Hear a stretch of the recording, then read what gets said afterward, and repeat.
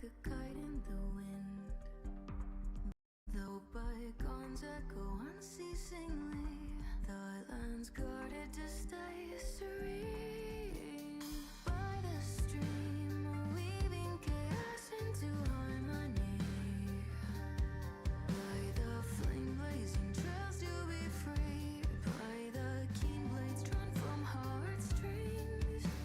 When the schemes lurking in mist set a trap, tangled with memories.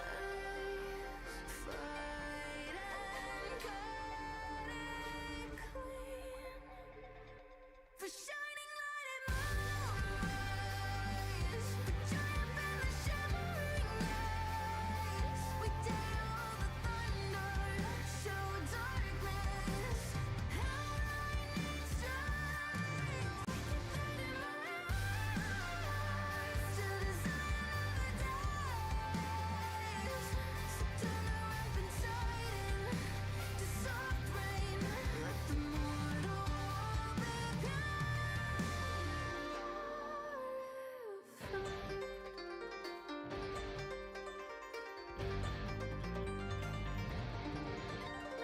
Dampened ears, silent streets where venom hides and waits. Sudden tear in the surface we break.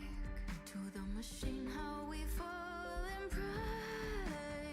Trembling leaves pointed like sharp arrows taking aim. We and hurdles are blocking the way. Face to face, we're all part of the game. When the puppeteer lurking in haze, stars unrest with impulses from the pain.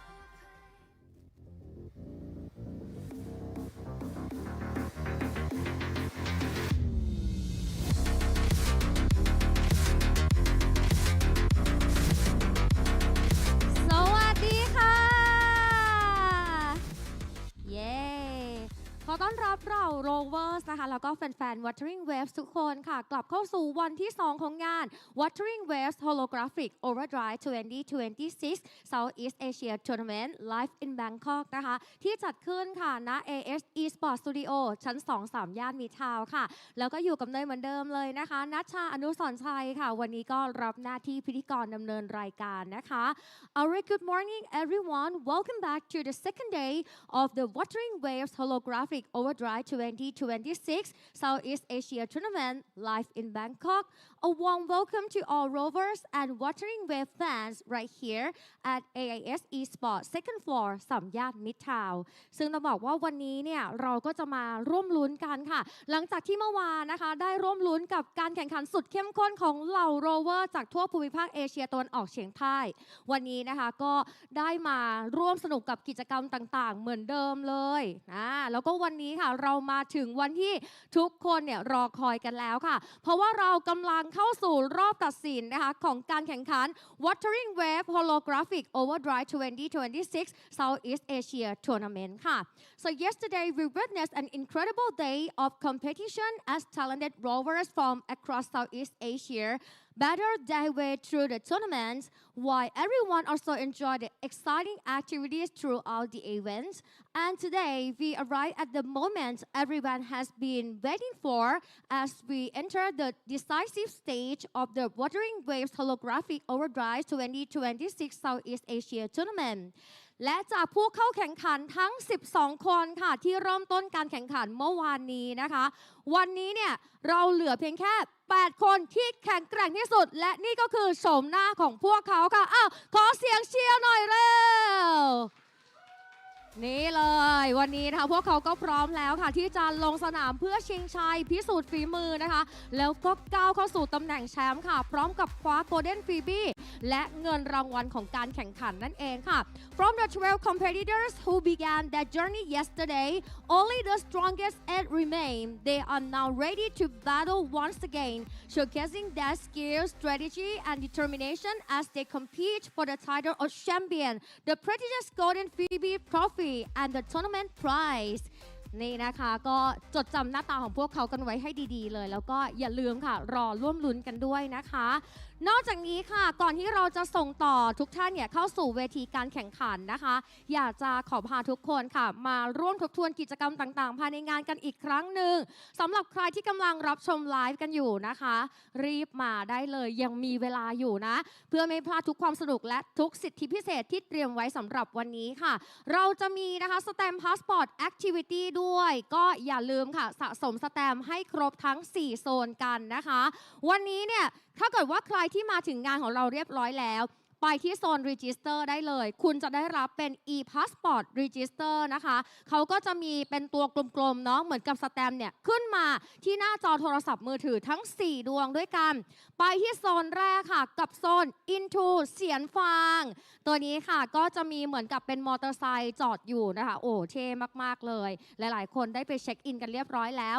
อย่าลืมถ่ายรูปสวยๆค่ะแล้วก็โพสต์ลงในโซเชียลมีเดียนะคะจะเป็น Facebook หรือว่า Instagram ก็ได้แต่ช่วยติดแฮชแท็กให้พี่หน่อยด้วยนะคะว่า AIS eSports X WUVA แล้วก็ชื่องานของเราค่ะกับ HOLOGRAPHIC OVERDRIVE นั่นเองก็จะได้รับสแตมป์ไปเลยทันทีแล้วก็มาที่โซนต่อไปนะคะซึ่งตอนนี้เนี่ยโอ้โหคับข้างเลยนะหลายๆคนอยากจะเปลี่ยนตัวเองให้เป็นคาแรคเตอร์ในเกมนะคะกับ Become Part of the World ซึ่งเราเนี่ยจะให้คุณค่ะได้เลือกคาแรคเตอร์ที่คุณชื่นชอบจากนั้น AI ก็จะเจนภาพนะคะเหมือนกับเราเนี่ยเป็นหนึ่งในตัวละครในเกมเลยนะเท่สุดๆปริ้นภาพออกมาให้เรียบร้อยนะคะหรือว่าใครอยากจะเซฟแล้วก็แชร์ไปในโซเชียลมีเดียก็ทำได้เช่นเดียวกันค่ะมาถึงโซนต่อไป New Wave Trial นะคะวันนี้เรามีเครื่องเกมนะจากทาง AS eSports Studio ค่ะที่พร้อมมากๆอยากให้ทุกท่านค่ะได้มาทดลองเล่นเกม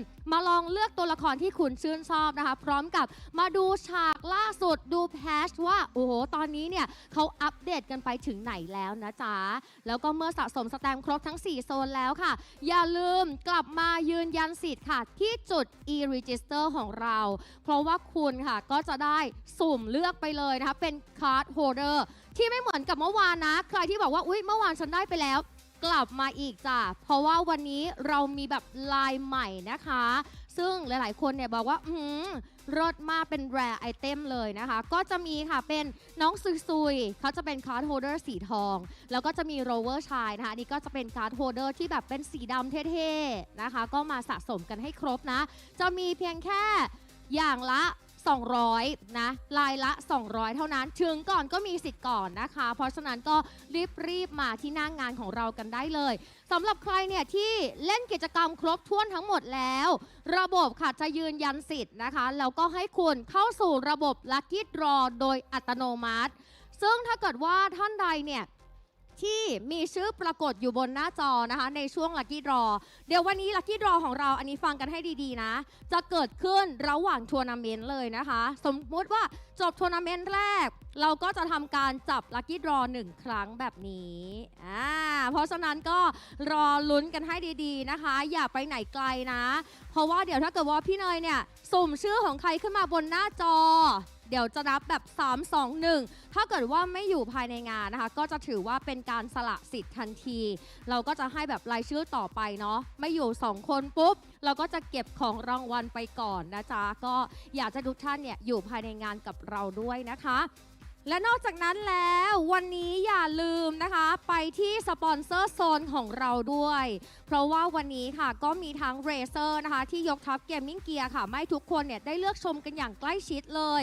แล้วก็ยังให้ทุกท่านค่ะได้เติมความสดชื่นนะคะกับเครื่องดื่มฟรีค่ะจาก Bear House เพียงแค่ร่วมกิจกรรมให้ครบนะคะแล้วก็นำ e-passport เนี่ยไปแลกรับได้จำนวนจำกัดเช่นเดียวกันนะคะ150 แก้วนะคะก็สามารถไปเติมพลังความสดชื่นกันได้เลยแล้วก็ปิดท้ายค่ะด้วยบูธจำหน่าย Official Merchandise นะคะของเกม WUTHERING WAVES ที่ขนสินค้าแบบน่ารักมากๆนะคะไม่ว่าจะเป็นของสะสมหรือว่าไอเทมสุดพิเศษสำหรับแฟนๆใครที่กำลังมองหาสินค้าของ WUTHERING WAVES นะต้องรีบพุ่งตัวมาเพราะว่าบางตัวเนี่ยเขามีจำหน่ายที่งานนี้เป็นงานแรกด้วยและอีกหนึ่งไฮไลท์ของวันนี้เลยค่ะก็คือ Special Guest Session นะคะที่ทุกท่านจะได้พบกับหนุ่มหล่อที่โอ้โหตอนนี้โด่งดังไปถึงทั่วโลกรอแล้วใช่ไหมจ๊ะเจอใครคะวันนี้ ซอฟเวอร์เรนนะคะแล้วก็น้องคามิเลียค่ะแล้วก็จะเจอกับแอดออฟนะคะแล้วก็ลุงฮูค่ะที่จะมาร่วมพูดคุยนะคะพร้อมกับร่วมกิจกรรมกับแ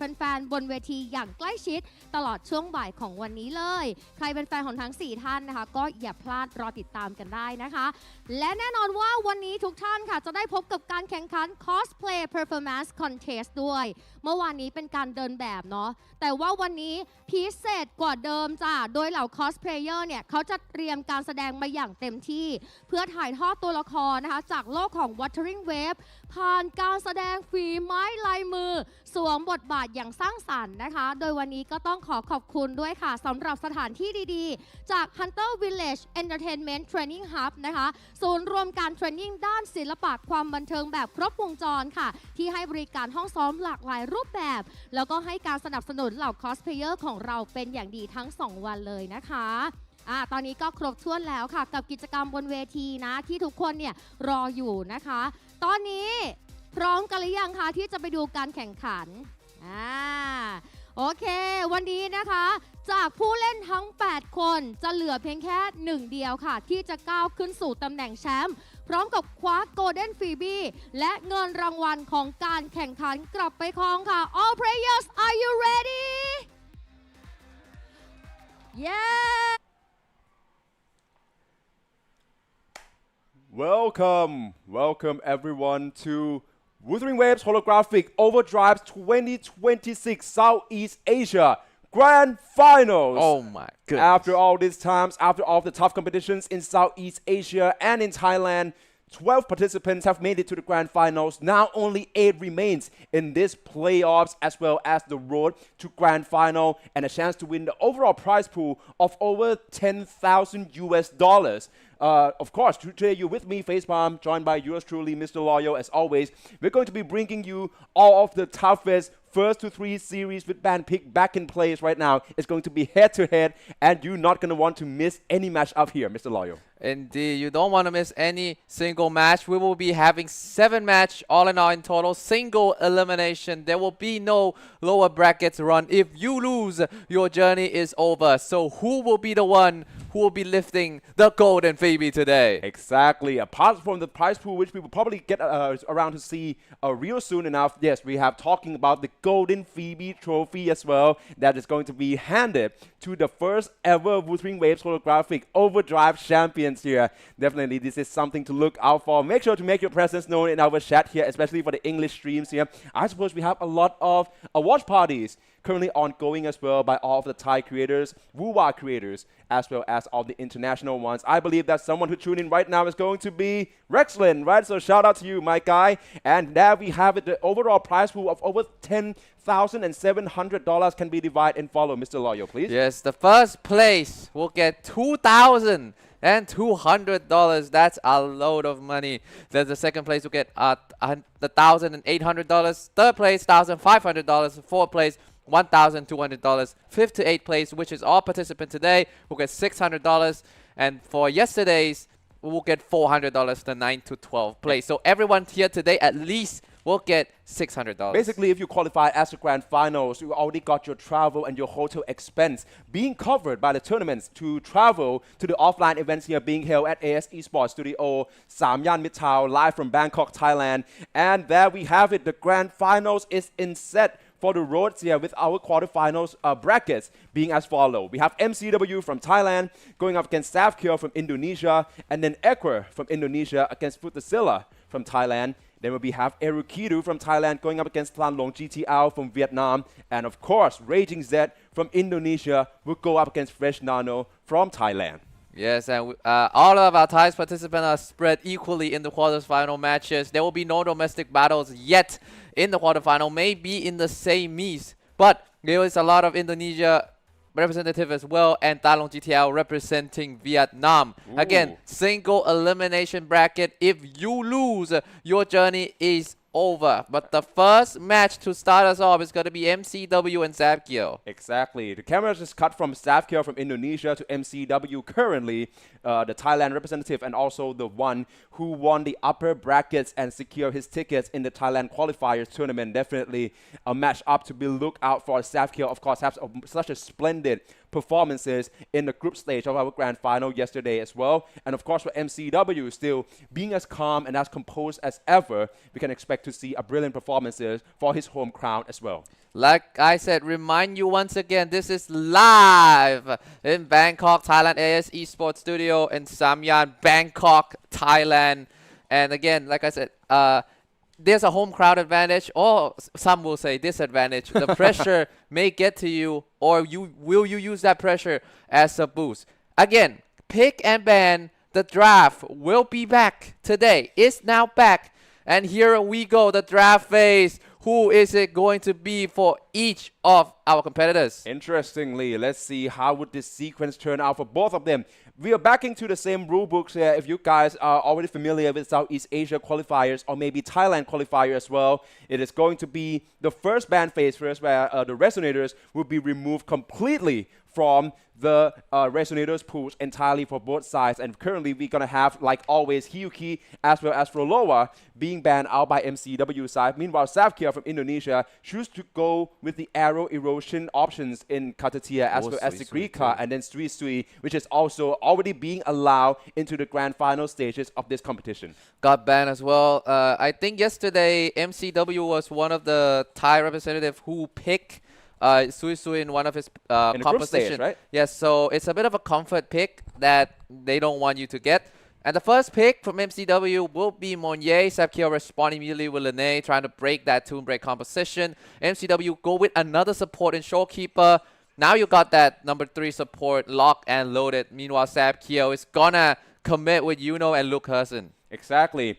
So we're going to go for this first pick phase straight away. And I'm seeing once again Monye and Linia is going to be torn apart from each other with MCW securing our wheelchair girl. Meanwhile, Savkia going to go with Linnea straight away. And I'm seeing Luke Hersen alongside with the options in the fusion damage dealers already with Lupa and Shangli. I like this. I haven't seen Shangli in a while. Nice to see her back here. MCW, though, has the edge runner duo with Rebecca and Lucy, and now rounding it more with Gabriela and Lucilla. Exactly. Right now, we are this speed run depends entirely on the clear time summaries at the very end, and therefore we're talking about the characters that actually have a stop time mechanics, right? Especially we're talking about the protocol interface from Lucy as well when she's going into Netrunner hacks, as well as the liberation phases with Sublime is the Sun from Augusta as well. That's going to be 8 seconds of your run time, and I think that right now, that being in play, all of these picks will be a high commodity for both sides. Sabkyo has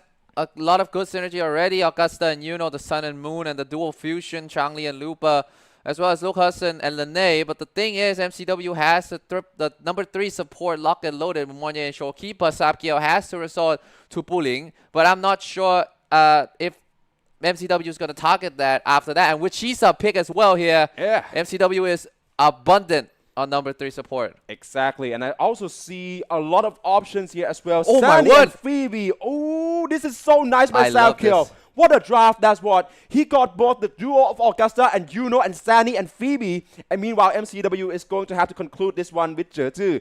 Right now, what a brilliant draft by Savkill. I have to say this. The final ban phase will be the chance for MCW to ban out 2 options that Savkill picked. Meanwhile, the same can be said for Savkill. I'm seeing Linnea being banned straight away from Savkyo hands by MCW alongside with Yuno. Meanwhile, for Savkyo, he's going to decide to ban out both the edge runners in Rebecca as well as Lucy out of the team comp.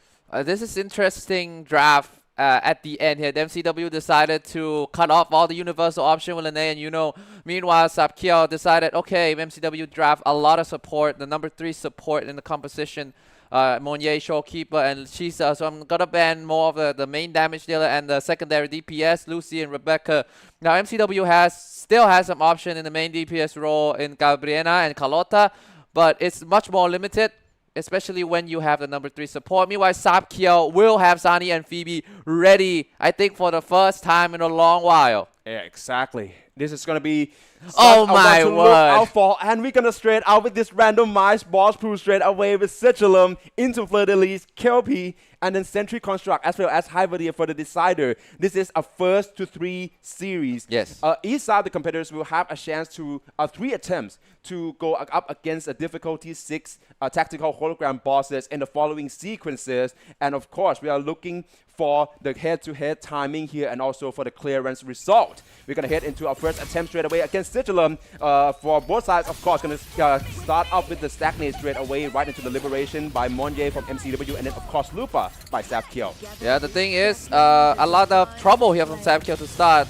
Tough luck with Sigilum being Spectral Resist, and a lot of his option damage dealer look.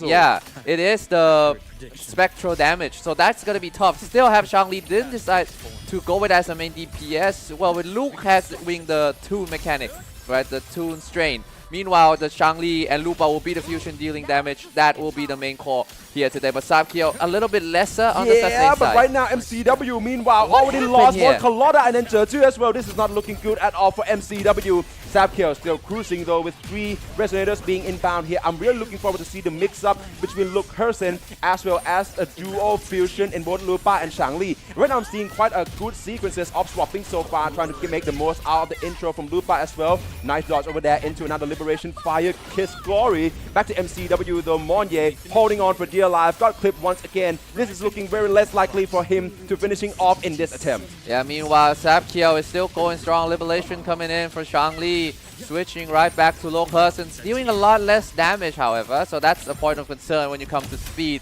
But at this point, just want to get rid of Sigilum, get him out of the way, and I think after this, it will be until Hyvitia when we get another Spectral Resist. Exactly, but would that series actually go to that place or not? Because currently Sapkio chooses to go for Luke Hersen. Despite Sigilum being Spectral resistant and it's going well so far, I think Luke Hersen actually can contribute a lot when it comes to the airborne stretch, just chaining along with Shangli. Obviously, the Liberation is going to land it once again into intro from Luke Hersen, into the planted attack. Intros coming in from Luke. There we go. By Kiss Glory once again with the Liberation. That's quite a lot of damage here. Of course, not going to be quite subpar, but right now it's all about him to finishing off Sigilum and claims the first point. Yes, but if I recall, this is not even the first phase of Sigilum yet, so the speed is a huge trouble from Sapkio. I don't know if time goes on, can he sustain that, because Sigilum hasn't gone into the second phase yet. Exactly. Oh, wait a second, Luke Hersen is pretty low, as well as Changli. Lupa has to tag in and deal some damage. Shangli coming right back with a Liberation of her own with 42 HP remaining. Has to switch it off to Lupa. And like I said, the pacing right now seems to be a bit of a concern point from Sapkio. Yeah. Oh no, Luke Hersen also gone as well. Shangli is on such a red zone here. Of course, going to be Lupa remain.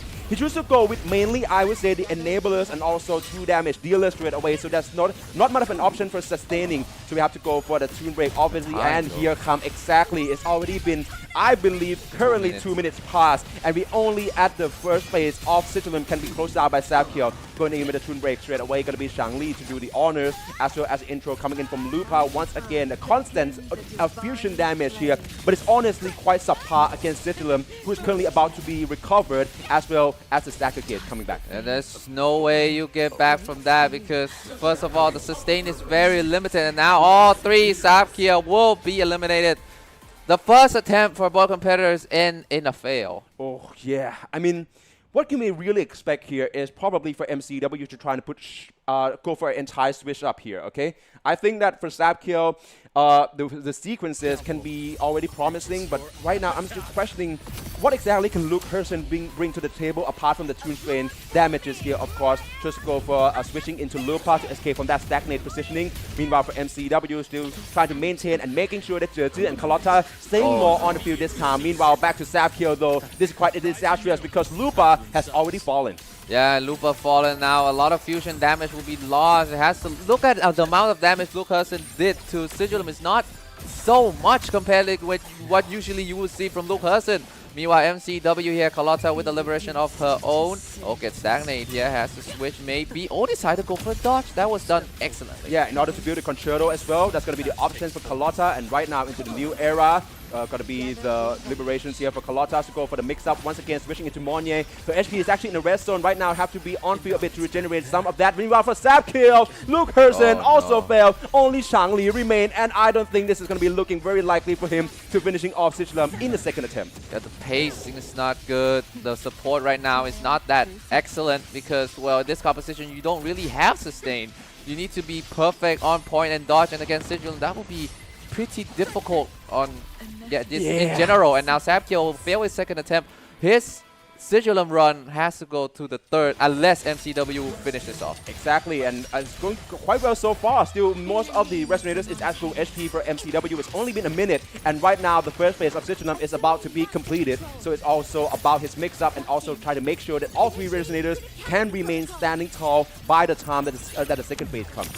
Yeah, but sustain will not be a problem from MCW, especially with Monye on the field. Carlotta also deal solid damage, but first phase is not quite end just yet, so that squeezes out a lot more time for MCW, but that doesn't matter right now. He needs to just finish it. Going to the second phase is Sigilum, though. You need to be careful with their offense. The Tomb Break done excellently. Yeah, exactly. Right now, it's all about the different games here with the second phase coming in from Sigilum. MCW is still going to go straight in with Carlotta once more with a punching attack. And of course, you have to watch out for the wind up by Sigilum as well. Just go for the Liberation straight away. First sequences coming in, trying to stacking in all that shotgun shells and crystal shots. I believe that the Forte circuit is about to be ready to dishing out a lot of this glacial damage here, but only 75k, so that's not too impressive. It's going to be the Tomb Break though for him to guarantee the combo extension. Yeah, but the Tomb Break timing is really, really nice and precise so far from MCW. Now Sigilum is on the stagger.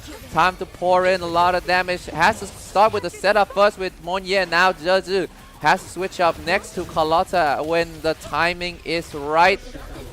Goes for the dodge first. Yep. Here we go. Switch Intro. to Carlotta. And now it's time for some damage. Exactly. Nicely done. But meanwhile, Sigilum also seems to dance a bit as well and try to repositioning himself. You have to also watch out for this Tomb Break coming in. And yes, nicely done. Good option for MCW to make sure that he can actually try to stagnate the Sigilums and also trying to go for a more windows to deal damage here. And of course, another Liberation is coming in as well. Carlotta seems to be his specialties right now, considering how proficiently he can play and switch in and out, ensuring that all three resonators remain. The rotation so far is on point for MCW, especially on Monye and Jeju. With Carlotta coming in as well, a lot of damage, and you can keep a lot of range in this composition. Yep. So that's really nice. And the dodge first. Has to dodge that missile. Nicely done. Oh no, it didn't dodge a second time. Yeah. Still fine. But now has to be on defense. Yeah, straight up. This is going to be another unskippable here. We have to go for the perfect timing There we dodge. go. Yeah, nicely done. Supposedly, by this point, it's also going to be all clear for most of the grand finalists here The to time, deal with that though. moveset from Sigilum. We're about to pass the 3-minute marks. Right now, it's going to be Jeju once again going in with the Liberation. I think right now a wind-up's coming in from Sigilum as well. You gotta watch out for the beam. And as I say that, Jeju would fail. It's only Monye as well as Carlotta try to go for the switch up in. And once again, dishing all this damage here. Tomb Break ready to be triggered once again by Carlotta. I think Monye can also help some with a bit for the Toon Strain here. But right now, it is less likely that he can go for another damage dealing opportunities real soon. Yes, even though that's the case, Carlotta seems to be, like you said, from a specialty of MCW. He's been cooking so far in Carlotta, and the damage has been done very nice. Yeah, but the SP drain though. Right now we see Monye is in red zone right now, so you have to watch out for that as well. She actually have the sustaining. What I'm really worried about is actually Carlotta going with a Toon Break once more with the Echo skill as well, trying to extend the combo. But right now another unskippable coming in from Sigilum. This is going to be somewhere to look out for. Perfect dodge, nicely done from Monye. MCW still going in with the intro by Carlotta. Rejects all that damage, and yes, the Toon Break is coming in as well to deal even more damage. This one is really looking likely for him. Yes, and just a little bit more. The stagger's about to end. Has to dish out as much damage as possible. And there we go. MCW takes the dub on Sigilum. Look at that gesture there. Just sort of like striping his hand. Hey. Yeah, job's done. Yes, job's done. And he's, look at that reaction. It's, oh, so close. He's just trying to squeeze out that last bit of damage against Sigilum. But Sapkyo, this is not the end. This is just the beginning. I suspect that he saved the Sani Phoebe comp against the bosses, the hologram bosses that do not have a Spectral Resist. And he gambles that he would win on those matchups. If he does not, though, it is a disaster. Exactly. Right now, MCW already securing the first point, the first to 3 battles here. Of course, Sigilum is going to fall to him. And once again, Sigilum, we talk about him being such a long-standing terror, especially in Southeast Asia qualifiers and Thailand qualifiers as well, right? But right now, we're seeing him, I think, starting to be shielded straight away by so many of these brilliant rovers from Southeast Asia who are the grand finalists live here in Bangkok, Thailand. Yeah, the competition level skyrocketed 1,000-fold in the grand finals. Sabkiel, I think he should be going with the Sunny Phoebe comp right now. Yes, he will. Of course. Against for the lead. Yeah, this is quite a perfect matchup for Sabkiel to actually catching up on the time as well as to guarantee the completion. Going straight with the Phoebe, trying to set up first Dawn of Enlightenment, I think ready to be procced, but of course gonna wash out for Zani first to enter the critical defense protocol. MCW though currently with Gabriela, Lucilla, and then Monye. I'm really curious to see once again, this is quite a mix and match team comps. I'm still trying to look for the synergies that can be the difference maker in this matchup. I think you have some echo damage with Gabriela, Lucilla, and Monye. That is a solid comment. Look at the HP on Fidelis. It goes down really, really fast. Sabkiel, though, he needs to pick up the pace with CD, Sani, and Phoebe. That is a really, really good composition.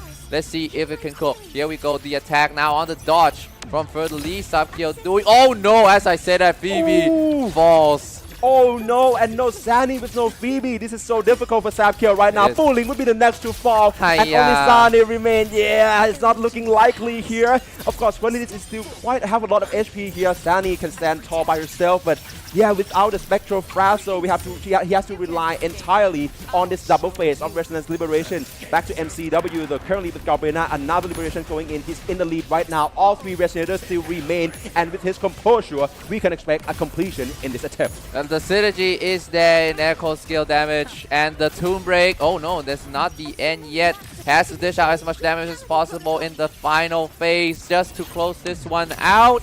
Not yet. There we go. MCW with double thumbs up will finish for the leads, and Sabkiel will take another loss on Phoebe and Sani. This is looking grim. Yeah, exactly. The timing's not going to be on Sabkiel's side anymore, but right now, I think that we can look forward to see whether he can actually complete this run. Not going to be the case. Yeah, Sani being the last one remaining.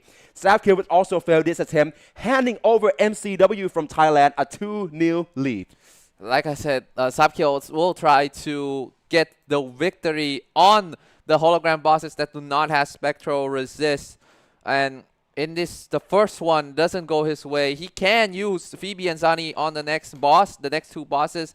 But if it will go to Hyvetia, the option will become much, much more limited. You have to go with Luke Herson or Chang Li and Lupa. This is going to be... I'm not sure why he actually drafted Luke Herson by himself. But of course, with Linnae being actually in his pick pool as well. Yes. But MCW read this through and use the final ban phase slot to get rid of Linnae out of Sabkiel's hands. But right now, it's got to be decided on Kelpie, our third boss. And of course, it's going to be the match decider as well for MCW. Not looking that good though, because I think Gabriela just got clipped by the wave. Shopkeeper once again begins the end loop for the cycles. Back to Sabkiel though, Chang Li with the liberation as well. This run can be solid for him. Yeah, meanwhile, Sabkiel decided I don't want to try with Sani and Phoebe right now. I'm going to go with the Over-Reliable on the first run without the Spectral Resist. Seems to be much, much better. Luke Herson and the dual fusion in Chang Li and Lupa. And rewritten in Winter's Margin from Luke Herson. Wait a second though. This is one of the problems in this composition. Lupa doesn't have that much sustain. So it's in the red zone already. Practically none, right? It's not going to be as reliable compared to Shopkeeper with the end loop cycle steaming on play so far for MCW. Currently with being Shopkeeper actually being on field, you have to also watch out as I believe MCW trying to build up a concerto, and of course end loop is going to begin another damage dealing cycle with Inner Stirrer Rhythm from level 2 with Lucilla now with the liberation. Back to Sabkiel though, Chang Li once again with the liberation of her own as well. I'm quite impressed by how he managed to keep Lupa alive after all this time. Yeah, there was neck to neck right now in terms of the HP of the bosses. Sabkiel switching back to Luke Herson. Yes, Lupa is pretty low, but the main damage guy will come from these two. Here we go, Luke. Nice dodge earlier, and with the liberation, should deal a lot of damage. Meanwhile, MCW will get the finish in a very desirable time. 1 minute, and the celebration is right there. But Sabkiel, oh no, it looks grim. Lupa just falls down. 2 Resonator remaining, and 3 Sabkiel. This is really, really tough for him. But at the end, can he give us a show? Yeah, oh no, not going to be the case. I was about to say that maybe Luke Herson can go through with it and give the Indo fans some treats, but that's not going to be the case. Chang Li, the Vinny last one remain, but that's quite a lot of damage though. 558 of HP remaining. Kelpie still gonna be as fierce as ever here with the blinks right now. I believe that the clone is coming right up. Tail twirling. That's gonna be Savkiel demise and concludes his run in the grand finals. His performances in the group stage as well as Southeast Asia qualifiers is such a brilliant one to watch. But right now he has to conclude this stage and bows out of the competition. All props to Savkiel, and of course I believe that he can make all the Indo fans proud. Yeah, the really nice drive counter by MCW. You see Sabkiel, the initial drive was really solid. You have Vilnay, you have Yuno, and you have a lot of duos, the Augusta, Yuno, and you have the Sani and Phoebe as well. Meanwhile, though, MCW, the brilliant draft on the number 3 support cut out a lot of sustain for Sabkiel. So we will see our next match after this break.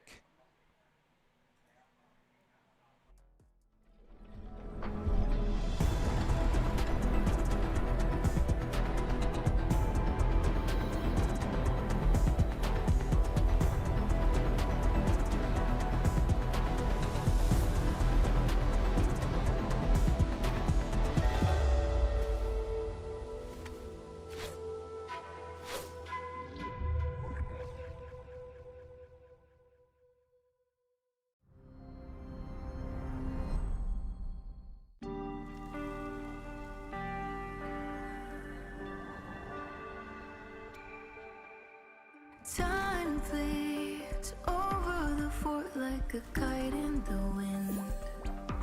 Though bygones echo unceasingly, the island's guarded to stay serene. By the stream, weaving chaos into harmony. By the flame blazing trails to be free. Win on me! Strike the wicked!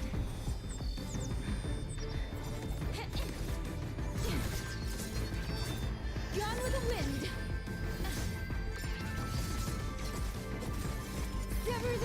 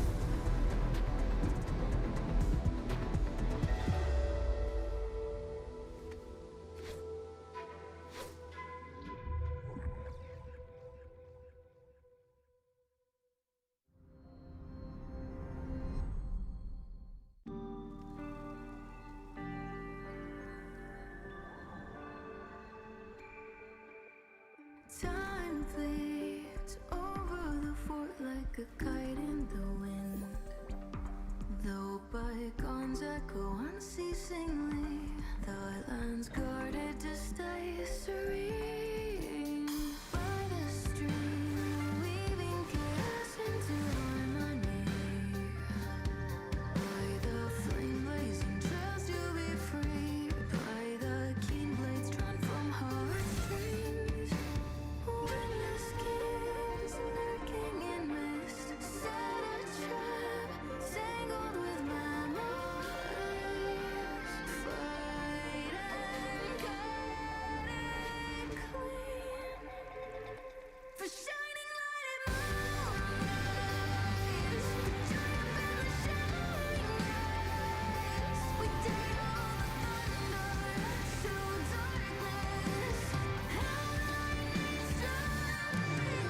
That in my eyes. Till desire never dies. So don't rip and tighten. To soft rain.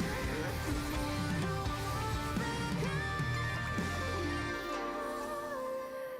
fight.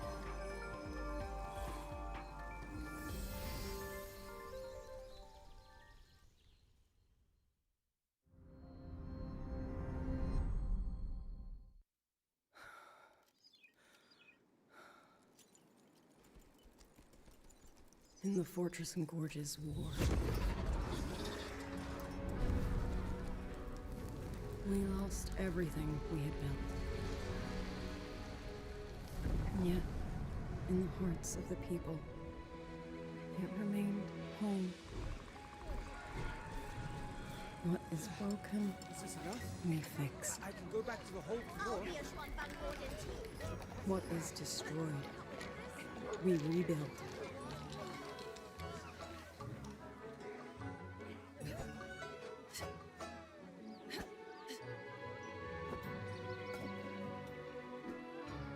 Even if the tragedy repeats time and again. Together, we will always make the same choice. Then, from the past, we walk toward tomorrow.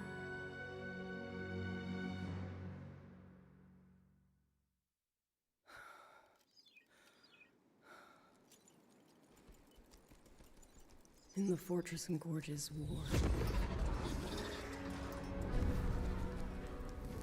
We lost everything we had built. And yet, in the hearts of the people, it remained home. What is broken, Is this enough? we fix. I can go back to the whole floor. What is destroyed, we rebuild.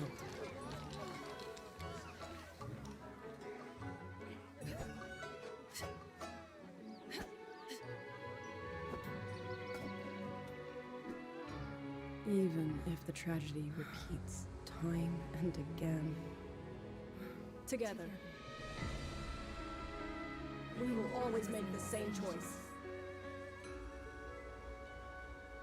Then, from the past, we walk toward tomorrow.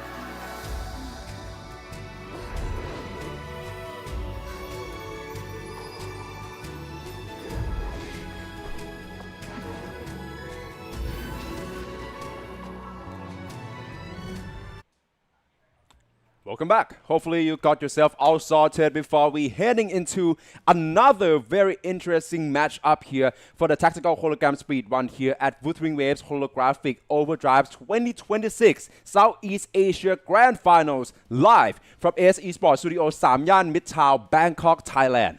Yes, and our next match between Equus from Indonesia versus Futasilla from Thailand. Another Indonesia versus Thailand matchup. Exactly. It's been quite an interesting storyline between the two, I would have to say. Ecuador and the Southeast Asia qualifiers actually qualified by the last chance slot, which means that that's literally the last chance for him to grab the ticket and become one of the 12 finalists to represent Indonesia. Meanwhile, for Futasilla, he actually comes out on a shot against Erukidu in the lower finals of Thailand qualifiers and actually missed out on the competition, but received a call up as a stand-in for another Southeast Asia participants who cannot make it to the venue on time. Yes. So yeah, this is such unfortunate news. Actually, like we have Sensei from the Philippines, right? As well as Haku from Vietnam as well. I'm sure both are the favorites in their respective countries, the Philippines and Vietnam.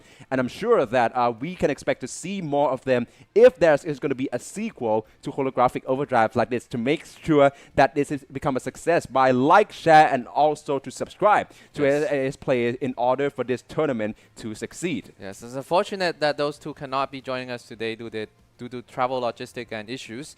But right now we're about to go in to our second matches with still formidable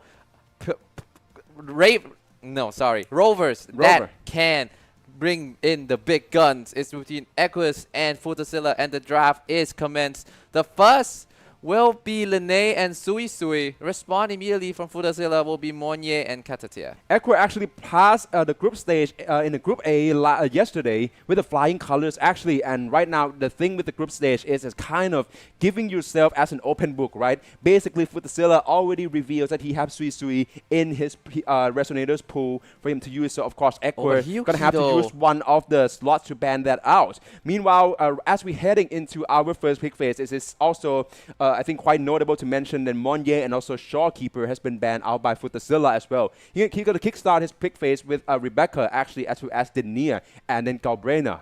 Yeah, Equus get the Hiyuki first pick, the most dominant resonators yesterday, and Prolova, and Yudo, and Chisa. Equus seems to have a huge advantage in the draft already.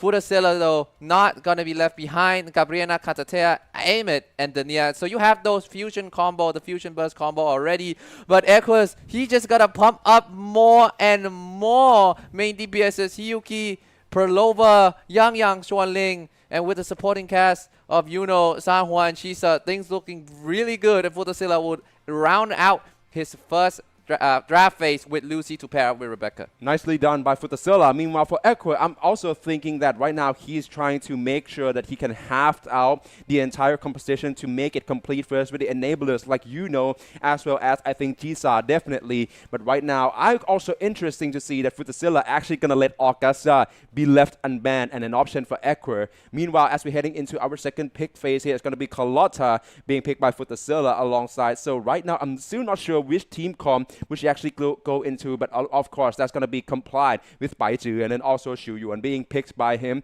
to finishing this one off. For Ecuador, no freaking way.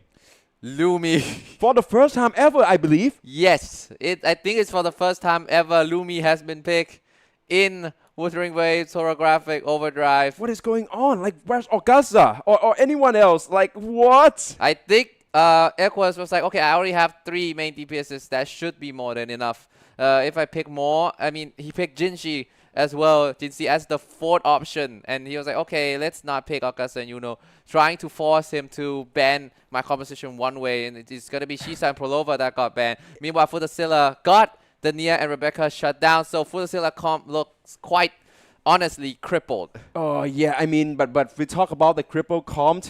And we have to refer back to Thailand qualifiers lower finals. What a play that was by Futasilla. But yeah, the boss who are here is going to be Lorelei into Dragon of Dirge, Lady of the Sea, Fleur de Lis, and also to conclude it in case it's going to be Lioness of Glory, a first to 3 series, who managed to come out on top in this head-to-head competition. A run against Lorelei will be the first trendsetters to see if anyone can actually secure the lead.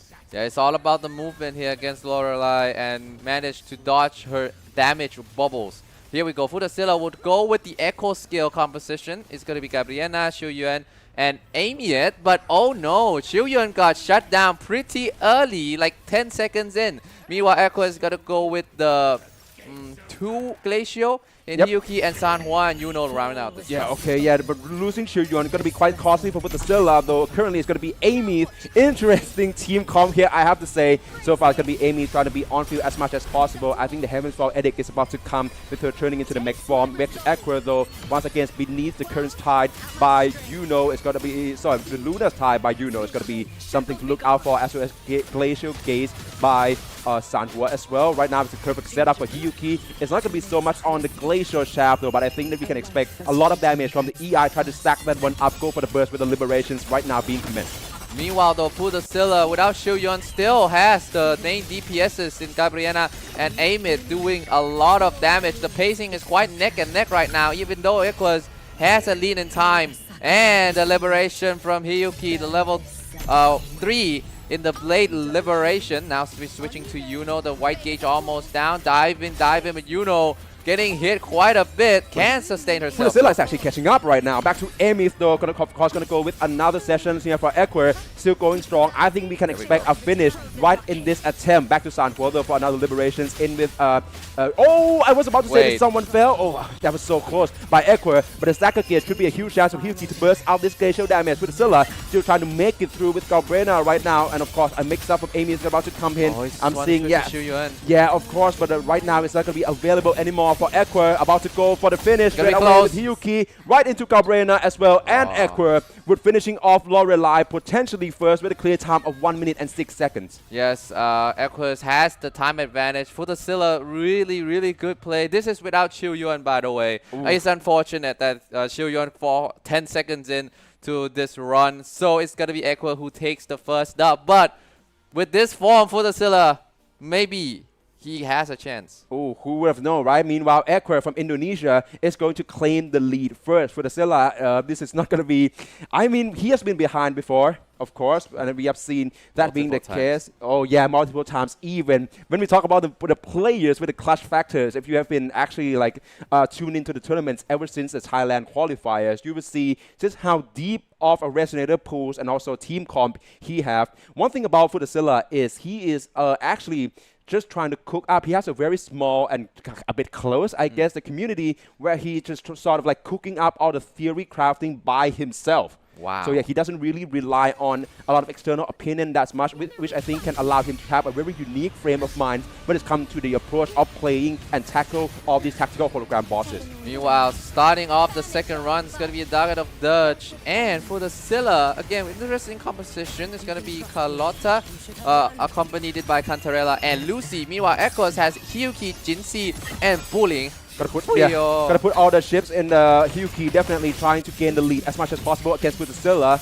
Meanwhile, it's gonna be a match up between Glacial damage dealers. So Carlotta already with the Liberation New Era wave into Lucy intro. Quite a risky move there because Dragon of the could have caught up, but of course, currently gonna go with another break here and with intro coming in from Cantarella as well for the setup. Lucy once again about to enter the Liberations now as the Concerto is being built up for Equer though. Back in, he's currently quite behind. Oh no, Lucy! But Lucy just fallen by Futasilla's side, and suddenly this run become way more difficult. Again, though, Futasilla losing one of the key component of his composition quite early. Now it's all about the time, which is gonna be in a massive disadvantage. Meanwhile, Equus also in the disadvantage. Hiyuki and Jinzi already going down. It's only bullying Yep only by herself. Yeah, it's looking very grim for Futasilla right now, but then maybe more so for Equa. And I so understand that whenever you're trying to go for the revive items here, but that is not allowed. It's almost like a muscle memory at this point. I, for one, whenever like I'm losing at resonators against the boss, I would just head straight for the revive because that cooldown is so costly. Meanwhile, Equa still with bullying, still gonna try to make the most out of this play for the Silla. I think he still has a strong chances with both Carlotta and Cantarella still being in play. But right now, all the game plans have to be shifted. Futasilla, nice dodge right there on the homing missile. Dodge the launching attack as well. Now it's time for him on the offense. Meanwhile, Equus quick bullying by himself. Things are looking pretty grim. And Futasilla, who seems at first in a disadvantage, now seems to have the advantage on the damage and on the timing as well. Yes. Oh. Equus gonna forfeit this one. And Futasilla, if he finished this, he will tie 1-1. Exactly. I think that's going to be what is on his mind right now. Cantarella with Beneath the Sea, the liberation straight away as a setup. Parallel coming in, but just to go for the dodge. No, not going to be in time. Oh, and no, Cantarella again! being switched right in, and that would be her demise. Now only Carlotta remains. The HP still promising, but right now 2 minutes is about to pass. It's all about himself. It's all about keeping Carlotta survive and dishing out the remaining glacial damage output to make caught up and equalize on this series. This is going to be really tough though, but it's not impossible. Just needs to make sure that he can dodge all the remaining attack and deal a lot of damage. Tomb Break is available. That's going to interrupt, and it's a chance for him to unleash hell upon his opponent. Exactly, but right now no more options for Concerto Gauge build up here as well. That means no more options for intro as well, which is quite unfortunate for Carlotta. Okay, a spike coming in, still go for the perfect dodge. Nicely done. That was way too close. The blades into the spike once more. Carlotta go for another mix up. Right now the liberations just being filled up here, so of course he's going to go for it straight away. New arrow wave coming in and choose to go with this slice and dice here with, of course, all the bullets here going to the second phase of liberation, dishing all this damage here. The run still seemingly likely, but it's all about his composure to keep Carlotta alive. Just 10 seconds before the barges become really grim and the gun does not aim it correctly. Has to go on the defense right now. Needs to have that Toon Break gauge fill. No way! The ground attack cannot dodge it. Futasilla was so close, and Equus pumped up. He know he still got a chance. Yeah, Equus back in the game. He's visibly relieved. Boss winner! Boss winner! We have that graphic. Oh, we have that. That is crazy. I think someone in particular is going to be Dragon of Dirge of Gehimnon. He's probably going to took that as his profile picture straight away. If he's in the chat here, make sure you show up, bro. Oh, Dragon of Dirge. You show up yesterday. You going to come today, man? Please say you do. Yeah, he's going to come in and say, hey, not breaking a sweat so far. Okay. Right, we're back in with another second attempt, obviously, against Dragon of Dirge by both Equa from Indonesia as well as Futasilla from Thailand. Oh, that was so close. It is very close. Yeah. Equa was, of course, visibly relieved, knowing that he can get back into the game once again. And, of course, with his team comp, we can expect to go for the finish with Hiyuki. Of course, for Futasilla right now, I think he has to try to regain some composure as well as the setup here as well on what can be adjusted to ensure that either Cantarella or maybe Lucy can stay alive longer this time. Yeah, started off with liberation from Lucy. Futasilla still sticking with the same composition. Same goes with Equa. But again, Futasilla, that was a really good chance. But wait a second, Jinshi already go down. It's only 10 seconds in again. And Hiyuki on the lower side of the HP. That's not ideal for Futasilla though. This time, Cantarella is still alive. Yeah, exactly. Oh, losing one resonator so early is not going to be ideal for Equa at all. Futasilla still going strong right now. Toon Break coming in. And with Lucy being the one who triggers it, is of course going to go for the hack interfere stated here or for the setups. Unfortunately, with no Rebecca, but it's still going to be the setup that he needs to continue the combo strings. Yeah, that's a lot of spectral damage coming in from Lucy. Futasilla having a good chance right now. And here we go. Coming in with the second phase of the liberation.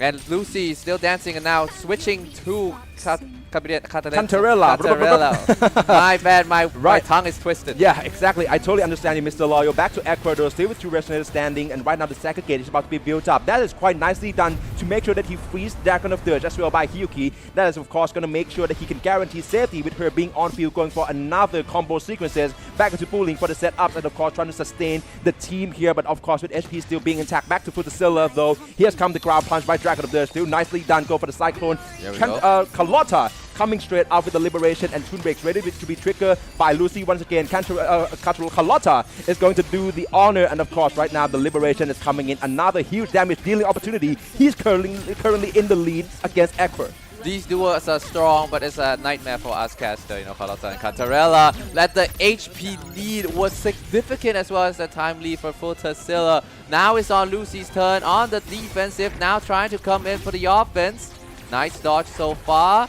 And here we go, Dragon of Dirge reappear. Meanwhile, Equus has to sustain. Hyuki can deal a lot of damage by herself. And in the staggered mode now, Equus, it's time. Started off with Liberation from Bulling. Here we go. Oh, I think this is Power Bash up knowledge by this point. I mean, for Echo, he's probably very proficient against the rest of the boss. For Lorelei, that's for one. But of course, for Dragon of Dirge, right now, I think that his runtime just shows that he doesn't necessarily have the optimal rotation to go with here. Meanwhile, for the Scylla, it's going to pass this trial with flying colors and complete the second attempt against Dragon of Dirge. All eyes on Equer now. It's all about the clear time summarized at the very end, but right now it's seemingly less likely that his timing would come out on top against the Thai representative. Yes, losing Jinshi really early into the run is costly. Equus can still do a lot of damage with Hyuki. Is going to be 100,000 damage. That will end this run, but the time though should be Futasilla for the take-in. 30 seconds advantage, and that will tie the score up 1-1. This is not as far as I predicted. At first, I thought that, oh, we're talking about like a minute off. But yeah, so far, Futasilla from Thailand going to be able to equalize against Equer. And of course, his brilliant performances from the group stages here would probably have to come to a close in this first to three series. Futasilla currently calculating, he's also formulating the remaining draft and the remaining quotas that he have in here as well. This is a developer account that both players are using. This is also an official tourney sponsored by Kuro Games themselves. So obviously all of the developer accounts here, meaning that they have access to the exact same amount of resonators and also all of the echo tunings as well as their own weapons. Yes, now we're going to Lady of the Sea with arrow resist, but I think Futasilla is having some... Oh, he's still at Dragon of Dirge. Oh, that's why. Wait, what? he misclicked the boss. Wrong boss. Here we go, though. Equus going with the Yang Xuanling. It's the first... Not the first time that I see Yang Xuanling in this tournament. Exactly. With Well, I'm sorry, I'm not clear why exactly is Equus still going on with some sort of miscommunication. Why are we still at all? Right now, it's actually Lady of the Sea right now, Yes. Mr. Loyal. Sorry about that. But okay, right, let's head into this run straight away. Oh man, yeah, that's because it's almost like a dragon as well. Yeah, we've got to really get ourselves together, Mr. Loyal. Back into the run straight away, Lady of Sea. It's going to be a contest right now because Equer just lost Yang Xuanling, and this is not looking good at all. Futasilla with Gobrena once again with Shoyun. This is a duo to look out for with Amy, a constant fusion damage.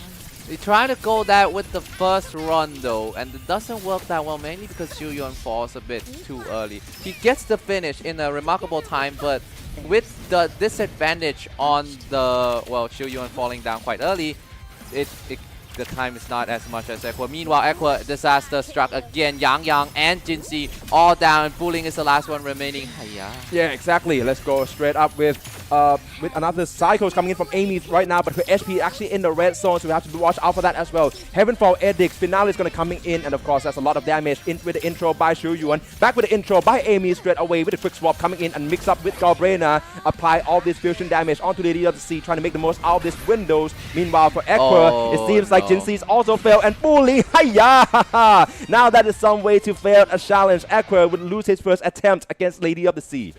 This is really tough for Equus. This composition, like I said, it has promise, but again, it's just tough luck and tough execution a little bit on Equus. Now, Futasilla is going to be on defense right now, has to run away from all the damage. I don't know if he noticed that Equus is out of the challenge in this attempt. That's why he's taking more safe approach here. Yeah, maybe, but of course, I think that it's not about the safe approach. It's about to making sure that he focuses on himself and making sure that he can actually complete this attempt against Lady of the Sea. It's still looking likely, though. The perfect dodge coming in by Gabriel now, but Lady of the Sea tracked through, and with Amy coming in for the intro, that is nicely done for the setup. Lady of the Sea is currently back behind the walls, against the wall, pardon me, and of course, Amy is going to dish all this fusion damage straight away with the liberation cycles ready to be procced in here as well, and that is quite going to be some risky move there, but still managed to pull off well with Amy still being on ground. That's going to be a lot of Heavenfall edicts for the fusion damage. Yes, 100k though. Yep. Here we go. This is not the fusion comp, so the damage may be on the lower side than what we usually see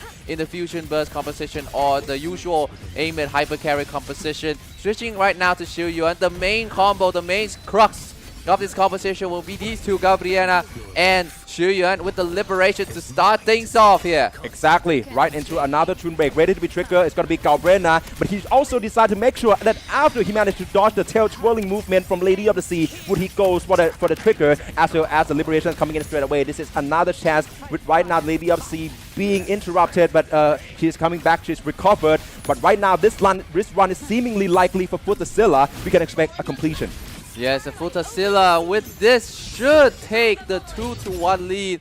Equus back is against the wall. The promising Indonesian Rovers has to fight on the disadvantage now. Exactly, Equer. Oh, this is not looking likely for him. He's got overtaken. Right now, Futazilla takes the lead 2-1.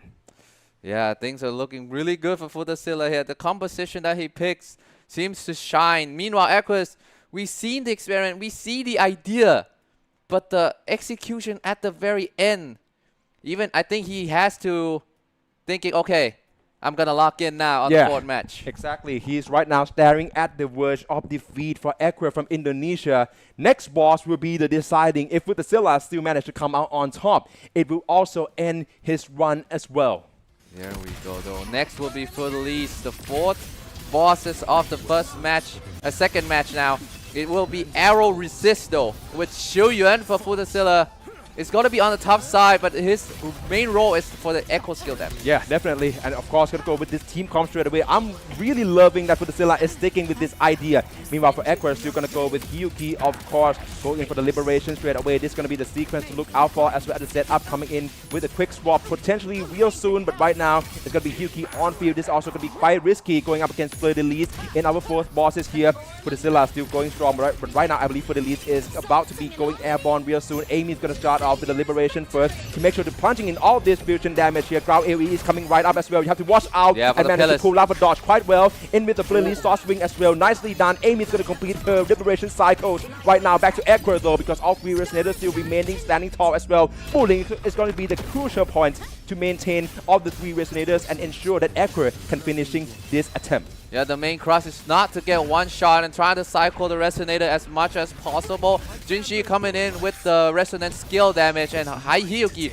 is going to be the one on the main offense. Meanwhile, Futazilla has to be the one on defense once again. Nice dodge and then coming in. Here we go. Gabriela with the liberation of her own. Let's cut to Equus now. Futazilla is on the stacker zone now with the Tomb Break as well. And the level 3. The ultimate coming in, the Blade Liberation. How much damage is it going to do? Ooh, that's quite a lot though. Yeah, 150k there. That is nicely done. Meanwhile, Futazilla is currently in the lead with the run rate against Fleur-de-Lis with all the three resonators still remaining stand tall. Of course, another liberation cycles coming in, and that's a lot of fusion damage. And also Tune Break ready to be triggered. The Tune Ruptures from Amy can be another huge sort of damage to ensure his lead for Futazilla. Equer right now has picking up the pace. Can see with another liberation coming in, and of course going to go straight with the second phase straight up. Yeah, and Futazilla triggers still not being used. Let's see who would be the one to do it. Set up coming first by Xiu Yuan. Liberation of Hyuki. Also going to go with the liberation of her own as well. But right now, Equer is significantly behind. Futazilla still maintain the triggers too. But he just lost Hyuki for Equer from Indonesia. Oh, this is his asterisk. Futazilla going straight with all three resistors still remaining. On defense though. Yeah, it's a ground AoE, and of course, only need an in-between by Galbrenas to finishing off Fleur-de-Lis. 1 minute and 35 seconds is his clear time. And Equus is now going to put on a show to end it all. Now with Jinshi remaining, it's going to be difficult with that as well. And Equus will fail this challenge, and Futazilla will take the W on the second match. A huge upset from the Thai representative. Oh, nicely done by Futsila from Thailand, making the home crowd proud. Definitely look at this guy. This is all live. Most of the competitors are actually at the offline events being held at AS eSports Studio Samyan Mitrtown in Bangkok, Thailand. And you can see here there's hundreds of spectators who are currently watching them going toe-to-toe live in order to find out who would be Southeast Asia best rovers. Yes, and 2 Thais advance to the next round. It's going to be a Thai domestic battles in the semifinals, but quarterfinal is not over yet. Equus, give props to him. He showed really good performance in the group stage, coming into the playoffs as one of the favorites to win the whole thing. Unfortunately, his execution on this match, it's just unfortunate he resonated a bit too early in the round. Exactly. And it kind of destroyed his game plan. I mean, he got Hiyuki straight away, and he tried to comply that with Jinsi. I'm not sure how much of I would say, a preparation that he goes into this specific team comps. I'm sure he's been preparing all day and nights for the entire draft and ban system being in play here for our developer accounts to ensure that everyone actually have the fair amount of resonators to actually use from. But then there's also his own proficiency. How long has he been playing tactical hologram specifically, and what sort of resonator pools that he personally have as well in his personal account. But that would be it. Another matches in our single elimination for the playoff has kind of concluded, and it will be Futsila from Thailand who proceed on to the next stage. We still have more match up coming right up to you after the break. Gone with the wind. Sever the discord.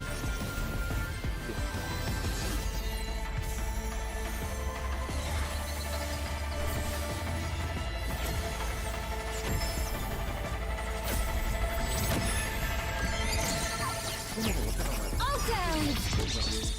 East. Ride the wind. Down slow.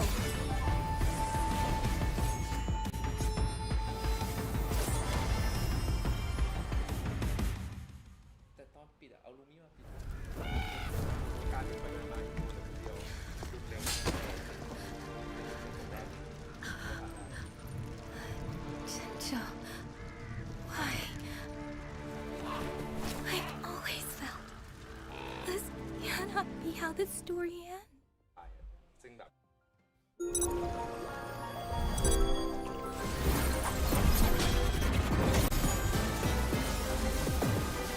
Ashes to ashes!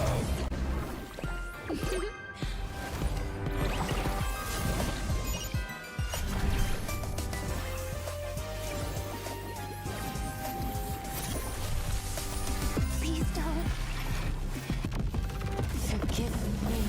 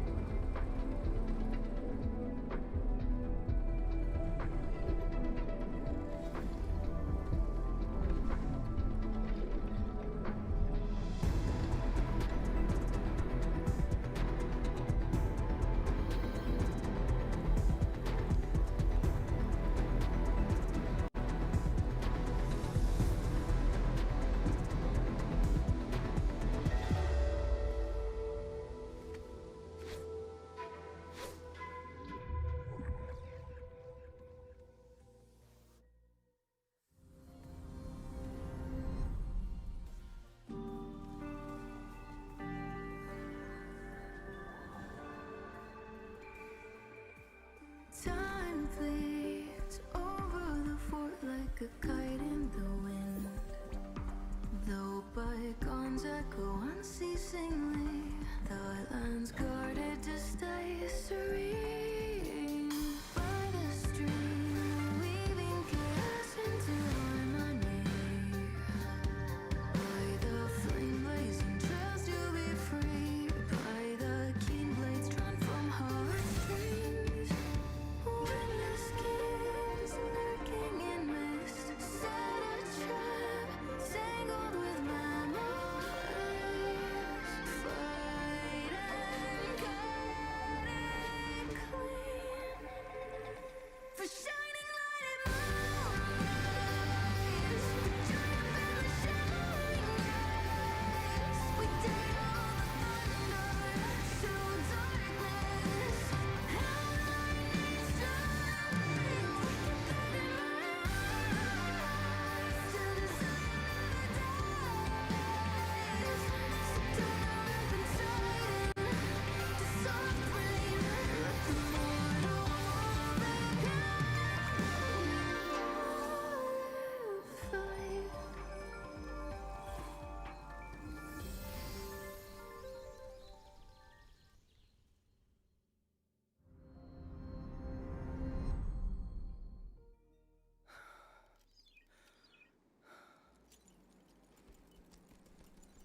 In the fortress and gorges war.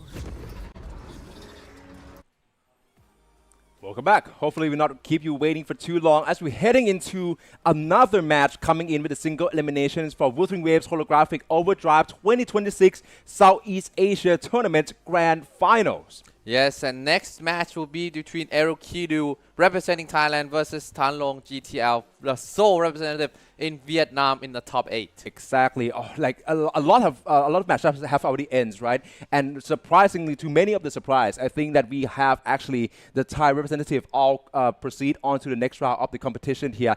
I think that right now, when it's come to the skill play, especially since we see the group stage yesterday, where there's no draft and ban picks being in places, and everyone only have to accumulate the best timing, the best results for the leaderboards here in order to be qualified. Right now, we're seeing draft bans being in place, and suddenly all the players' resonator pools as well as their strategies against each of the randomized bosses in tactical hologram has to be tested. Yes, and right now, though, Aerokidu qualifies a second seed from Thailand, so he is one of the top players to be looking out for. Meanwhile, Tan Long GTL also still really good, showing good performance yesterday as well. Yeah, he's quite I would say quite a promising performances by Tan Long GTL. And yes, talking about the man, there he is, Tan Long GTL from Vietnam. Ooh, currently with a lot of notes here as well. Yes. Try to make sure that he actually got all his strategy and his draft bans being in play here. For the first pick ban phase though, I'm seeing straight away Monye, Lucy, and for Loa being banned out by Aerokidu. Meanwhile, for Tan Long GTL, it's going to be Jisa, Hyuki, and then also Amith. So mainly, I would say the two main damage dealers, and also probably one of the most versatile options going to be banned out entirely from the overall resonator pools. And yeah, first pick from both sides is going to be for Aerokidu is going to be Katasia, and Tan Long GTL is going to be Yuno. We may have to expect to see Sui Sui today. Exactly. Who would have known, right? I mean, but it actually, I believe that if I remember correctly, the one who actually picked Sui Sui in yesterday's group stage is actually going to be Futasilla and MCW. Who has already played. Yeah, exactly. And already qualified as well into the next round of the playoffs here for the Holographic Overdrive Grand Final. Oh, there we go. Yeah, I'll pick first phase straight away. And I think Aerokidu seems to take notes from some of Tan Long GTL's performances in the group stage yesterday and decided to snatch Luke Herson away from his hand. Meanwhile, Tan Long is going to clap back straight away with the first picks of Sui Sui. Yeah, Sui Sui picked for the first time. Aerokidu going back to what makes his fame in the Thailand qualifier, the airborne husbando in the skies. Luke Herson and Brandt really good with each other. And again, Aerokidu has this proficiency of working in the air, Jinchi being another one. So this is shaping out to be interesting, but the problem right now is sustain. What option do you have left? Sui Sui is gone, Showkeeper's gone, Shisa and Monye is banned. Right, but Fan Long choose to, I think he's relied quite heavily, try to prioritizing the picks on mainly the supports and enablers here. Yes. Of course, they can also comprise their own team comp. I think Sugrika is also a relatively safe choice to be picked here as well, regardless of like her, I would say, rarity when it comes to players who actually know her mechanic inside and out. Shu Yuan would conclude Fan Long GTL's, or rather kickstart the second pick phase here straight away, because our second ban phase has already concluded. Yang Shu Ling and Augusta being banned out by Erukido, of course, trying to deny all the matchup between Sui Sui as well as for Fan Long GTL, choose to ban out all the supports entirely with Bai Zhi, and then also Bu Ling. It's going to left with Shakona and Lucilla being picked by Fan Long GTL. So by far, he secured quite a very strong set of, I would say, a not sub DPS even, but more like a support. Of course, with Dracona, Lucilla can also have a bit of a reliable glacial damage, but against a tactical hologram difficulty 6 boss, this is going to be interesting one to see. For the final ban phase here, as we already see, 9 resonators has been picked, but 2 will be banned out by their competitors. So for Erukido, he chose to ban out Galbrena and Sigrika. All the remaining main damage dealers out of Thalong's hand. For Thalong, he's going to ban out Luke Hersen as well as branch away from Erukido, denying all of the airborne options and entries. Good ban, final ban for both competitors. Danlong decided to go against Erukido's strength and ban 2 of, I would say, his best resonator in the Thailand qualifier. Meanwhile, Erukido decided, okay, I'm going to shut down your main DPS options. Sikika and Gabriela is gone.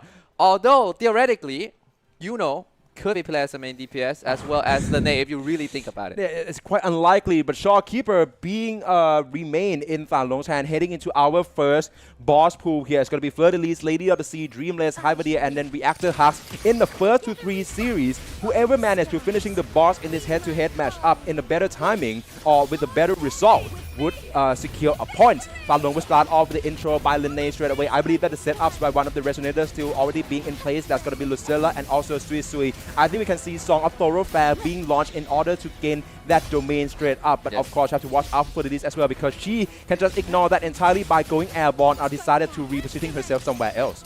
Yes, and Fan Long GTL, this composition, I'm not sure it's going to be playing the role of main DPS here. Whether it's going to be Lucilla or is it going to be Lene. Meanwhile, Erukido with Jinshi, Carlotta, and Lupa.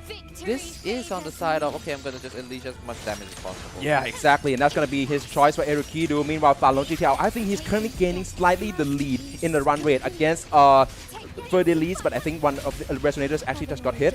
Not going to be too big of a problem. In with the charge attack from Lene straight away as an entry for Prismatic Overblast, the Liberation, and of course the stack gauge is about to be depleted for another chance of conversion for Fan Long GTL from Vietnam. Back to Erukido, Tune Breaks ready to be triggered. Gonna go with the Fire Chris Gory from Blue Bar first into the Tune Break. Nicely done in order to continue the combo strings. Yeah, staggered as well for Erukido. The arrow assist, meaning Fan Long GTL cannot use Yuno here as a main DPS. That's unfortunate.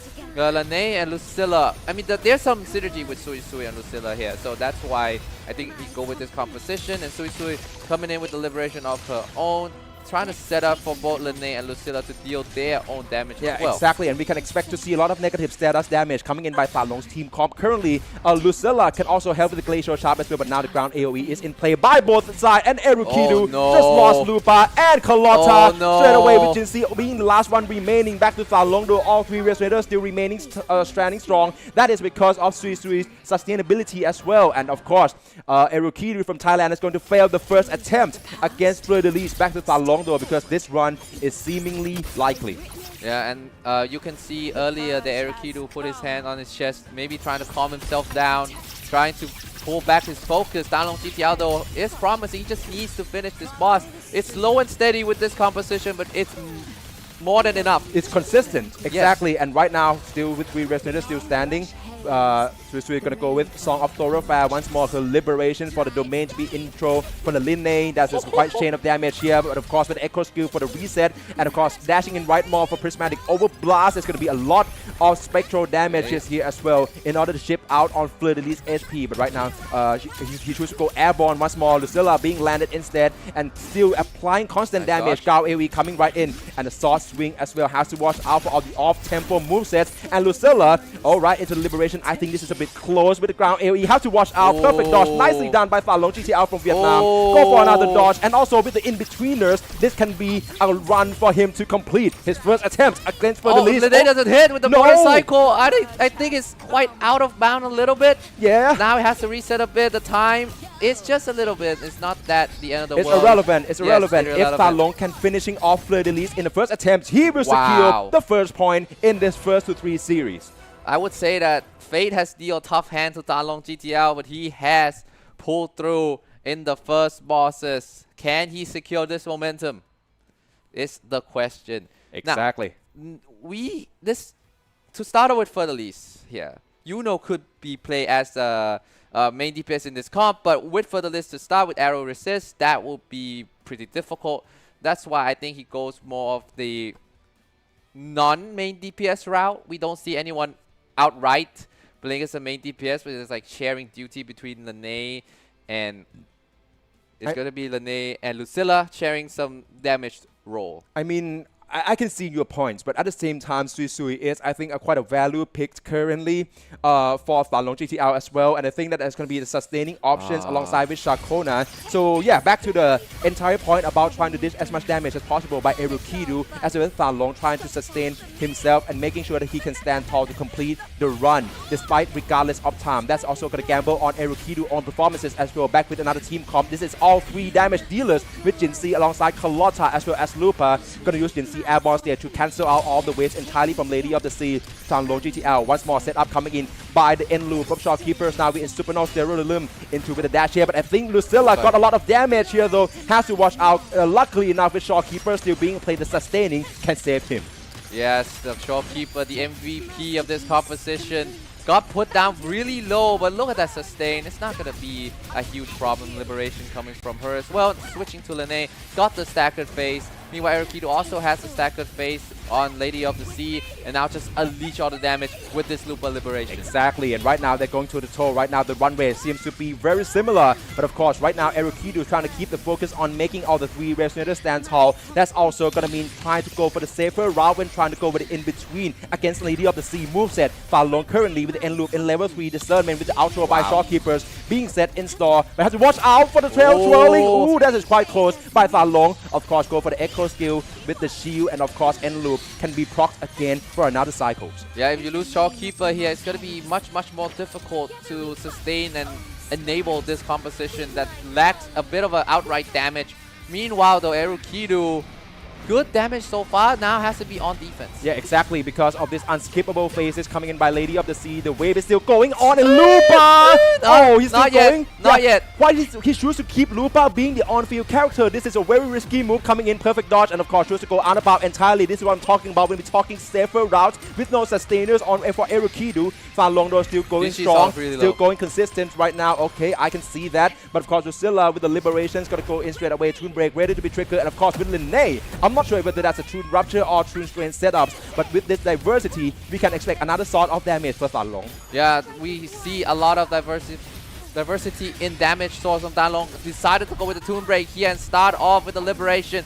Meanwhile, Erukidu with the Liberation from Jinshi, who is pretty low. Now he's playing on the edge here. Small sustain coming in from Talong GTL with the motorcycle entry coming in from Lene. This chance to go airborne and deal a lot of damage. What happened here? Nicely done by Falong. I was talking about the airborne stage as well, trying to cancel out Lady of the Sea moveset. Erukido though choose to go with the Era Wave second phase here and try to burst out all this damage here. And right now the Zaka is coming in right well. Erukido is currently gaining the lead, but Talong is right behind him. It's all about the clear time and the summaries. Meanwhile, for Erukido going with this Jinxie damage straight away. Shopkeeper by Falong have to go for another sequences from end loop here to amp all this damage up. Erukido gonna go for the finish. Lupa with already damage in the red zone, gonna go for the finish. Erukido in from Thailand complete the runs against Lady of the Sea with a clear time of 2 minutes and 5 seconds. All eye on Talong GTL from Vietnam. Yes, and he looking pretty good so far. The Tune Break not gonna end it here. The picture perfect, and the move would be though Talong GTL. I think the time 2 minutes and 31 seconds. Yep, so definitely Erukido comes out on top with the clear time. It would be 1-all. He managed to equalize against Talong GTL from Vietnam. Yes, 1-1. This match is very tense. Talong would have this comp as an option for one more round only. Lene is going to be able to use one more time only, but in the next boss is going to be Dreamless, which means there is a possibility that we see the best girl in action as a main DPS. Yeah, and I think that Thalon probably got that in his pocket as well. Trying to go for another lead here, definitely. And I think that for Erukidu, one thing about Erukidu is there actually is a Thailand tournament being officiated by Kuro as well. It's, to be fair, it is what kickstarted the entire holographic overdrive for Southeast Asia here. And Erukidu, back then, under the alias of Shinjang, he also competed and make it to the top 16 in Thailand as well. And that's kind of like up the standards for the entire competition as well with this rule set for Thai players. And I think that he have that way more familiarized with the entire draft and ban-based system with the options and also his resonator pools. But Phan Long, though, being the sole representative currently still in the competition from Vietnam, he's not going to want to let his country down. Yes, and Tan Long GTL is going to using again the same composition he used against Furtherlease, or at least in the same area. It's going to be Sui Sui and Chakona going with the arrow erosion, and will be dealing the main damage role here. I mean, I like this. Yes, I like it too. And Erukido, though, is going to put Katatia in action for the first time. Now he's switching as a fearless form. Exactly, for Erukidu right now, probably one of the best in slot teams with this game. Dreamless, though, I think one just got caught in the mid-air. Go for the parry straight away and gonna stack her.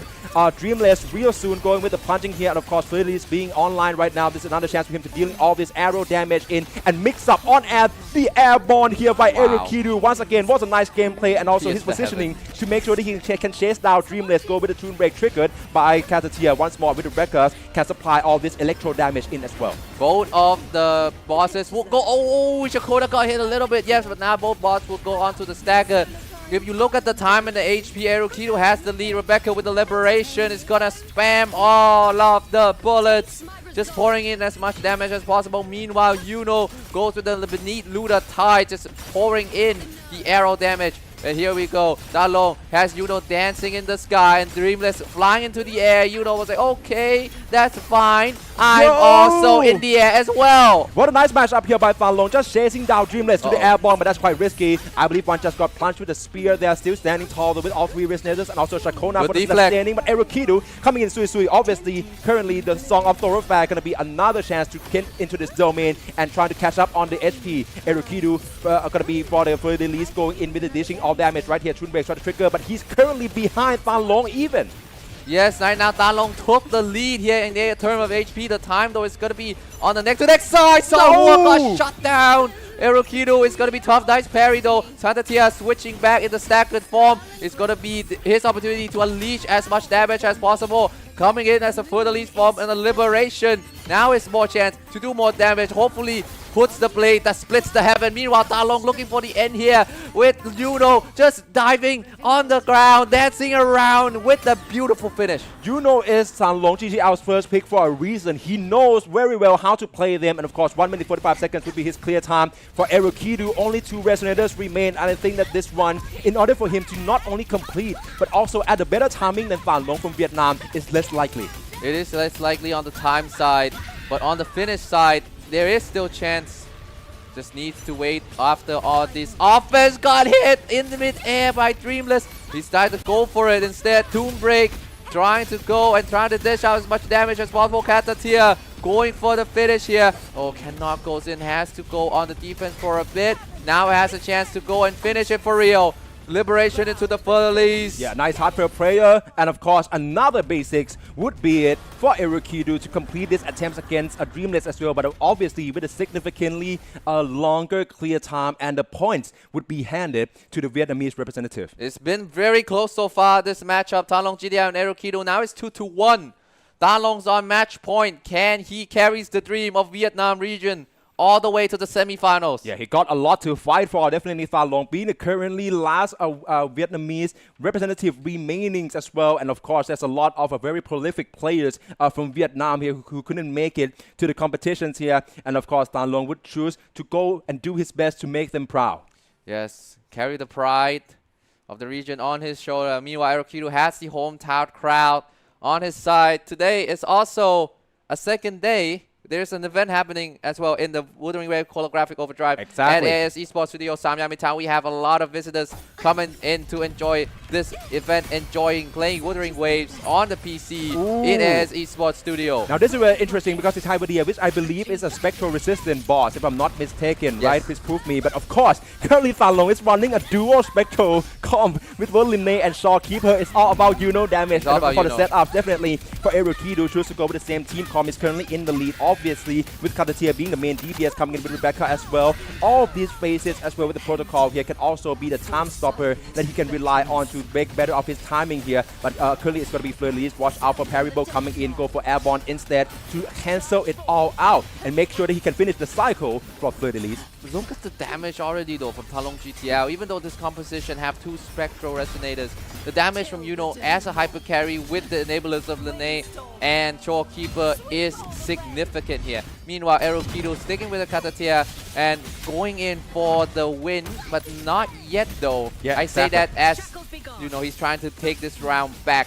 He's still showing good performance with this composition. Sadly, Exactly. low Sanhua a bit Exactly, but it's a match point right now for Fanlong. If he can manage to come out on top against Erukido, he will proceed on to the next round with a score of 3-1. So let's say for Erukido, okay, we can still see with all the sustaining options here, Fanlong probably going to stand tall, more than likely. Also, that's also in credit to his skill play as well. But It's also, high. yeah, but it's about the run time at this point for Erukido. Though I understand that Katatia currently has no direct supports on. It's all going to be all 3. It's like a 3 chefs in the kitchens here, all trying to do their own things. But of course, the run rate here is going to be very matched up against Fanlong, even with Yuno being the only sole main damage dealers. Yes, you can see Yuno of Talong GTL just dancing around, uncatchable, just keep poking damage as much as he can. Now switching to Shorekeeper with the Tomb Break, waiting for the opportunity to switch up. I think after this end loop, going with Yuno actually does not even have to wait for that. No, never mind, switch back to Shorekeeper just to do that. Switching to Yuno, now his chance to do damage. Oh, wait a second. Oof, yeah, definitely. There's another has to be on defense unskippable, but it's on both sides though. For Erukido, he just lost Katatia, and this line suddenly become disastrous for him. Yeah. Definitely should go for another Toon Break coming in for Rebecca instead Go for for parry, Fanlong. though. Yeah, still going well with all 3 resonators still remaining tall. I believe that currently Yuno is only half HP, but obviously with Shorekeeper, There's we a can lot expect to her say. to come back here, obviously, and yes. He's going to keep on the run time for Erukido. It's all about not failing this challenge entirely. A dodge coming in, going with for the in-between by Sanhua, with an elimination coming in for the Glacial Gaze. And of course, Hyperdia is going to be as merciless as ever, coming in for the interruption. Nicely done, Fanlong. Going to go with Yuno with the liberation once more beneath the Lunatize. That's a lot of arrow damage, around 250k into the switch up here, and still cancel out all of Hyperdia's moveset. Yeah, Yuno is dancing around, but no stamina, has to give her a breather. Switching to Shorekeeper with the end loop liberation to start off the cycle once again. But meanwhile, look at Erukido trying to poke as much electro damage, and Rebecca will finish off Hypertia. But Talong, can he finish in a faster time? It's going to be close. Staggered onto Hypertia here. And with Linne on the dance floor right now, switching to Yuno, back to the Prismatic Overblast.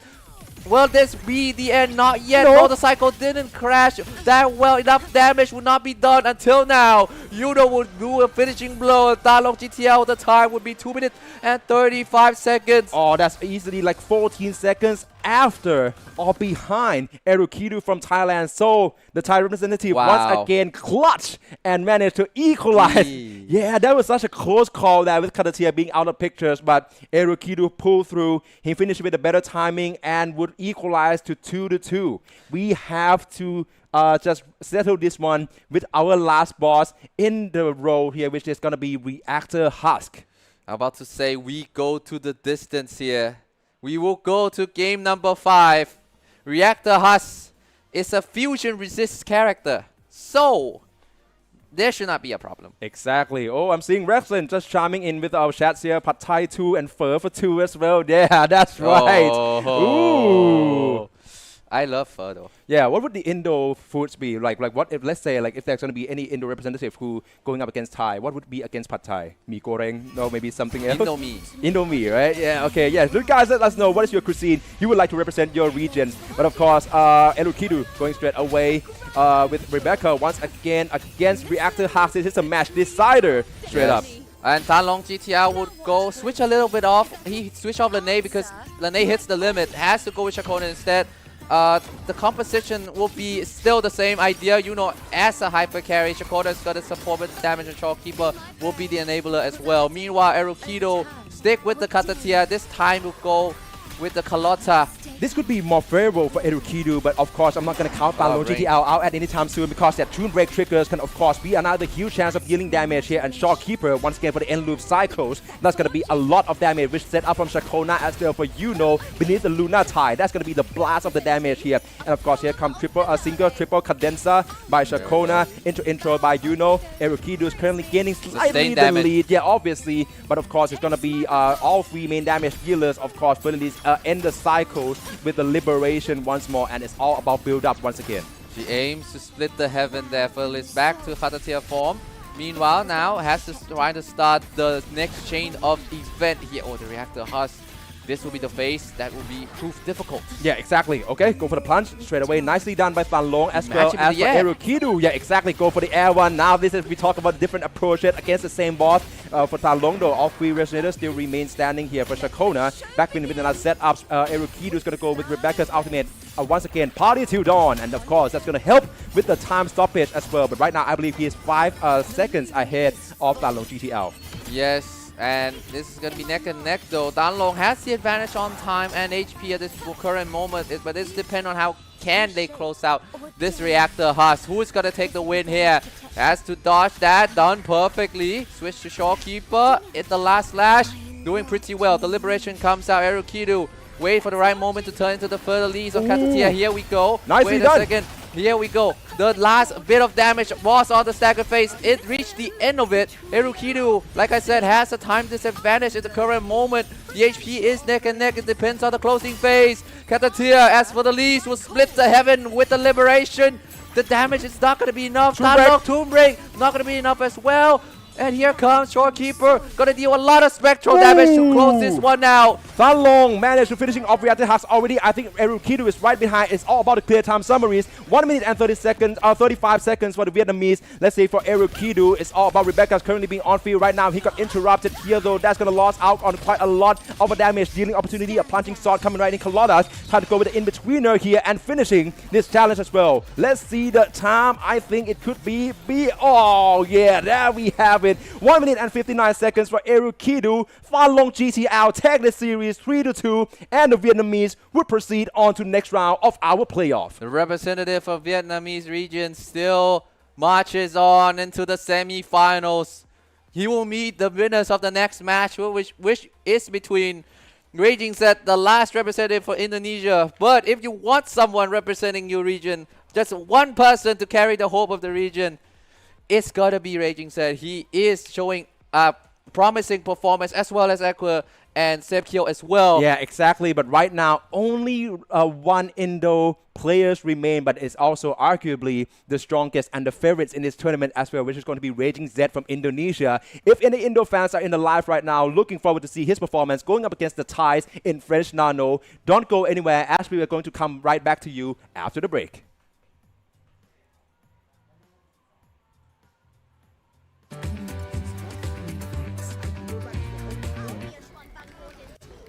What is destroyed, we rebuild.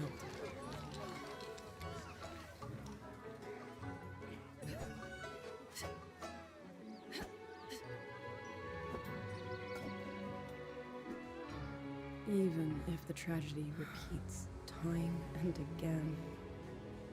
Together, we will always make the same choice. Then, from the past, we walk toward tomorrow.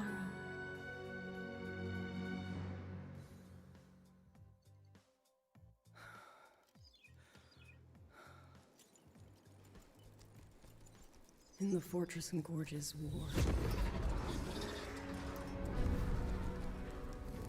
we lost everything we had built. And yet, in the hearts of the people, it remained home. What is broken, Is this enough? we fix. I can go back to the whole floor. What is destroyed, we rebuild.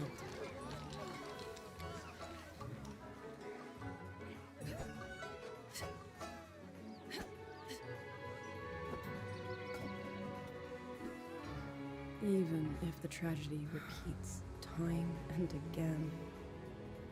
Together. We will always make the same choice. Then, from the past, we walk toward tomorrow.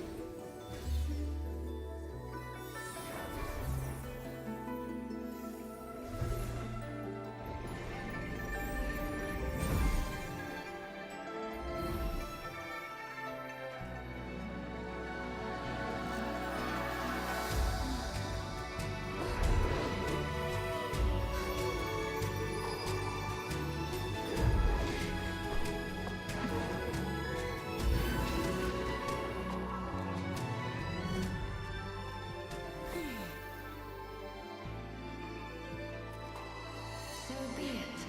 A bet is a bet. I yield my ally. No. Soy soy. For now, I place my hope in your hands.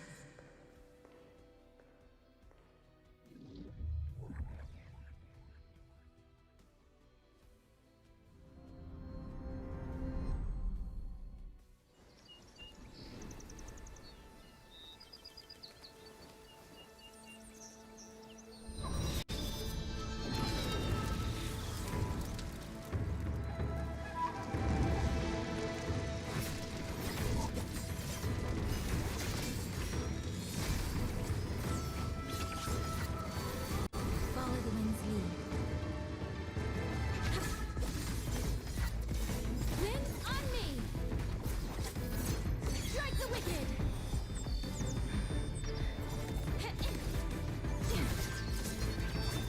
Gone with the wind! Sever the discord!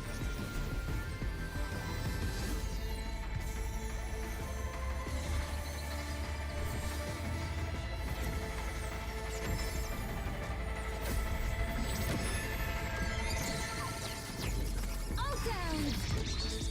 East! Ride the wind! Down slow!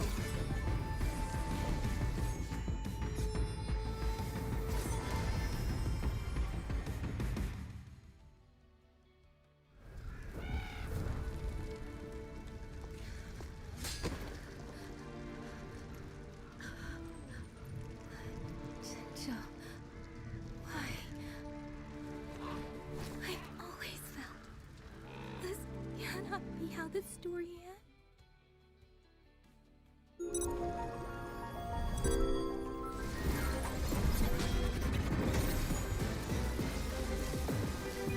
Ashes to ashes!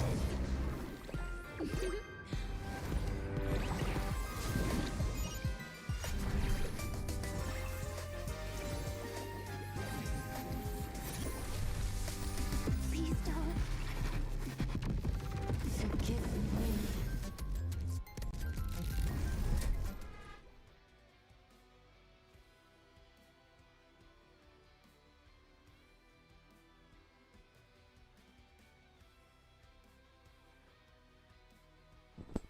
Welcome back to Withering Waves Holographic Overdrive 2026. We are in the last match in the quarterfinals. It will be between Raging Set from Indonesia versus French Nano from Thailand. 3 matches already done in the quarterfinals. It has been a banger so far. Exactly, and so far we have 2 representatives from Thailand in MCW, as well as Futasilla, and then of course the sole survivor from Vietnam with Van Long GTL, making it to the semi-finals. We are getting, the plots are thickened with all of our holographic overdrives here. Definitely separately for the Speedrun tournaments of Wuthering Waves officiated by Kuro Games. Yeah, so thanks once again, Skuro Game, for making this event official and supporting the competition and esports in Southeast Asia, Wuthering Wave community. We've seen how pick and ban and the draft phase has spiced things up. Exactly. Yesterday, we see Hiyuki, we see Amiet so much that our eyes cannot wait. Basically, it was like 4 slot being just instant lock with Hiyuki, Yes. Amy, Linnae, and Monye, right? Yeah. Because no draft and ban systems were actually being in play. It's all about trying to get to the top 4 in the leaderboards with their own personal clear times right now. So yeah, that's it. Right now, with the draft bans being in place, we're starting to see, I think, both first and foremost, the preparation in the strategy. Right, okay, we see a very unique approach towards this head-to-head competition straight away. We look no further than last match, right? Edukidu from Thailand, Falun GTL from Vietnam. We're seeing straight up that it's going to be a match up between either who can secure the damage dealers and also trying to go with a clear time finish, but of course, as such, a high risk, high return. Meanwhile, we have another side currently on the spectrum with all of the supports and the sustainer as well, with a lot of a sub DPS that can actually not going to be like toe-to-toe when it comes to the timing and also the run rate. But when we talk about like sustaining and make sure that you can complete the run, it is more likely, and that is strategy. It was make Falun GTL actually proceed to the next round. Sometimes synergy much more matters than the character overall strength. But first, starting off from Raging Set is going to be Amy at Hyuki banned in the first phase, followed by Prolova and Lucy from French Nano. Katatia will be banned as the last ban from Raging Set. French Nano will ban Strikika. All main DPSs banned so far. The options become much more limited. We may see more Augusta. Maybe Yuno flex into the main DPS once again. Luke Hudson maybe getting picked up. Or Yang. Bit Sui Sui coming in could be the option.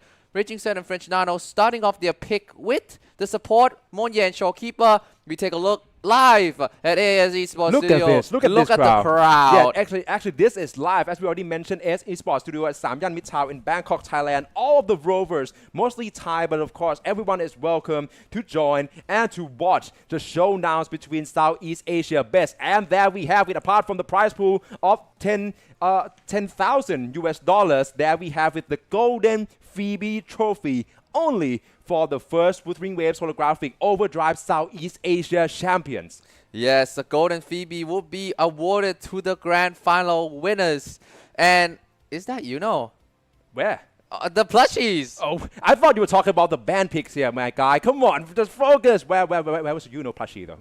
Is that or is that Yang? I'm not sure. 100%. I think you're tripped up here, Mr. Loyo. Let's get straight into overdrive picks here. Raging Set once more securing quite lucratively with most of the support here, with Monye already, Sui as well, finally being picked once again, and of course with Linnae and then Luke Hersen straight up. So that's already the options for his main damage dealers. Meanwhile, he chooses to go trying to ban out and cancel out all the main damage dealer in the top meta with also Amy and Hyuki as well as Katatia. For Fresh now though, I'm seeing more diversity here. Chalkeeper being picked, Carlotta as well, and then also Galbrena, Yang Shuling though being picked, so that's going to be torn apart between the sister, and of course choose to secure and go with the 4-star supports instead, who's actually, according to our rule book, can be used to the resonator chains at S6. Yes, that's the point. Raging Zed though have Sunny and Phoebe forcing French Nano to ban out Sunny, and would be the second one that got banned away. Meanwhile, Raging Zed targeting the main DPSs of French Nano, Carlotta and Gabriena is gone. So the main damage option from French Nano only left with Yang Sholing,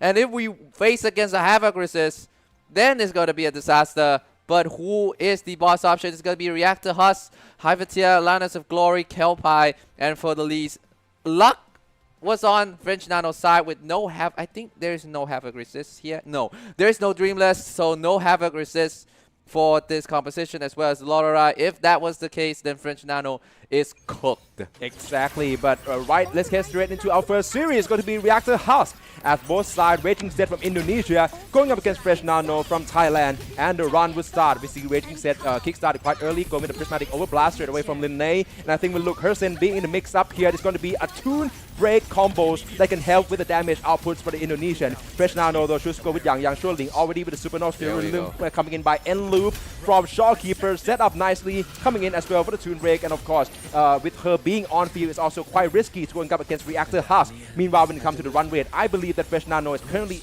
slightly ahead. Yes, French Nano is slightly ahead. Yang Shongling do a lot of damage, and with Shopkeeper on her side, that she would have lesser problem with the sustain issue that Yang may have. Meanwhile, Raging Zed though, I like this, the Toon Strain comp of Luke Herson against the Reactor Husk. It's depend on the time now, who can go faster. Exactly. Back into Fresh Nano though, we're gonna see straight away how well can N-Loop setups are working in store here for Rebecca, going straight with the party to Dawn the Liberation first. That's gonna stop the timing here as well. We see straight away it's freeze at 4 minutes and 21 seconds. Raging Zed those all time dwindling down currently with Luke Herson for the mix-up and landing coming in with Winter's re-returns in Winter's margin. His Liberation as well. Fresh Nano got to answer straight away with Liberation of her own with the Yang Shunling here to get straight in. I believe that N-Loop is in level 3 right now, but Reactor Husk should go out of bound here. Has to catch up instead and go for the discernment in order to closing in on distance. Raging Zed as well about to go to the exact same move set, but he currently quite ahead here with the Lene coming in as well. Nice catch there for Lene. Now it's opportunity to continue the damage against the Reactor Husk. French Nano right now has to find the Reactor Husk, who's trying to lurk in the shadows here. Jumping in. I think, yeah, that was a nice evasion from French Nano. But the time though, the time seems to be on Raging Zed's side because the HP almost dwindling down. And the rewritten in Winter's margin will deal 300,000 spectral damage. Finish in 1 minute and 13 seconds. Now it's up to French Nano. Can he at least bring this to the finish? Exactly. It's all about completion now. I believe that he has Rebecca, which can help with the time stoppage, but at this point, with this margin, I don't think that's going to be the case. Raging Zed more than likely going to claim the first point in our first 2-3 series here, but of course, French Nano not going to want to let the Thai crowds disappointed, and also going to complete this run is more than likely with another couple of pokes potentially by Yang Shunling to complete this challenge. The option of the secondary DPS for French Nano is important here. He can decide to go, okay, I'm going to go with either Rebecca, like he did in this case, or he can go with Mortarfi. Theoretically, Mortarfi is also a solid choice here. I think there's an option. Previously, there was an option if Gabriela was there with Lucilla, but things going to be tough, as well as Carlotta with Jeju. That is a solid composition. I mean, yeah, but French Nano actually got, because Raging Zed actually banned out the damage dealers in Carlotta, and I believe another one as well, Gabriela, yeah, being banned out from his hand. So it's all about Yang Shunling, which I'm not sure how well he actually knows the mashup and also the combo strings here. Yang Shunling is one of the characters where, when we talk about tactical holograms, she's always has to be on field to complete her combo string, which is probably like amongst the longest in the games, and because of that reason, like it's very risky for her to get clipped. But Fresh Nano still do well though, even against Reactor Husk for the cross Raging Zed. Going in, I'm seeing him to go for a bit of a switcheroo here, coming in with 3-3, as well as seeing Li Yao. Nicely done as well as Jisa here. This is going to be a pure quick swap masterclass being displayed by Raging Zed from Indonesia. Yes, Raging Zed now pouring in all the damage with Sing Li Yao at the helm. And French Nano trying to caught up still with Yang Shunling and Shorekeeper. The sustain option is there, and he should be able to finish off, but all about the time. It's all about the time. Can French Nano pick up the faster time? Oh no! No! That's a sustain option number 1. Yeah, exactly. And right now it's going to be Jisa and Seng Li Yao, which is going to be a bit more difficult for Raging Zed. I still think he can pull through, but the time though against Fresh Nano without Shorekeeper as well, no more sustaining options by both sides, Indonesian and Thai. It's only going to be Rebecca, and then Yang Shunling once again has to bear that risk to be the one on field and try to keep up with high with their movesets. Like you said, First Palm, it's all about risk management. It's all about evading the damage as much as possible. There is no more sustain option, and Sing Liao as well as Shisa would fall for Raging Zed. French Nano has a chance to tie the series up 1-1 if you can finish off Hypertier here. Yang Shunling and Rebecca is still standing strong. Rebecca just providing assistant fire. But now he has to be on defense, just wait for the right moment. Will he go for the parry or he go for the dodge? He will fight them head on. Yeah, exactly. For the dodge right now by Fresh Nano though, and a perfect dodge coming in with the blast once again. It's going to be the double timer here, and he used to go for the dodge for all parryables, looking for the chance to interrupt onto Hyperdia here right now. The blast coming in and perfect dodge. Nicely done. Seng Liao escape alive. It's going to be Rebecca now trying to switch on right now with Concerto being ready. Seng Liao, sorry, Seng Liao is, yeah, it's actually Chuanling. Yeah, Yang right now going to go for straight up in this mix-up here, and Toon Break ready to be triggered. I think it's going to be Rebecca, but of course, she has to finish her combo string first before that. Yes, and right now Yang is still on the field. Just need to dodge on the attack. Rebecca's tagging in. Has a 2-break available. Nice dodge coming in. Liberation for Rebecca. Pouring all the bullets. Pouring all the electro damage. Just waiting for the time. Just waiting for the right moment. Tomb Break will be committed by Yang. I cannot see if the enhanced attack is there. There we go. The heavy attack. It's got to do some bit of a damage. Nice dodge. 4,000 HP left for Yang. Just needs to finish this. Just needs to not make any mistakes. Nice dodge of the slash. And another nice dodge again. Yang on the offense. The hush of 1,000 voice. The loudest voice is often the quietest. Not going to be enough for the kill just yet. Exactly. Heavy attack again. Rebecca tagging in. Electro damage. Turn now. Rebecca just a few more shots and she will do it. French Nano ties the series up. 1-1 between Raging Z from Indonesia and Fresh Nano from Thailand. He pushed through even without shopkeepers, and as we speak, Fresh Nano nicely timed on that hush of 1,000 voice, or rather, a hush of a 7,000 pigeons voice by Fresh Nano, and that is going to be the equalizer that the Thai representative so desperately need. Raging said, of course, he's not too, I think he's quite nonchalant right now. He's probably not going to be worried that much, but right now he's still positive. Exactly, he's still positive, but right now it's all about extending the lead. Yeah, he needs to get the second one up. Hyvetia is a Spectral Resist, that's why he didn't go with the Luke Curson and decided to go with Xing Liao instead. This is a good team synergy comp with Suisu and Chisa. Unfortunately, Yang is on French Nano side, that's why this team seems a bit incomplete. The French Nano though, switch off from Yang, decided to go, you know what, if I have to go Yang here, I cannot use Yang anymore. Let me get to the match point first. I have a point to lose. Gonna go with Lucilla, Zhe and Bai Zhi. Exactly. Right now for Raging Z though, sure to come once again with the premium straight. Tomb Break team. Yeah, and I think this could be a chance for him to gain the lead with a lot more damage output coming by Luke Person. Choose to go for the mix-up mid-air once again with the punch, and Rewrittens in Winter Margins is about to be liberated. Back to Fresh Nano though, because currently I think that it's all about Lucilla. This is quite an unorthodox team comp here. Of course, a mono glacial nevertheless, but of course with Baiji being a sustaining option. Fresh Nano can expect a completion, but the question is whether Raging Z would finishing it first. Yeah, with Luke Hudson at the helm, it's gonna be really fast for Raging Z to be able to do his combo here and his damage as well. Luke Hudson is really strong in the single target and the boss hitting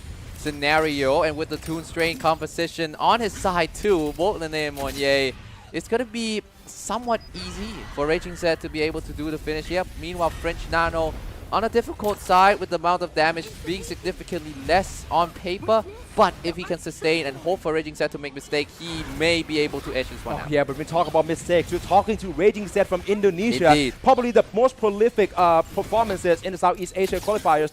Maybe not because he's actually in the lower, but when we're talking about the group stage in the grand finals, he actually topped the time of all the competitors in our grand finalists here. So Raging Z, I think the margin of error for him going to be quite low, and we can expect the full cycle with this premium Toon Strain team getting all the lead here with the Toon Break tickers by Monye once again. Look at all those damage from the Toon Strain composition. French Nano deals a lot of damage. I'm not gonna don't get me wrong, it's still a lot of damage, but when compared to the pace and the time from Raging Z, it seems to be on another level. However though, French Nano has an opportunity to unleash a lot of damage, win the staggered state, but the boss will recover pretty soon, and then this will be a trouble. Exactly. But right now, Raging Z chooses to go for the finish instead. Right now, Toon Break. Once again, it's going to be triggered again and again. This time, Toon Strain by Luke Hersen in with another mix-up. Ready to be proccing into Rewrittens in Winter Margins. The liberation, once again, Fresh Nano has to pick up the pace and try to caught up. But with Lucilla being probably like one of the main damage dealer, this is less likely at... Wait! What are you doing? Hey, yo! Hey, yo! No way, bro! There's children watching this! No way, Fresh Nano. You're not outing yourself like Why this. are you laughing? You are currently What are you behind, laughing at? What are you smiling up for? That was diabolical by French Nano. Okay, No so of way. course, Raging Z already finishing the completion of this challenge. I think he's going to take the point against Linus of Glory. Fresh Nano once again coming in with Baiju. Going to go straight here with Lucilla, ready for the intro, but going to try to procking in on as well with the liberation once again. And of course, it's going to be quite a blast of a glacial damage, but of course, not going to be nowhere near enough with Lucilla not being really the optimal main damage dealer. Toon Strain ready to be triggered, and of course, French Nano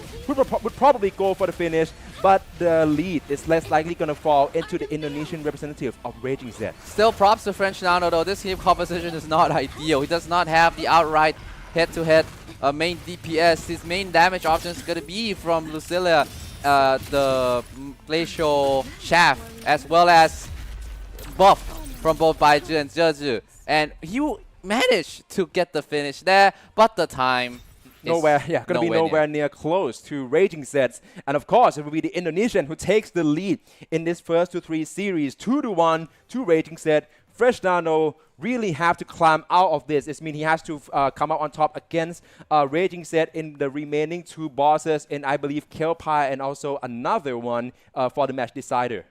Yes, Raging Zed though, I think he still have Lucas and comp one more time. He can still use it one more time because earlier he decided to go with Sui Sui and Chisa with Xing Liao against Hyvetia. But now with Kelpie, things are looking pretty strong. French Nano decided, you know what? I'm going to match him bar for bar and we're going to go against Fidelis in somewhat more even footing here. Exactly. Raging Zed, of course, going to go with his premium team straight away. This is going to be the last time that he can actually use this team, though. So, of course, he's going to go for the win straight away. That's going to be his entire focus. But the matchup is going to be Kelpie, which I think that he already have a bit of a knowledge and experience, considering that this is quite a dated boss. Fresh Nano, though, we're still seeing this team. Yang Shaolin is going to coming back right in as well. Not going to be that much of a synergy, yes, with Havoc Bane, but of course with Shopkeeper, Supernova Sterilism currently, and with the discernment for the outro, a cycle would be completed into the sustaining in order to maintain all 3 resonators on field, and of course with Rebecca can go for the switch up. Yeah, like you say, First Palm, this is not Yang Shuanling best team, and sometimes is not the most optimal. But Shopkeeper can provide the sustain and can provide allowing Yang to stay in the field and deal more damage than what she usually would be able to do. Rebecca actually, yes, can provide Fresh Nano actually in the lead right now. Yes. We're going to have to see this one go the full distance. Tail link by Kelpies. That's going to cut onto Rebecca, but of course, with Shopkeeper being in his team, it's going to be quite close. Meanwhile, for Raging Zed, that is quite close, and down. he just lost Linnae and Monye as well. Oh, this is his address. Luke Herson, the last one remains. He's currently behind when it comes to the run rate against Kelpie, and Raging Zed would fail the first attempt against Kelpie. All eyes on Fresh Nano now, with all 3 resonators still standing. Hush of 1,000 voice from Yang. He's going to deal a lot of damage here. Could he close out? He will against Kelpie. The crowd went wild. It's going to be 2-2 going into the final hologram boss. He got the buff from that Lucilla, from that Lucilla mechanics.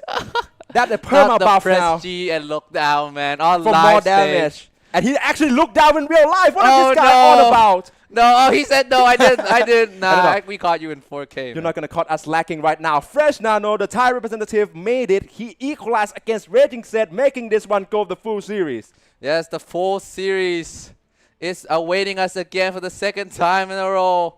The competitors has been solid, has been cooking. This is match to match, bar to bar so far for Raging Zed and French Nano. Raging Zed, the final vanguard from Indonesia. Or it will be French Nano to make it dominant tie. Oh yeah, of course we have 3 bosses per resonators quota here. So of course Raging Zed, that premium Toon Break team is going to be out of pictures. But meanwhile, I think this team is still promising. Has yet to closing him at any time. So with Xing Li Yao coming in with Sui Sui as well as Jisa. This sustaining options, we can expect Raging Zed to complete this challenge. Meanwhile for Fresh Nano, Lucilla once again being deployed alongside with Zheju can fall for another intro here with the mix-up coming in. Perfect dodge. Nicely done from him. The punching attack here and dodge the sword by Fidelis. Now it's about who can do the damage faster. French Nano and Raging Zed. French Nano can finish. We know he did against the Landers of Glory. But at the end of the day, he cannot do it in the fast enough times for him to be Raging Zed. As so far, Raging Zed seems to be on the advantage. This comp is really good as a boat and enabler, as well as the sustain, the option for Xing Liao. But it's dependent on this man, the scientist himself, Xing Liao. Can he deal a lot of damage? That's quite a lot of quick swap damage coming in by Raging Zed here. I'm seeing the mix-up between Xing Liao, Intro Jisa, and now Sui Sui landing in, of course. Wow. Going to be triggered by him. This is nicely done by the Indonesian. And of course, Song of Thoroughfare is going to be launched once more for the domain and amp all the damage here, as well as the negative stare. That's not going to be as much of a chance with Jisa being in play, but for French Nano currently has to go as consistent as possible, but the damage is not going to be nowhere near Raging Zed's rate. Yes, it's just unfortunate that the hand of the draft for French Nano is a bit on the disadvantaged side. Raging Zed, he can sustain a lot more in this composition. The second option with Xing Liao is a bit on the risky side, but when compared to this comp from French Nano, seems to have the advantage. But this is not the end yet. Exactly. Back in here with coming in with another song Thoroughfare by Sui as well. Currently it's ground AOE and it's going to be her trying to go for the quick swap. Doing this is such a huge move by Raging Set. It's quite risky. So far it's still quite rewarding with Chisa coming in for the quick swap. Once more Sui and now Seng Liao with the intro coming into Sui and Seng Liao once again. What a quick swap display here by Raging Set from Indonesia. Oh no! Meanwhile, I was about to say that was so risky and Sui would fall. Only Chisa and Seng Liao remain. I still think Raging Set can finishing this one, but he has to really watch out for the remaining though. Yes, French Nano, however, is not looking good either. Just to fall down, so that's the buff damage gone. Only Sustain and Lucilla left now. Can he manage to squeeze the damage out? Seng Liao going for the finish here with the liberation.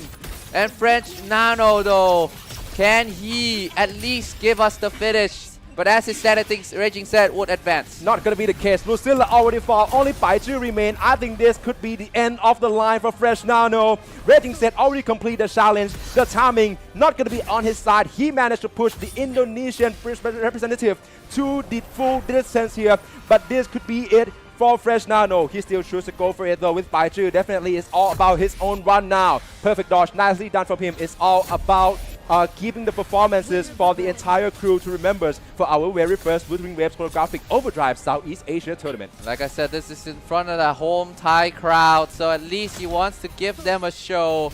But the damage from Baizhi, look at that, it didn't even tickle for the leads. It's gonna took a long time, and then we're gonna pass the 3-minute mark, which makes the margin of error very much more slim. Yes, Baizhi can sustain herself, but for how long? Yeah, but I mean, there's HP drain, but from my experience, Baizhi can actually pull through, but that is given that there's an option for the quick swap in order to build up the concerto gauge. Right now, it is very less likely that he can complete this run. It's all for the courtesy, it's all for put on the shows for the home 3 crowd minutes already. here in Bangkok, Thailand. But yeah, of course, this dodge here is still doing quite well for Fresh Nano and try to retaliate with Yao Tuan, being also pushing onwards as well. That is quite nicely done mechanic by Baizhi, but yeah, definitely got hit it once. Already HP in the red zone, and that will conclude Fresh Nano from Thailand's run. Raging Set from Indonesia go for the full distance 3-2. He will proceed on to the next round of semi-finals here at Wuthering Waves Holographic Overdrive Southeast Asia Grand Finals. We will have more diverse representation in the semi-finals. 2 representatives from Thailand, 1 from Vietnam, and another one from Indonesia.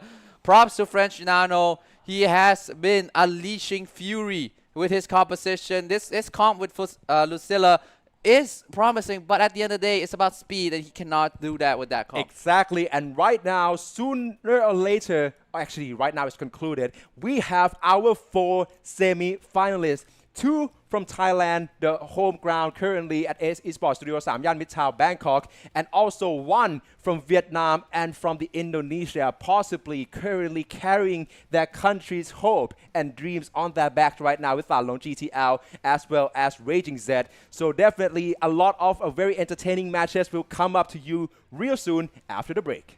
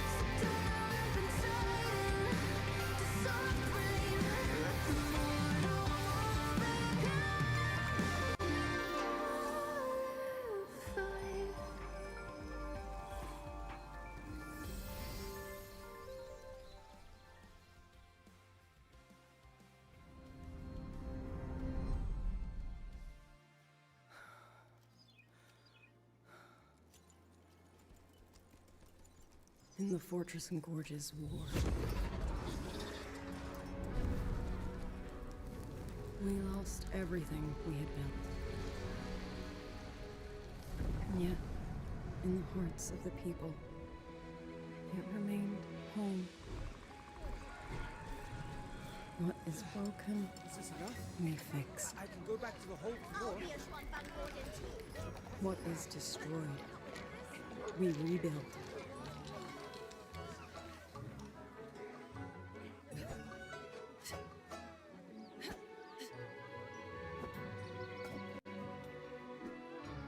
Even if the tragedy repeats time and again, Together. We will always make the same choice.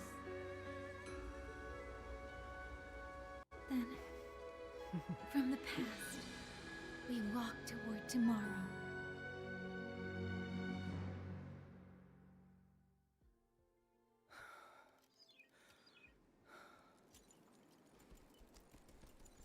in the Fortress and Gorges War, we lost everything we had built. And yet, in the hearts of the people, it remained home. What is broken, Is this enough? we fix. I can go back to the whole floor. What is destroyed, we rebuild.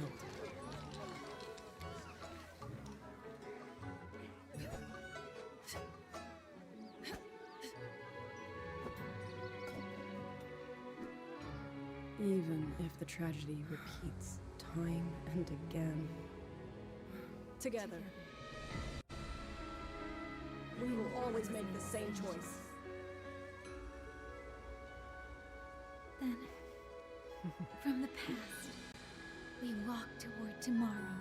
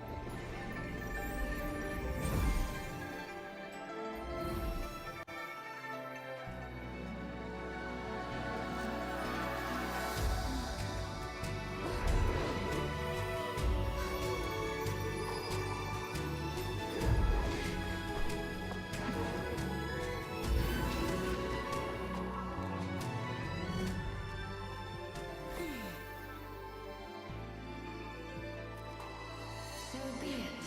A bet is a bet. I yield my ally. No. Soy soy. For now, I place my hope in your hands.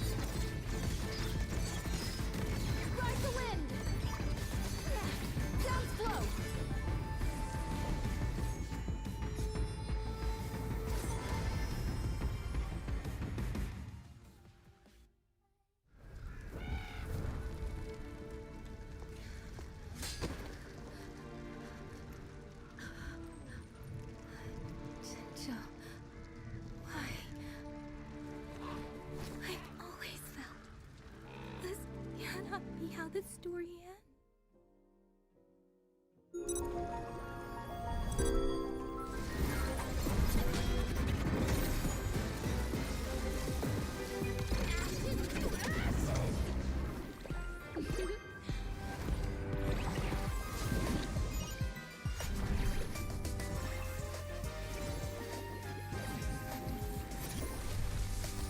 Please don't.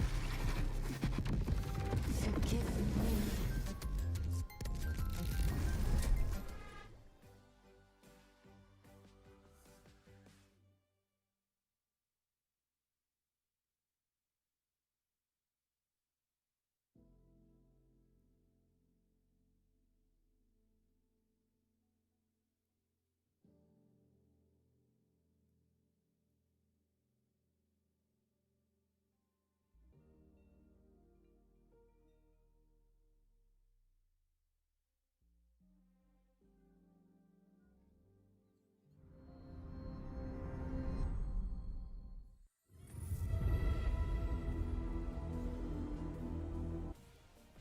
Four downs and now 4 more to go. Here in the semi-final stage of Wuthering Waves Holographic Overdrive 2026 Southeast Asia Tournament, live from AS eSports Studio Samyan Mitrtown, Bangkok, Thailand. Finally, Mr. Loyals, after all of this time, all of these grueling competitions, we are now down to the final fours, and it's 2 Thais, 1 Vietnamese, and 1 Indonesian. Yes, and we're going to start off with the domestic battles between MCW and Futersilla. Oh, a Thai derby. Yes, a Thai derby. MCW qualifies the first seed in Wuthering Wave in the Thailand qualifiers. Exactly. However, in my opinion right now, Futersilla, I think he is the best driver overall. Yeah, I think I really love seeing Futersilla actually like coming up with very fresh ideas. We're seeing rarely he chooses to go with the premium team comp. That's always going to be in his pockets. But what I'm seeing more is how he can comprise such an unorthodox like game plan and actually like sticking with it without fail and actually manage to pull through with the result even. So yeah, I'm really looking forward to see more. We're going to head into the brackets within seconds here. So let's see real soon who will go up against who. And as Mr. Loyal has mentioned, MCW against Futersilla, it's going to be the Thai derby.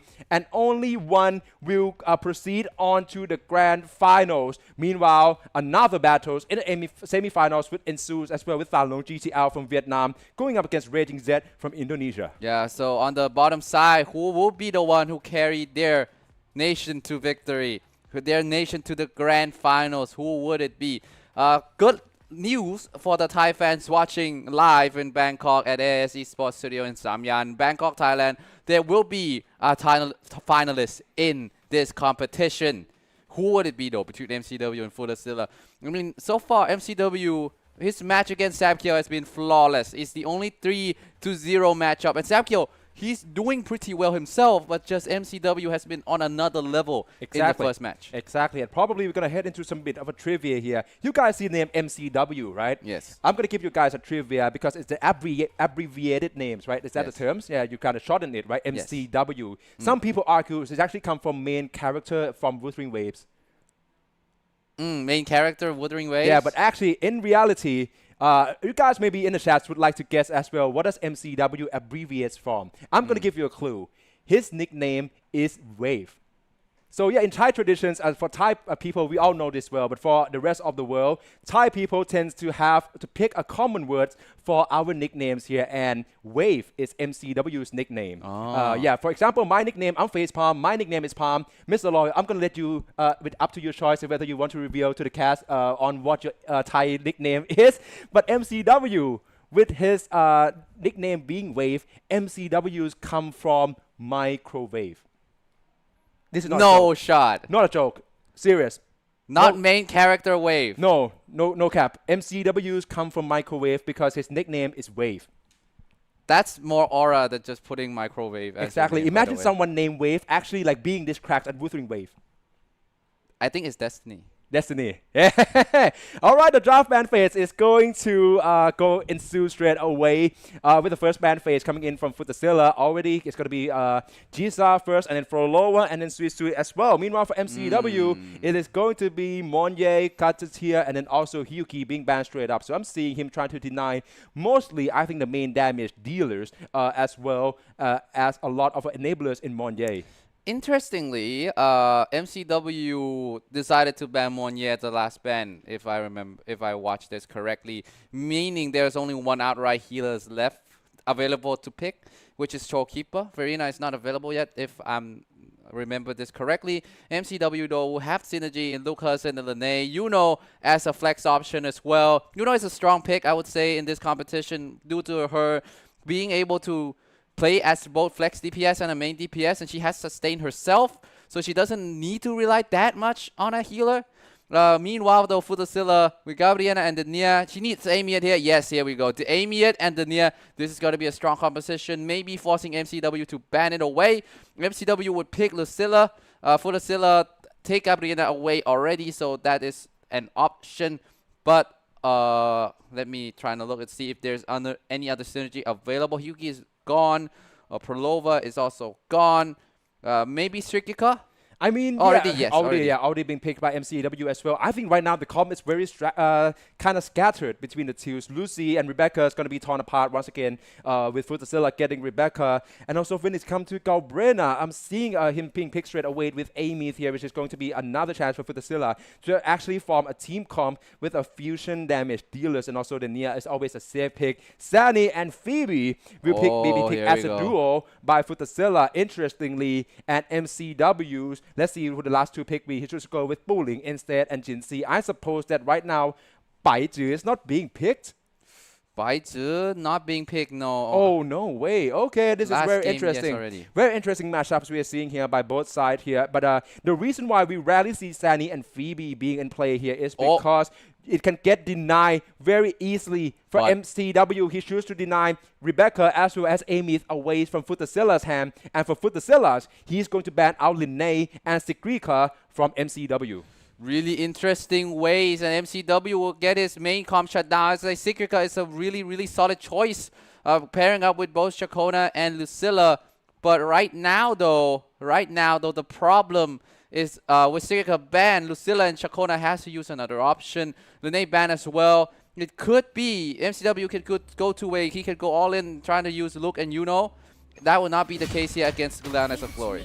Exactly. We're heading to our first boss straight away. Linus of Glory, three attempts only in case of both side failures. Futasilla going to kickstart straight away, this time with Stanley and Phoebe as well as Shawkeeper. This is a premium Spectral Frazzle teams here. It is a very strong Spectral Frazzle team, and Isani is going to be the main gal on this composition, doing a lot of damage, and Phoebe gonna enable Sani and vice versa. Meanwhile, MCW here is gonna go with it's gonna be Yuno as a main damage dealer, Chacona for more sustained DPS, and Fooling, of course, being the main healer and the main support. Exactly. I'm really happy to look forward to see how MCW would come out on top on this. He's actually gaining quite a lot of lead against Futasilla right now, and I think that's all has to do with the airborne straight right now. Yuno could actually chasing down onto this Linus of Glory, but of course it's going to be another unskippable phase. Sani is already coming down in as well. Oh, no way, Futasilla already lost Sani here. This is not looking good at all. Only Shawkeeper and Phoebe remain, and this is seemingly less likely. Toon Break being triggers by Phoebe. MCW, all three still standing tall, and of course with Bowling, that is more likely the case. Yeah, that's more likely the case so far, with the support standing strong. Again, one shot always been a thing. Chacona with the liberation of her own as well. Maybe Yuno coming in. Yeah, here we go. Yuno coming in. Now it's time for the dive. She's trying. Oh, got hit there a little bit by Lands of Glory, but the sustain's going to be enough. Yuno's on the red zone though, using the liberation. Now it's time for her to do a lot of damage. 200k. Just zooming around, and the sustain is insane out of this world. Exactly. He's still standing tall, but as we say that, Chacona got hit once. Damage quite close though, but it's still not in the red zone, so still gonna stand tall. Of course, with Bowling coming into play. Futasilla also with Shawkeeper and Phoebe is also gonna keep on going as well, but right now the chance of him finishing this attempt against Linus of Glory is seemingly less likely. It's seemingly less likely. The damage DPS has lost significantly with the loss of Sani. Meanwhile, MCW is standing strong with Yuno. So you can see, like I said, that's why Yuno has always been the premium pick in this format. Her Exactly. ability to flex two ways. Right, and now Phoebe gone as well for Futazilla. Wallenstein is not disaster. going to like this. Both duos already gone. Only Shawkeepers remain. Enloop currently in level 2, but with no one to buff. This is looking very less likely with the spear coming in. Should still go for a dodge instead for MCW though. Currently losing Shakona, but of course with Bullying, and can still aim for the finish. Yes, so close now. Toonbreak is available. Yuno switching back in. Just need to make sure this goes well. Toonbreak will stagger Loudness of Glory for a little bit here. Oh, wait a second. Oh, wait, he's trying to dodge it. Perfect so far. The stamina bar has to be watched out though, but here comes the liberation for Yuno beneath Luna's tide. Will deal somewhat a huge damage and goes for the finish. MCW will take the first round elegantly. Yeah, exactly. Clear time, 2 minutes 14 seconds. That is to be expected when you have not really a dedicated damage dealers, but with the options being and a lot of sustaining coming in from Shakona, as well as another options in Bullying, MCW would take the lead in this first to 3 series. What I want to suggest, however, though, is both Futazilla and MCW has 2 game plan that are ready, the 2 main engine. Futazilla has Asani and Phoebe, as well as Cantarella and Carlotta. Depends on how he wants to do this. Next will be Fertilise with Arrow Resist. So Yuno is going to take a breather here with Luke Cousin and Lucy coming in instead. Still a nice team being comprised here. Lucy, of course, in this exactly in this Mono protocol spectral, interface. Yeah, currently it's also this is entirely pure mono spectral team comp being employed by both sides. I still think gonna give MCW some favor because actually Lucy can help with the time stoppage as well. But for Futazilla though, currently has to make the best out of this Sani. It seems like he knows the rotation down to a T, and I think that match up against Fertilise, this can be even more favorable for him. Yes, if I remember correctly, his logo for Futazilla in the Thai qualifier is Phoebe, right? No, that was Phoebe? I'm not sure. Oh, that was Phoebe. Yeah, I remember now. You're correct. Yes. There we go. I mean, this comp may be his pocket pick comp. Sunny Falls was a bit unfortunate in the last round, but let's see if all 3 are alive. How much time is he gonna take? Both of them are going neck to neck right now. Actually, Futazilla has a time advantage, even though MCW with the stop time will ties it up on the screen. Right now, the HP is also going neck to neck. Sani is going pretty strong with Phoebe. Both of them just taking turns, just dealing as much damage as possible. Lucy coming in with the liberation of her own, trying to hack. Jinshi coming with the liberation as well. Could Shane into her empower? No, she cannot. She doesn't have that. She will have it now. Here we go, the empower attack, the overflowing radiance here. And with the stagger state, MCW though, but look at Futazilla, the HP lead is insane. Exactly, and I think that right now, this Spectral Frazzle will coming in clutch for Futazilla. Of course, with the end loop currently going to be on the repeated cycles. This is optimal rotation by the Mono Spectral teams. Echo skill for the reset into Sani. Once more quick swap, currently with the outro still going on by Phoebe into another liberation by Sani. And of course, that's going to be another cycles of damage dealing and a conversion. But Sani, she has Shopkeeper. Oh no! Oh, it has to dodge. Exactly. But Phoebe would be the first to fall. That's quite frustrating for Futazilla. Meanwhile, Jinchi falls down as well for MCW. Oh yeah, but right now Futazilla gonna go for the win with the Sani plunging and of course finish the attempt with the clear time of 1 minute and 23 seconds. All eyes on MCW now. I think that it's less likely that he can catch up. Yes, only Luke Hudson available for MCW. Both Rovers has lost their resonators in the crucial amount of time. MCW also has good pace for a little while, but then losing Jinshi, losing ability for him to close out on time different, and he will get slashed to bits. A challenge will fail. MCW now has to refocus. The score is tied 1-1. Now, this is what I'm talking about. As a Thai caster, okay, I'm a bit upset that we have to cut down and only one Thai representative will make it to the grand finals. But obviously, it couldn't go to the better hands, right? MCW versus Futazilla. This is probably 2 of the most prolific Thai representatives and also performers here in the group stage, since the group stage of the grand finals of Holographic Overdrive. We're going to head on to the 3rd boss here to find out who can take the leads once again with Sentry Construct. Sentry Construct, interestingly, MCW is going to go with Yuno, knowing that Sigillum will be Spectral Resist, so he cannot use Spectral Comp on that boss as well. maybe because has to deal a better time for MCW, maybe a bit of a comfort pick, going with the one that gets him the dub against Lions of Glory. Meanwhile, Futasilla start off with a disaster. Gabriela coming in instead. Already will go down. The Nia and Cantarella, can they Over the same can be said for MCW. He also lost Juno already. Exactly. And that could be way more costly. Currently, only with Shakona and Fuling remain. This run is almost practically impossible. Futasilla is going to go to full distance. Cantarella is going to be the one to trigger the tune break instead into the Nia with the Liberations. One more, the final act. And that will begin the sequences potentially to supply damage for Cantarella. But the run seemingly less likely. For both of them, Chakona also falls as well, so Bully is the last one remaining. Hiya, can she exercise Sentry Construct by herself? It seems less likely, but it's not impossible. Exactly. And we have to go through this one as well. Pulling the last one remaining. Let's see whether our Yoko can make it through. Perfect parry, nicely done. Got to disrupt Sentry Construct completely, and another chance for him to do the damage. But with that being Fuling, being the one who has to take this responsibility, oh yeah, definitely he's going to be at the short end of the sticks right now. Look at the damage. Exactly. But for the Scylla, of course, Cantarella and Denia still remain standing tall. Once again, the Liberations coming in for the final act as the setups in the Realm right now is going to be for Cantarella as well. Interestingly, both of their Liberations is going to be the domain for Beneath the Sea by Cantarella and final acts by Denia. Concerto currently quite efficient. Tune Break's about to be procced one more for the Tune Strain damage coming in from Denia. The thing is, MCW already falls, so this is up to Futasilla. Can he somehow get the lead here? He's got to go on to the Nia right now. The breakdown from Liberation. He's got to deal some bit of damage. Yeah, probably.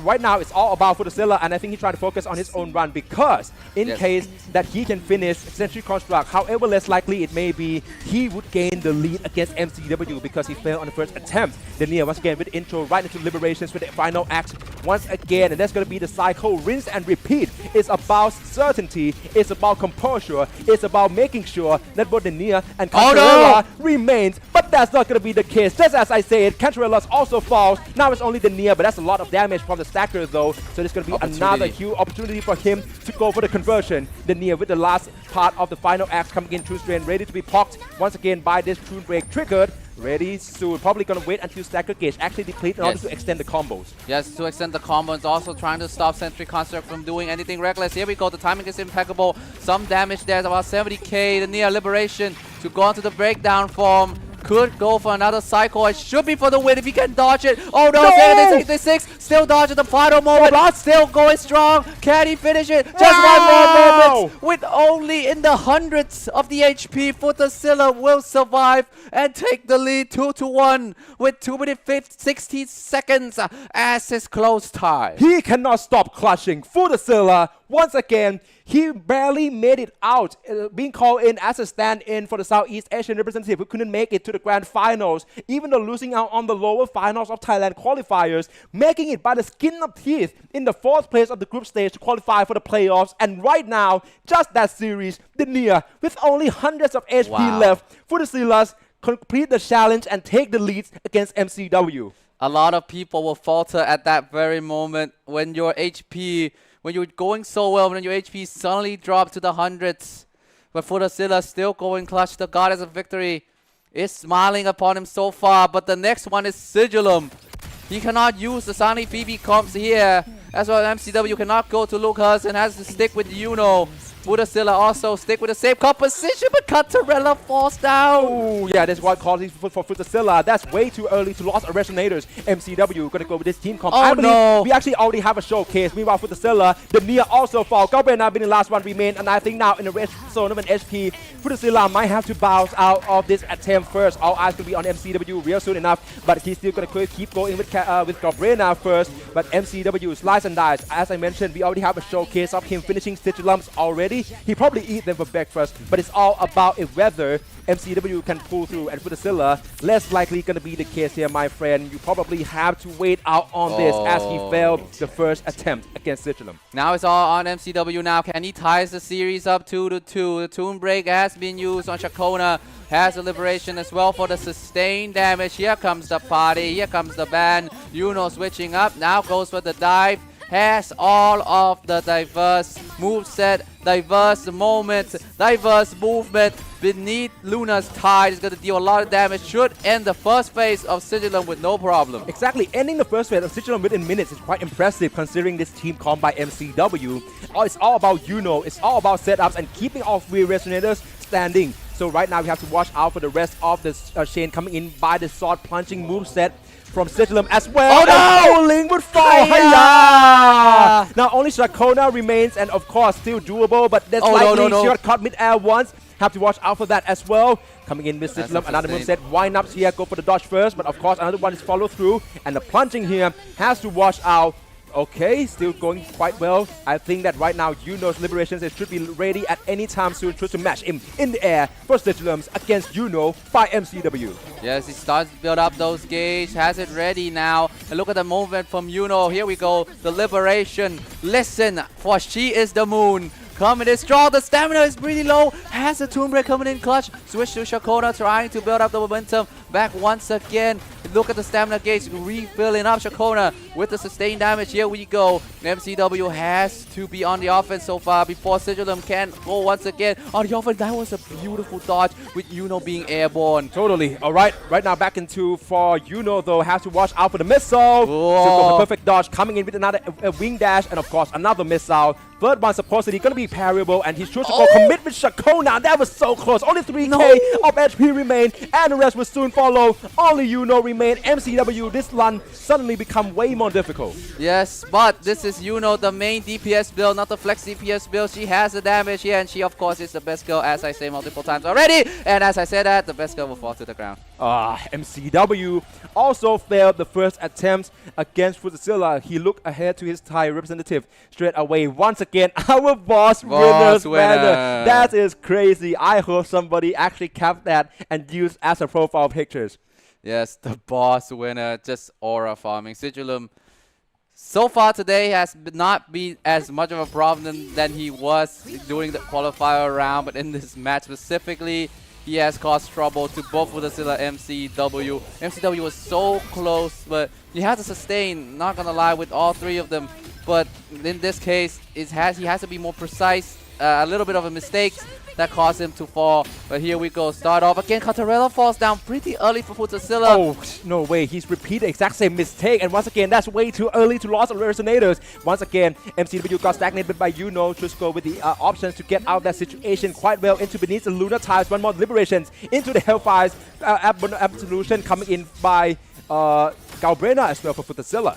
Yes, meanwhile MCW though still have a good pace here. Can he finish it this time? Futzilla without Cantarella, the damage will be significantly less, and the nice dodge there. When only both of the Futzilla resonators have slimy HP left in the red zone with no sustain option.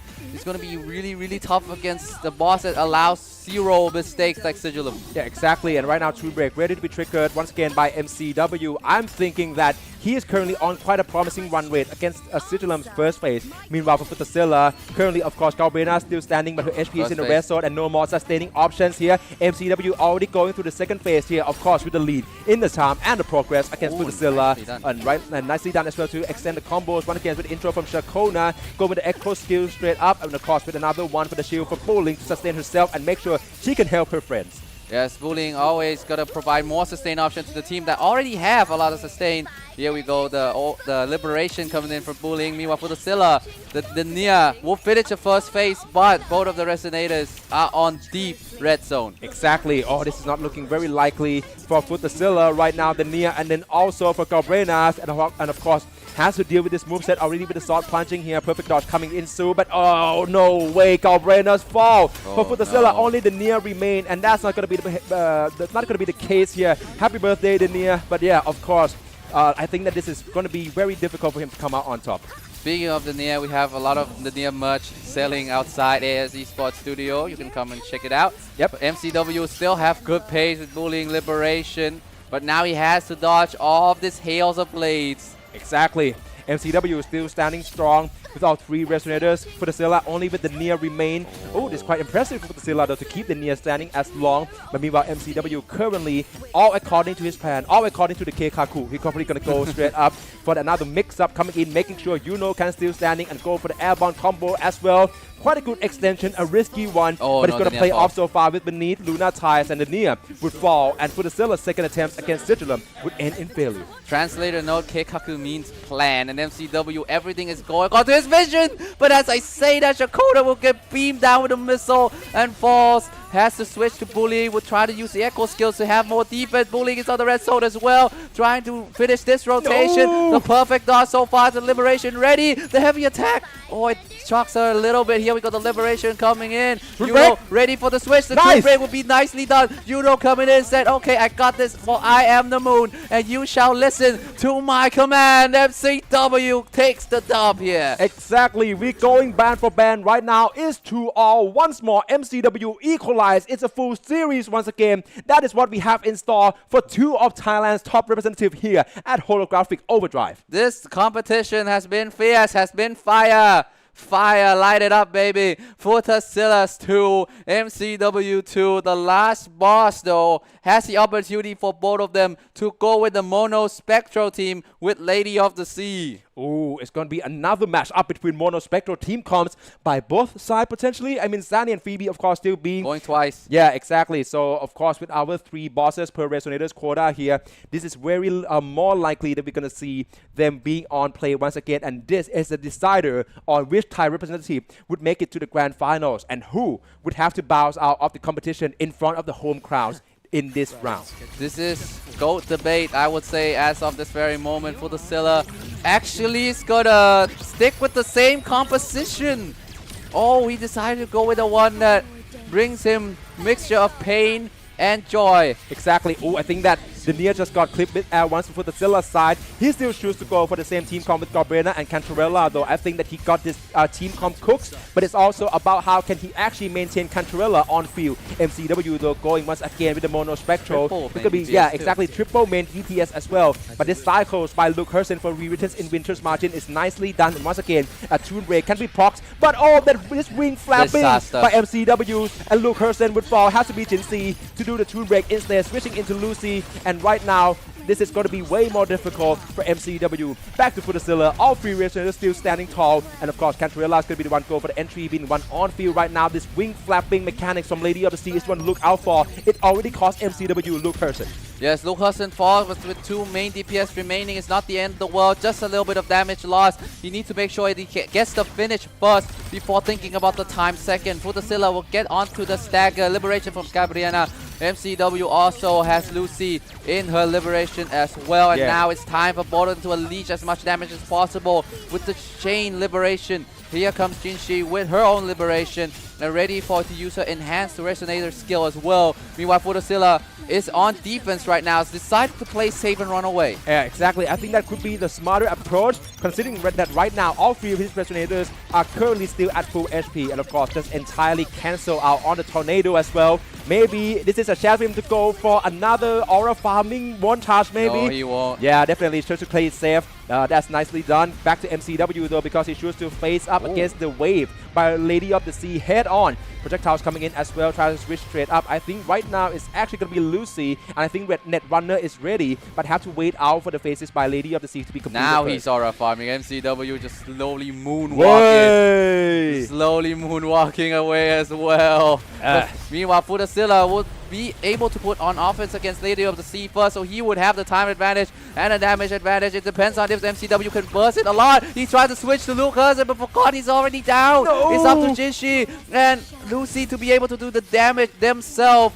Actually, yes. Oh, so close. Jinshi got clipped right there. Has to use enhanced resonator skills. Right, but we have to talk about the run rate by Futasilla as well. All 3 still standing tall and all 3 still going strong. Cantarella with Beneath the Sea once more. And of course, this burst dashing in. Quite a good maneuver here. Of course, trying to keep Lady of the Sea at bay, but currently the twirling coming in as well. Staggered. And nicely done to go for the stagger here for Galbrena, switching into the near and final act. Could be a blast for the fusion damage setups. And of course, it's going to be Galbrena in with a chain of combos. Intro, quick swap between Galbrena's and the near. And Futasilla The finish line is inside once again with the Liberation. Have some of the cinematic pause here as he conclude the run against Lady of the Sea with a clear time of 2 minutes and 8 seconds. Meanwhile, MCW will fail his challenge. That means Futasilla is your Thai representative going into the grand finals.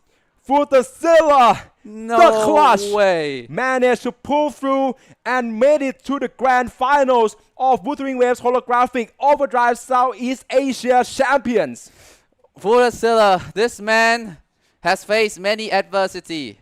But as a wise man has once says, hard times breed better men. Hard time build characters, and a little sportsmanship between the local competitors there. Futasilla and MCW sharing some love with each other. Both of them captures the hearts of the fans of Holographic Overdrive 2026 Grand Finals. Exactly. Yeah, nicely done. MCW making it in the upper brackets, in the upper seed for the Thailand qualifiers. He passing through all the stages with the flying colors against the fellow Thai representative, Futasilla. It goes the full distance, but unfortunately, he would have to bounce out of this competition for now. Hopefully, you will remember his name and his performances, his brilliance and composure. MCW from Thailand. Everyone give a props to him as well. Give a props to him. Futasilla, like we all said, he is the third place in Thailand qualifiers. He was not originally in this roster, but due to travel logistic issues, he was called up instead. His number was called, his second chance, like a phoenix that was rise up from the ashes. Futasilla come to this competition, struggle a little bit in the group stage, coming in, locking in as a 4th seed. So he has to fight against strong opponent all the way up, and he does not care. He faced off against tournament's favorite Echoes, and he beats him. He faced off against another tournament favorite, MCW, and also beats him. The finish line is so close, but will he do it? He will face the next opponent after this break.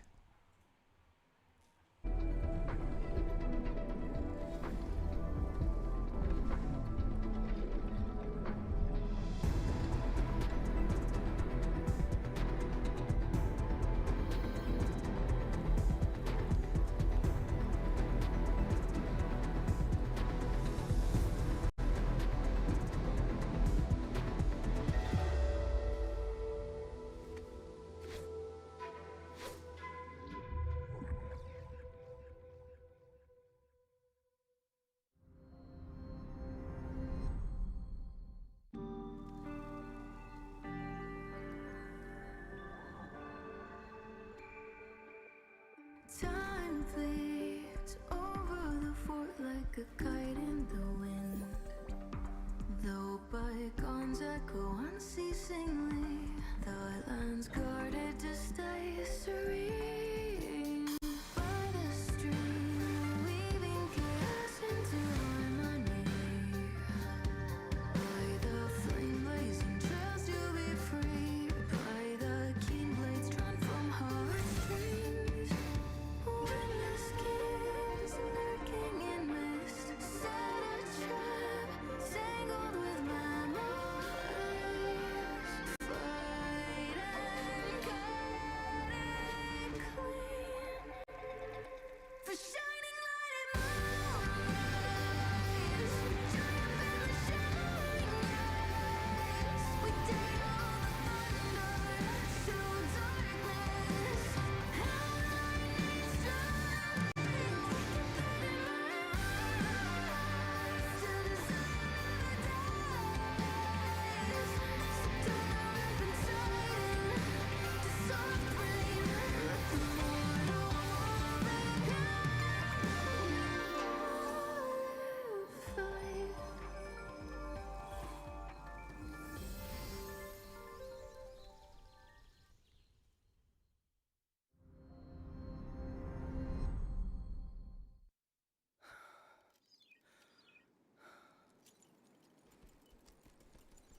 In the Fortress and Gorges War, we lost everything we had built. And yet, in the hearts of the people, it remained home. What is broken, Is this enough? we fixed. I can go back to the whole floor. What is destroyed, we rebuild.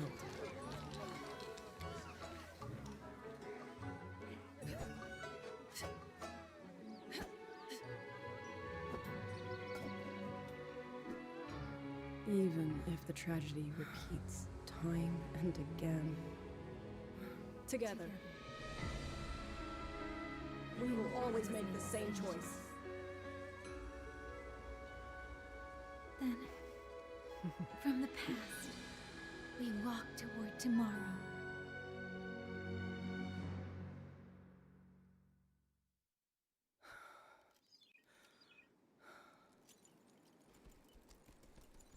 In the Fortress and Gorges War, we lost everything we had built. And yet, in the hearts of the people, it remained home. What is broken, Is this enough? we fix. I can go back to the whole floor. What is destroyed, we rebuild.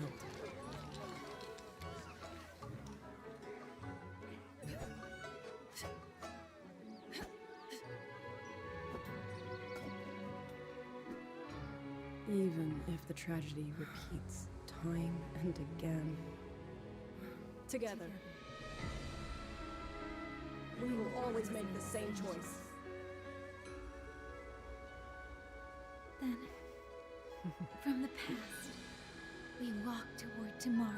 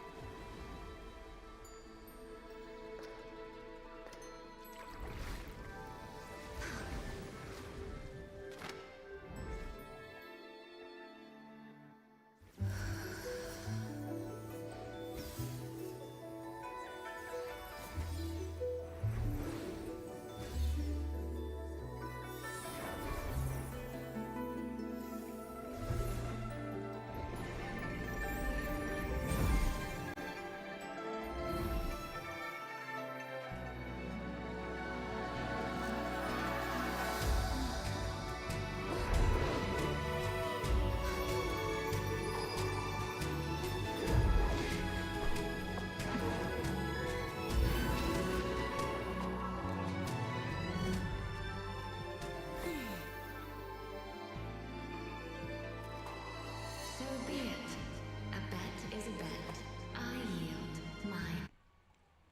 One finalist has stepped their foot in the grand finals, but who will join Futazilla in the grand final? Welcome back to Wuthering Waves Holographic Overdrive 2026 semi-finals. Match number 2 is going to be between Raging Z and Thanlong GTL. Who is going to be the one who grabs this dub here? Is it going to be the representative from Indonesia or Vietnam? Exactly. This is going to be a showdown between nations. One representative will continue their journeys to the grand finals to face up against Thailand's Futazilla. Meanwhile, another has to bow out of competition and actually have to settle for a third place contest. Yes, we will have a third place matches between first of all it's MCW and those who falter in the upcoming matches. But who would it be? Who would move on to the grand finals? Really interesting to see. Exactly. It's going to be a showdown between Raging Z from Indonesia going up against Thanlong GTL from Vietnam. There it is. And Raging Z, he has been showing immense form. French Nano has brought him to the brink, but he still stands strong. And Thanlong GTL as well, he has to face against Erukidu. This series also goes to the wire, and it's him who comes up on top. And like I said, these two fights for their own region and the draft phase will begin now. Who is going to come out on top of the draft? We see on Futazilla case that draft usually brings him the upper hand. Futazilla is really strong in the draft phase. Between Raging Z and Thanlong GTL, who would come out on top here? The first man would be Hyuki, Amiet, as well as Prolova and Chisa. A lot of engines got banned already. Monye and Lucilla as well for the first phase. Exactly. We have to watch out for this one as well because right now the first ban phase is complete. We see straight up the solid idea by both Raging Z and Thanlong GTL I think that both all the competitors actually get to Oh. see their showcase on each other's Hyuki already in yesterday's group stage where there is no draft and bans phase. So of course, going to head straight to the next one. It's going to be Hyuki, Amith, and then Lucilla being banned out by Raging Z, and Monye, Jisa, and Florova by Thalong GTL. Meanwhile, when it's come to the picks, though, interestingly, Thalong managed to secure both Yuno and Augusta as well as Linnae, and then already secured the sustained pick in Baizu. So we have to wait for Raging Z as well, because right now I think he's just hawking all of the sustained options with Shawkeeper as well as 3 and right now locking in to the main damage dealers with Sigrika and Carlotta. Yeah, but Carlotta right now with no Linnae maybe has to settle for Jeju. Here we go. Jeju can also flex into Jinshi as well. So maybe the option for Talong GTL is to ban Jeju away. Talong instead has debut Yang Shuanglin take her away from her sister and rounding this one out with Mortifi and Shakona. Meanwhile, Raging Z trying to find ways to assist the main damage dealer guy with Sanhua. So a lot of supporting option already, and Talong decided to go nuclear. I'm gonna ban all of your healer support from Shawkeeper and Sui Sui. Meanwhile, Raging Set's gonna match it up, banning the secondary offense option with Yuno and Linnae, the universal flex option. Just try to hurt Augusta picked by Thalong the most, leaving her by herself without the moon supports. And right now it's going to be the boss randomizers coming right in. And KLP would be our first one into Fleur de Lis and then Sigilum, Reactor Hux, and of course, in case of a match decider, which who knows, based on the qualities from these two, the decider with Sentry Construct in our first to 3 series. Yes, Raging Z, however, the luck of the draw is not on his side. Kelpie is both arrow and glacial resist. Has to stick with Jinshi probably in the first run. Meanwhile, Talong GTL will not have that problem going into the first round because, let me check for a moment here. If I remember correctly, there is no Havoc resist. So he can stick Yang whenever he wants. Exactly, and I think this is quite a favorable outcome of a randomized boss pool for Thalong GTL. We already see his quality with Yang Shuling already, and I think that with Augusta, which is okay without Yuno, it's not going to be nowhere near as ideal, but her as a standalone damage dealer, we have seen a showcase of this already in Southeast Asia qualifiers, where despite way more difficulty than it should have been, it's still viable. Oh, Facepalm, you forgot one thing. Augusta still has her free-to-play enable option in Mortifi. Ooh, that's right. Oh, like this is something going back to the Thailand tournaments a month ago, though. Augusta has been matched up with Mortifi quite a lot in case that, of course, not being available. Probably like the best in-slot support when it comes to the 4-star. And of course, with the developer accounts being in play for both Raging Set and Thalong GTL, all of them would have access to the same amount of resonators here, definitely. And with the same exact condition for the 5-star resonators and also weapons will be at sequence 0.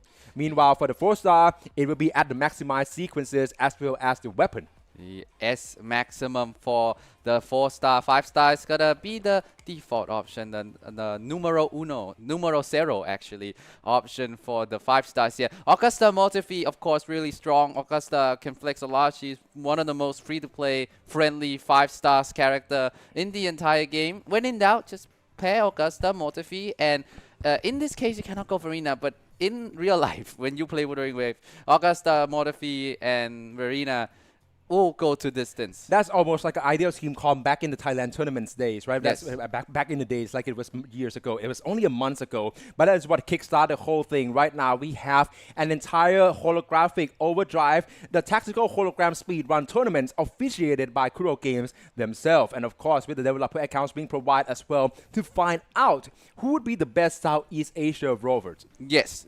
Although, Raging said, the problem with him right now is that both of his heal support, the third support in Shawkeeper and Sui Sui, both of them has been banned, which means while he have abundant of DPS options to go with, he can go Sekika, he can go Jinshi, he can go Carlotta, but a lot of sustain will be gone. So he needs to be very precise in his movement and offense. Exactly. I mean, if we're looking at anything, Raging said I've seen him go a full DPS, and there we have it, the Golden Phoebe Trophy, reserved only for the first holographic overdrives 2026 Southeast Asia champions. Yeah, I want to steal that, actually, not gonna lie. Here we go, though. To start us off against KLP, it's going to be Jinshi and Jeju with Rebecca for Raging Z.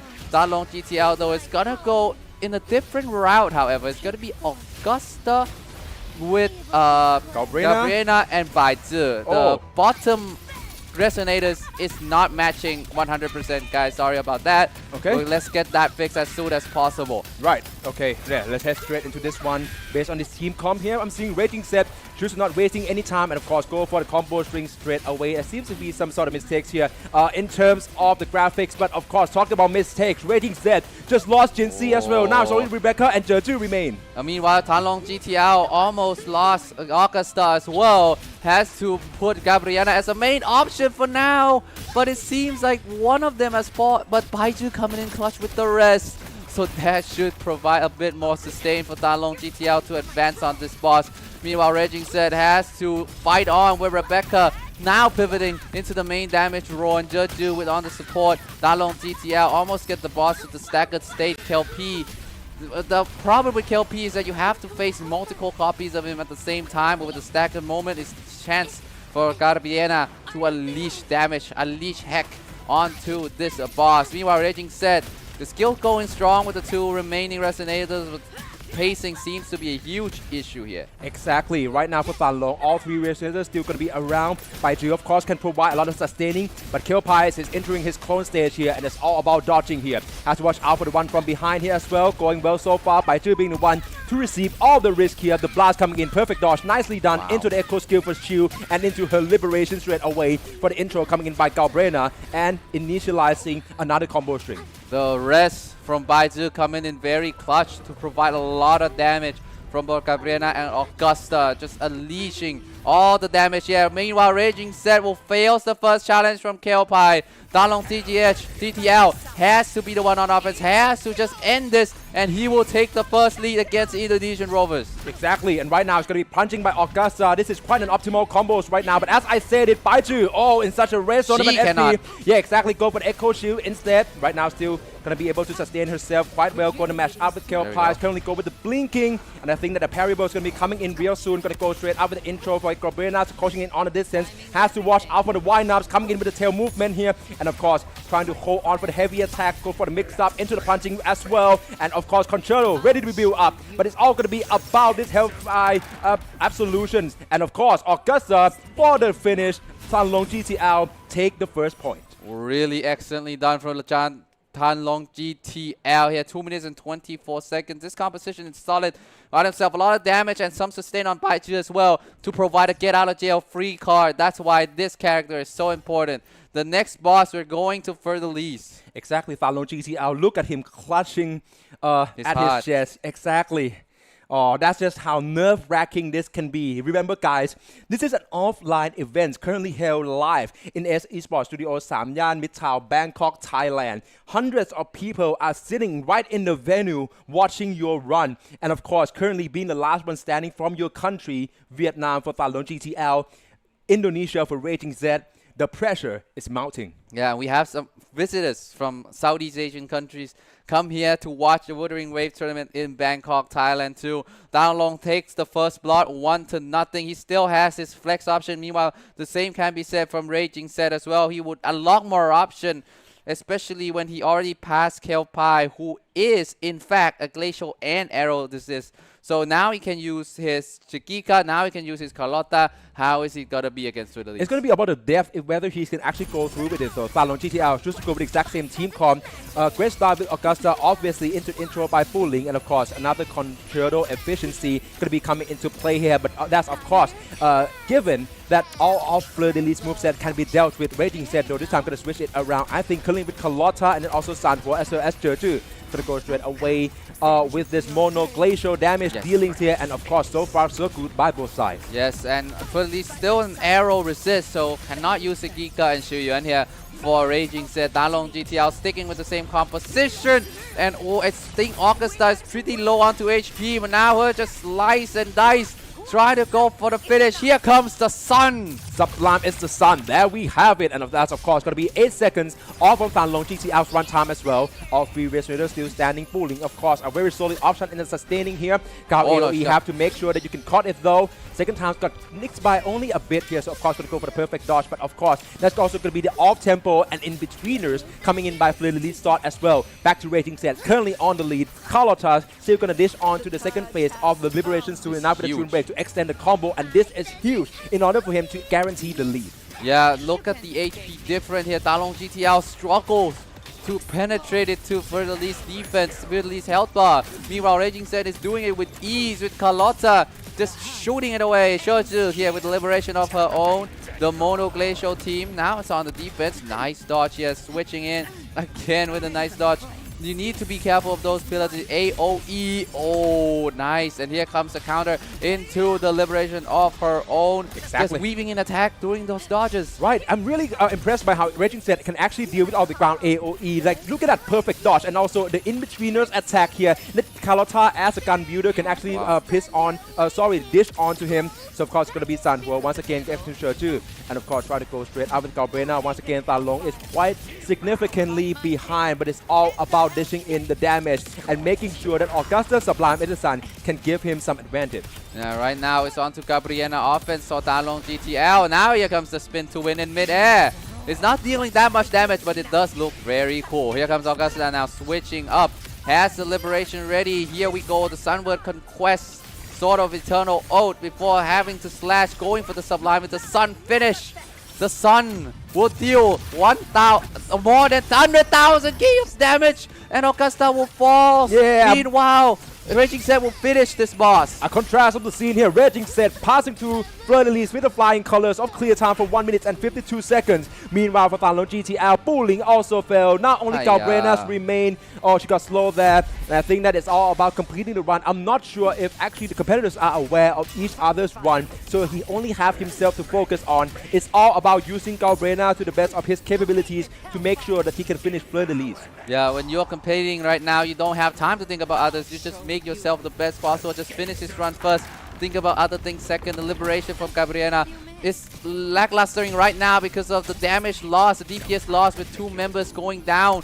We're still dancing Tan Long GTH with Gabriena, just trying to keep forward, and their reaction says it all.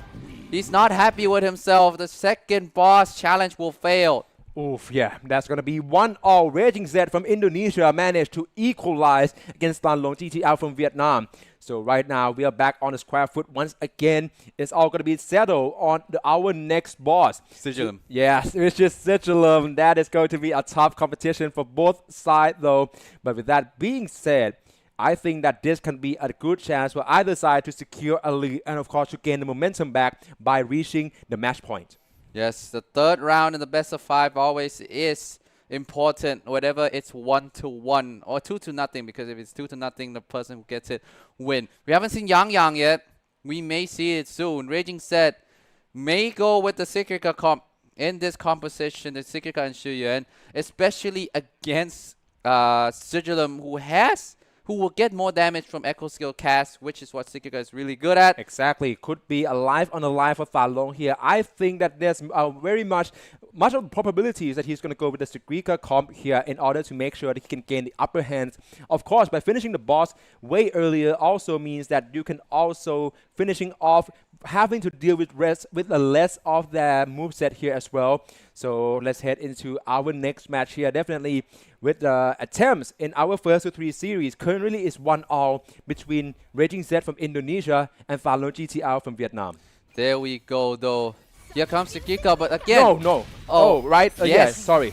Sikika, Shuyuan, and San Hua. Meanwhile, Tan Long GTL, he could go Gabriena. Yes, he could go Gabriena against Sigilum. Still sticking with the same similar composition. Only switch so far is Bai Zhi coming in back for bullying. So here we go. Raging Set started it off. Sikika without a healer could be very difficult, because if the wind-up attack is going to take so long, you can get counter hit pretty much a lot. Here we go. Exactly, and look at that damage coming by Liberation, where Trust hated me by Sigrika, there's going to be the chances for him to do all this damage and gain leads against Talon GTL. Meanwhile, I think he's still doing quite well so far. This is going neck to neck. Raging Set seems to got a better when it's come to the stack lane here. Should go for the perfect dodge to get out of that situation. Into the intro by Sanhua straight away. And of course, Sigrika being for the quick swap into Shu Yuan here as well. Coming in with the intro, but that's way too risky. Raging Set just lost Shu Yuan. That's your Echo skill engine gone. Now has to rely on Sigrika, who has not that much HP remaining. It's only 3,000 left.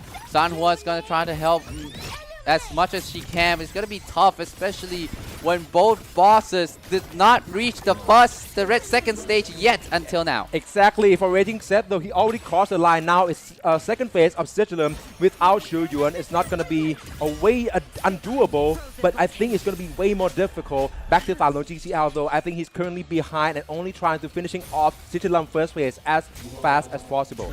Yes, and Sanhua dodged that pretty well. Has the Tomb Break available. Just wait for the correct timing for Sigilum to do something.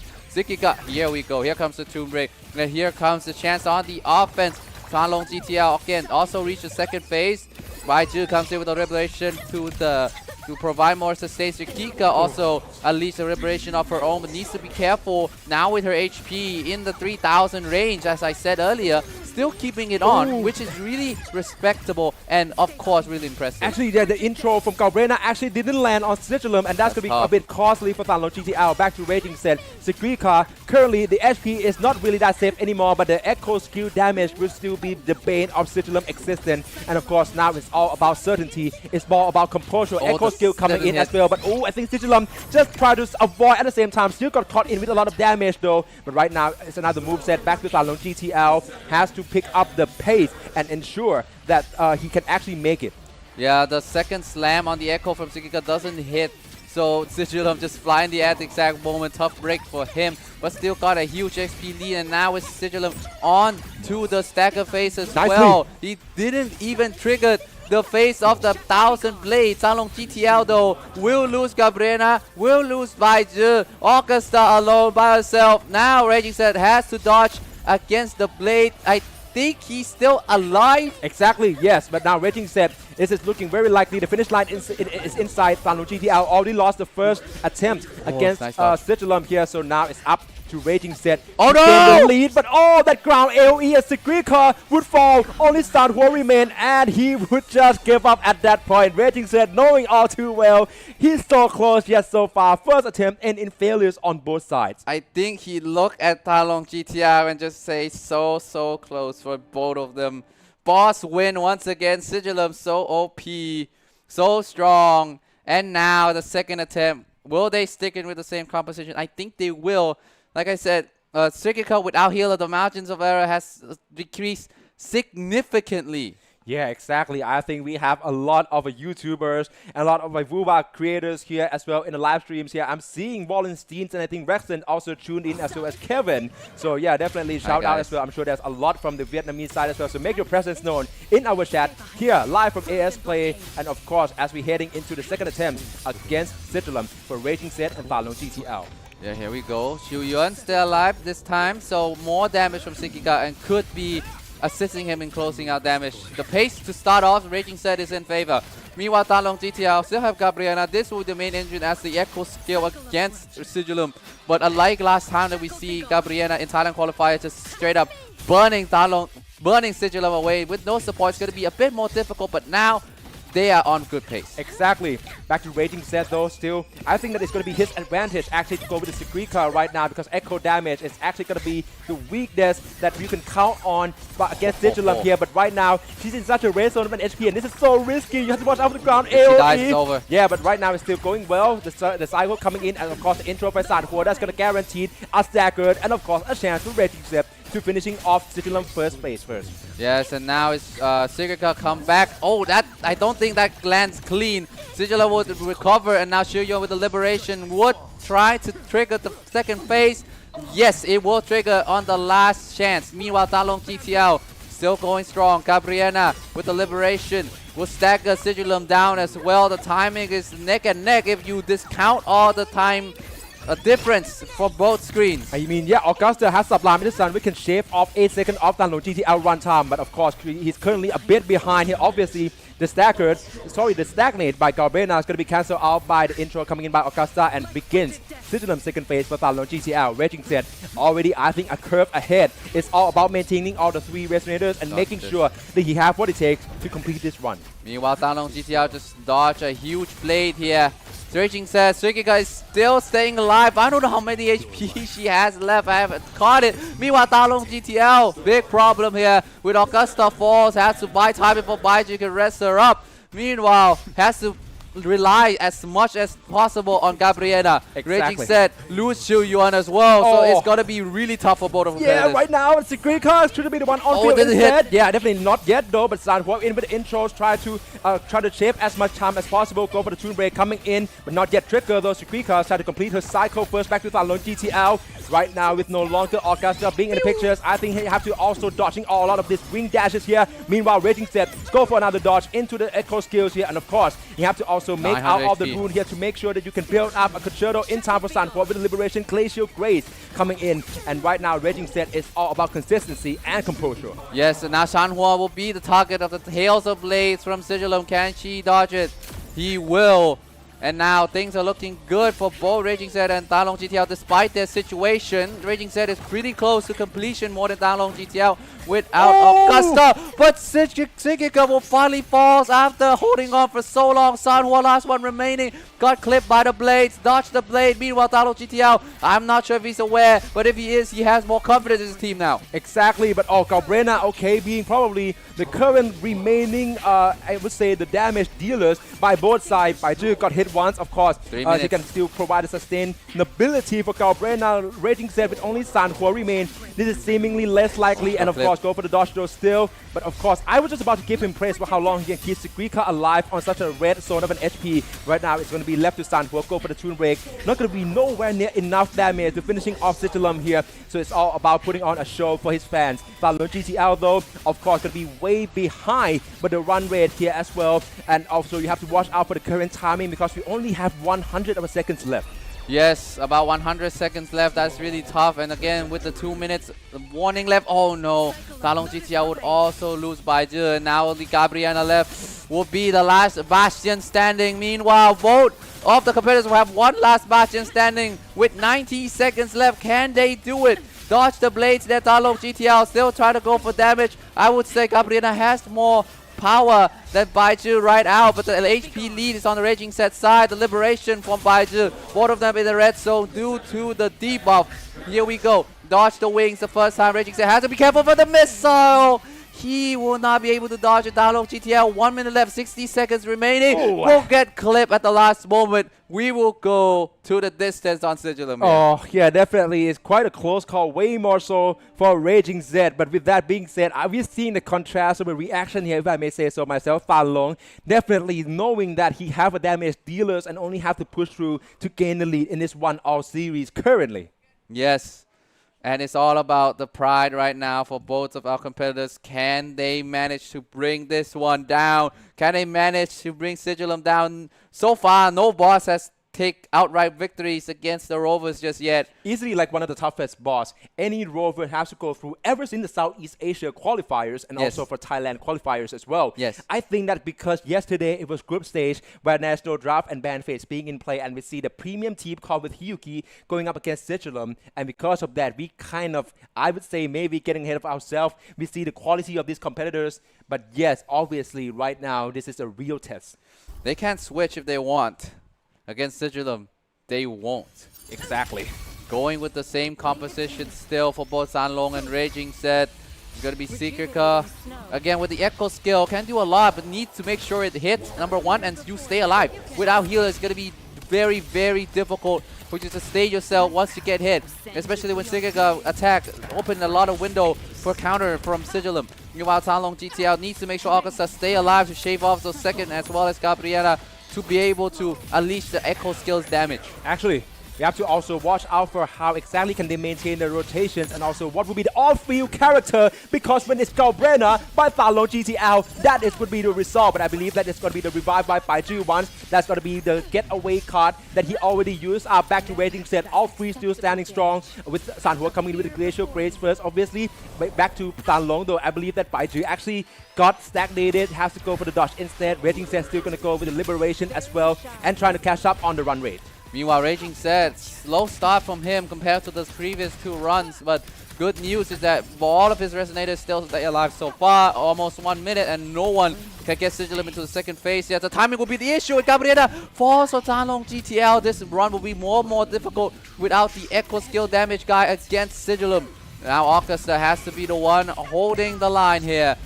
Can she be able to do it using the Liberation, the Sunward Conquest, Sword of Eternal Oath, trying to prepare for Sublime? It's the Sun slashing through more than 100,000 damage. Meanwhile, Raging Set here trying to Liberation with Shiryu himself. Yeah, the build up of the Majesty gauge by Augusta is going to be way more difficult right now, with only Baiju being the only options remain for the Concerto and the Quick Swap. Raging Set though, all three still stand, and it's going to be up for him to deal with the moveset here. I think he has to focus on keeping Shiryu alive as well, and of course a wing dash coming in. It's going to be an ebbs and flow with all of the dodging mechanics here, but for Thalong GTL, Augusta also fell, and suddenly only Baiju remains. There's only Baizu remain, and the time is not good for Thalong GTL. He just needs to hold on for dear life, just buy time as much as possible. Hopefully he can try to trickle down. Hopefully there's miracle.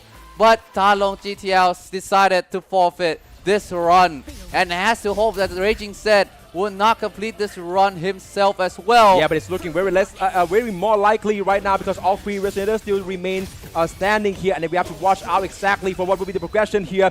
This is going to be a lot of echo damage. But Sanhua also fell. Oh no! But I still think that with Shuyuan and of course the Grika, that can also be the case. Let's see whether Raging Set can push it through. I think the finish line is inside for him, but instead Sigilum will choose to go for the sword plunging here, and of course I think there's not going to be any parable coming soon, and Shuyuan would also fail. Sigrika remaining, and Toon Break for Raging Set to complete the second phase of Sigilum and takes the lead. No way, he did it. Just one lifeline remaining. I didn't caught earlier. The Raging Set already took Sigilum into the second phase, and I realized that before he faced against the Hails of Blades, then the damage from Echo Sets, the Echo skill damage, doing a lot. Exactly, that's going to be the catch-up that exactly Raging Set needs in order to gain the lead in this first to 3 series, which means right now he's only 1 point away from making it to the grand finals of Wuthering Waves Holographic Overdrive. Wow. Thalong GTL back against the wall. But it's not over for the Vietnamese yet. And it's also not over for Raging Set. He needs to lock in for one more moment. However, Thalong GTL cannot use his comp anymore. His has been used 3 times. He can still use Baiju because he switched to bullying in the second round. But he cannot use Gabriela and he cannot use Augusta. Exactly. That's just how fast it is.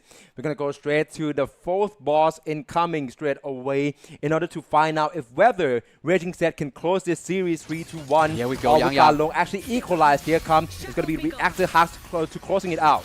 Yeah, Reactor Husk though has a fusion resist. So Mortafee only will come as an enabler for Yang Shuangling. Can Yang, the new Yang, the 1,000 pigeons Yang, can she do it? Exactly.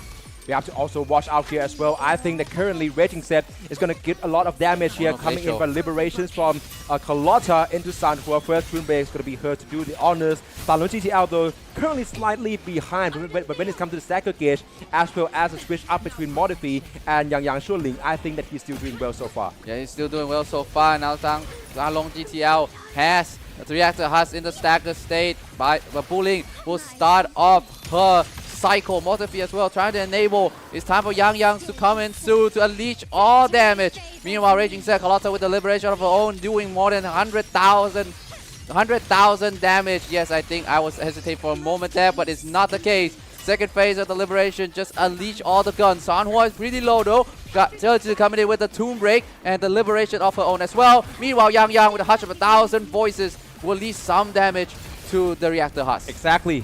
We have to go back to Raging Set though, because currently it's going to be this lava projectile from Reactor Hacks. And you have to also watch out here, because I believe that currently it's going to be Sanhua, who already in the red zone of an HP. Should go for the liberation right there. I'm not sure if it actually landed on Reactor Hacks even a little bit, but it could be the setup that he needs for Jertu. And of course now switching right in. Quite a good quick swap here with the intro coming in by Carlotta. And of course, we can look forward to see another parable coming in, but choose to go with the liberation instead. This is quite risky, but it's also going to pay off, as right now Reactor has got disrupted by Raging Set, enable him to deal another windows of combos of damage. Yeah, meanwhile, Danlong GTL switch back to Yang Xuanling. He has the liberation of her own, the Hush of 1,000 voices coming in hard. Almost get the staggered status from Reactor Hush. Just need to keep the pressure on. Oh no, bullying has been put down so low. The defensive echo skills is gonna push her to stay alive for a bit, but she will end up falling.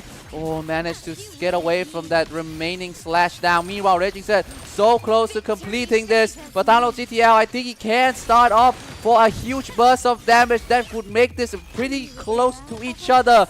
It's unless Raging Set somehow bursts his damage and end it now. Here comes Danlong GTL. Here comes the liberation. Not gonna deal as much damage as he would hope for. Raging Set will finish it off. And I think Raging Set is gonna advance to the grand finals. Still, Danlong GTL wants to create the show with only 2 resonators remaining. Nortefi start off with the liberation and Yang switch back in. Here comes the back and forth between the 2 resonators. The HPs keep going down. Exactly right. Okay, we can expect a masterclass for Yang Xuanling coming in against Reactor Hacks here, and of course, just go and complete the run. Show the world, show Southeast Asia what kind of a rover he is and how good he can be. Yang Xuanling coming in with the liberation, going in order to finish the sequences with intro from Modifi. Danlong GTL also complete the challenge against Reactor Hacks, albeit at a significantly after time. And it will be Raging Set who's the key of this series, 3-1, and proceed on to the grand finals. It will be Raging Set face off against Futasilla. It's gonna be once again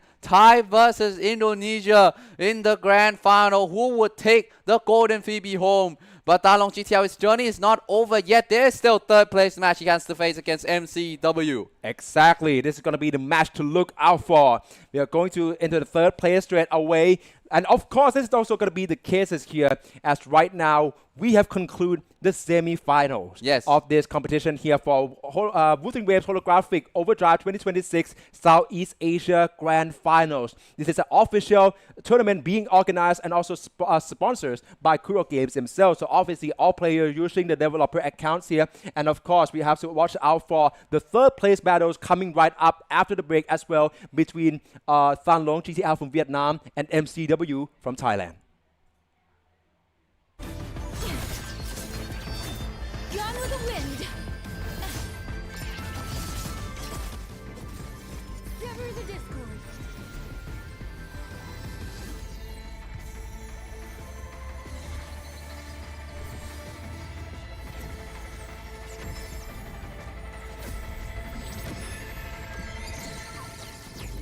All down.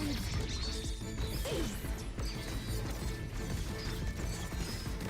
Ride the wind. Down slow.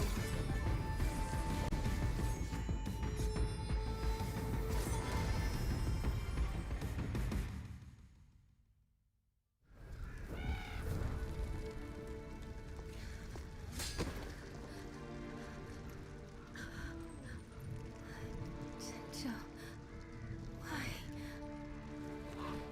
I've always felt this cannot be how this story ends.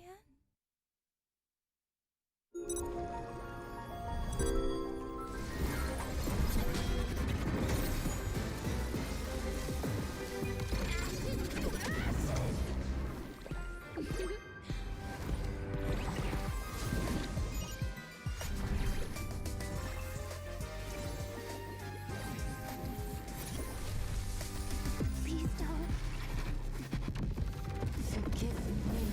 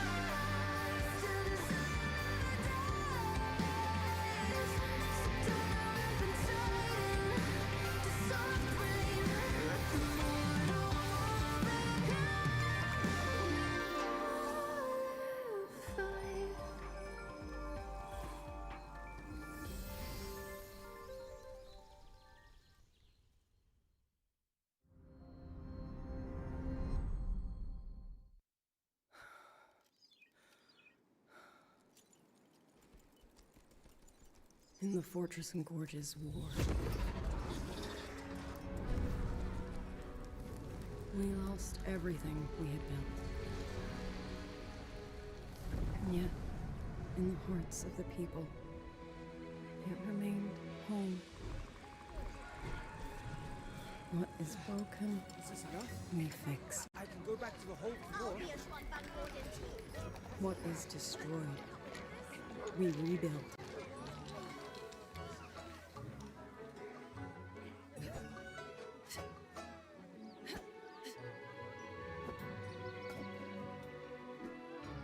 Even if the tragedy repeats time and again, Together. We will always make the same choice. Then, from the past, we walk toward tomorrow.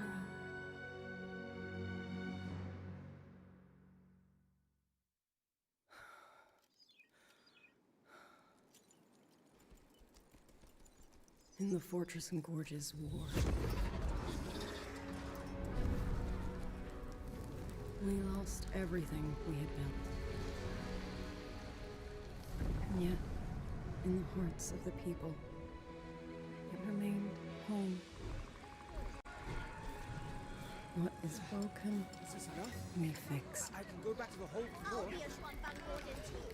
What is destroyed, we rebuild.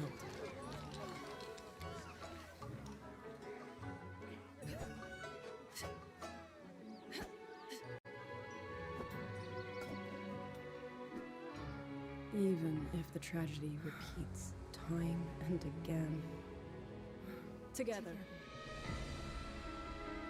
We will always make the same choice. Then, from the past, we walk toward tomorrow.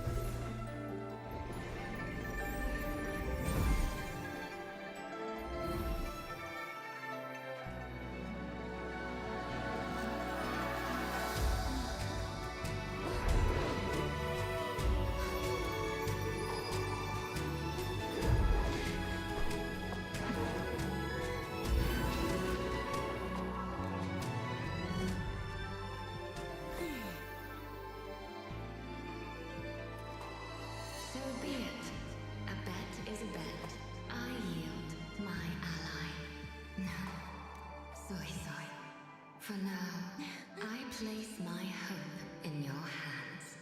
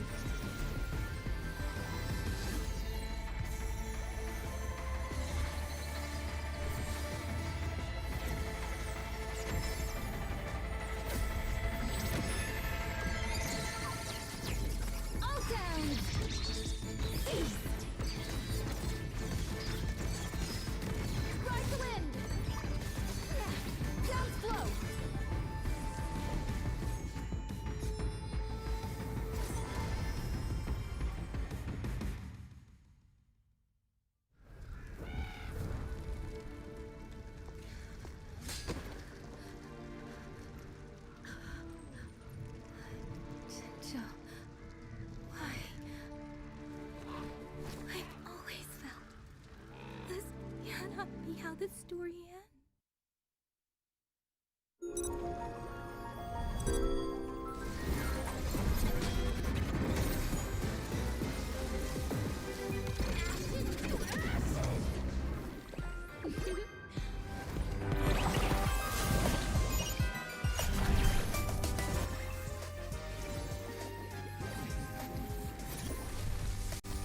Please don't.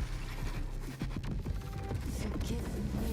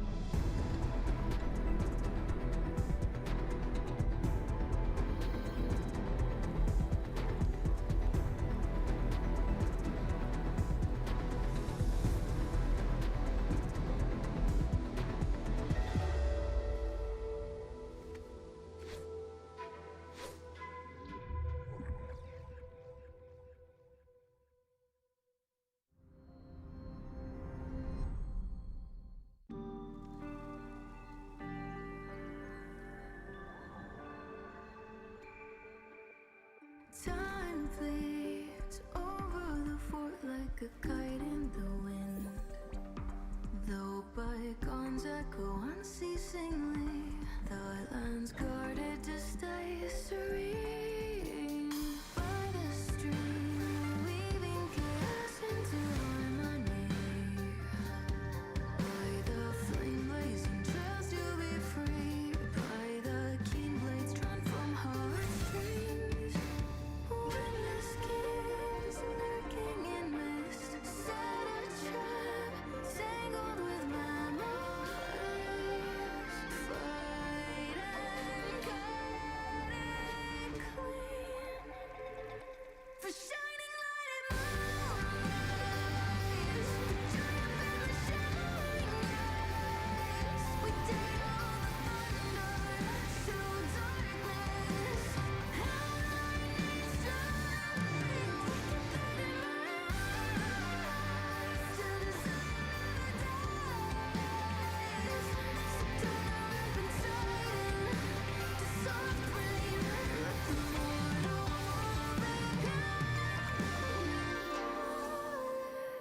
fight.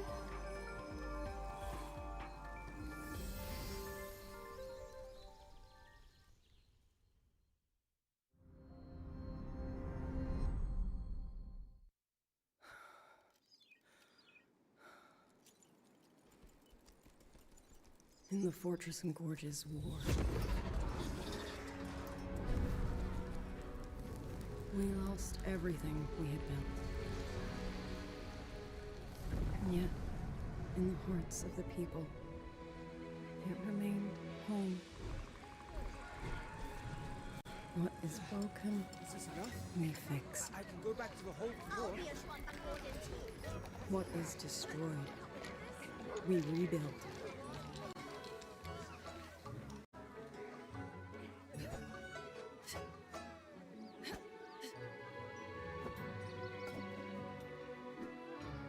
Even if the tragedy repeats time and again, Together. We will always make the same choice. Then, from the past, we walk toward tomorrow.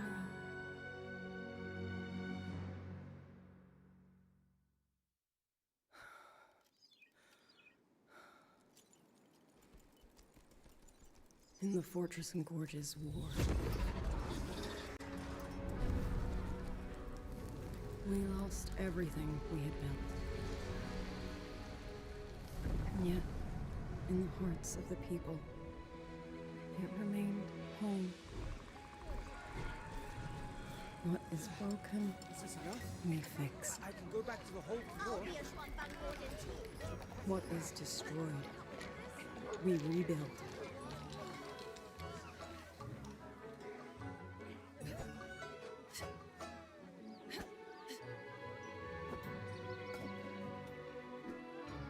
Even if the tragedy repeats time and again, Together. We will always make the same choice. Then, from the past, we walk toward tomorrow.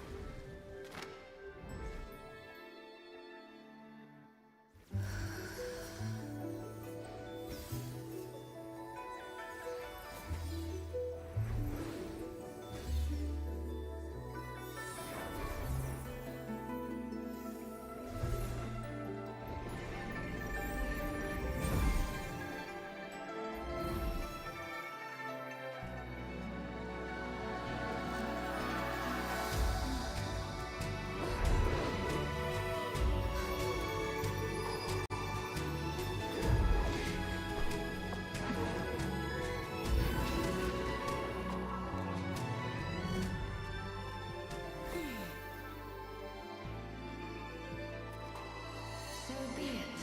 A bet is a bet. I yield my ally. No. Soy soy. For now, I place my hope in your hands.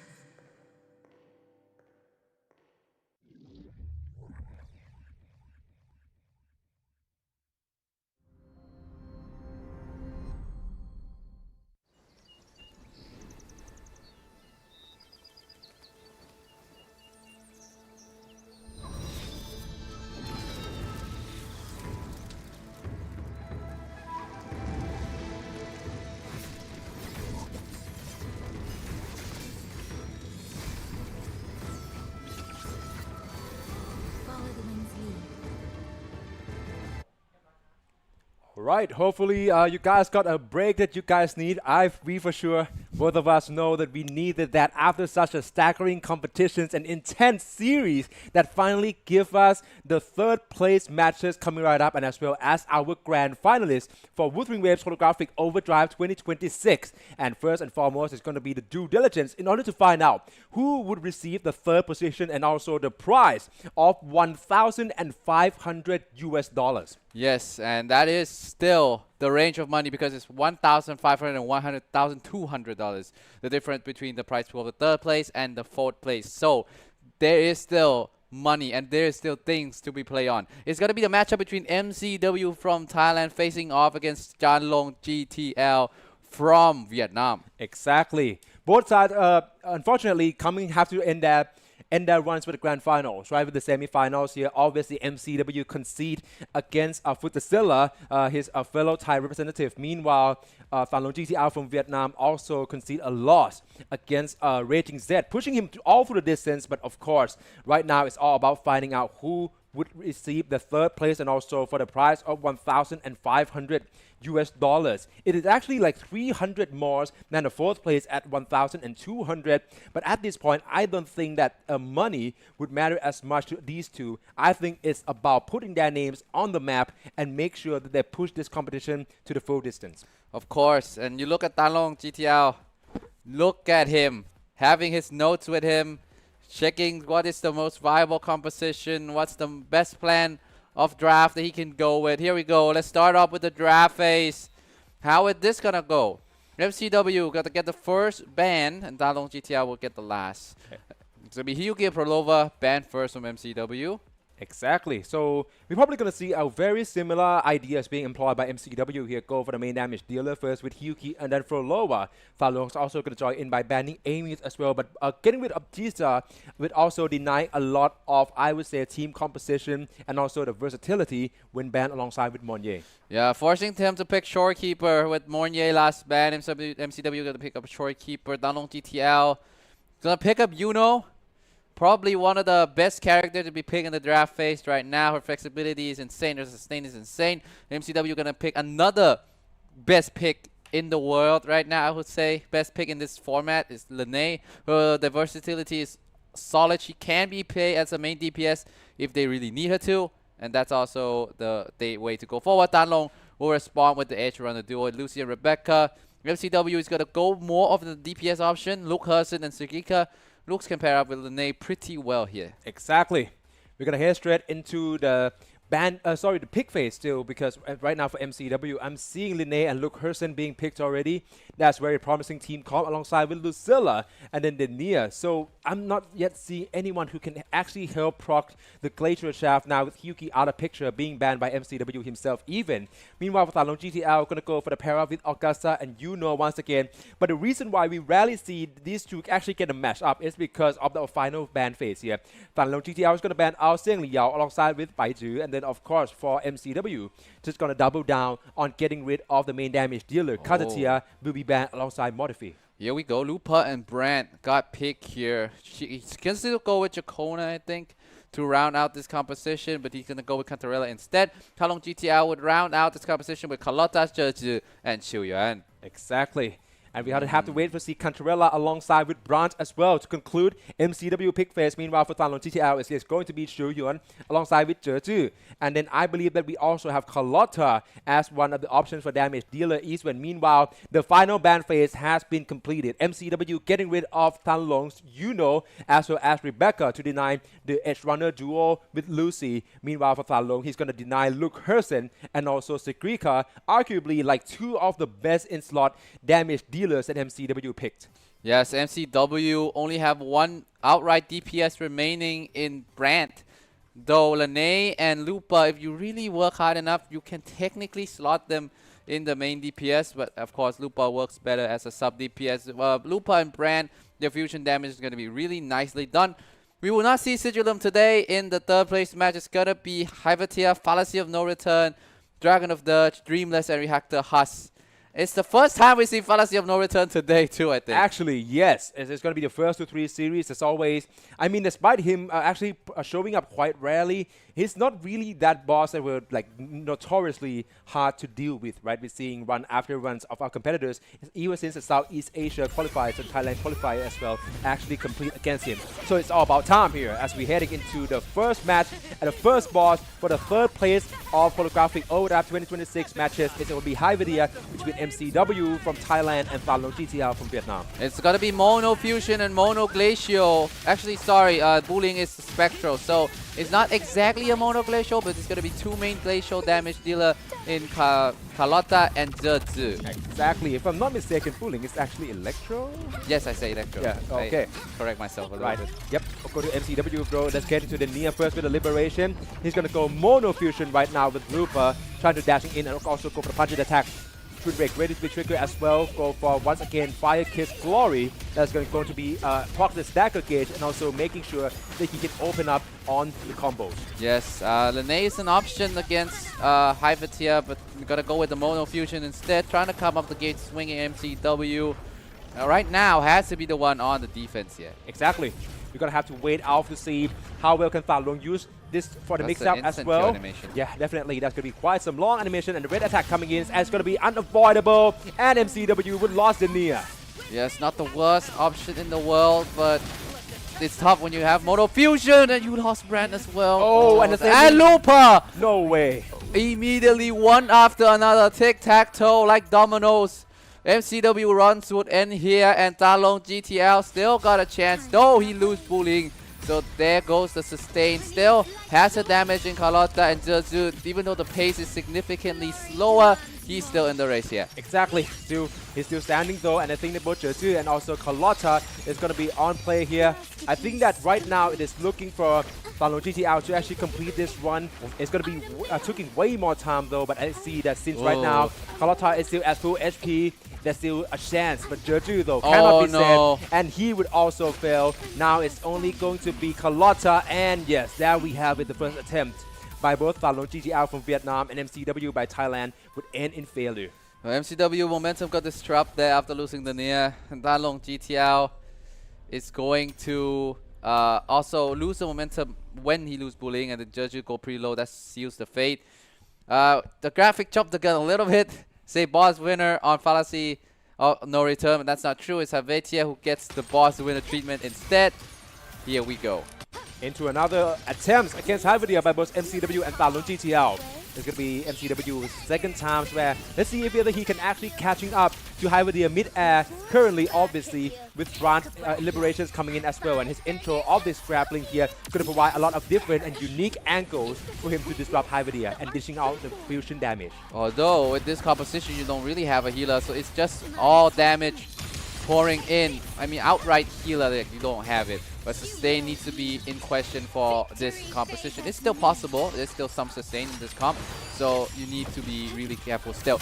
Meanwhile, Dalong GTL has to make sure that his healer bullying is still alive. Yeah, exactly. You have to also watch out this time as well. This is a third place matches, and MCW and Falun GTL is trying to battling it out for the prize. But of course, right now, the Nia once again being the one on field. That's way too risky, and the gamble is not going to be on MCW side. Right now, it's going to be Lupa. Go for the perfect parry. Nicely done, interrupting Hyvidia, but it's only for the short one though. Try to sneak in some of the hits, but of course, it's all about Brand in for the intro instead. Twin Break ready to be triggered, and yes, that's quite a lot of damage for Twin Break by Brand. Yes, but overall damage is not ideal when you compare it to Talong GTL. He also loses bullying again, so this is not ideal, but there is still some heritage, I would say. Her gift, the parting gift, to able to provide some sustain to Carlotta and Jeju. Actually, yes, of course, we're going to go straight in. Oh no! Yeah, definitely, because right now I believe Carlotta from Talon GTL also fall. Now it's going to be MCW, who's currently still have two resonators in his hand. It's going to be Lupa first, trying to go with the on-field one, but right now this moveset by Hyvidia is also very, I would say, cautious for him to actually deal with as well. Talon GTL only Jeju remain. I don't think that he can actually finish this run, but of course going to push through to the full distance. It's not going to be likely, but all these blades and also ground AoE is something to look out for. Yes, a little bit of a habit move there from MCW. He has two resonators remaining compared to Dalong GTL only has one, but the HP lead from Andong GTL.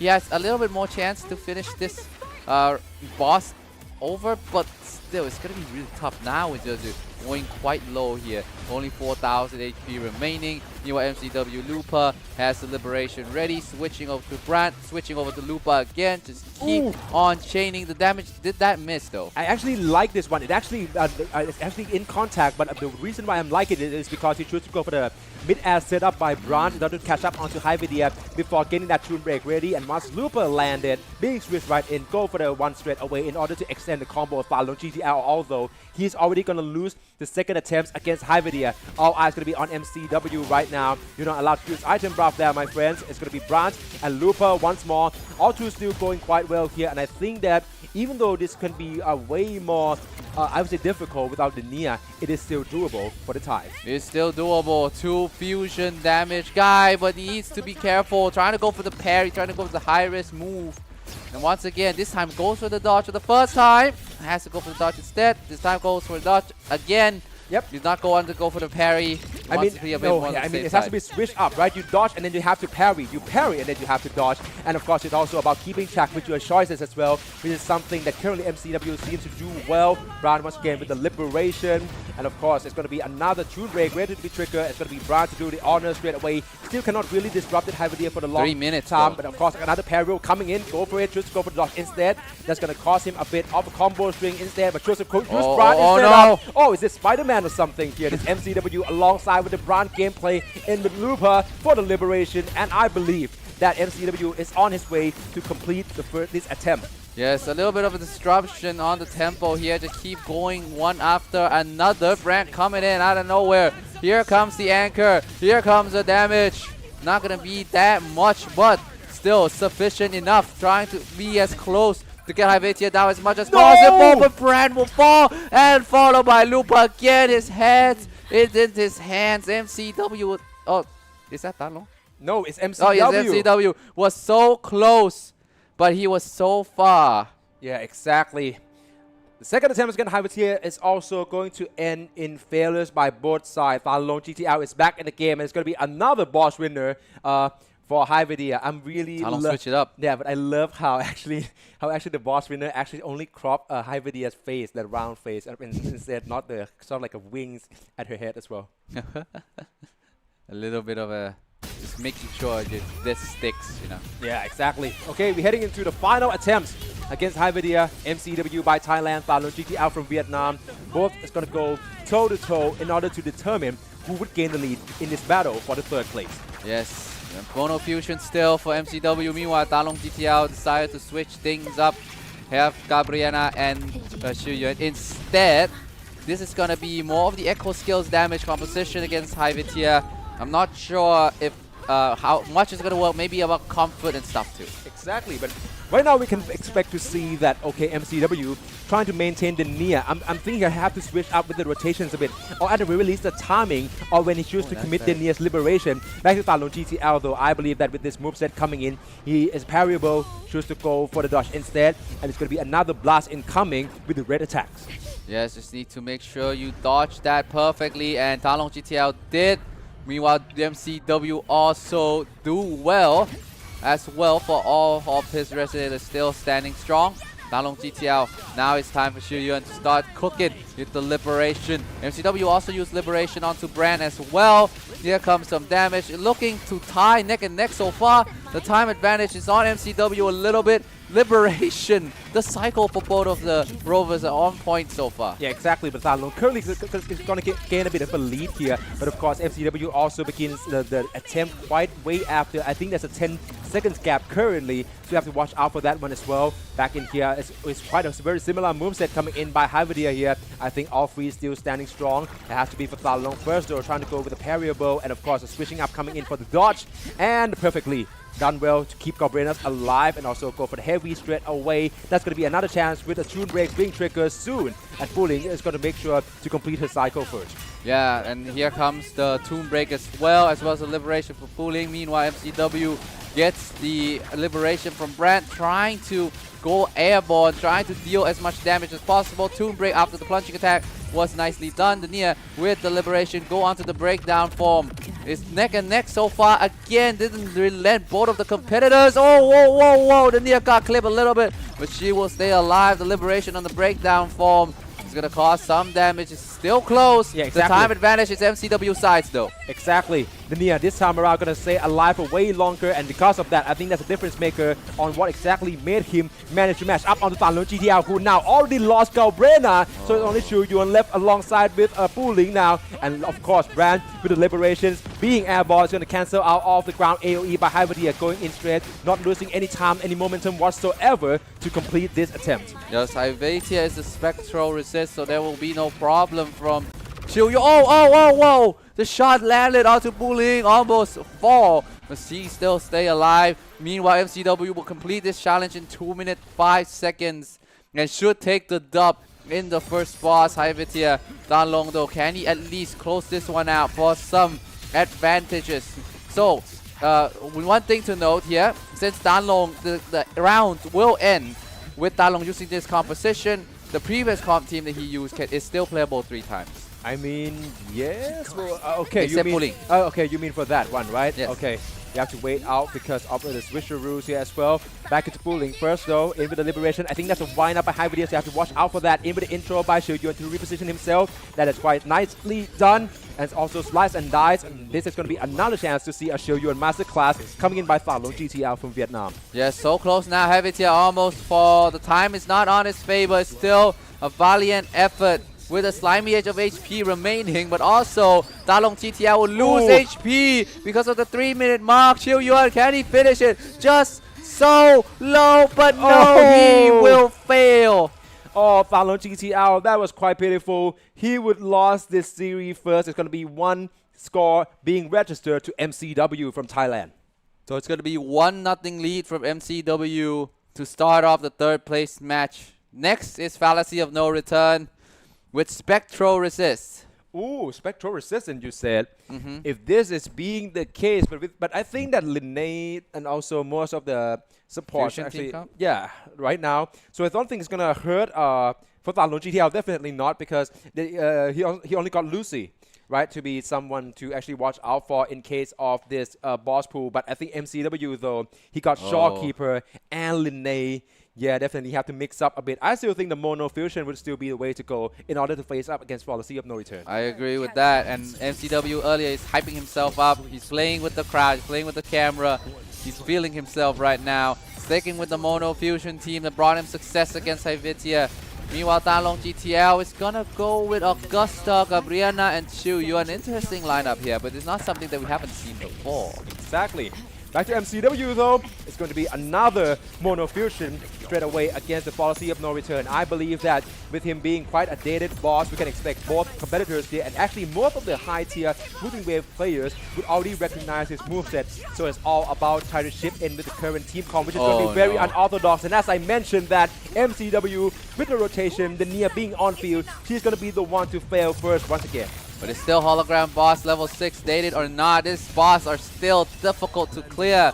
And when you have team comp that may not be your best option or your most comfortable, that can play an issue as well. Talong GTL has a stacker state, has a 2-break available as well. Right now, Gabriana with the Liberation will deal a lot of damage here. Exactly, and 2-break ready to be triggered in order to extend the combo as well. Waiting for Fallacy of No Return to actually recover first. Coming in with the intro by Augusta, and then yes, nicely done. Oh no, Augusta coming in. It actually didn't interrupt the Fallacy of No Return, so you have to watch out for that as well. Augusta currently HP in the red zone, but right now he's gaining quite a lot of lead from MCW. It's going to be Sublime the Sun, freezing the time as well, and I think this can be it for Talon GTL, closing down on Fallacy of No Return. How cinematic could that be? Yes, total cinema. MCW though lost in the lost brand, decided, you know what, I'm gonna let this one go.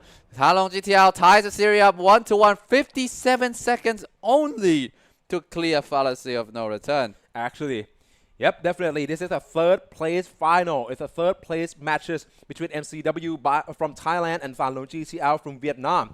And of course, both are going to go toe-to-toe. They want to go the full distance and try to claim the 3rd place prize of $1,500 US. The thing with MCW team comp is that he has Shawkeeper, but he hasn't used Shawkeeper yet until now. It's going to be Linnae, Lucilla, and Shawkeeper. This composition is all about trying to share the role, and also Linnae with the Tomb Break composition. We can look for a lot of quick swap here as well, because Linnae's intro can also help you closing in the gap with Dragon of Dirge. So of course, going to be another one to look out for. And look in level 2 into right now is internal stereolism. So you have to watch out, because I think Linnae got clipped mid-air. Still with the Echo skill for shield, going to keep himself alive. Falun GTL though, of course, going to go with Carlotta once again with the Liberation. Ready to get the lead against Dragon of Dirge. Yep, the DPS so far seems to favor Talong GTL. He used the same composition. He starts off with Havitia, so technically this is the first time he didn't use all of these characters except Fu Ling that he already used in Hyvetia Exactly, beforehand. but MCW already lost Lucilla as we speak, and not only Linnae and Shawkeeper, the duo Spectral would remain as the HP of Dragon of the Dirge has barely shipped. Yeah, Dragon of Dirge is a fusion resist boss Yes. as well, so that's why he cannot go with triple fusion. And also, you know who else is also a fusion resist boss? What would that be? That would be Reactor Huss. Ah. If they go the distance, it will be really difficult. And look at the pace right now. Talong GTL poised to take this one if bar any unforeseen circumstances. Exactly. You have to wait out and see, because right now with the Enlu being level 3 by Shawkeepers, but MCW is also going to have to do with Linnae as well. I think that at this point, MCW can try to put on distance, but Talong GTL is quite passing with the flying colors here. All three resonators still standing, and I think this will be his chance to actually getting the lead. Yes, trying to dodge away from Dragon of Dirge, trying to get away from all of the attacks that he's trying to do. Here comes the launch. Still managed to dodge He it already away. lost Fu Ling though, Yes. for Talong, so, but it's going to be Carlotta, and I think this is pretty much doable. Only the main damage dealer, the rest is to keep her alive. Talong here with Carlotta, and then of he course gets with it. the Liberation, and there we have it. Talong GCR from Vietnam finishing against Dragon of Dirge, potentially gaining a lead over MCW, who currently still have to struggle with two of the Spectral, and neither of them are main damage dealers. Yeah, none of them are doing damage dealer outright, except Linnae. If you can try to say that, yeah, Linnae can deal a lot of damage with the Tomb Break mechanics. Shawkeeper on the field right now before switching to Linnae with Prismatic Overblast. Is trying to make sure, sinking a lot of damage here. There are some shields, there's some defense. So not gonna get killed outright, but needs to be careful with the dodge. Here comes the blade, nicely done. Here comes another one, she cannot dodge it. So it's gonna be Shawkeeper remaining. To some people, Shawkeeper is the best girl, but she cannot do it all alone. Exactly. I think that MCW just goes straight into try to recompose himself, because Talong GTL from Vietnam have get the lead. Yes, Talong GTL, this man right here, one more round and he will be crowned the third place winner in Wuthering Wave holographic competition right here in that Overdrive, Holographic Overdrive 2026. One more, just one more, and MCW has to go fusion here. Exactly, and as you already mentioned, Mr. Loyal, if MCW needs to make this one go to distance, he have to make it to the last boss of our series, and that be Reactor Husk, another fusion resistant boss, which means that this current comp that we are seeing right now with the mono fusion, although it's bread and butters, is managed to have him finishing against Hyvedia, but right now he has to also go the full distance and try to optimize the remaining resonator pools as well. Meanwhile, though, Talong GTL facing off against Streamless with Havoc resist. So there's no outright Havoc main damage from both sides, if I recall correctly. Unless... Oh yeah, Cantarella is Havoc, if I recall. Yes, Hadrella is Havoc. Okay, they're gonna head straight into this one though, because I think that the nearest Liberation is also coming in the final act. The second phase of that though, it's gonna be Lupa for the intro, go for the punching here. Dreamless still gonna go straight with this whirlwind straight up, and I think that right now it's gonna be quite good for both sides though. Of course, Talong GTL with Augusta, Sublime Mitrtown can shave up 8 seconds of his run time here, so that's going to be valuable in the matchup and the speedrun tournaments against MCW. And not just the time, but also the damage. Look at right now, it seems neck to neck, but Talong GTL has a bit of lead with the time mechanic, as well as with all the damage that he has been able to do with technically 2 main DPSs, and Xiuyuan has a huge support. Meanwhile, MCW is still going strong with the fusion composition. It's trying to even out right now. All right.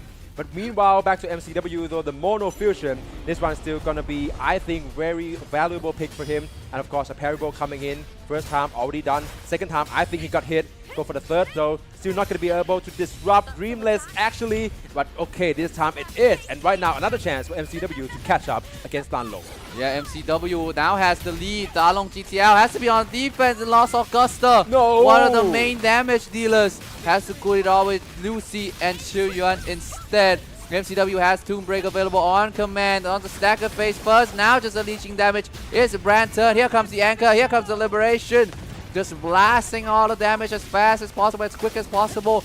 The stagger gauge is about to be depleted now with the 2 break. Trying to extend his combo. Still on the brand, still airborne. Switch to the near. Has the breakdown for. Meanwhile, Talong GTL also lose Yuan. So it's Lucy available only for Talong GTL. MCW look poised to tie the series. But the near got clipped by the site. Exactly, not looking good, but I still think that the 2 remaining resonators can actually help MCW to go a full distance. Talon GTL only with Lucy remain, try to catch up, but also it's seemingly less likely. MCW currently with Brand coming in with another liberation, obviously, and there's going to be another chance to chip onto the stacker gauge. Meanwhile, have to watch out for Lupa as well. Try to go for the gap closing mechanics here with the Brand grappling instead, and of course, just dealing all this damage, being in mid-air, and of course, Lupa being switched right in. MCW equalized with this result of 2 minutes and 11 seconds. Yes, and I think he should be able to equalize here with the time not in favor of Talong GTL, as well as this run. Lucy by herself can deal a lot of damage, of course, but it's going to be a bit difficult. It's going to take a lot of time, which is not ideal in the speedrun tournament. Talong GTL, though, still trying to stay alive, trying to stay strong, but get clipped in the end. Talong will fail this run. The equalizer is going to be 2-2. And in the 3rd place match, we will be going to game number 5, going to the distance, going to boss number 5. We will be going to Reactor Husk, the fusion resist boss. MCW cannot use this competition no more. How would he adapt? Exactly, the composition of Mono Fusion. We see how well he can brilliantly play Looper, the Nia, and then also Bronze. But right now, with the Reactor Husk being the last boss, we have to also watch out for how he can actually adapt, knowingly well that he cannot go with the same team comp anymore. Meanwhile, for Talong, I have to wait and see as well. I think that I see his reaction straight away when he realized that MCW actually complete the run and equalize. So right now, all will have to be settled. The 3rd place of Wuthering Waves Holographic Overdrive 2026 will be decided on this attempt on Reactor Husk. Oh, that lanyard, the card holder, Sui Sui. You can get it in this event right here. The key art is very beautiful. You got Sui Sui, you got Yang Yang, and you got 2 Rovers. MCW also trying to hype himself up, saying he can do this. He has a pride and the cheer of the home crowd. We're going to Reactor Husk. How is it going to go? It is going to be the same combi used against the Dagger of Dirge. It's going to be Showkeeper and Lene with Lucilla. Probably has Lene and Lucilla splitting the main damage duty. Exactly. Okay, so it's got to be the same exact idea. I mean, it's not too bad with Lucilla being the carry, despite how unlikely it seems. But of course, right now, it's going to be her in the liberation state. It was the Talong GTL, though. I think with Carlotta, this is looking quite promising. But you have to also watch out for the sustainability now. So that's definitely going to be where bullying comes in. Yeah, bullying and just trying to buff Carlotta to do a lot of damage as possible. Look at here, a lot of spectral damage here from Showkeeper. But Talong GTL use the 2 break, get the stagger as well. That's a lot of damage done to Reactor Husk, a lot of opportunity to do so as well. Meanwhile, MCW, here comes Lene with a motorcycle charge and doing some bit of a damage. Prismatic Overblast. Have a lot of spectral damage onto Reactor Husk. Meanwhile, Talong GTL cycle towards Carlotta. A chance for her to do damage, is dancing around with the dodge though from Reactor Husk. Yeah, that's quite unlikely and quite unfortunate when it comes to Reactor Husk's moveset. So Talong GTL, that's going to cost him quite some time. But right now, I believe that one rate are very on an equal term between MCW and Talong though. Meanwhile, MCW currently going to have to dodging out of this lava projectile as well, and currently have to face the exact same movesets coming in by Reactor Husk. Enlu going to be deployed first and then go for Line's intro, trying to catching up onto Reactor Husk. Talong though, Toon Break about to be triggered, but I think that all 3 resonators can still stand and manage to complete the challenge. And it hits too. Bullying Liberation is going to hit. And nice dodge onto the claw as well. Here comes Jeju trying to use the liberation. Here we go. Carlotta tagging in pretty soon. And here comes Carlotta. Meanwhile, MCW is just shaving the damage. Reactor Husk. Showkeeper is going to do a lot of spectral damage as well. Switching. Not switching yet. Still Showkeeper. Still on the defensive duty. And meanwhile, as I was saying, all the spectral damage has been proc. Meanwhile, Talong GTL. One of them got caught. I'm not sure who it is. On a one-shot spree. Oh. It is Carlotta, the main damage dealer as well. No, how can he grab her with her being that small? Meanwhile, Hey. MCW, all three still standing tall. I think that this is his chance right now. He gained the lead in terms of progress as well. Toon Break ready to be ruptured. We have to also watching out because Lucilla is coming. Bullying is and 1 of HP. course, yeah, definitely Bullying is on such low HP as well for Fallow GTL. We have to go through and through. But right now, it seems like the discernment and MCW already celebrating. He's gonna finishing off Reactor Husk. The reverse sweep is complete. Yes, MCW would manage to claim this 3rd place in Wuthering Wave Holographic Overdrive 2026. GG well played to Tan Long GTL still. He has done a great job. MCW is aura farming, but he extended his hand. Sportsmanship moment for 2 competitors here. Exactly. MCW did it. Of course, he's going to be disappointed to not making it to the grand finals, but the 3rd place it his, and also the prize of $1,500 making the Thai crowd proud, definitely. Meanwhile, we're going to have to go give a lot of props and respect for Falun GTL from Vietnam as well. I believe he had made all the Vietnamese fans, Vietnamese Vua fans proud with his run in this tournament, being the representative, and also he's going to finish in the 4th place and receive the prize of $1,200 as well. And they should be proud. It's a brilliant performance from Tan Long GTL. But at the end of the day, it's MCW who comes up with a dub, and he will claim the 3rd place finish. The grand final stage has been set. It's going to be between Futasilla and Raging Set. Thailand versus Indonesia. I think this battle can be the battle for the ages. Futasilla, I would say he is the best rapper in this tournament so far right now. Wuthering Wave Holographic Overdrive, his composition, his draft, and also his ability to play the off-meta composition, something that you don't see every day to the fullest of their potential, is his strength. Meanwhile, Raging said, you give him anything, he's gonna play it really well. If everything falls into pieces where he wants it, he will win. So it is the battle of win condition, Facepalm. Exactly. So definitely that's going to be something to look out for as well. Futasilla, probably there are way too many clutch moments by this point. This Thai representative already make his capabilities as a Rovers being known. Meanwhile, Raging said, after all of the tournaments being held in his country of Indonesia by all of the dedicating fan base, Wuthering Waves, this is going to be another cases for him to go and win it all for his country. Meanwhile, before we head into the grand finals, there were going to be the special segments where we have a special guest. Many of them, some of them you may be not as familiar with, but also many of them you're going to want to watch out for. We're going to come back to the grand finals right after this segment. Don't go anywhere.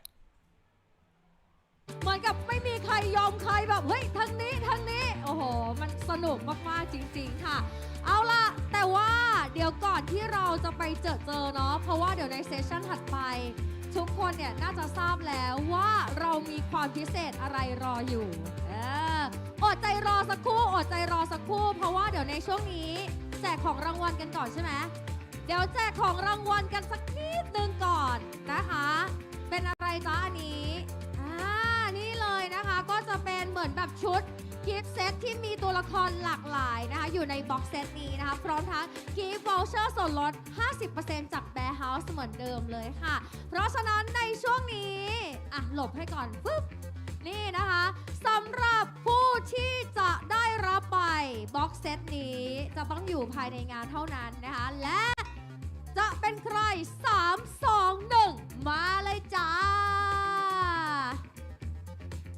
ใครจะได้เป็นเจ้าของคุณสุภกรป้อนมโนธรรมยกมืออยู่ไหนอยู่ค่ะประเมินบัตรประชาชนมายืนยันตัวตนด้วยอะไรก็ได้เอกสารทางแบบว่าราชการเอกสารอะไรก็ได้ที่สามารถยืนยันตัวตนได้เมื่อสักครู่นี้เขาเอาพาสปอร์ตมาด้วยไม่รู้ว่าจะทำการเดินทางไปไหนต่อหรือเปล่าไหนคะประตูนี้นะเดี๋ยวขอทางให้ผู้โชคดีของเราด้วยบัตรประชาชนใบขับขี่อะไรก็ได้สามารถยืนยันตัวตนได้เลยนะคะยังพอมีเวลากันสุภกรป้อนมโนธรรมเชิญเข้าจุดมาร์กิ้งเลยจ้ะนี่น่ารักมากนี่ถ่ายรูปนะจ๊ะยิ้มจะยิ้มเย้ยังพอมีเวลาเนาะโอเคมาได้เลยนะคะสำหรับของรางวัลชิ้นต่อไปของเรานั้นก็คือสแตนดี้นะคะเชียร์โคนานี่เอา มีกิฟต์วอเชอร์จากแบร์เฮาส์เหมือนเดิมนะคะส่วนลด 50% ค่ะ 1 2 3 ไป และผู้โชคดีได้แก่คุณ Naris Lim Congratulations Where are you Please show yourself Naris Lim Naris Lim ถ้าเกิดเป็นต่างชาติเราจะเขาจริงแล้วนะคะ one Naris Lim 2 and Naris Lim 3 sorry แก้ตัวอ่ะ next let's go Congratulations to นัชนนท์พูนสวัสดิ์นัชนนท์พูนสวัสดิ์ออกสำเนียงไทยนัชนนท์พูนสวัสดิ์นับ1ค่ะนัชนนท์พูนสวัสดิ์นับ2และนัชนนท์พูนสวัสดิ์นับ3ชิ้นเดิมนับไปต่อนะโอเคไปต่อเลยจ้ะแทนกุณธิดาสัจจมโนกุณธิดาเย้สัจจมโนน่าจะใช่ไหมคะสัจจมโนคุณธิดายังมีเวลาไหมเรื่อยๆยินดีด้วยค่ะเข้าจุดมาร์กเลยจ้ะกล้องนี้หน่อยกล้องวิดีโอ เอาภาพนิ่งเย้ยินดีด้วยนะคะไปกันต่อค่ะเดี๋ยวเรายังจับกันต่อเนื่องนะคะสำหรับรางวัลต่อไปนะคะก่อนที่จะเข้าสู่ช่วงเวลาสุดพิเศษที่ทุกท่านรอคอยนะคะเป็นอีกหนึ่งช่วงเวลาไฮไลท์นะจ๊ะสีเขียวเหนียวซับอีกแล้วจ้ะนี่เป็นเครื่องรางวัตถุมงคลนะที่ใครที่แบบพกไว้ก็จะมีแต่ความสุขนี่ค่ะแล้วก็จะเป็นกิฟต์วอเชอร์นะคะจากแบร์เฮาส์ค่ะลด 50% นะ1 2 3ไปใครจะได้เจษดาชัยยะนรงค์ค่ะมาเย้ยืนยันตัวตนด้วยมีกำลังใจแล้วว่าออกทุกรางวัลเลยตอนเนี้ยเย่ยินดีด้วยนะคะบ็อกเซตไม่เอาออกมาแล้วเหรอ หยิบอันนี้ด้วยถืออันนี้ด้วยโชว์ให้กล้องนี้ดูหน่อย1 2 3บอกมือเย้ภาพนิ่งสร้างรายได้ยินดีด้วยค่ะไปกันต่อเลยจ้าเดี๋ยวรอดูนะคะว่าอุ๊ยบ็อกเซตมาอีกแล้วแอบดูก่อนตื่นเต้นเหรอสุดท้ายเหรอนี่นะคะเป็นบ็อกเซตนะคะอันนี้ของอะไรอิอุโนะเหรออิอุโนะอูโน่เหรอนี่อูโน่เดี๋ยวดูนะว่าใครจะได้อยู่ไม่ไหวอุ้ยตื่นเต้นแทนดาราสาวเดินมาแล้วนะนี่นะคะเป็นบ็อกเซตสุดท้ายของช่วงนี้แล้วนะคะกับกิฟต์วอเชอร์ค่ะส่วนลด 50% นะคะจากแบร์เฮาส์นั่นเองจะเป็นใคร3 2 1มาขอให้ได้ขอให้โดนขอให้โชคดีขอให้อยู่ในงานชัดด้านในพันจันเอาอีกแล้วพอเป็นรางวัลใหญ่แล้วทำไมเงียบเอาใหม่นะชัดด้านในนับ1ชัดด้านในนับ2นะแล้วถ้าเกิดไม่ได้คือเก็บใช่ไหมชัดด้านในนับ3ขอไปต่อค่ะอีกรายชื่อนะคะทุกคนจิตใจไม่อยู่กับดิฉันแล้วค่ะตอนนี้จิตใจไปอยู่กับดาราสาวของเราแล้วนะคะ ชยพลทองอุทัยศรีชยพลค่ะชยพลทองอุทัยศรีนับ1ชยพลทองอุทัยศรีนับ2และชยพลทองอุทัยศรีนับ3ขอบคุณมากค่ะใครช่วยนับขอให้ได้รางวัลใหญ่นะคะไปกันต่อเลยจ้า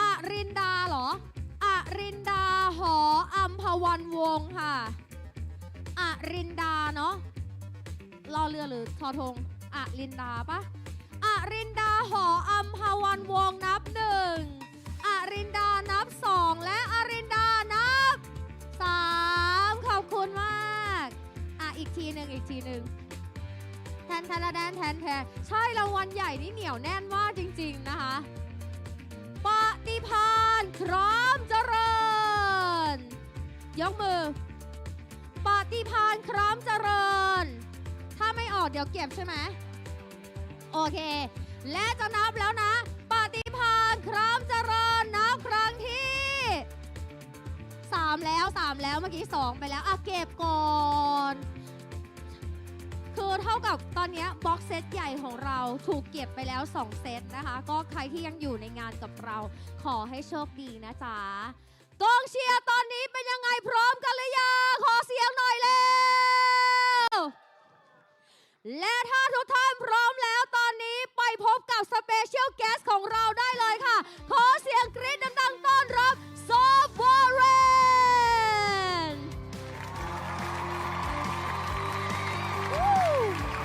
โอ้ยหล่อมากและขอต้อนรับดาราสาวของเราคาบิเลีย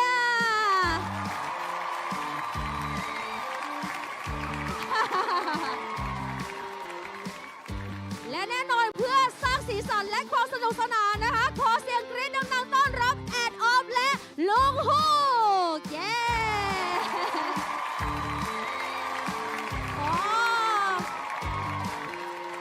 สวัสดีทุกคนค่ะสวัสดีค่ะ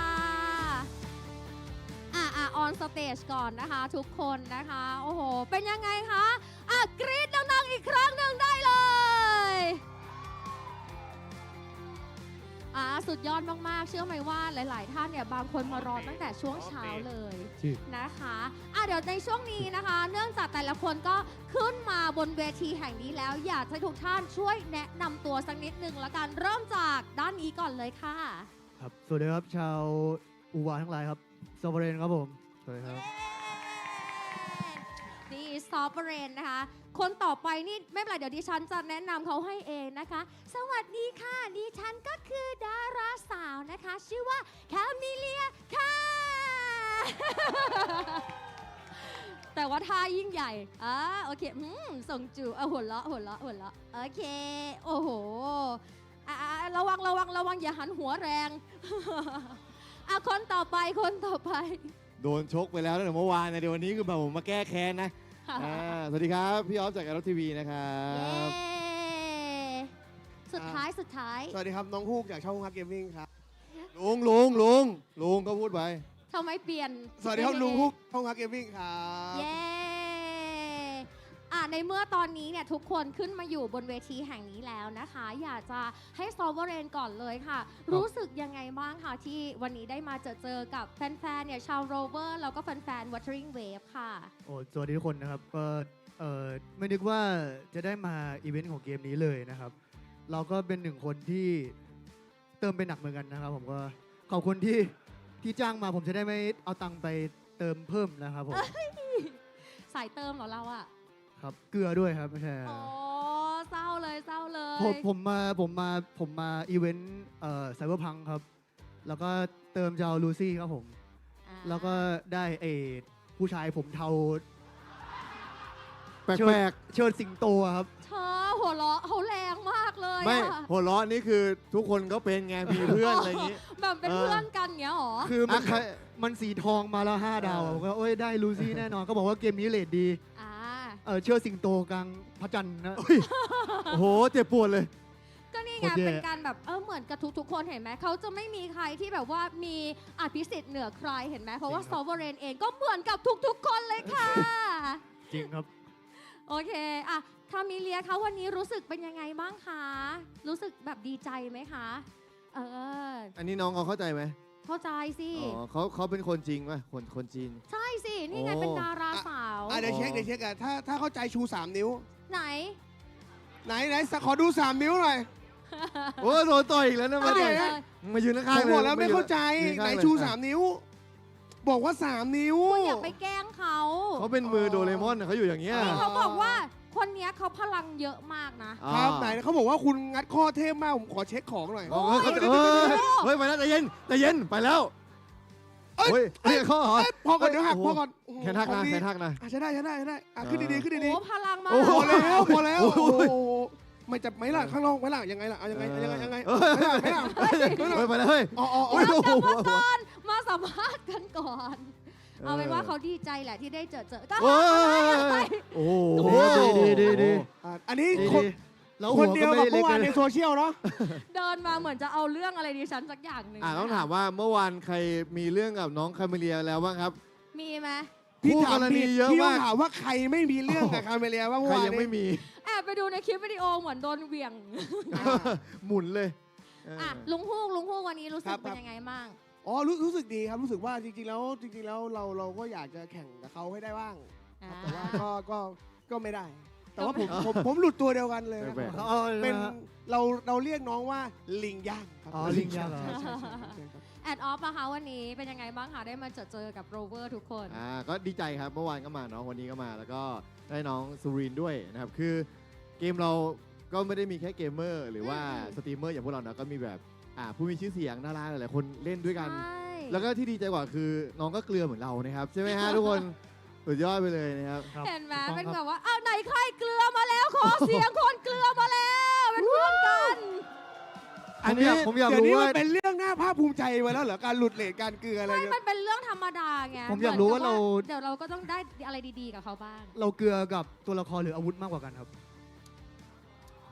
โอ้โห ตัวละคร เปลี่ยง คือต้องบอกว่าเกมนี้เนี่ยอาวุธไม่ค่อยทำร้ายใคร ส่วนตัวละครจะมาคล้ายๆหมีแพนด้ามาเป็นช่วง อ๋อ ๆช่วงไหนมาก็มาช่วงไหนไม่มาก็หายไปเลย มีช่วงไม่มาด้วยเหรอ มีก็เมื่อวานนี้นายทุนผมมาเปิดที่หน้าบูธเลย เอ้ย กดเติมกันสดๆ 10,000 บาท โอ้โห หลุดลวด 2 ตัวคนลุกไปหมด ก็อยู่กันนานๆไงจะได้เหมือนลุ้นไปเรื่อยๆเกลือบ้างแบบเทพบ้างอะไรแบบปนๆกันไป ต้องเกลือ อย่า นะ เกลือบ่อยอย่าเกลือบ่อยเลยครับ เราไม่ค่อยอยากเห็นตัวละครอื่นนอกจากตัวละครที่เราอยากได้ ถูกเลยครับถูกอันนี้ถือว่ามาถูกทาง ใช่ ครับ ใช่ครับ มันต้องมีการลุ้นบ้างสลับกันมันจะได้สนุกไงสนุก โอ้ยจริงๆ ออกเร็วตรงตัวก็ดีเหมือนกันครับใช่ไหม ออกเร็ว 10 โลออก 2 ตัวสนุกเสมอถูกไหม มีความรู้สึกแต่คนดูสนุก แต่คนเวลาดูเราโชคดีอ่ะเขาไม่สนุกไงข้าวเขาไม่อร่อยไง ก็คือที่โดนรีพอร์ตก็คือเปิดออกดี โชคดีนี่โดน เขาชอบตอนเราโมโหเนาะ ใช่ครับ เวลากำลังบอกทำไมไม่ออกตอนจังหวะเราสแกนตังค์นี่เขาจะมีความสุขเป็นพิเศษ เฮกันลั่นข้าว นี่แห เขา ละ อร่อย เป็นเรื่องปกตินะคะคำถามต่อไปในงานของเราเนี่ยวันนี้มันมีกิจกรรมเยอะมากๆเลยเนาะ ครับผม ไม่ใช่เพียงแค่เหมือนให้มาดูการแข่งขันเท่านั้น แต่ว่ายังมีแบบคอสเพลย์มีกิจกรรมแอคทิวิตี้ที่ทุกคนเนี่ยไปตามฐานด้วยก็เลยอยากจะถามว่าแต่ละคนเนี่ยประทับใจแบบในส่วนไหนของงานมากที่สุดซาวเวอร์เลนชอบส่วนไหนคะ โซนเกมเลยครับ อ๋อ อันล็อกทุกตัวเลเวลตันแล้วก็เล่นอะไรก็ได้ครับผม วันนี้ให้เราเลือกได้เต็มที่ ใช่ เลย ก็ ใช่ไหม มีตัวใหม่ที่เพิ่งปล่อยมาใช่ไหมฮะ ใช่ ได้ไป ซุย ได้ซุยๆได้ไปลองกันยังครับ ลองหรือยังไหนใครลองแล้วยกมือหน่อย ลองฟรีโดยไม่ต้องเกลือนะครับอันนี้ ก็เลยดีครับ อัน แล้ว นี้เห เดี๋ มื ย อน วค่อยไปเกลือด้วยกัน เหมือนสวรีจะฝังใจนิดนึงนะอะไรเกลือเนี่ย นั่นน่ะสิ รู้สึกมันติดอยู่ในใจของ เหมือนเขาโดนมาหลายรอบแล้วยังไงไม่รู้ โดนมาหลายรอบเฮ้ยผมเปิด ตอนแรกผมจะพยายามจะเอาลูซี่ S6 ไม่ไหวจริงครับได้ ตัวนี้ผมไม่ไหว แต่ว่า ผมเจอไอ้หนุ่มเชื่อสิงโตมัน5 รอบอะครับ คุณเจอคนเดียวติดกันหลายรอบเลยครับ มีหนุ่มเชื่อสิงโตกับไอ้ผู้หญิงออกจากกล่องอันนั้นน่าใช่ มวยทีเนาะ ที่ลำอย่างนี้เลยไหม เป็น5 ดาวที่ทำร้ายจิตใจครับ โอเคค่ะคามิเลียคะวันนี้ชอบแบบส่วนไหนพาร์ทไหนมากที่สุดคะ แปล วันนี้ ให้ แส ฟั ด ง งเป็นท่าทาง เบา หมดแล้ว โอ้ไม่ได้เลยเบาพอก่อนวันนี้เก็บด่วนเลย เดี๋ยวผมเคลียร์ให้ต้องขอโทษทุกคนด้วยครับดูเรื่องเนี่ย ตอนเจอเราไม่เห็นเป็นงี้เลย นั่นน่ะสิ ชกเดียว ไหนเราเจอกันทำไงนะ โดนต่อยบ้างโดนทุ่มบ้างนะคะ ได้ครบได้ สองมาตรฐานเหลือเกิน ลุงฮูกอะลุงฮูกชอบอะไรบ้าง จริงๆผมชอบคอสเพลย์ครับ ค่ะ คือต้องบอกแบบนี้แก๊งคอสเพลย์เนี้ย ครับ เหมือนพวกล่ารางวัล ยังไง คือเราจะเจอเขาตั้งแต่งานครบรอบแล้ว เราไป แล้วตอนงานครบรอบเนี่ยเขาก็ได้รางวัลตอนนั้นเนี่ยเขาเป็นออฟสตาร์ น้องขนมเมื่อวาน ถูกต้อง อ่า แล้วเขาก็เอาดาบมางวดนั้น เห งว วี่ ด ยง ต่อ โช มาคือ ว์ เมื่อวานนี้เขาก็มาเป็นชอคีเปอร์ เปลี่ยน แล้ว ด้วย เขาก็กางปีกอีก โอ้โห คือตอนป๊อปปูล่าบวชเนี่ยเราตัดสินใจกันว่าเฮ้ยเราไม่ให้เขาดีกว่า อ่า เราคิดว่าแชมป์แน่เลย อ่า เราก็เลยไปให้อีกคนหนึ่ง อ่า แล้วก็แชมป์จริง แถมจริง แล้วเขาก็หันมาบอกว่าพรุ่งนี้เจอกันใหม่ครับพี่ เจอกันทุกวันทุกงาน ก็เลยชอบเป็นพิเศษรู้สึกว่าแบบแรงบันดาลใจเขาสุดๆ จริงๆ ครับ แล้วก็เขารักวูเทอริ่งเวฟมาก เพราะว่ามาแต่ละครั้งเนี่ยเข้าถึงคาแรคเตอร์ตลอด ใช่ครับ ได้ค่ะ แล้วแอดออฟล่ะคะวันนี้ชื่นชอบแบบว่าพาร์ทไหนที่สุด 2 วันแล้วกันมา 2 วันแล้วนี่เรา ถ้าเป็นผมน่าจะชอบสายเมอร์ชันไดส์ ค่ะ ผมชอบซื้อของช้อปปิ้ง ช็อป นี่ ยั เพิ่ ง ง วันนี้ได้อะ เพิ่ ไรง ไป ไปแล้ว เพิ่งไปจีนมาเพิ่งกลับมาเลยไปกวางโจวนี่แหละไปวูเทอริ่งเวฟของที่ใหญ่เขาเลยของจีนเลยไปซื้อซื้อของช้อปปิ้งเมื่อวานก็มาอวดแล้ววันเนี้ยก็มีอีก2 วันเลยตรงนี้ใช่ไหม มีของที่เหมือนทางจีนไม่มีด้วยนะ บางอย่าง ผมหาคีย์บอร์ดยินหลินตั้งนานมาอยู่นี่เฉย เอ้า ที่นู่นไม่มีแล้วจะไปจีนทำไมก็ไม่รู้งงมาก เห็นไหม มาที่ไทยคือบรรยากาศที่นี่เขาสวยนะครับใครที่สายสะสมเนี่ยแนะนำเลยแล้วที่โมโหสุดคือมีตุ๊กตาคาเมเลียเราก็ซื้อมาจากจีนแล้วไง จ้ะ ที่นี่มีไปทำไมวะแบบเหมือนมาเวลาออกอีเวนต์ที่เนี่ยมาซื้อที่นี่ดีกว่า เปิดประสบการณ์ไง เขา แต่ว่า ที่ เขา นี่ครบอยู่แล้ว ใช่คือเขาขนมาให้เราช้อปปิ้งถึงแบบถึงดินแดนไทยเราโดยที่เราไม่ต้องลำบากเหมือนผมไปตรงนู้นก็ได้อะ ก็คุณไปบอกเขาว่าของขายน้อย อยากได้ของขายเยอะกว่านี้เขาก็ขนมาให้คุณไง คุณช็อปกันหรือยังข้างหลังช็อปกันหรือยั อะ ง ไรไหนใครช็อปอะไรเมอร์ชันไดส์อะไรมาแล้ คุ ว ณ ไหน เห็น โชว์ให้ดู คอล ห เล น่ ก อย ชั ได้ น ไห ให ม ม่เดเนียหรือยังชมพู่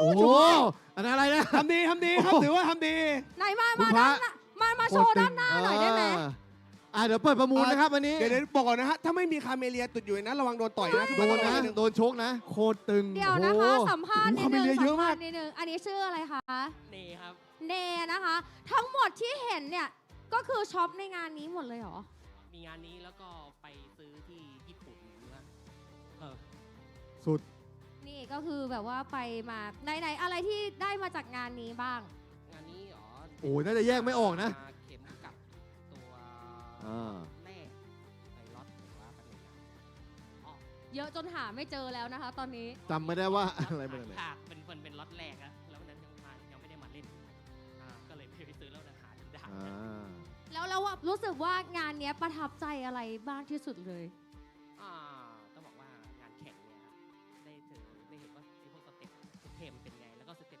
ลิงเป็นไงแล้วก็ได้รู้ว่าทีมเอเมดโนเบนแม่งยังเก่งเหมือนเดิมครับ โอเคครับ ปรบมือดังๆให้เนด้วย ระดับลูกสาวเลยนะ สุดยอดมากเลยอ่ะนี่แบบว่าตัวจริงมากๆ มีใครซื้อมาอีกไหนโชว์ซิอยากเห็นอีกอ่ะเมอร์ชันไดส์ของเรามีอะไรบ้างนะอาทิเช่นให้เราฟังหน่อยได้ไหมคะ ลุงฮูก จริงคอลเลกชันใหม่ข้างหน้านะครับเป็นของเดเนีย เลเซอร์ เยอะมากทั้งแผงเลยใช่ครับ มี มีหมดเลยคีย์บอร์ดแผ่นรองเมาส์แต่ว่าตัวเก้าอี้ที่วางอยู่นี้จะเป็นไม่ใช่เก้าอี้ของเดเนียนะ ค่ะ เพราะของเดเนียเนี่ยจะมีสีดำด้วยจะมี 2 แบบ ยังไงเราแวะไปดูข้างหลังได้ ก็คือซื้อแล้ว ยังครับก็เรารู้ว่าเรามาวันนี้อีก1 วันก็เลยยังไม่ได้ซื้อครับ ซึ่งเดี๋ยวจบนี้เดี๋ยวฮูกจะไปซื้อเดี๋ยวฝากเก็บตังค์ เดี๋ยวหมดนะของเขามีจำนวนจำกัด สักครู่ ด้วยนะ โทรศัพท์เข้าเดี๋ยวผมกลับมาใหม่ อยากให้ทุกคนแบบว่าช่วยฝากอะไรนิดนึงว่าฝากอะไรถึงแฟนๆ Wuthering Wave ที่มาในวันนี้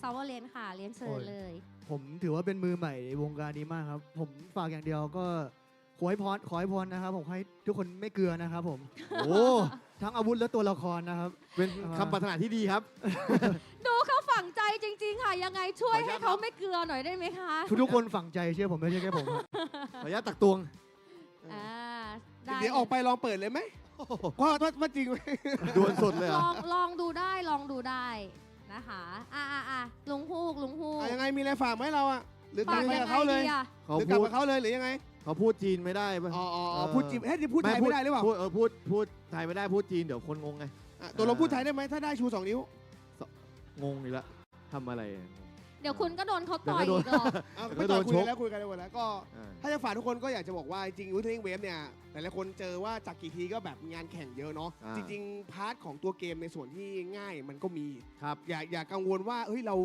าเล่นเกมฮาร์ดคอร์ไม่ไหวเราจะเล่นไม่ได้ จริง ๆ แล้วก็มีคนตายบนเวทีเมื่อวานอยู่หลายคนเหมือนกันก็ถือว่าเล่นได้ มุมกล้องอาจจะมีเขินๆบ้างก็ถือว่าเล่นได้ ยังแซวมุมกล้องอยู่อีกเหรอ ถูกก็อย่ากังวลไม่จับก็ได้ โดนชกนะ อย่ากังวลคือเราเล่นได้หมดนะครับเนื้อเรื่องอะไรเราก็มีเยอะแยะมากมายไม่จำเป็นต้องเล่นเฉพาะส่วนที่เป็นฮาร์ดคอร์ก็ได้แต่ถ้าอยากลองก็ลองได้นะครับถือว่าของเหมือนกัน ของแท้ ถือว่าของแท้เหมือนกันฝากด้วยครับ ได้เลยอ่ะ ครับ แอดออฟนะคะ จริงๆส่วนตัวผมมองว่าเกมที่ดีคือเกมที่มีคอมมูนะครับผมมองว่าคอมมูที่นี่ก็ตั้งแต่แพท 3.0 เนาะตั้งแต่มีไทยนะครับปีที่แล้วเข้ามาเนี่ยแป๊บจะครบปีแล้วนะตั้งแต่ 3.0 ซึ่งพวกเราเองก็น่าจะเจอกันหลายที่งานมหาลัยผมก็ไปงานสงกรานต์ฉีดน้ำสีลมพวกเราก็ไปกันมาหลายที่มากอย่างเสื้อส้มเงี้ยก็จะเห็นเลยว่าเราอยู่กับการเก็บผู้ชายเสื้อส้ม เสื้อส้ม ใช่นี่คือเสื้อสงกรานต์ ไม่ค่อยอยากนับเพิ่งตบผมไปเมื่อวาน นี่ นี้ ของรางวัลไปหลาย ที่ ชิ้ เขา น ตบ มาก คุณ นะ เมื่อวานอ่ะ ที่ตบผมเมื่อวานนี้ไม่ค่อยอยากนับเท่าไหร่ คือเราดีใจที่เราไม่ได้ดูกันแค่อยู่หน้าจอไงเราได้มาเจอกันตัวเป็นๆบ้าง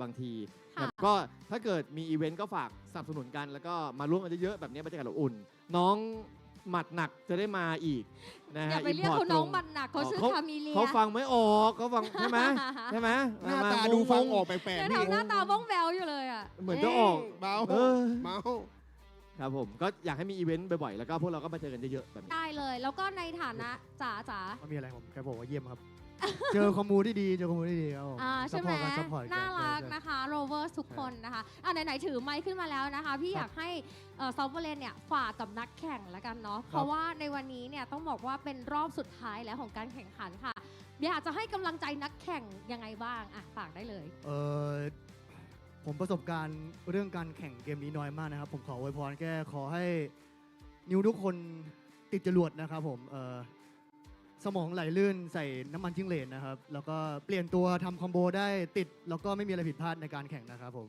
สาธุนะคะ ขอบคุณมากเลยค่ะ หันกลับไปขอถาม2คนนั้นนะคะ ลุงฮู้แล้วก็แอดออฟเนาะเพราะว่าชมการแข่งขันมาตั้งแต่เมื่อวานนี้แล้ว แล้วก็ที่บอกอะว่าไปอีเวนต์ของ WUTHERING WAVES เนี่ยมามากมายเลยอยากจะให้แชร์ให้พวกเราได้ฟังนิดนึงอะว่าสำหรับการแข่งขันในปีนี้มีความคิดยังไงบ้างมีความคิดเห็นมีความรู้สึกยังไงบ้างก็จริงบอกก่อนบางคนที่มางานแล้วไม่ได้เป็นนักแข่งอาจจะไม่รู้นะครับก็บางคนซ้อมมาถึงตี 3นะฮะก็ไม่รู้ซ้อมอะไรกันเยอะแยะเนาะ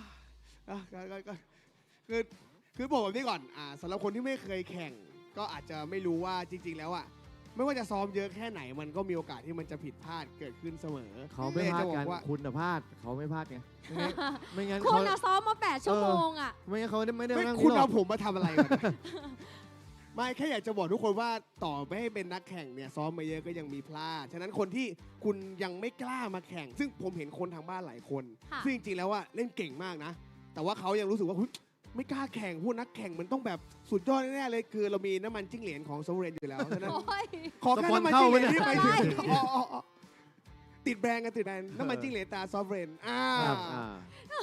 ถ้าเกิดว่านิ้วมันได้เนี่ยถึงเวลามันเล่นได้เองใช่ไหมมันพริ้วเองซ้อมจนเป็น muscle memory ครับผมใช่ไหมพวกคุณ muscle memory ไหมครับหลับตาเล่นก็ได้อย่างเงี้ยหรอเอาใหม่เมื่อคืนกี่โมงดีกว่าหน้าแล้วคนเนี่ยนอนหรือยังก่อนโอ้โหแล้วเหรอตี 2โอ้โหโอ้ my god เปล่านอนใจ2 ชั่วโมงอย่างก็อยาก encourage ละกันว่าอุตส่าห์มีเกมที่สามารถมาจัดแข่งได้แล้วก็จัดตลอดด้วยไม่ได้จัดแล้วก็หายจัดแล้วก็จัดแล้วก็จัดเลยไม่ได้มีแค่เฉพาะฝั่งไทยด้วยนะฉะนั้นก็ลองดูครับเต็มที่โชว์ให้เขาดูว่าคนไทยติดเกมไม่แพ้ชาติใดในโลกครับสุดยอดครับเยี่ยมมากค่ะเขาเรียกมุ่งมั่นพี่มุ่งมั่นเราซ้อมกีฬาขออภัยครับขออภัยใช้คำผิดไปนิดนึงไปให้ไกลนะคะแอดออฟค่ะมีอะไรจะฝากบ้างครับจริงๆก็เรียกได้ว่าเป็นเซอร์ไพรส์แล้วกันสำหรับเกมบูวาเนาะที่อยู่ดีๆก็มีแข่งขึ้นมาตั้งแต่ eSports ครั้งแรกเมื่อปีต้นปีที่แล้วหรือปีที่แล้วจำไม่ได้สักอย่างหนึ่งต้นปีมั้ง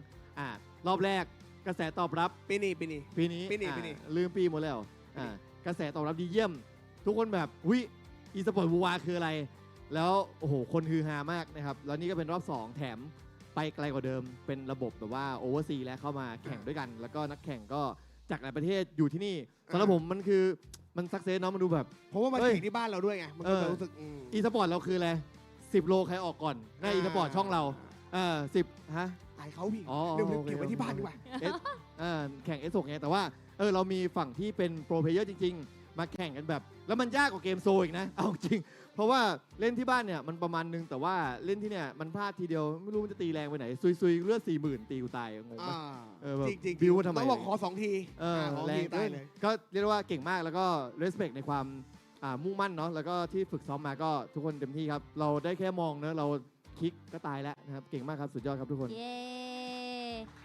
คำถามสุดท้ายแล้วนะคะก็อยากให้ทุกท่านเนี่ยฝากช่องทางติดตามฝากผลงานของตัวเองละกันค่ะเรียนเชิญซอฟเรนก่อนเลยค่ะของผมก็ฝาก IG ผมฝาก IG ด้วยป่ะได้ SVIN นะครับผมก็มาอวยพรเยอะให้ผมเล่นเก่งขึ้นแล้วก็ไม่เกลือแล้วกันนะครับผมสำหรับแฟนครับผมก็เกม WUTHERING WAVES เป็นเกมที่มีคอมมูนิตี้และเนื้อเรื่องดีมากแล้วก็ผมเชื่อว่าเกมนี้ไม่จำเป็นต้องเติมก็ได้นะครับที่จะทำให้เล่นได้สนุกอย่าทำอย่างนั้นครับ มันเป็นสิ่งที่ไม่จริงผมเข้าใจครับผมเพราะว่ากิเลสจะนำพาพวกเราให้เติมเองครับ เวลาตัวใหม่มาแพชใหม่มาวูดใหม่มาเดี๋ยวมันก็ทำให้เราได้เติมเองแต่ว่าเกมนี้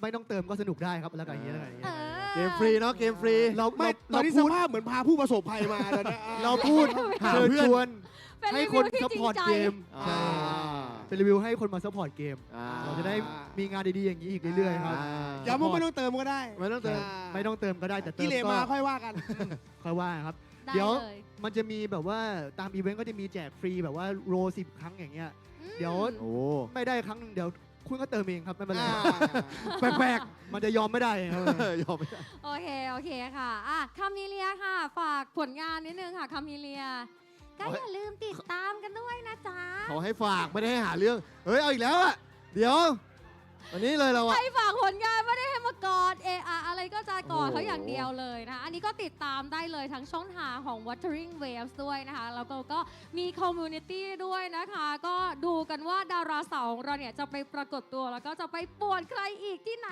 นะจ๊ะโอเคใครหมั่นไส้ก็เดี๋ยวตอนน้องออกไปข้างนอกดักได้เลยนะฮะแต่ยังไงเดินผ่านอันนี้อยู่แล้วอย่าทำน้องใครทำใครดีกว่าไม่ถ้าเราหลายคนเราก็อาจจะสู้ได้ไงก็ลุงเหรอแถวด้านหน้าลุงฝากผลงานหน่อยก็ฝากติดตามช่องวัดเกมมิ่งด้วยนะครับผมก็วันไหนอารมณ์ดีลองเข้ามาดูครับเดี๋ยวร้อนเลยข้าวอร่อยหัวร้อนขึ้นมาเหรออยากหงุดหงิดวันไหนให้กดเข้าไปดูเงี้ยเหรอหรืออะไรครับผมใช่ครับโอเคค่ะแอดออฟค่ะครับก็สตรีมอยู่ช่อง YouTube ไปรับทีวีนะครับก็เดี๋ยว3.6 เจอกัน CNS6 เนาะใช่ไหมCNS6 ไงที่เราสัญญากันอะไรแล้วเหรอมีอะไรคุณไม่คุยข้างหน้าคุณชอบมาคุยข้างบนเนี่ยเดี๋ยวครอบดูมันเดือดร้อนนะเนี่ยคุณไม่มีอะไรรู้แค่นี้ครอบครัวไม่รู้ S6 อ่ะS6 เลยข้างนอกนี่ไม่ดูS6 เลย S6 เลยS6 เลยครับ S6 เลยครับเดี๋ยวผมเปิดเพลงยากตามคุณไปเลยผมตามโซลินปรบมือให้ทั้ง4 คน แต่ว่าอย่าเพิ่งไปแล้วก็ทุกท่านอย่าเพิ่งไปเพราะว่าในช่วงนี้จะเป็นลัคกี้ดรอสุดพิเศษค่ะที่เราจะให้นี่ทั้ง3ท่านนะคะเดี๋ยวดาราสาวแบบว่ายืนคอยเป็นกำลังใจให้กับเราด้านข้างด้านนี้คามิเลียมาด้านนี้เลยนี่เดี๋ยวเรายืนให้กำลังใจ หันหน้าไปหาทุกคนนี่ยืนตรงนี้หันหน้าไปหาทุกคนนะคะเดี๋ยวเราจะมีเป็นชุดรางวัลสุดพิเศษนะคะสำหรับช่วงนี้จะให้แต่ละท่านเนี่ยเป็นคนมอบโชคให้กับเรานะคะก็ต้องอยู่ในงานเท่านั้นเนาะมีสิทธิ์แค่แบบชื่อเดียวไหมคนละครั้งเดียวหรือ2 ครั้งเหมือนเดิมคนละครั้งเดียวถ้าเกิดว่าสมมติไม่มาปุ๊บเปลี่ยนเลยเปลี่ยนผู้มอบโชคเลยนะคะครับโอเคเริ่มเลยไหมฮะเริ่มเลยค่ะสำหรับผู้ที่จะได้รับนะคะนี่เป็นชุดใหญ่ไฟกระพริบนี้เลยนะคะเป็นบ็อกเซตนะคะเป็นเข็มกลัดนะคะกระเป๋าผ้าแล้วก็กิฟต์วอลเชอร์ส่วนลด 50% จาก Bear House ค่ะและผู้โชคดีจะเป็นใคร3 2 1 Sovereign กดได้ขนาดท่ากดเขายังเท่เลยอะส่งแล้วดิจิตอลจริงๆทุกท่วงท่าคุณแสนรักสีวิเศษค่ะอยู่ไหม ยจะซ้ำรอยเราเมื่อวานปะ ถ้าคุณกดแล้วเขาไม่อยู่ก็เหมือนกดได้ลิงย่างเมื่อกี้นี้เลย เมื่อวานเรากดก็ไม่มา อ๋อเลยป่ะฮะที่ว่า อ่ะคุณแสนรักสีวิเศษนับ 2 2แล้วเหรอ1ไปตั้งแต่เมื่อไหร่ มา อะ ข้ามไปแล้ว แสนรักสีวิเศษนับ 3 เสียใจด้วยคุณแสนรัก เรียบร้ แก้ อย ตัวให้แก้ตัวซาวเวอร์แลนด์ให้อีก1 รอบ 1 2 3ก่อนครับ ใครคามิเลีย สู้เย่คุณวสุตาเศรษฐบุตรค่ะ เฮ้ยอยู่ เศรษฐบุตร ขบวน ขอ ขบ บั ว ตร น ประชาชนยืนยันตัวตนด้วยนะคะ เดี๋ยวรับ นี่ นี่ถือว่าล้างอาถรรพ์แล้วนะ ไม่เกลือแล้วนะ ไม่เกลือนะคุณ อย่าไป ม่เกลื ทักพี่เดี๋ยวถึงตาเราแล้วไม่ออกมันจะมีเรื่องเอา ไม่น่ารอด เดี๋ยวให้รับกับซาวเวอร์เรนเลยนะคะคามิเลียขึ้นมาถ่ายด้วยไหมคามิเลียมา เอาละเอาน้องหนีเลย ลุง หนีเข้า ฮู ไปเรีย ก น แอดออฟเข้าไปเลย ครับ เข้าไปในเฟรมได้เลย ไป เข้ามาบอกมือให้กล้องด้วย one two three เย้มองไม่เห็นเลย เรียบร้อยไหมคะตากล้อง ภาพนิ่งด้วยภาพนิ่งก่อนนะ อยู่เฉยๆก่อนนะ ทุกคนค้างไว้นะคะ ยิ้มค้างไว้ 1 2 3 เย้ ยินดีด้วยค่ะ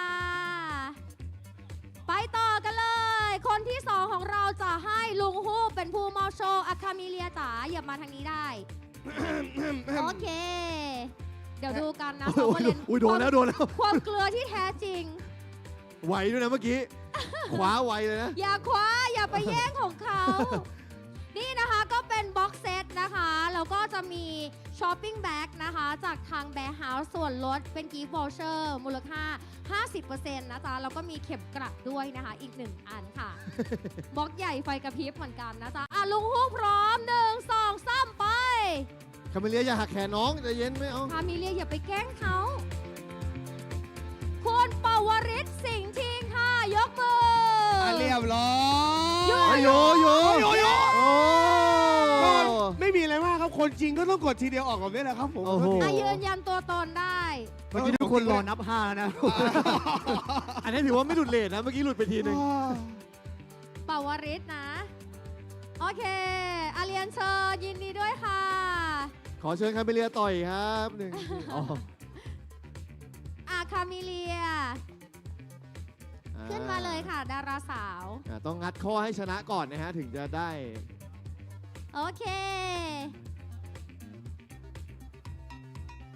บอกมือให้กล้องเร็วคามิเลีย เย่ทำไมเขา energy ดีขนาดนี้คะ ภาพนิ่งนะคะ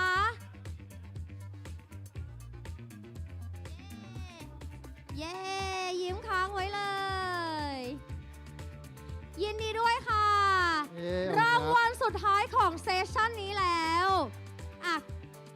คามิเลียอยู่ตรงนี้ก็ได้ค่ะ ขยับออกมานิดเดียวพออยู่บนนี้แหละ โอเคต่อไปแอดออฟไหนแจกอะไร ไม่ออก ดู นี่ หน่ย อายนะมีสิทธิ์2 ทีนะ ของรางวัลอยู่ไหน อยู่นี่ ของรางวัลอยู่นี่ค่ะ ชุดใหญ่ไฟกระพริบไปเลยนะจ๊ะนี่บ็อกเซตที่ใหญ่ที่สุดเท่าที่แจกมาแล้วนะคะเนี่ย จะลุ้น แล้ว เล ก็ ยไหมครับ มีเป็นช้อปปิ้งแบ็ก ไม่ นะ น่าหลุ คะ ด ส่วนลดของแบร์เฮาส์50% 2 ใบไป โอ้ เล โห ยเนี่ย ยินดี แป๊บนึงพี่ผมวิ่งไปเขียนชื่อก่อน ไม่ทันแล้ว เอา ไม่ เอา ทัน ไม่ทัน แล้ว ยิน ให้ ดี ผู้ร่ว แก มงาน กีรติครับผม อ๋อ ตัวเอง 1 2 3 ไป นี่เป็นบ็อกเซตราไอเทมทั้งหมดเลยนะในเซสชั่นนี้นะคะ ที่ทุกคนแจกออกไป ธีรเดช อ้าวหลุดเลท คุณธีรเดช อยู่ นาม ไหม ส ครับ กุลเขาอ่านว่าอะไรเอ่ย อีดะเป็นคนญี่ปุ่น อ๋อ คนขู่เฮ้ยญี่ปุ่น ผมไม่กล้าอ่านเลยครับ ใช่ไหมคะ เฮ้ยอยู่ เฮ้ยโย ทุกคนสุดยอด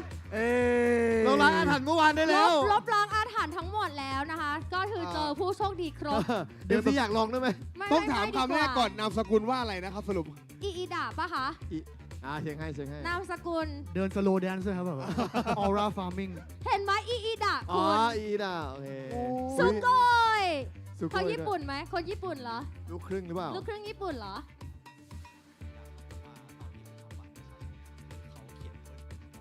อ๋อ อ๋อ ก็คือจริงๆ อีดะเฉยๆ แต่ว่าพอดีไปแจ้งที่เขตแล้วเบิ้ลไป2ตัวก็เลยเป็นอีดะไปเลยงี้ ยินดีด้วยคนอีดะแต่เท่อีกแบบนึงนะ ก็คือความเก๋ๆเท่ๆเป็นไงอีดะวิดีโอทุกคนบอกมือยิ้มแย้มแจ่มใสให้วิดีโอค่ะ Energy Boost ภาพนิ่งนะคะ ภาพนิ่งค่ะ เก็ตท่าได้เลย 1 2 3 เย่1 2 3 เย่1 2 3 เย่ปรบมือยินดีด้วยนะคะ เดี๋ยวในช่วงนี้ขอทั้ง 4 ท่านเนาะซอฟเรนนะคะ ลุงฮูก แล้วก็แอดออฟ รวมถึงคามิเลียนะคะ เดี๋ยวถ่ายรูปร่วมกันค่ะ เรียนเชิญนะคะผู้โชคดีค่ะ คุณอีดานะคะ ยินดีด้วยนะกับผู้ที่ได้รับรางวัลนะคะ ใครที่พลาดไปไม่ต้องเสียใจนะจ๊ะ เพราะว่าเดี๋ยวเราก็จะมีให้ทุกท่านเนี่ยได้ร่วมลุ้นกันตลอดทั้งวันด้วยนะคะนี่จะมองกล้องก่อนนะทุกคนมองกล้องวิดีโอก่อนหรือภาพนิ่งก่อนวิดีโอเย้สุดยอดภาพนิ่งยังภาพนิ่งนะ1 2 3 1 2 3 1 2 3โอเคไหม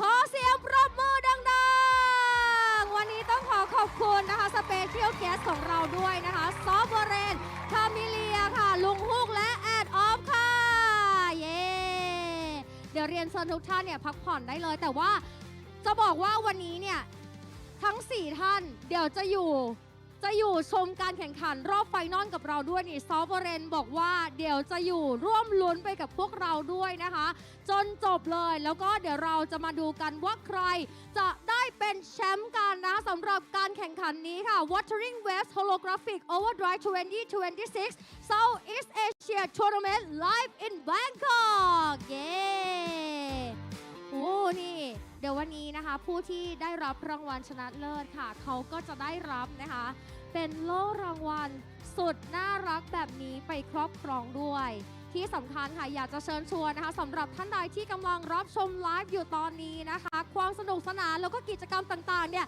ยังมีแบบจัดหนักจัดเต็มอย่างแน่นอนค่ะเพราะว่าเดี๋ยวในวันนี้นะคะเราก็จะมีการแข่งขันเนาะเป็นคอสเพลเยอร์นะคะซึ่งวันนี้ก็ต้องขอบคุณทาง Hunter Village ด้วยค่ะที่ได้เอื้อเฟื้อสถานที่ให้กับเราทั้ง2วันเลยในการแบบเก็บตัวคอสเพลเยอร์ของเราแล้วก็แน่นอนเลยใครที่เพิ่งมาถึงงานนะคะแล้วก็ยังไม่ได้ร่วมกิจกรรมตามบูธต่างๆนะคะในวันนี้เนี่ยเรามีกิจกรรมเยอะแยะมากมายแอบเห็นหลายๆคนถ่ายรูปไปแล้วด้วยยังไงก็อย่าลืมนะคะสามารถไปโพสต์ในโซเชียลมีเดียต่างๆแล้วก็ติดแฮชแท็กค่ะเพื่อเป็นการประกาศให้คอมมูนิตี้ของเราเนี่ยได้ส่งต่อไปนะคะจะได้มีอีเวนต์ดีๆแบบนี้เกิดขึ้นไปเรื่อยๆนะคะก็สามารถโพสต์เป็นสาธารณะได้เลยค่ะพร้อมกับติดแฮชแท็กให้เราสักนิดหนึ่งนะคะ AIS eSports X Guva แล้วก็ Holographic Overdrive 2026 นะคะ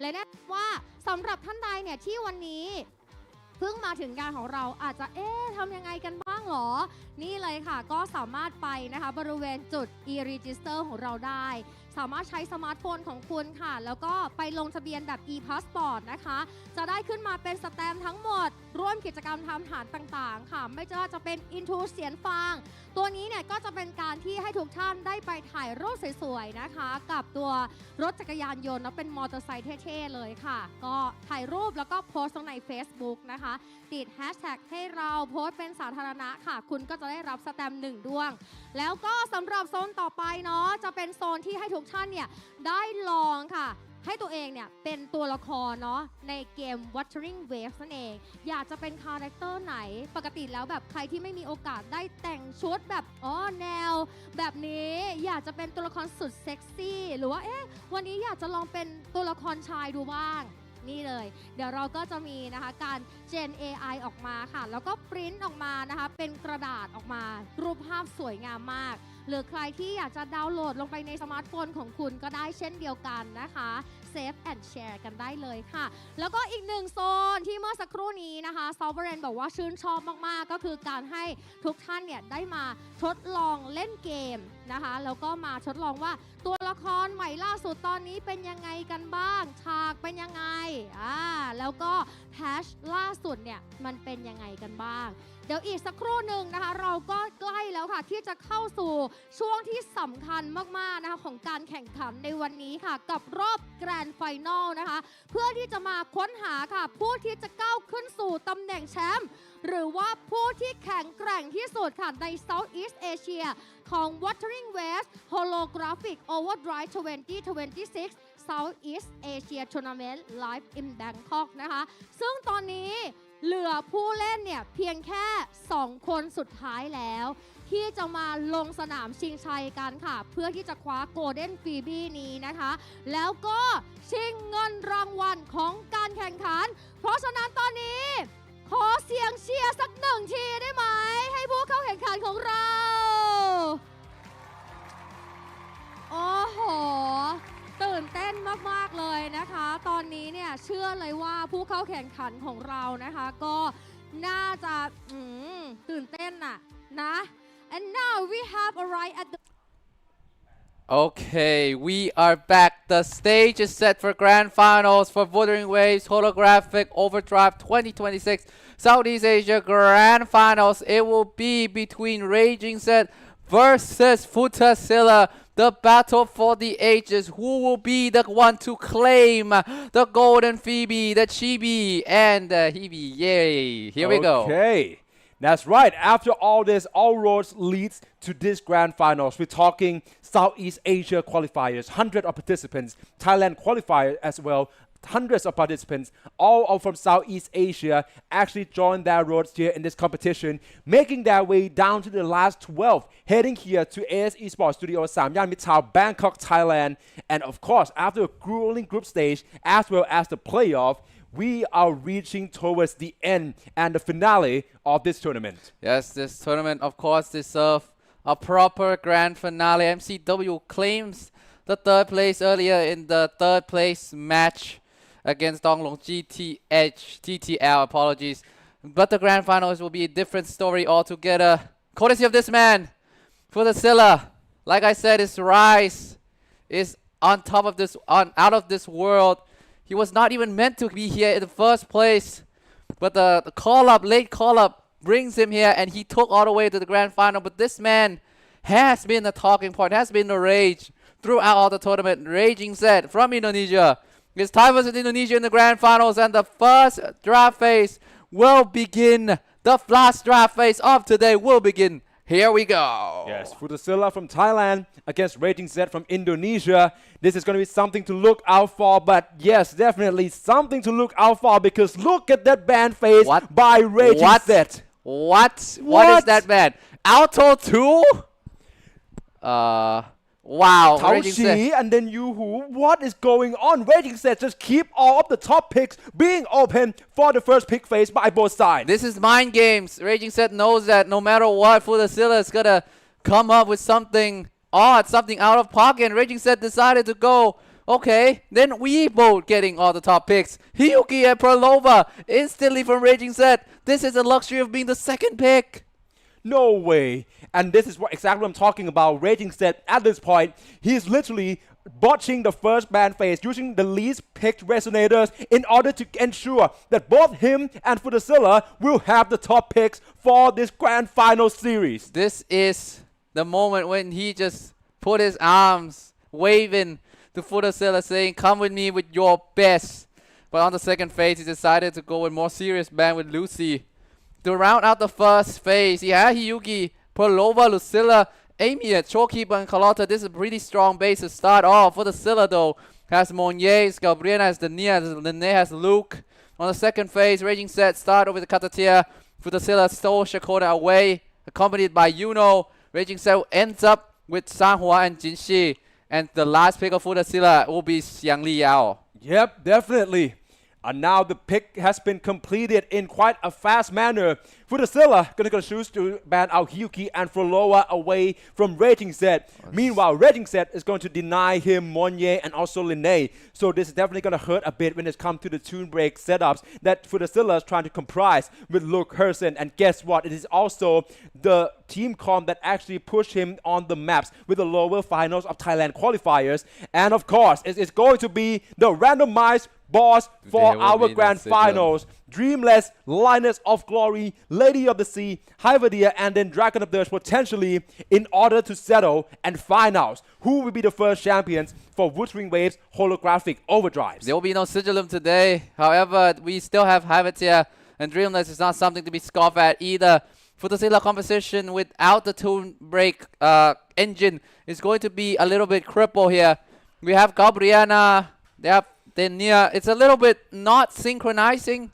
Futasilla also didn't have the third support option. He still can have go with Luke Hersen and Yuno for all damage and purposes. Or maybe Gabriana and Lucy, like in this case. Here we go. That's it. I mean, Rebecca, yeah. Yeah, definitely. Let's kickstart the grand finals for Holographic Overdrive 2026 Wuthering Waves Tactical Speedrun tournaments here. Futasilla from Thailand, Raging Set from Indonesia. The run has started now, and it's going to be settled first on the Dreamless. Yes, and here we go though. Futasilla and Raging Set starting off with Dreamless. Raging Set though going with Katatia, Sanhua, and Jinshi. It's going to be two main DPS's composition. It's going to be a lot of wrestling skill as well. Here we go.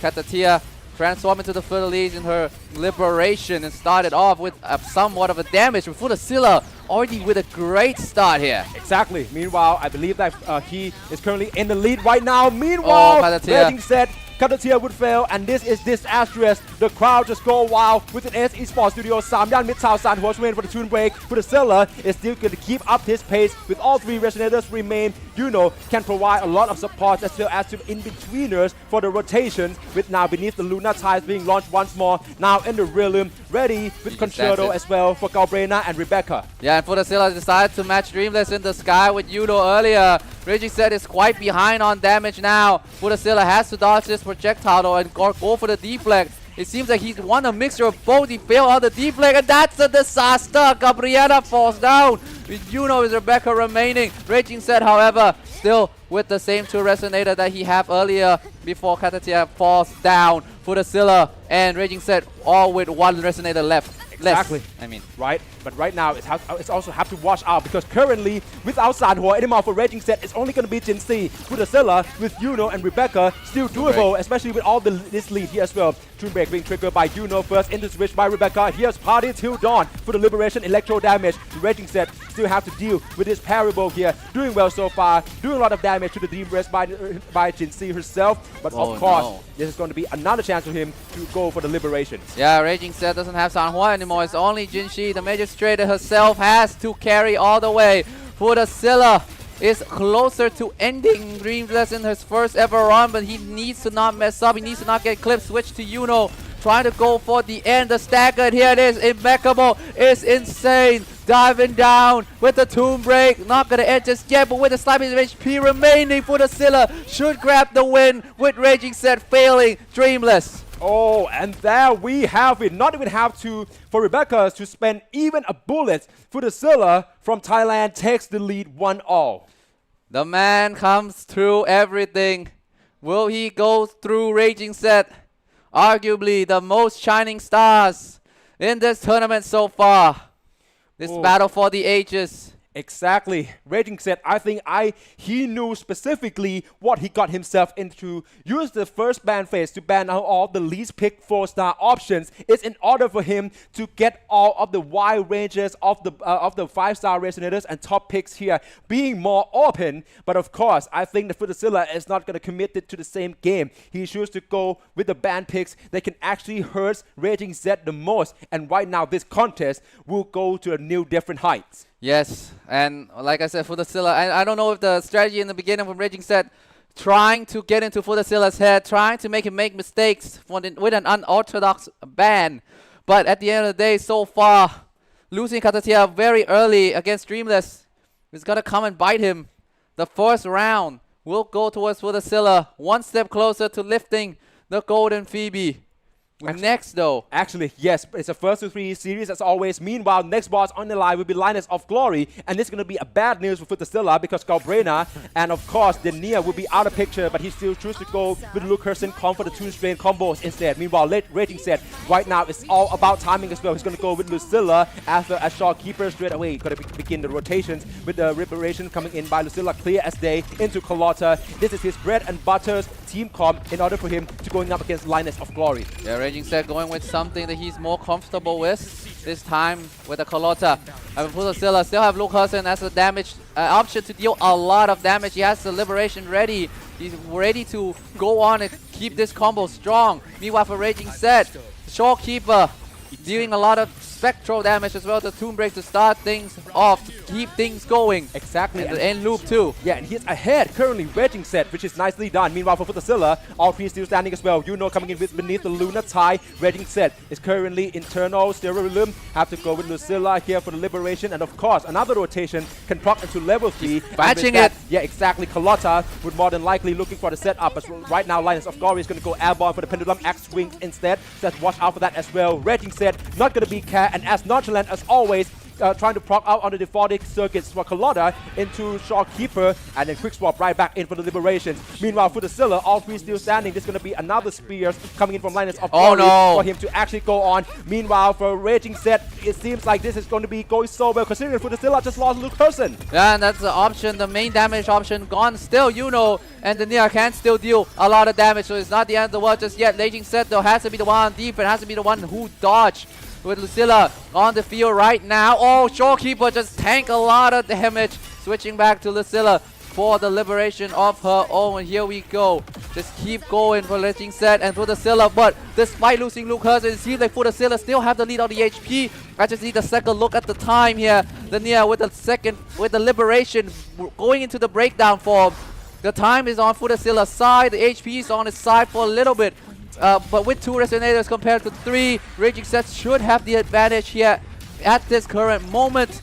On the long run, the Nia with the second phase of the Liberation deals some bit of a damage. However, the Linus of Glory being a fusion resist, it's got to be a bit tougher. Exactly, that means he can only rely mainly on Juno's damage. Meanwhile for Raging Set, still being as consistent and composed as ever. All 3 Resonators still standing strong. Definitely with Shopkeepers for the sustaining abilities as well. Gonna go with, once again, intro coming in by Carlotta, and that's a lot of damage here. This is close. This is next. Oh no! And for the Scylla, meanwhile, with all Juno in the as well, it's all gonna be on Juno, which is gonna hinder his timing way more. Raging Set going for another era wave from Carlotta in order to gain the lead here, and it's more than likely that the Indonesian would equalize if all goes well. Yes, and Raging Set so close to ending. Linus of Glory here, the Tomb Break should end it. This Shopkeeper should end it, yes. And Futastilla would fail the second challenge on Linus of Glory. This match continues. It's 1-1.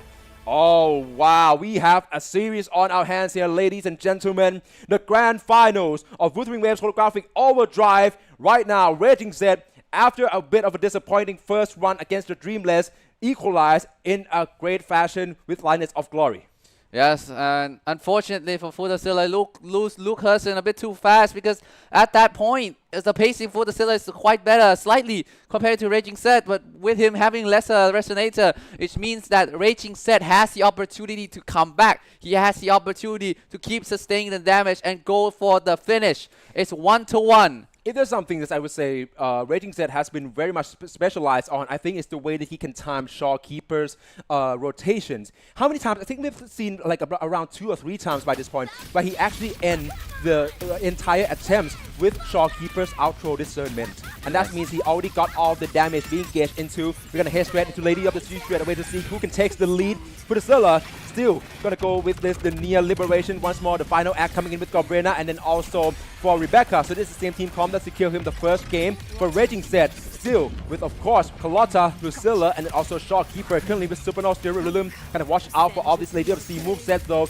Choose to go for the close quarter instead. And of course, all of this bullets will track and help him to deal damage in between the sets. Yeah, Futastilla has to take, to take a breather so far, because Lady of the Sea has arrow resist, and he doesn't want to get into that situation similar to Linus of Glory, where he lacks a bit of a damage to close out. In the end, Raging Set Liberation onto Shopkeeper. Right now, the Futastilla has the lead on the HP and about to get the stagger as well. Lucilla start off her liberation of her own, get Lady of the Sea into the stagnate position.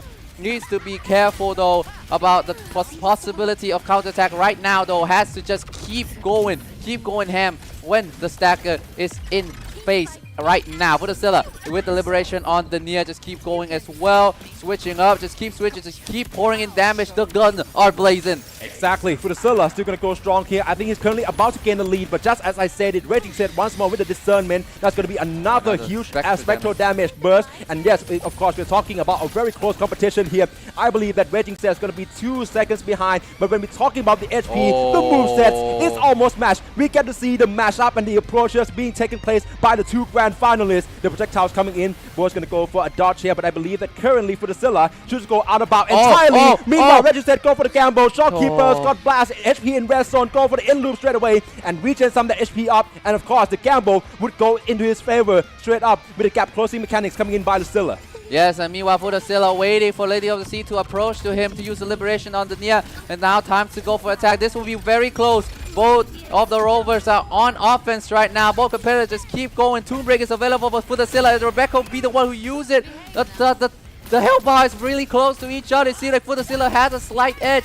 Raging Set though, still going strong, just keep to dodge the tornado. Carlotta with a second phase, just keep shooting, has a Tomb Break as well. And here comes Shopkeeper, spectral damage. Discernment, and that's going to keep Raging Set on the lead. Close. But Futasilla still going, and of course, I think Rebecca's Party Till Dawn is going to come into play. And Futasilla actually going to finish first. Raging Set right behind. It's all about clear time at the very end. Futasilla already with 1 minute and 42 seconds. For Raging Set, it's about due diligence, and I think it's also going to be for Carlotta to busting in the last dish of damage in with the intro by Lucilla to complete with the clear time of 1 minute and 51 seconds. Futasilla back on the lead. Futasilla immediately look into the screen.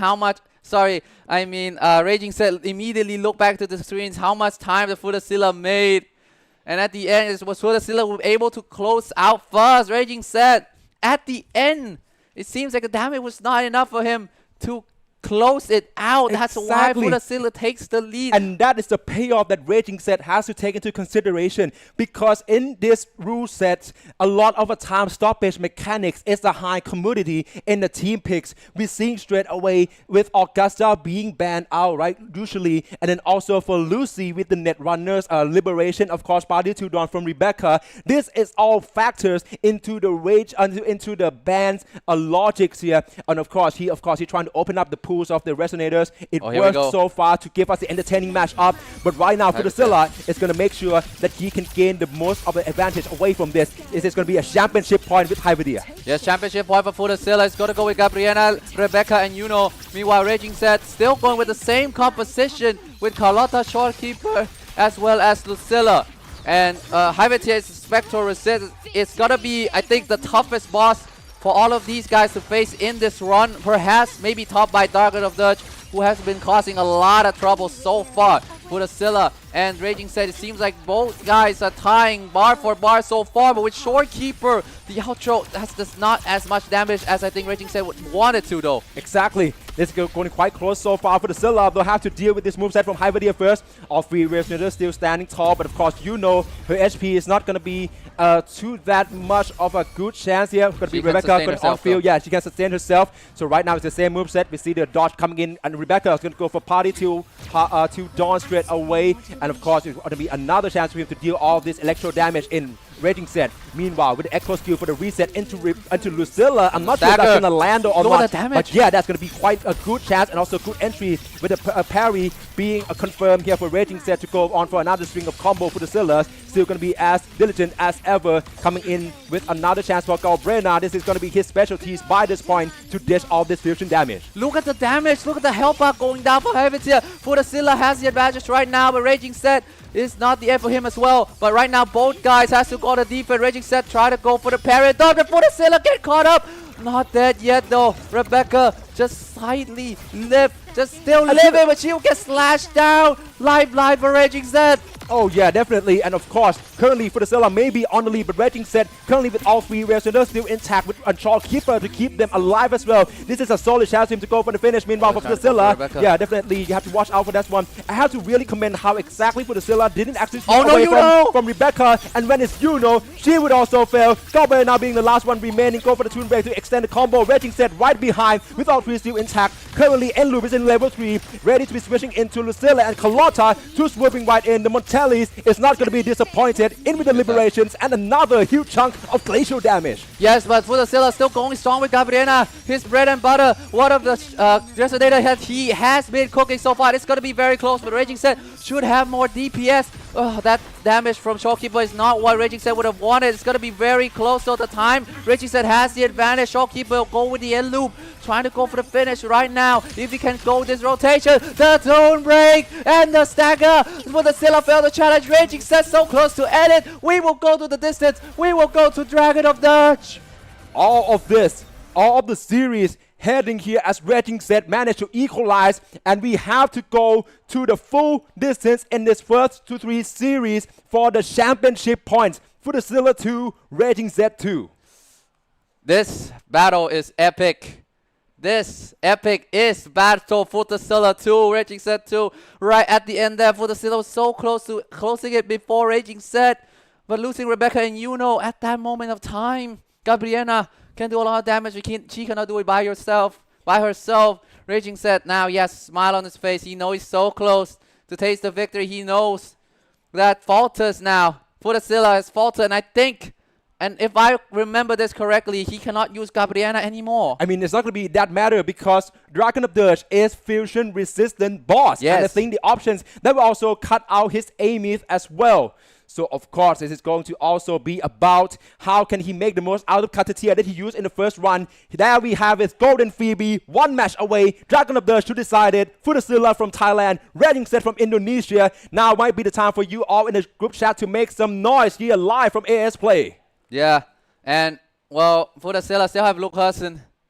If I still recall, yes, he still should have Luke Hudson. Meanwhile, Raging Set, though, what do you think is his option right now for Facepalm? Katatia, I think. It's going to be another chance for him to use. Meanwhile, Futazilla, probably, I think there's going to be some sort of adjustment needed. Galbrena, of course, not going to be the options anymore. And I'm not sure if we actually have any other DPS being installed for him to actually capitalize on or to ensure that he can get out of this, the upper hands. Maybe Luke Hersen. Did he already lose Luke Hersen for 3 times? No, I don't think so. Okay, so maybe Luke Hersen and Denia. And I think potentially for a very deep pool, Xiang Liyao might have to be back for the quick swap. Xiang Liyao could possibly be a possibility, as you can say. Yeah, I think this match will be known as, according to Rexlane, who is currently in the live with us, Raging Futa. Less careful with our phrasing today.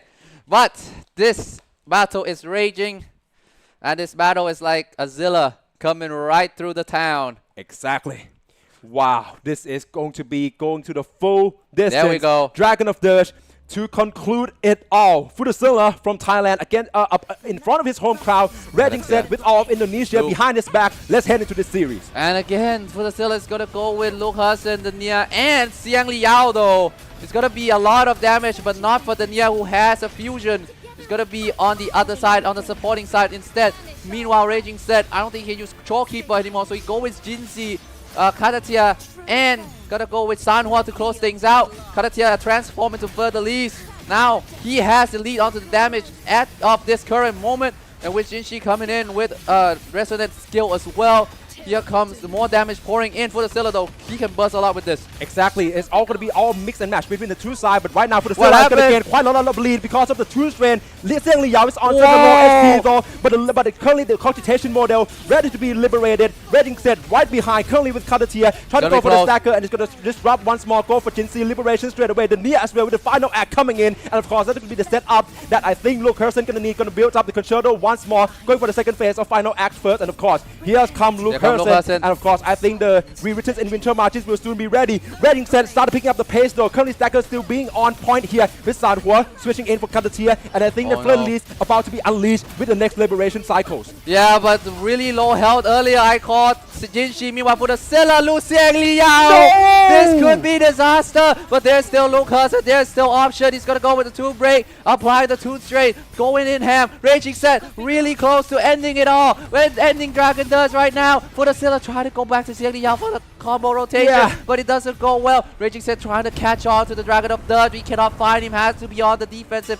has to dodge, has to wait. At the near fall, so for the Silla also. Lucasen, the last person standing, the last Resonator standing. Meanwhile, Raging set is on defense right now. Time to go with the Conic, time to go. JC with the Liberation! And that should be it for Raging set. He should take the win, and he will claim Golden Phoebe. From Indonesia, where local speedrun communities is driven by many of the most dedicated and passionate fans, emerge the anomaly, the Rovers who hone their skill to the fullest. Raging Set from Indonesia is your first Wuthering Waves Holographic Overdrive Southeast Asia champions.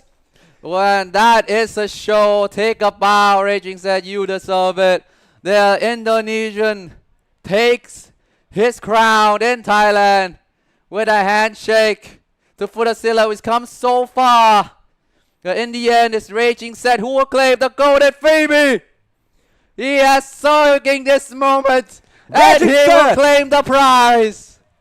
From Indonesia is your Wuthering Waves Holographic Overdrive champions. The Golden Phoebe is his. Take a bow, Southeast Asia. Your first champion has arrived. And champion that he is, he's gonna treasure that Phoebe like his life depends on it. Look at the smile on his face. The gamble at the beginning. The bands trying to get into Futasilla's head. And at the end, it was his execution that comes on top against Dragon of Dutch. And Raging Set will be taking the Golden Phoebe home with him. From the entire grand finals, go for the full series, competing against the most formidable opponents, Raging Set show his qualities and of course claim the first prize and the champion status with the prize of $2,200 US. Yes, sir. And this is the mark of the strongest. Raging Set claiming the Golden Phoebe. And here we go. Look at him. Look at him smiling. Look at him. Ah, he hugged you as well. This is a dream of a lot of people to be able to claim the Golden Phoebe. But at the end, it'll be Raging Set who tears through all the competition and takes the win. Soak it in. Raging Set from Indonesia once again made it. And we are going to take parts away from this broadcast with all of the celebration and rejoice for Raging Set and the Indo Wuthering Waves fans as he claimed the first prize and the Golden Phoebe journeys today for the English streams. Thank you all since the Southeast Asia qualifiers and Thailand qualifiers to find the best Rovers. Me, Facepalm, and Mr. Loyal, as well as Pop Miracle, everyone in the English streams would like to thank you all so much. We would like to take parts from these streams with this celebration. Congratulations once again and Raging Set as we bounce out of Wuthering Waves Holographic Overdrive 2026 Southeast Asia Grand Finals. Thank you, everyone. See you.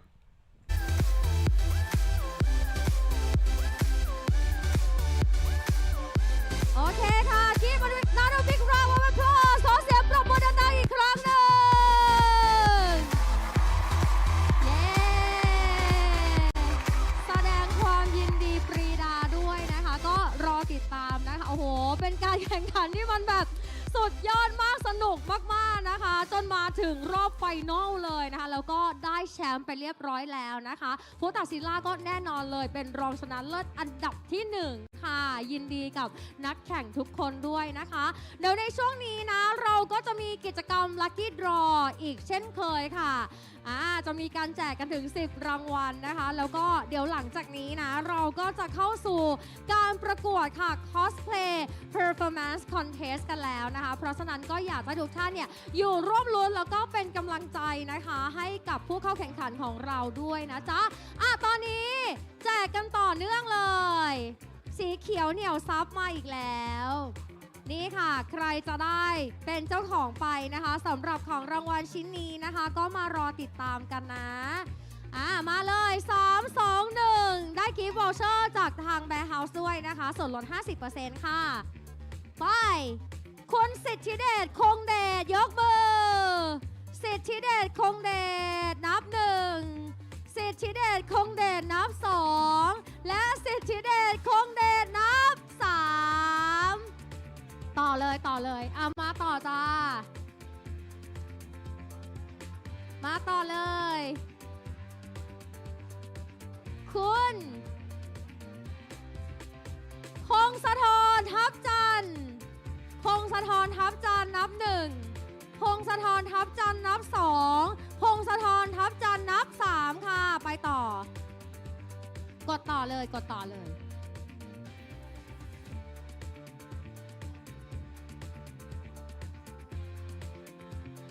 คุณปิยังกูลเรืองจันทึกค่ะอยู่ว้าวคอสเพลเยอร์ได้รางวัลปรบมือบัตรประชาชนอยู่ไหมไม่เป็นไรให้เขาเถอะ เขาจะลำบากในการไปหยิบของผู้เข้าแข่งขันนะโอ้จะแต่งตัวจัดเต็มมารับรางวัลเลยนะจ๊ะตรงไหนจ๊ะ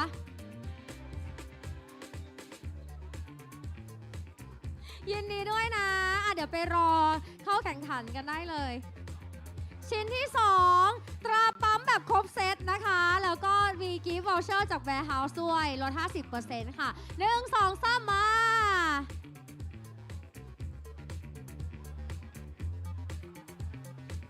สาสีทรดาวล้อมสาสีทรดาวล้อมค่ะอยู่ข้างนอกหรือเปล่าเอ่ยสาสีทรนับ 1 สะสีทรนับ 2 และสะสีทรนับ 3 จ้าเอาใหม่ 1 2 3 ไป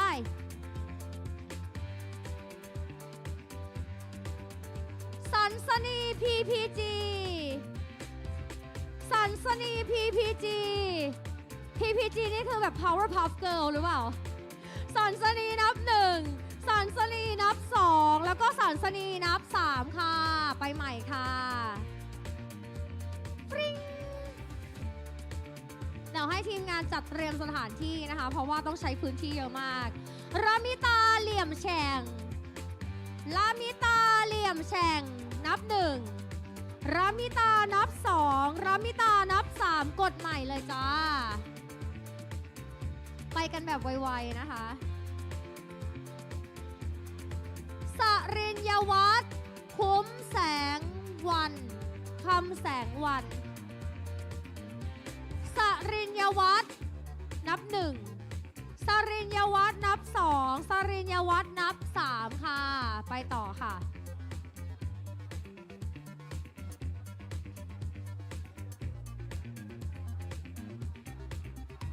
congratulations to เฉียวเฉียวเฉียวเฉียวอ่านว่าอะไรอ่านผิดขออภัย if I pronunciation wrong so sorry เฉียวเฉียวโอเค 1 เฉียวเฉียว 2 เฉียวเฉียว 3 โอเค go ไป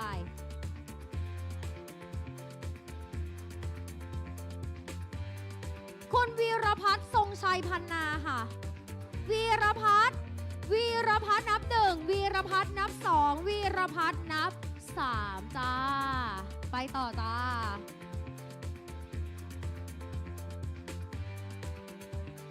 ทำไมตาปั๊มออกยากอีกแล้วนัชพรวรเมธรรมอยู่ไหมอะวัชพรนับ 1นัชพรนับ 1นัชพลนับ 2 นัชพลนับ 3 ไปเลย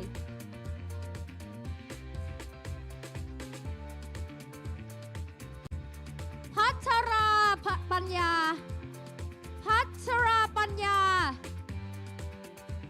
านับ 1 พัชรานับ 2 พัชรานับ 3 จ้าไปจ้าตาปั๊มดิฉันเหนียวแน่นมาก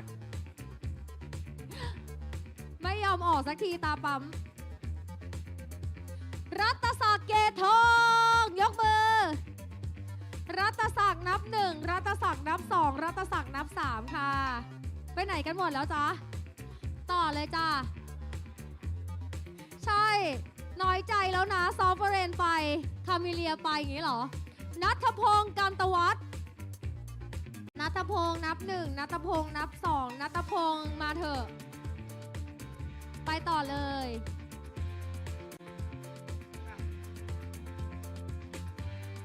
พงศพักหิรันโรจน์มาให้ชื่นใจสักคนสิพงศพักนับ1พงศพักนับ2พงศพักนับ3ไปต่อ ใครเป็นคนกดอยู่เนี่ย ลองเอามาให้ลุงฮู้กับแอดออฟกดสิ พี่เปรมพาวงชัยพี่เปรมพาวงชัยนับ1พี่เปรมพาวงชัยเอานามสกุลกับชื่อมารวมกันพี่เปรมนับ2พี่เปรมนับ3ค่ะยังนิ่งอยู่ค่ะไปต่อจ้ะสุวิชยาวงประเสริฐสุวิชยาวงประเสริฐใครกดอยู่อ่ะ หลังบ้านโอเคสุวิชยานับ1สุวิชยานับ2สุวิชยานับ3ค่ะต้องมี ต้องมีท่ากำจรเดชกิจมั่นเจริญกุลกำจรเดชกิจมั่นเจริญกุลนับ1กำจรเดชนับ2กำจรเดชนับ3นี่ผ่านไป100ชื่อแล้วนะยังอีกเหรอ เริ่มจะท้อแล้วนะพักยดาระดาเจริญสุขค่ะ โย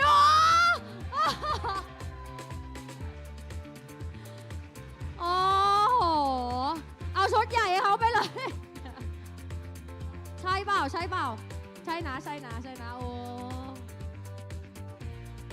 เลิศอ๋อกำลังเล่นเกมอย่างเมามันอยู่โอเคยินดีด้วยเฮ้ตาปั๊มเนี่ยเหนียวแน่นมากจริงๆนะก่อนจะออกได้นะแอคชั่นหน่อยดีใจทำหน้าดีใจ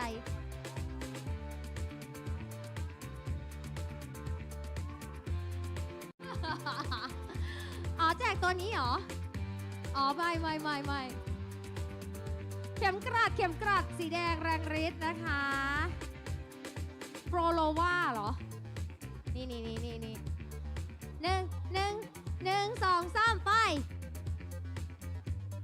ได้กิฟต์โวเชอร์แบร์เฮาส์ด้วยลด 50% ปีตินัทร้อยเรื่องมาแจกเขาเฮ้เห็นว่าพอเป็นตาปั๊มแล้วมันไม่ออกอันเนี้ยได้เลยออกเลยทำไมอะตาปั๊มก็อาจจะออกได้ตาปั๊ม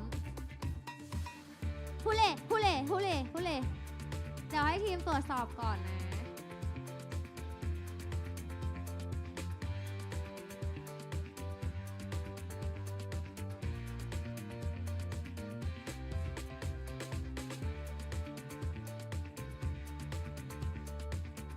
นี่จ้ะนี่ได้2นี้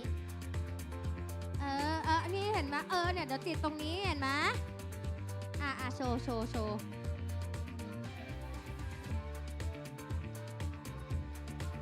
เย้ยินดีด้วยจ้าโอเค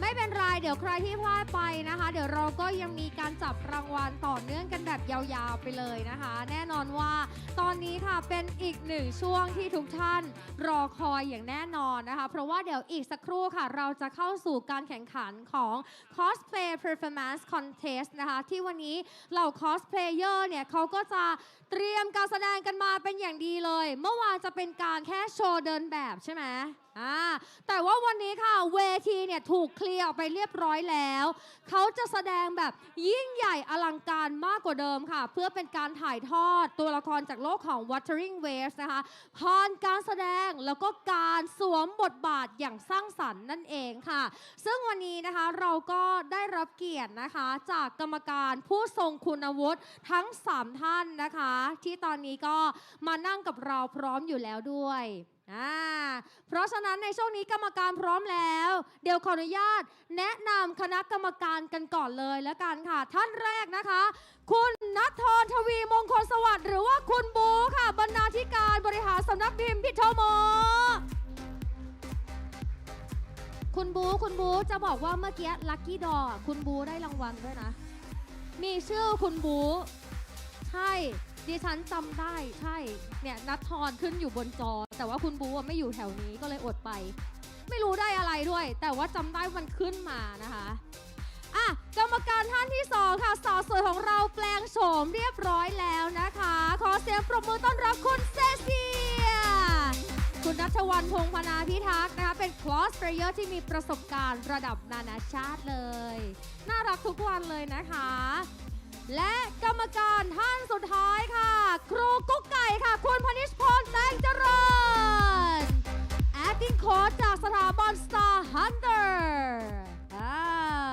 ซึ่งวันนี้นะคะสำหรับการแข่งขัน Cosplay Performance Contest ค่ะผู้เข้าแข่งขันแต่ละท่านนะคะก็จะมานำเสนอการแสดงบนเวทีแห่งนี้ค่ะโดยถ่ายทอดนะตัวละครจาก Wuthering Waves ผ่านการแสดงการเคลื่อนไหวต่างๆนะคะวาดฝีไม้ลายมือกันบนเวทีนี้ซึ่งเราจะให้เวลาเนี่ยรวมทั้งสิ้นคนละ2 นาทีเท่านั้นโดยแบ่งออกเป็น2ช่วงดังนี้1 นาทีแรกจะเป็นช่วง performance ซึ่งผู้เข้าแข่งขันค่ะก็จะทำการแสดงโดยใช้เพลงใช้ซาวด์หรือว่าจะเป็นอุปกรณ์ต่างๆเนี่ยที่ให้ทีมงานจัดเตรียมเอาไว้ล่วงหน้า1 นาทีถัดมาคณะกรรมการขาเดี๋ยวจะมีช่วงที่ให้คณะกรรมการเนี่ยได้ถามตอบกันด้วยนะคะนะ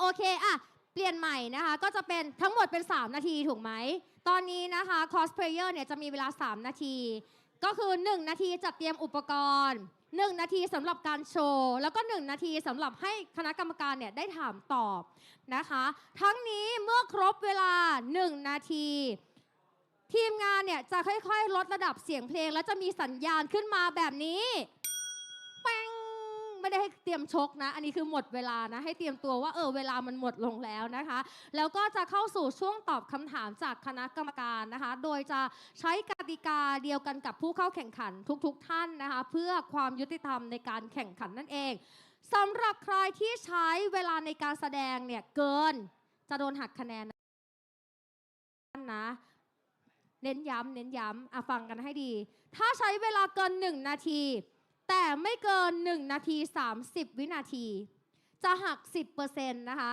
ของคะแนนรวมและใช้เวลาเกิน1 นาที 30 วินาทีเป็นต้นไปเนี่ยหัก 25% เลยนะจ๊ะโอ้โหหักเยอะเลยนะต้องระวังกันด้วยขอให้ผู้เข้าแข่งขันบริหารเวลาให้เหมาะสมนะคะมาดูการพิจารณาคะแนนกันบ้างคณะกรรมการค่ะจะพิจารณาคะแนนจากคุณภาพของการแสดง40 คะแนนก็จะเป็นเรื่องของรูปแบบของการดำเนินเรื่องนะคะความสมจริงในการถ่ายทอดตัวละครต่างๆค่ะเครื่องแต่งกายและอุปกรณ์ประกอบการแสดง30 คะแนนดูว่าถูกต้องตามต้นฉบับไหมรายละเอียดของชุดและอุปกรณ์เป็นยังไงกันบ้างแล้วก็จะมีเทคนิคการนำเสนอประกอบการแสดงค่ะเป็นความคิดสร้างสรรค์ในการนำเสนอการแสดงแล้วก็การนำเสนอบนเวทีคุณสมบัติพิเศษต่างๆนะคะ20 คะแนนด้วยแล้วก็การตอบคำถามนะคะเป็นไหวพริบความคิดสร้างสรรค์ความมั่นใจ10 คะแนนนั่นเองและสำหรับผู้ที่ทำคะแนนรวมสูงสุดเนี่ยก็จะได้เป็นผู้ชนะ Cosplay Performance Contest ไปนะคะในวันนี้ค่ะต้องขอบคุณนี่เป็น Hunter Village ของเราด้วยที่ได้เอื้อเฟื้อสถานที่นะคะตั้งแต่เมื่อวานนี้แล้วนะคะที่ให้นักแสดงของเราค่ะ Cosplayer ต่างๆนะคะได้ไปเก็บตัวไปเตรียมความพร้อมกันนะคะขอเสียงปรบมือให้ Hunter Village ด้วยและตอนนี้ถ้าทุกท่านพร้อมแล้วขออนุญาตแอบมาอ่านรายชื่อตรงนี้ขอเสียงปรบมือต้อนรับคอสเพลเยอร์คนแรกค่ะ Shadow Bear ที่มาในตัวละครคารอน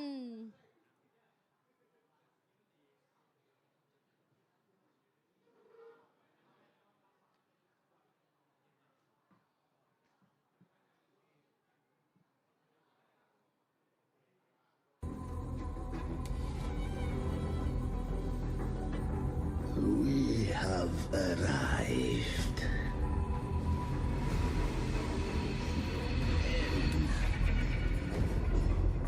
And so be it. For the sake of hope of ever beholding paradise, I shall guide you to the Amen shore, into eternal darkness.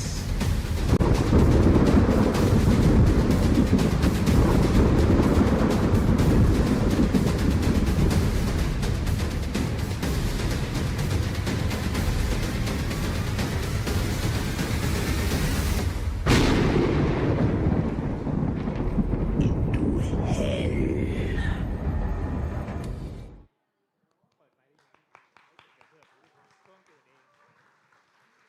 ช่วงนี้นะคะเดี๋ยวจะเข้าสู่ช่วงของการถามตอบจากคณะกรรมการนะคะ เรียนเชิญคณะกรรมการได้เลยค่ะ มีเด็กร้องไห้ไหมคะเนี่ยน่ากลัวมาก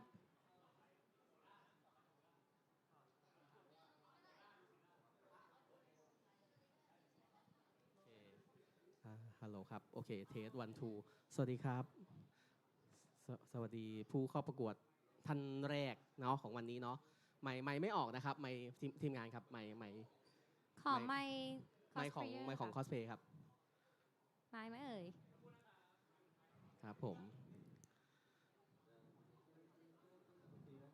ได้ยินนะครับ โอเคนะครับก็ขอบคุณนะครับ เป็นตัวละครที่ตอนเห็นข้อมูลแล้วก็รู้สึกว่า เอ๊ะ พี่ใครนะ อ๋อ โอเค นึกออกแล้วนะครับ พอดีเหมือนมันจะไม่เหมือนพี่คนหนึ่งนะครับ ประมาณนั้นทีนี้คำถามนะครับ ก็คือก็เบสิกแหละ คือในบรรดาตัวละครที่เป็น playable เยอะมากใน Wuthering Wave นะครับผมทำไมผู้เข้าประกวดถึงเลือกที่จะคอสเพลย์เป็นตัวละครตัวนี้ครับผมคิดว่าด้วยเหตุผลอะไรเราอยากคอสแล้วมาประกวดในวันนี้ด้วยก็ก่อนอื่นนะครับว่าผมก็เล่นเกมนี้ตั้งแต่เปิดเลย ตั้งแต่แรกเลยนะตั้งแต่ยังไม่มีภาคไทยนะฮะแต่ก็ต้องหยุดไปเพราะว่าแปลไม่ออกนะฮะ แต่ว่าตัวละครตัวนี้เป็นตัวละครที่เห็นแล้วทัชมากคือจริงๆคาแรคเตอร์เกมนี้หน้าคอสหมดเลยนะครับทั้งผู้หญิงผู้ชายแต่ว่าเราพอเห็นตัวนี้เรารู้สึกว่าเอ้ยนี่มันใช่มากนะครับเป็นตัวละครแบบดาร์กแล้วก็เป็นเหมือนเป็นบอสด้วยในตัวใครที่บอกว่ามาฆ่าผมเมื่อกี้คิดใหม่นะครับถ้าคุณเล่นเกมจริงคุณจะรู้ว่าผมอมตะมาก แต่จริงๆแล้วนะครับมีคนบอกว่าอยากให้ผมคอสอีกร่างหนึ่งแต่ว่าคงจะไม่สามารถที่จะทำได้นะครับผมก็เลยเป็นร่างนี้แทนแล้วกันนะครับผมขอบคุณครับโอเคขอบคุณมากครับค่ะขอบคุณด้วยนะคะหมายเลขแรกของเรานะคะ Shadow Bear นะคะกับตัวละครคารอนนั่นเองขอบคุณคณะกรรมการของเราด้วยนะคะต่อไปพร้อมแล้วค่ะพบกับโมล่าในตัวละครลูซิล่า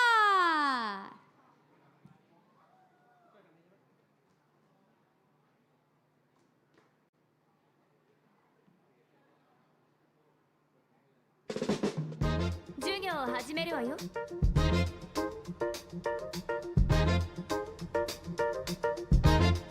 こっち向いてはいチーズ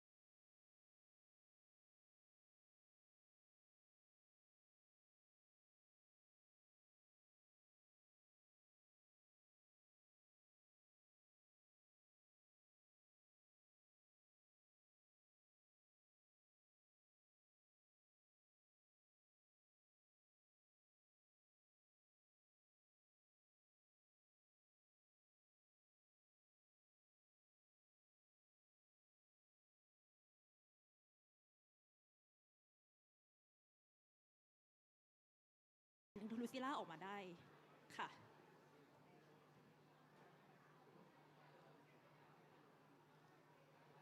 ค่ะขอบคุณมากๆเลยนะคะขอเสียงประมือให้ด้วยโมล่านะคะเป็นลูซิล่านี่จ้ะอุปกรณ์อยู่นี่นะคะ ทุกคนจัดเต็มกันมากๆเลยแล้วก็สำหรับต่อไปเลยค่ะเจอกับ Ascending Pearl นะคะกับ Male Rover โอ้โหอุปกรณ์ยิ่งใหญ่ไฟกระพริบมากจริงๆใจเย็นๆใจเย็นๆมีเวลาเซต1 นาทีนะคะโหสุดยอดมากคณะกรรมการถึงกับร้องว้าว ยังไม่หมดค่ะยังไม่หมดนี่เป็นแค่เซต1 ส่วน 8เท่านั้นนะคะ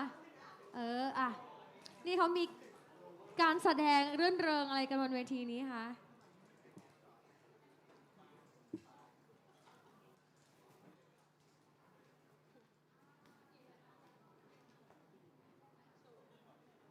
ยังค่ะยังไม่หมดนะคะยังไม่หมด1 นาทีจ้ะ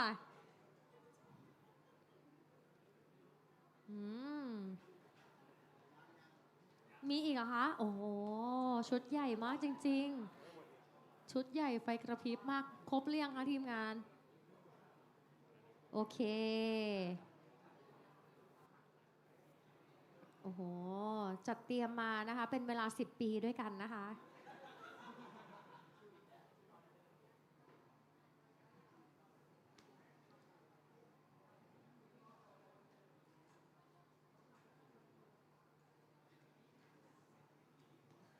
เวลาด้วยนะจ๊ะดูเวลาด้วยนะจ๊ะ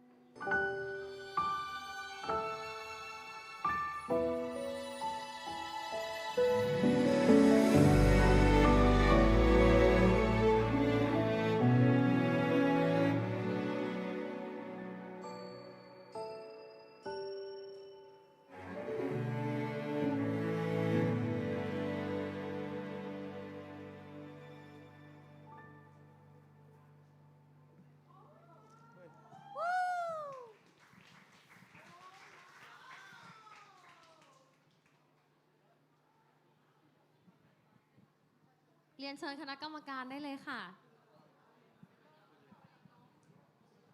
ครับ ก็วันนี้ครับตั้งโจทย์ให้ตัวเองว่า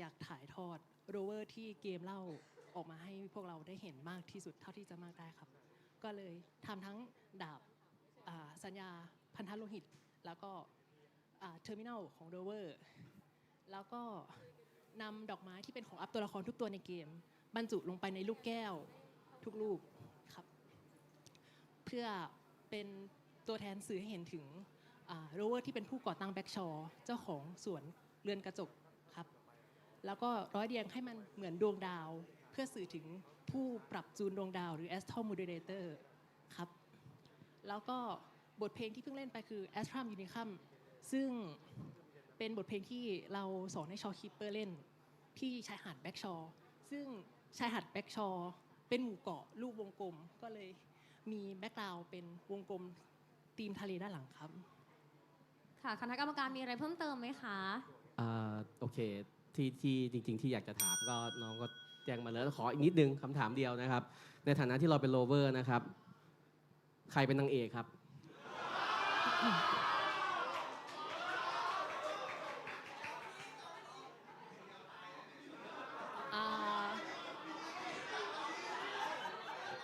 อ่า ผู้ชมครับเงียบแป๊บนึงครับ ครับโชว์วันนี้ก็เห็นแล้วครับว่าก็ต้องเป็นชอคีปเปอร์ครับ โอเค นี่นะคะก็คือ ascending pole นะคะกับบทเบลโรเวอร์ค่ะเดี๋ยวให้ทีมงานเคลียร์สเตจนิดนึงนะคะนี่ทีมเขาก็เป็นเมลโรเวอร์กันมาหมดเลยเยี่ยมมากๆนะคะเห็นความตั้งใจนะคะของผู้เข้าแข่งขันแต่ละคนนะคะหนักใจแทนคณะกรรมการจริงๆนะโอ้โหสุดยอดมากๆเลย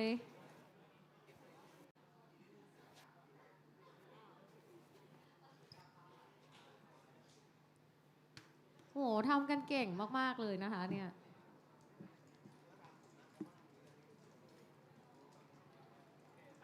โอเคค่ะ ต่อไปนะคะพบกับเอวาคอสค่ะกับกาเบนา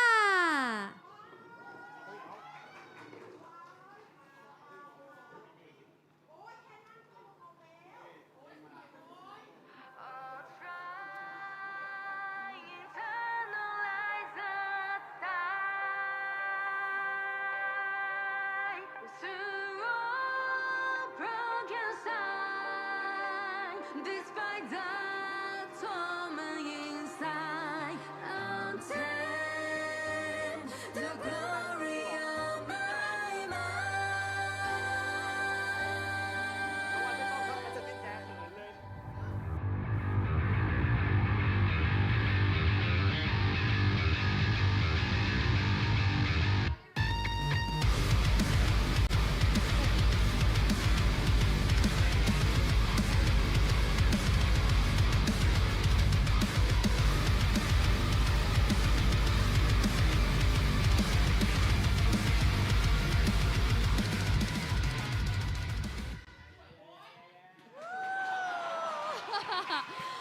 ชอบ energy ทั้งผู้แสดงและกองเชียร์นะคะเรียนเชิญคณะกรรมการได้เลยค่ะสอบถามได้เลยค่ะวันนี้ทำไมถึงเลือกมาคอสเป็นตัวละครตัวนี้คะหายใจก่อนหายใจก่อนจะพูดยังไงดีนะเป็นตัวที่ทำให้กลับมาเล่นเกมหลังจากที่ยอมรับว่าเล่นเกมมูว่ามันตั้งแต่แผ่นแรกค่ะแล้วก็ผิดหวังกับการที่เปิดตู้ที่เราอยากได้แล้วมันไม่ได้คือจริงๆมันมาวอลีน่าเฮ้ยมันเกินไปอ่ะเรามี C6 แล้วทำไมยูถึงมาอีกมาซ้ำทำไมก็เลยตัวมันดูแบบว่างั้นแหละเปิดไปเหอะไม่ออกกับช่างมันแต่เราลืมคิดว่ามีการันตีไงก็เลยได้มาเสร็จปุ๊บโดนถ้ายิงใช้เท้ายิงว้าวใช่ไหมแล้วก็ถ้ายิงที่4ปุ๊บว้าวนั่นค่ะเหตุผลที่ชอบว่าเซ็กซี่สวยแซ่บเท่ขอบคุณค่ะยังมีเวลาหรือเปล่าคะยังมีเวลาค่ะยังกระดิ่งยังไม่ดังค่ะมีอะไรเพิ่มเติมได้นะคะคณะกรรมการหมดแล้วค่ะขอเสียงปรบมือเลยค่ะขออภัยด้วยหมดพอดีนะคะต้องรีบท่าเดินนะคะเปรี้ยวมากต่อไปพร้อมแล้วด้วยนะคะไปพบกับอินุคาแมนกับลูกเฮอร์เซน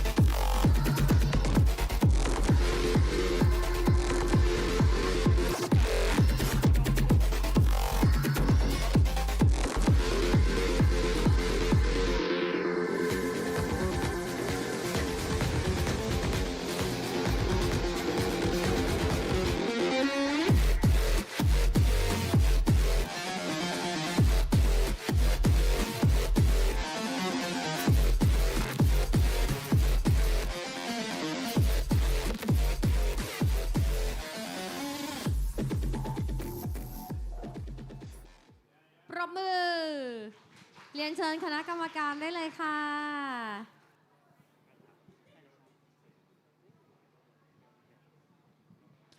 ค่ะ อยากถามว่าคิดว่าตัวเองมีคาแรคเตอร์เหมือนหรือต่างกับตัวคอสตัวนี้คะ ก็ถ้าถามว่า 100% ไหมก็อาจจะไม่ได้ 100% ขนาดนั้นครับ แต่ว่าเขาทำให้ผมใจเกเรได้ก็เกินพอแล้วครับ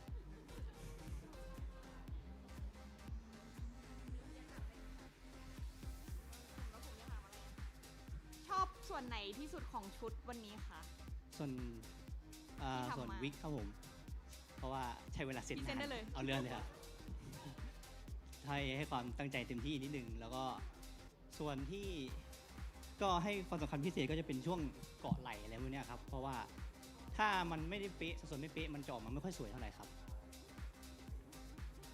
ได้ค่ะ โอเคค่ะ ขอเสียงปรบมือด้วยค่ะ ขอบคุณด้วยนะคะอินุคัมเมนนะคะ กับลุคเฮอร์เซนนั่นเองค่ะ โอเค โอ้โห มาดูถึงนะคะสำหรับผู้เข้าแข่งขันท่านถัดไปพร้อมแล้วค่ะ ไปพบกับเรวี่นะคะ กับเฮคาเต้ค่ะ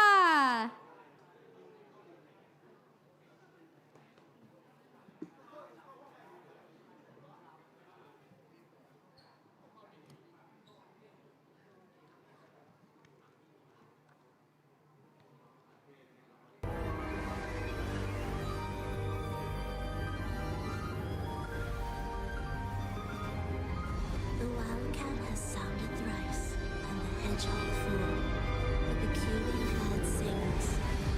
The moment is upon us. Oh, benevolent sorceress of realms unknown, I summon you. Grant us the just prophecy, and may fate favor us all.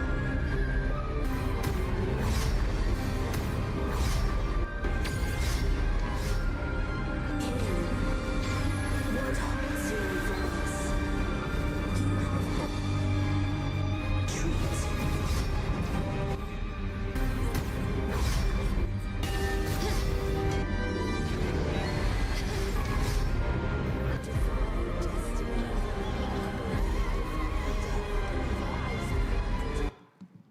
ขอเสียงปรบมือด้วยค่ะ เรียนเชิญคณะกรรมการได้เลยนะคะ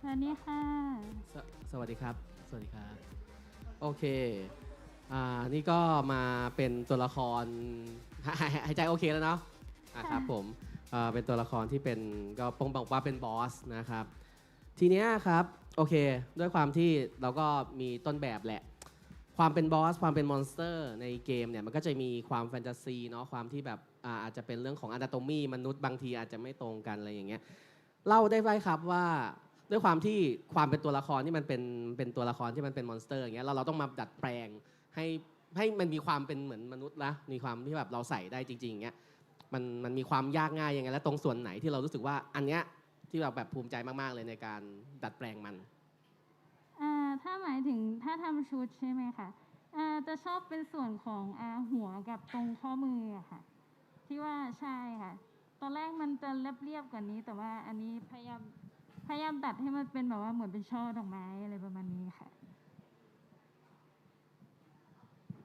โอเคค่ะ ขอเสียงปรบมือด้วยนะคะ ขอบคุณมากๆเลยนะคะเรวี่นะมาในตัวละครเฮคาเต้นั่นเองค่ะ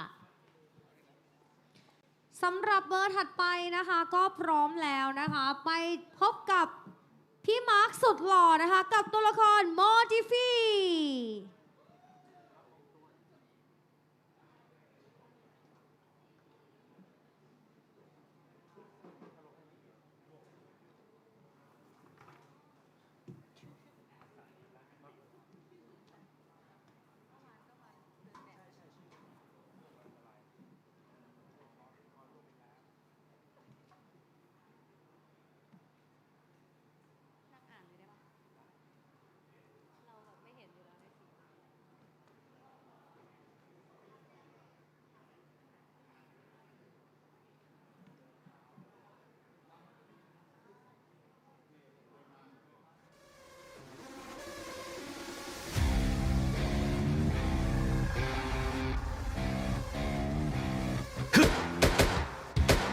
Oh.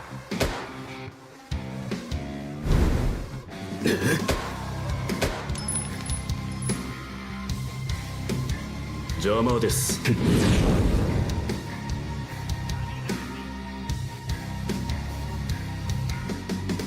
燃えろ。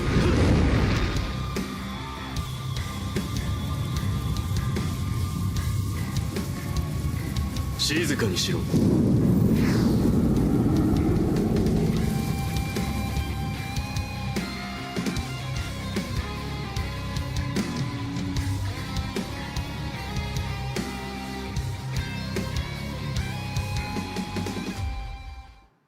ปรบมือ เรียนเชิญคณะกรรมการได้เลยนะคะเดี๋ยวให้ทีมงานช่วยเก็บครับไม่เป็นไร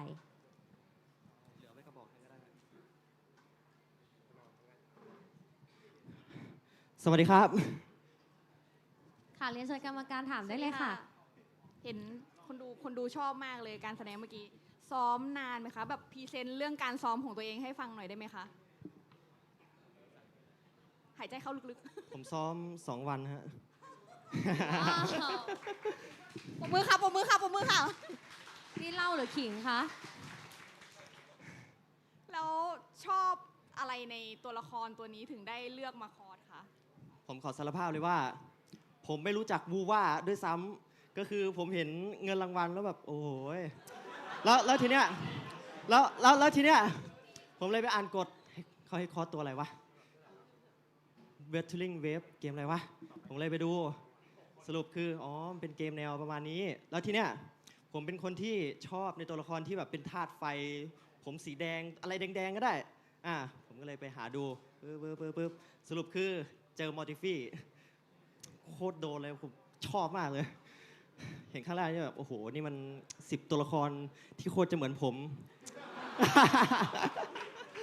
จริงผมเป็นคนชอบที่แบบชอบตัวละครที่แบบใช้ไฟอะไรอย่างเงี้ยฮะ โอเคค่ะ ขอเสียงปรบมือให้พี่มาร์คสุดหล่อด้วย ตอนนี้ก็ชอบตัวละครแล้วอย่าลืมมาโหลดเล่นเกมกับพวกเราด้วยนะ WUTHERING WAVES นะจ๊ะ โอเคต่อไปเลยจะเจอกับน้องขนมค่ะกับซานิร่างอันติค่ะ เซตอุปกรณ์ก่อนนะจ๊ะ ยิ่งใหญ่อีกแล้วไม่มีใครยอมใครนะคะ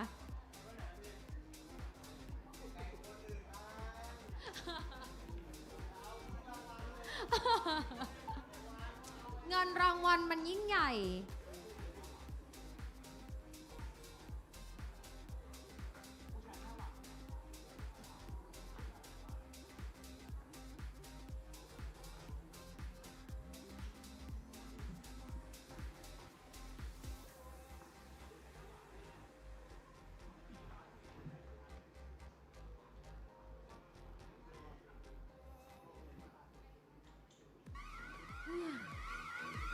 ไม่ดูเวลาเอาซะเลยนะ พวกนายเนี่ยรู้ไหมว่ามันเลยเวลาทำการมานานแล้ว เปิดใช้โปรแกรมทำลายไม่เลือกเป้าหมาย จะทำการกำจัดภัยคุกคามในอีก30 วินาที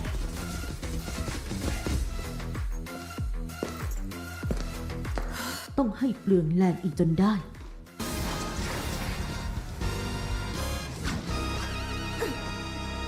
เลิกงานช้าเพราะพวกแก จ่ายค่าล่วงเวลามาซะ เอาละงั้นก็ไปจับตัวคนร้ายเลยละกัน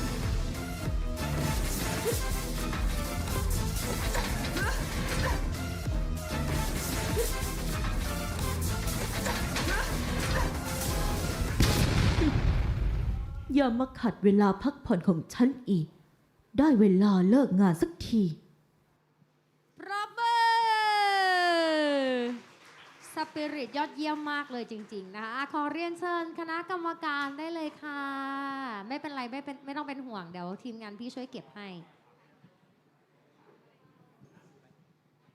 อยากพรีเซนต์อะไรไหมคะ ให้เต็มที่เลย ขอเป็น หายใจก่อน โอเค ค่ะก็อันนี้ก็คือทำเองตั้งแต่หัวจนเท้าค่ะ ใช่ค่ะ ชุดการแสดงพรีเซนต์เต็มที่เลยเอาเต็มที่เลย ก็การแสดงเมื่อกี้ก็คือจะเป็นตอนโดนรับจ้างมาให้เฝ้าธนาคารค่ะ แต่ว่าก็เจอตัวกระจอกที่เข้ามาปนก็เลยแบบว่าแค่ปัดก็ล่วงแล้วค่ะ แต่พอมันเสือกไปหยิบของ แล้วระบบมันทำงานเราก็เลยต้องบูนิดนึงบูจนอะไรพังไปหมดเลยเหมือนเมื่อกี้ค่ะ พังไปหมดเลย ชอบส่วนไหนที่สุดของชุดคะเห็นว่าทำเองทั้งหมด ชอบส่วนไหนที่ชอบถ้าชอบเอาจริงๆอ่ะชอบตรงนี้ตรงเสื้อ เพราะเอาจริงๆอ่ะจะทำให้มันเป็นทรงพอตัดและให้มันเข้าทรงที่เป็นทรงเข้ารูอ่ะมันยากนิดนึงค่ะ แล้วก็ที่ยากที่สุดคือกางเกงค่ะกางเกงมันเป็นผ้าหนังแล้วเวลาเราเย็บอ่ะมันจะลื่นมากแล้วเวลาในรูปตอนล่างอันติหนูไม่เห็นข้างหลังหนูก็ต้องแอบไปเช่าชุดเพื่อมาก๊อปแพทเทิร์นเขาค่ะมันก็จะได้เนียนนิดนึงก็เลยจะออกมาเป็นประมาณนี้ค่ะขอเสียงปรบมือด้วยนะคะ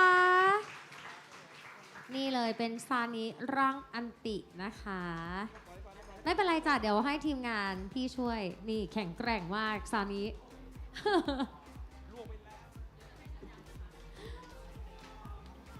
โอเค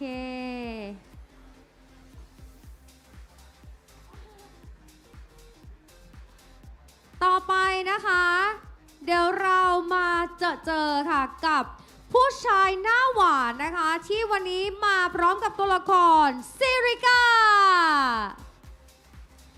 เซตอุปกรณ์ฉากนิดนึงนะคะเห็นแบบ cross player ในวันนี้แล้วใครมีงานบวชงานแต่งหรืออะไรอย่างเงี้ยก็น่าจะจ้างเขาทำพร็อพประกอบฉากได้เช่นเดียวกันสวยงามมากๆเป็นแบบโฟโต้แบ็กดรอปอะไรที่สวยงามมาก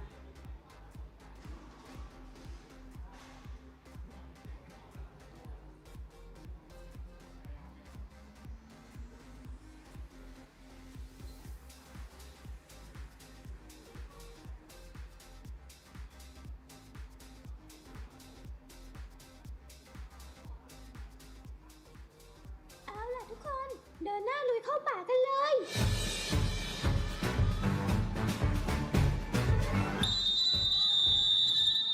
เอ๊ะหายไปไหนกันหมดเนี่ยผองเพื่อนจ๋าอยู่ที่ไหน ได้ยินเสียงเพลงนี้แล้วรีบออกมาเร็วไว See the open sky we run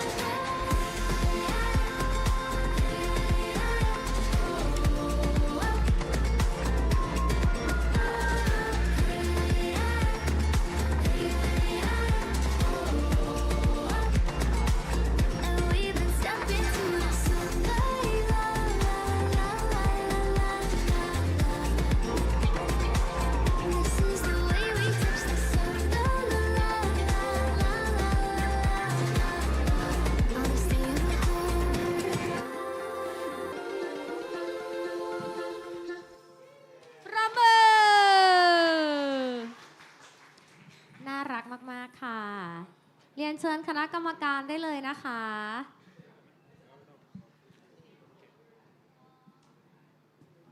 คณะกรรมการถามคำถามได้เลยค่ะถามได้เลยค่ะสวัสดีครับสวัสดีครับเอ้ยสวัสดีค่ะ โอเควันนี้เป็นซิก้านะครับใช่ค่ะเพราะอะไรถึงเราไม่ถามว่าทำอะไรถึงตัวเลือกตัวละครตัวนี้นะแต่เพราะอะไรถึงเลือกการนำเสนอซีนนี้เพราะว่าโอเคแหละตัวซีนนี้อาจจะมีในตัว PV เทเลอร์ต่างๆนู่นนั่นนี่หรือแม้กระทั่งคัสซีนต่างๆในเกมที่มีซีนหลากหลายเนาะเลยอยากจะถามว่าทำไมเราถึงเลือกซีนนี้มานำเสนอในเวลา1 นาทีตอนนี้เพราะอะไรครับขอคำถามอีก1 รอบค่ะ พูดเล่นค่ะขอบคุณสำหรับคำถามค่ะด้วยตัวละครนี้นะคะมันจะมี MV เพลงนะคะมีใครรู้จักเพลงนี้ไหมคะขอเสียงหน่อยค่ะแล้วก็ในตัว MV นะคะก็จะมีอันนี้คือจะมีฉากถ้าคนเคยดูใน MV ก็จะมีฉากนี้เลยค่ะอันนี้คือไม่ได้มโนขึ้นมาเองนะคะคือมีจริงๆแล้วก็จะมีใน MV ก็จะมีตัวนี้ค่ะของเพื่อนค่ะแล้วก็ทำไมถึงคอตัวนี้เพราะว่าชื่นชอบตัวละครตัวนี้มากมีความน่ารักสดใสมากค่ะและด้วยข้าพเจ้าก็คือไม่เคยคอตัวละครผมสีส้มวันนี้ก็อยากจะลองชาเลนจ์ตัวเองดูว่าคอร์สรอดหรือเปล่ารอดไหมคะรอดค่ะยังไงก็ฝากเป็นกำลังใจให้น้องซิริก้าตัวน้อยตัวนี้ด้วยนะคะขอบคุณค่ะเย้ขอบคุณด้วยนะคะหน้าหวานจริงๆเลยค่ะเดี๋ยวรอติดตาม แอบเห็นความน่ารักของเหล่าคอสเพลเยอร์กันด้วยนะเพราะว่าแบบแต่ละคนที่ออกมาเขาก็มีการช่วยเหลือเกื้อกูลกันเนาะมีความแบบสามัคคีคือพลังเวอร์โอ้แบ็คดรอปนี่ใช้ต่อไหมจ๊ะ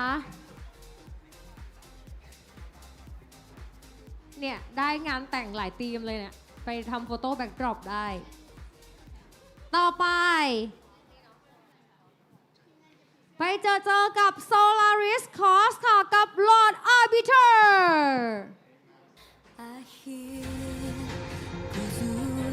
ว้าว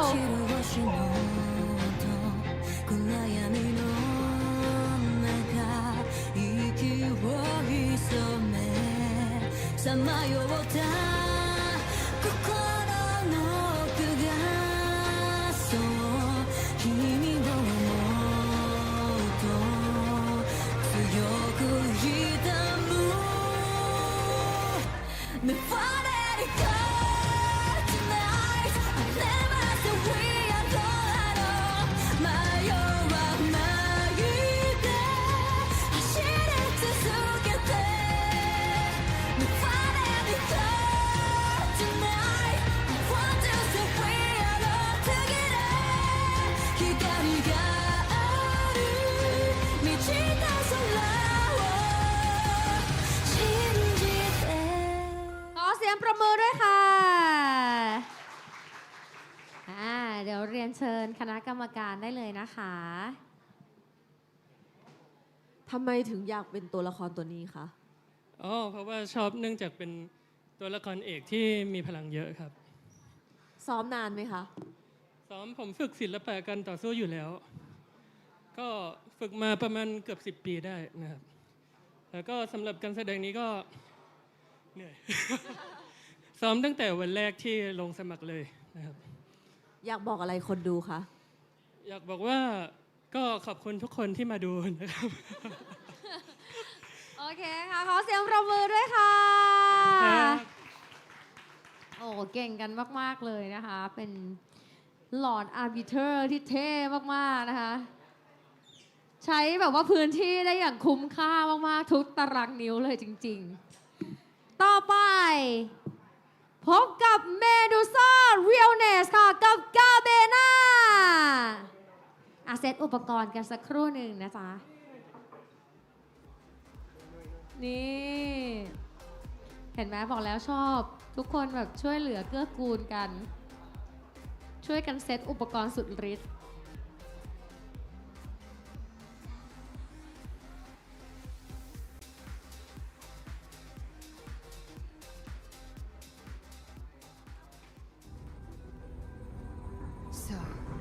You think you stand above humanity, huh? I only need one reason to take you down. You're in my way.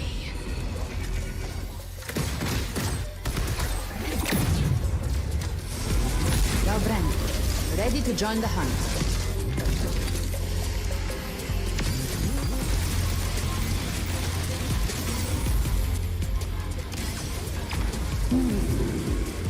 You never cease to surprise. And here I thought you knew me well. By my trigger, enter Hell's Gate! Scorched to Rise from Hellfire!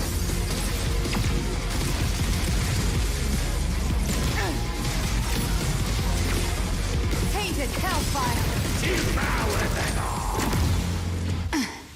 Who's my next prey? Rover เรียนเชิญคณะกรรมการได้เลยนะคะ สวัสดีค่ะ โอเคสวัสดีครับ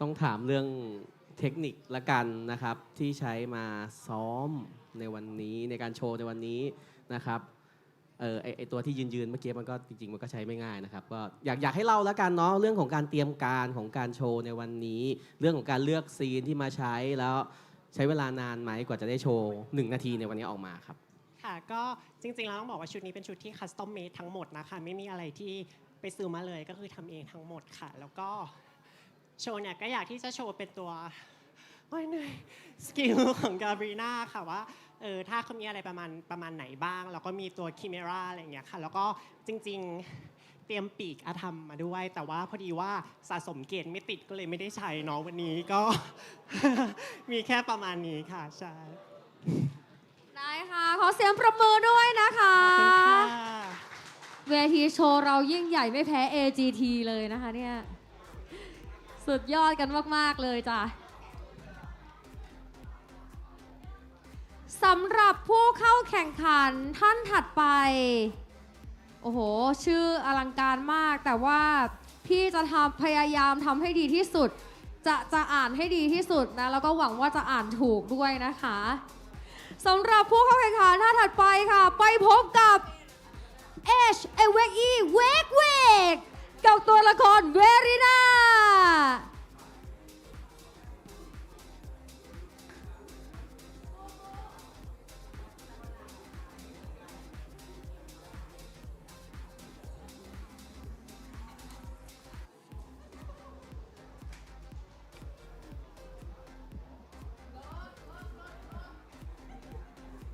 ครบหรือยังจ๊ะอ๋อยังค่ะยังมีอีกค่ะยังมีอีกค่ะ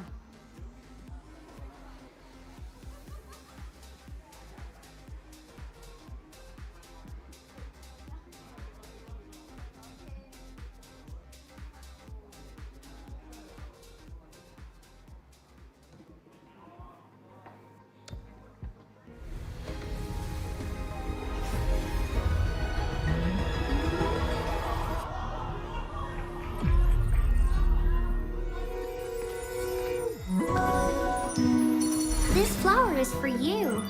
I hope it makes you happy. Wow, what is that? A pleasant discovery.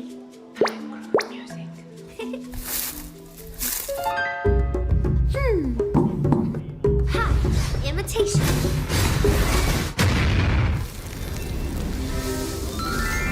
Are those little flowers growing inside? Ha!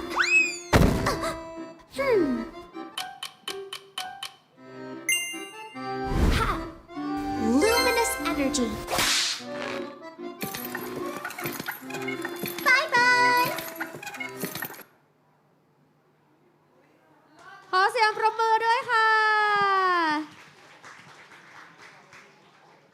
ไม่เป็นไรจ้ะเดี๋ยวให้ทีมงานพี่ช่วยนี้ต้องมีดอกไม้ด้วยในการตอบคำถามนะคะความเลิศนี้เรียนเชิญคณะกรรมการได้เลยนะคะ สวัสดีค่ะสวัสดีค่ะชุดทำนานไหมคะหนูให้ถ่ายหนูทำกี่วันไม่ถ่าย3 วันซ้อมนานไหมคะซ้อมไม่นานค่ะคิดว่าตัวเองเหมือนตัวละครตัวนี้ไหมคะก็เหมือนอยู่ค่ะเพราะว่าถือเหมือนกัน ลองขายคนดูหน่อยพรีเซนต์ตัวเองหน่อยอยากบอกอะไรคนดูบ้างใครอยากได้เวลิน่าบ้างคะอ้าวไม่มีใครอยากได้หรอขายให้คนเขาอยากเล่นหน่อยไม่งั้นได้หลินหยางแทนนะกิ๊ดเดี๋ยวหลินหยางมาเลยเจอแน่คิดว่าตัวละครที่ตัวเองคอสเป็นที่รักของคนดูไหมคะเป็นไหมคะคนดูกลัวเปิดได้อย่างอื่นตะกุตะกะมากอยากพรีเซนต์อะไรเกี่ยวกับชุดหรือการแสดงวันนี้ไหมคะหนูทำเองหมดทั้งชุดเลยไม่มีพีไม่มีอะไรเลยมีไหมอะไรดีมีดอกไม้ข้างหลังด้วยยังมีเวลาพรีเซนต์เร็วอะไรดีชุดนี้เป็นชุดที่ทำยากมากเพราะว่าชุดตัวละครน้องไล่เฉดสีหนูใช้ทักษะเลยงัดมาใช้แบบว่าทุกเทคนิคจริงๆมีการปักเลื่อมเย็บติดผ้าหนังแล้วก็ทำดอกไม้นี่ด้วยก็คือมีการใช้โฟมยางผ้าเลื่อมผ้าหนังก็คือใช้ทุกเทคนิคเลยแล้วก็วิกอะค่ะไม่มีสีนี้เลยหนูก็คือย้อมเองทำเองหมดเลยค่ะอ๋อนึกว่าแบบเถิกจริงอะไรอย่างงี้โอ้ไม่มี แซวแล้วรถลากอะค่ะรถลากอย่าพูดพังจริงใช่ไหมคะพังจริงค่ะแซวค่ะขอบคุณค่ะโอเคค่ะขอเสียงปรบมือด้วยค่ะได้เลยเดี๋ยวให้ทีมงานช่วยเก็บค่ะไม่เป็นไร พักผ่อนได้เลย โอ้มีดอกไม้ให้กรรมการด้วย แต่ให้เป็นดอกเล็กนะเราช่อใหญ่เก็บไป แซวมาถึงนะคะสำหรับผู้เข้าแข่งขันคนสุดท้ายนะคะ ไปพบกับสมฮิตเซโนค่ะกับตัวละครหลิงหยาง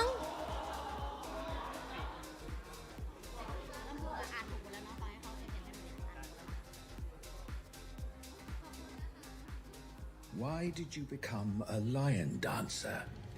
It's time to think about it.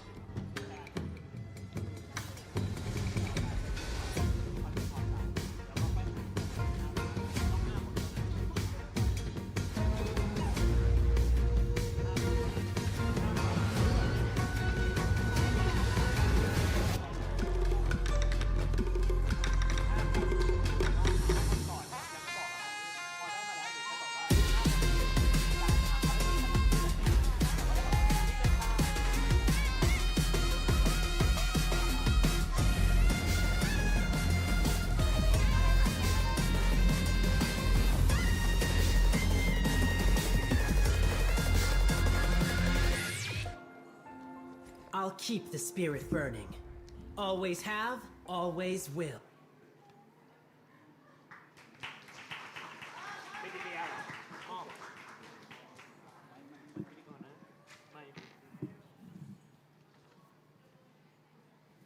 ค่ะเรียนเชิญคณะกรรมการได้เลยนะคะ โอเคครับผมดีใจนะครับที่ได้เห็นตัวละครนี้มาคอสนะครับ แต่ไม่ดีใจที่มันออกมาหน้าตู้นะครับ ไม่ต้องมาบ่อยก็ได้นะฮะ แต่อย่างน้อยก็มีคนคอดีใจที่ได้เห็นตัวละครนี้ถูกคอสนะครับผมโอเคแน่นอนครับมาเหมือนกับเวลีน่าเมื่อกี้เลยนะคือโอเคแหละเป็นตัวละครที่เราล้อกันเราเล่นกันแหละว่าไม่อยากเจออะไรอย่างนั้นอย่างนี้เลยแต่ทำไมครับทำไมเราถึงเลือกคอสพ่อหนุ่มคนนี้ครับเพราะว่าสตอรี่ของน้องค่ะมีความคล้ายคลึงกับหนูมากๆน้องเนี่ยก่อนที่เขาจะเป็นนักเชิดสิงโตเขาก็มีปมด้อยเรื่องหูสัตว์ของเขาเนาะทีนี้เนี่ยในตอนวัยเด็กของหนูก็มีปมด้อยเรื่องที่แตกต่างจากคนอื่นเหมือนกันแล้วน้องก็เชิดสิงโตก็คือการเต้นอย่างหนึ่งค่ะซึ่งหนูก็มีการเต้นเป็นสิ่งที่ทำให้หนูอะค่ะรู้สึกว่ามันเป็นเซฟโซนแล้วก็เป็นสิ่งที่ทำให้หนู outstanding ขึ้นมาหนูก็เลยรู้สึกว่าโอเคหนูกับน้องมีหลายอย่างเหมือนกันทำไมเราถึงไม่ลองคอสเป็นน้องดูล่ะประมาณนี้ค่ะแล้วมีใครอยากได้หนูไหมคะเสียใจขอสั้นๆอีกนิดนึงนะครับได้เล่นเกมนี้อยู่ด้วยใช่ไหมครับอะไรนะคะเล่นเกมนี้อยู่ด้วยหรือแล้วใช่ไหมไม่ได้เล่นแล้วค่ะไม่ได้เล่นแล้วใช่ไหมครับเพราะรู้สึกว่ามันแอบเลือไปนิดนึงได้มากี่ดาวแล้วครับตัวเนี้ยเรื่องนี้เหรอคะทุกคนตอบได้หมด ไม่ต้องถามหรอกโอเคขอบคุณครับขอเสียงประมือด้วยนะคะ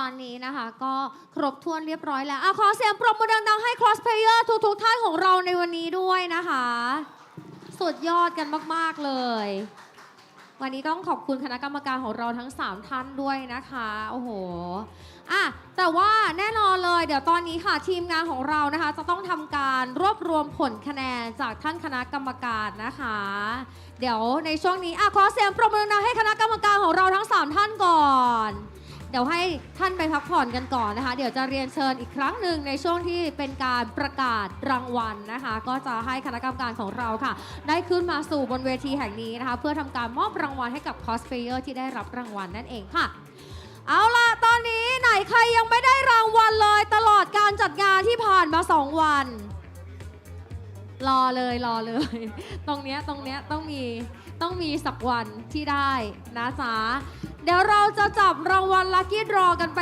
เรื่อยๆในเซสชันนี้เราจะยังไม่กำหนดนะว่าจะมีกี่ชิ้นนะคะก็จนกว่าที่ทีมงานของเราจะทำการรวบรวมผลคะแนนค่ะสำหรับ Cosplayer Contest ได้เสร็จเรียบร้อยนะคะมาแล้วเดี๋ยวจัดเซตมาก่อนเลยทีมงานมาแล้วค่ะชิ้นแรกของเรานะคะก็จะเป็นสร้อยนะจ๊ะอันนี้เป็นสร้อยนี่น่ารักมากๆแล้วก็มีกิฟต์โวเชอร์นะคะจากทาง Bear House เช่นเคยค่ะสำหรับรางวัลนี้จะเป็นใครมาลุ้นกัน1 2 3ไป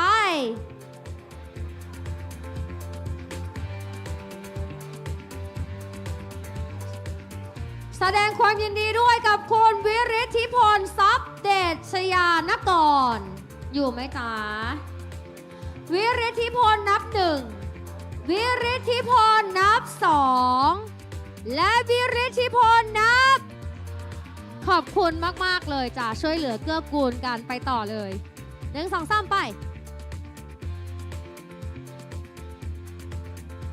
คุณทีทานอันฮารีทีทานนับ1ทีทานนับ2ทีทานนับ3ไปต่อเลยจ้า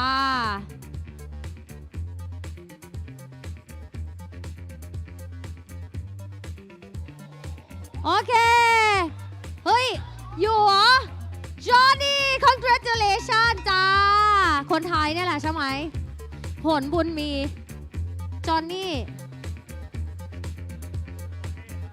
โอเค congratulations Johnny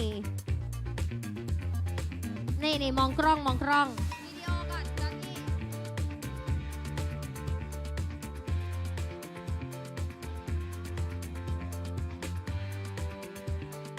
ยินดีด้วยค่ะ ไปกันต่อเลย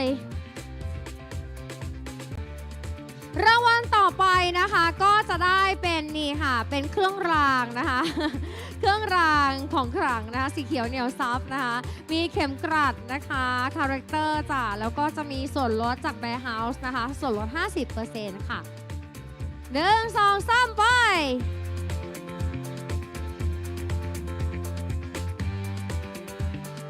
สมเกียรติอินทองอยู่ไหมสมเกียรตินับ1สมเกียรตินับ2สมเกียรตินับ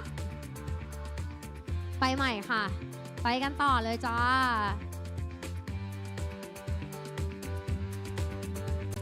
ชาคริยาสุดเสน่ห์ชาคริยานับ1ชาคริยานับ2ชาคริยานับไปต่อค่ะ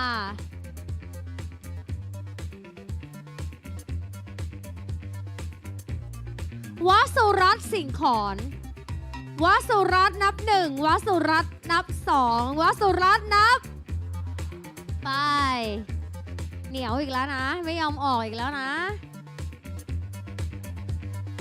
ใช่นึกว่าจะเหนียวแค่ตาปั๊มนะคะพกรเกียรติค่ะพกรเกียรติอัทรุณพกรเกียรตินับ1พกรเกียรตินับ2พกรเกียรตินับ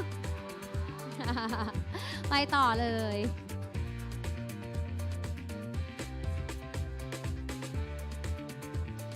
ธนกฤษสิงห์วะหนนท์อยู่ปะไม่อยู่เหรอธนกฤษนับ1ธนกฤษนับ2ธนกฤษนับ3ไปต่อ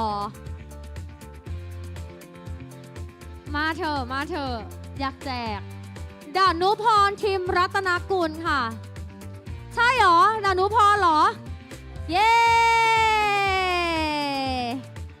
ต้องมีสักวัน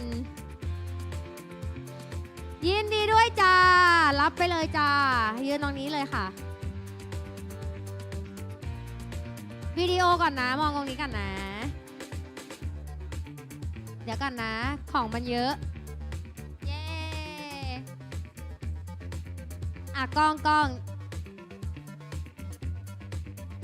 ยินดีด้วยค่ะนี่ใส่ถุงมาได้เลยรวบต่อไปนี่ได้เป็นเซตแบบนี้นะคะเป็นกิฟต์วอเชอร์จากแบร์เฮาส์ด้วยส่วนลด 50% นะคะแล้วก็จะมีเป็นเข็มกลัดนะจ๊ะ1 2 3ไป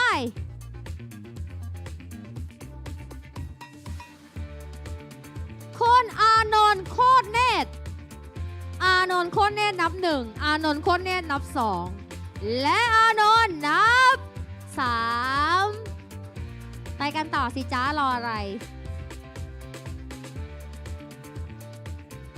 เอาธนกฤษไปอีกคนหนึ่งแล้วคนนี้ก็ชื่อธนกฤษเหรอ แต่ไม่ใช่นามสกุลตัวเองธนกฤษรักพินิจค่ะธนกฤษนับ1ผ่านไป2ธนกฤษแล้วนะมันต้องเป็นของเราสักอันหนึ่งอะธนกฤษนับ2ธนกฤษนับ3จ้าเดี๋ยวถ้าเกิดมาธนกฤษอีกพี่ว่าต้องใช่ละ ต้องได้ละทีทัศน์อุตตมา ทีทัศน์อุตตมา ทีทัศน์นับ1ทีทัศน์นับ2ทีทัศน์นับ3ไปต่อคุณภูริศกิตติฉัตรกุลค่ะภูริศนับ1ภูริศนับ2ภูริศนับ3ไปต่อธีรชัยเอ็มอิ่มยูปรบมือให้เขานี่ไงคนที่เดินต่อมาไม่ใช่แล้วเดินมาด้วยกันมากเป็นจังหวะซิทคอมเวอร์เราใส่เสื้อเหมือนกันมานี่เป็นทีมเดียวกันปะเนี่ย อ๋อฉันด้วยใช่ไหมตรงนี้โอเควิดีโอก่อนจ้า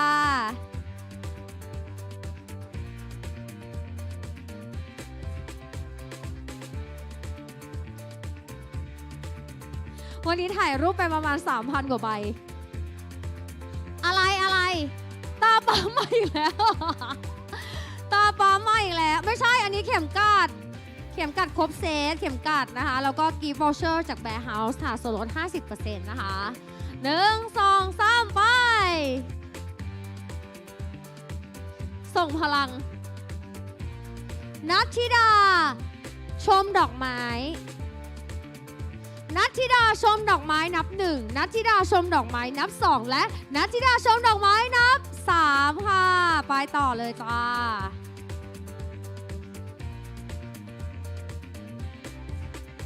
นัทพัฒน์อีโว นามสกุลเหรอเนี่ยนัทพัฒน์นับ1นัทพัฒน์นับ2นัทพัฒน์นับโอเคไปกันต่อจ้ะ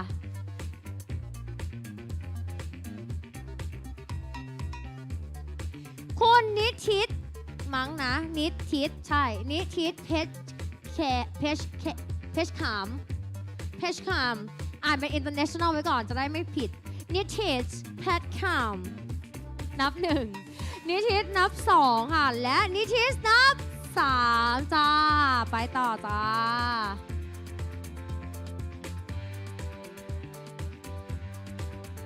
แก้วรัตนาด่านกาญจนาแก้วรัตนานับ1แก้วรัตนานับ2และแก้วรัตนานับ3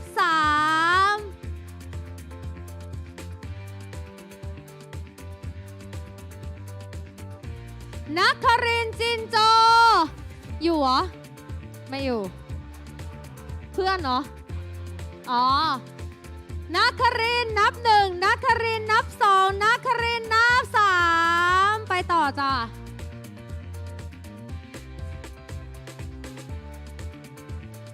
พัดพรชดาไหมพรชดาว่องไววิทย์ค่ะหรืออ่านว่าพระชดาไหมพรชดาว่องไววิทย์พรชดานับ1พรชดานับ2พรชดานับ3ค่ะอะไรเป็นกล่องๆแบบนี้ไม่ค่อยออกเลยนะเหนียวอีกแล้วนะไหนลองเปลี่ยนซิเป็นแบบเซตบล็อกใหญ่ซิบล็อกใหญ่อันนี้ก่อนพี่แพรหาอันเมื่อกี้ก่อนอันเดิมก่อนพงศิวัฒน์ใช่พงศิวัฒน์ว่องชงชัยหารอยู่เหรอเกือบแล้วเธอเกือบได้กล่องใหญ่แล้วแต่ไม่ใช่กล่องใหญ่อันนี้แต่อันนี้เขาให้มาแลกกันนะเธอเดี๋ยวขอตรวจสอบก่อนให้ดาราสาวนั่งรอก่อนเกือบแล้วเมื่อกี้เกือ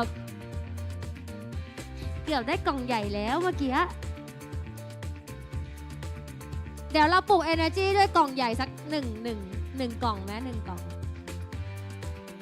ยิ่งใหญ่เหรอ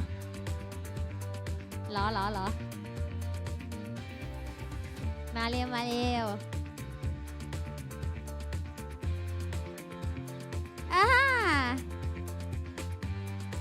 โอเคยินดีด้วยค่ะตรงนี้เลย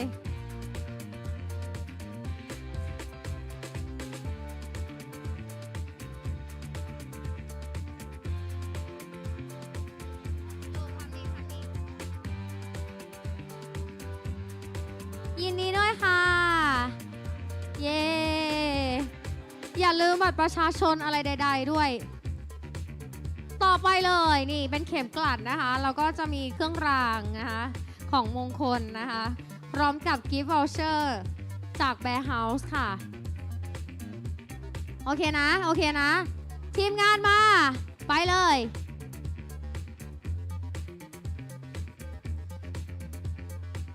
สุพรรณษาคณวุฒิสุพรรณษานับ1สุพรรณษานับ2สุพรรณษานับ3ไปต่อจ้ะปิ้ง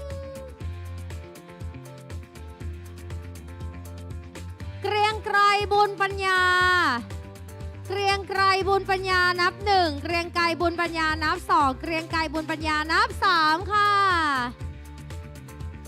ไปกันต่อเลยจ้าเปรมม่วงอ่อนอยู่ค่ะอยู่ยินดีด้วยเปรมมาเลยบัตรประชาชนให้พี่ด้วย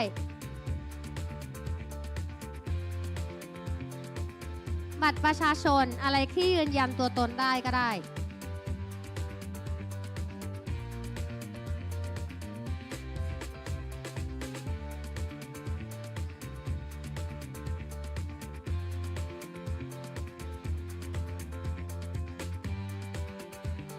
วิดีโอ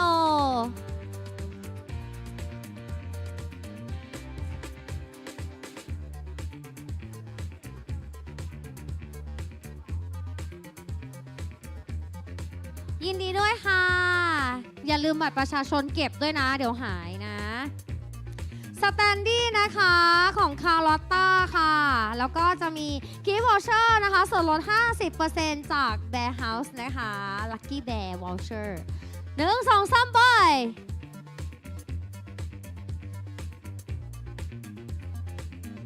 คุณคมรัตนชัยถาวรคมรัตนชัยถาวรคุณคมนับ1คุณคมนับ2และคุณคมนับ3ไปต่อจ้ะคาร์ลอตต้าสุภชัยยโสธรสุภชัยนับ1สุภชัยนับ2สุภชัยนับ3เสียดายแทนนะวันนี้เราแจกแต่แรร์ไอเทมทั้งนั้นเลยนะคะพัทรวดีขำเหมเย้โอ้โหโอเคเลิศเลิศอ่ะนี่วิดีโอก่อนจ้าอ่ะนี่ภาพนิ่งตรงนี้โอเคยินดีด้วยนะคะต่อเนาะอ่ะอะไรจ๊ะโอ้นี่มีสแตนดี้นะคะใครเอ่ยคาร์ลอตต้าเหมือนเดิมนะคะนี่อันนี้เป็นชุดใหญ่ไฟกระพริบโอเคมาติ๊ง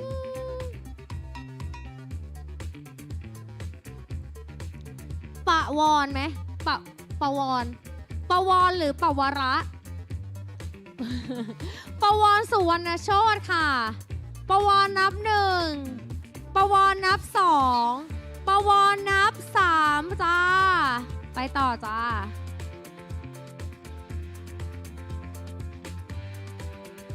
พักขวิทย์อ้นเถื่อนพักขวิทย์นับ1พักขวิทย์นับ2พักขวิทย์นับ3ไปต่อ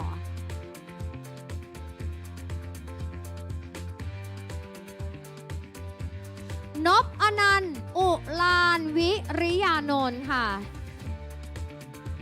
นพอนันต์อุลานวิริยานนท์ค่ะอยู่เหรอยินดีด้วยบัตรประชาชนมาไหมลูกบัตรประชาชนมาให้พี่ด้วย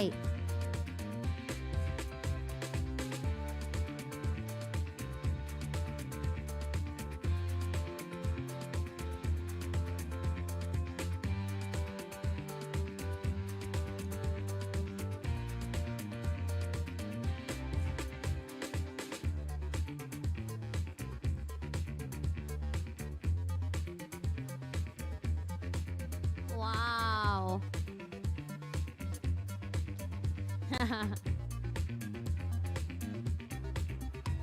ได้ครับได้รับเลยจ้า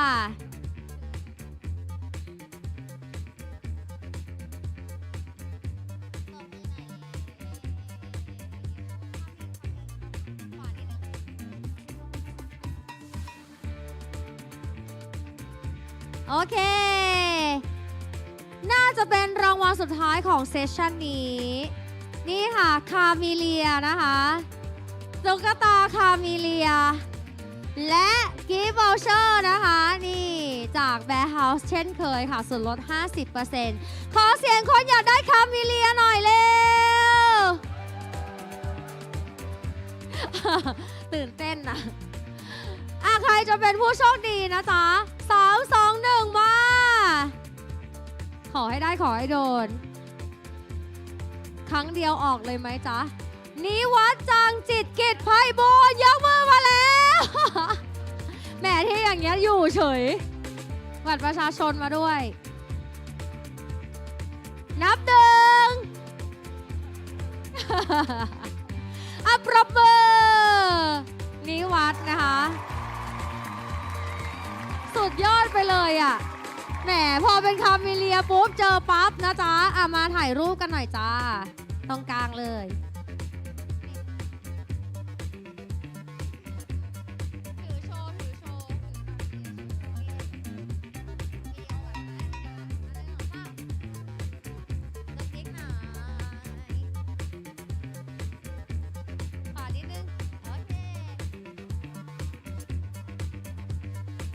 ยินดีด้วยนะคะยินดีด้วยตอนนี้นะคะอยากจะหาค่ะก่อนที่เราจะไปประกาศผลกันนะคะใครที่คิดว่าตัวเองเป็นแฟนพันธ์แท้ของ WUTHERING WAVES ขอ5คนค่ะบนเวทีแห่งนี้5คนบนเวทีแห่งนี้มาเลยถึงก่อนมีสิทธิ์ก่อน5คน1 2 3 4 5ปรบมือ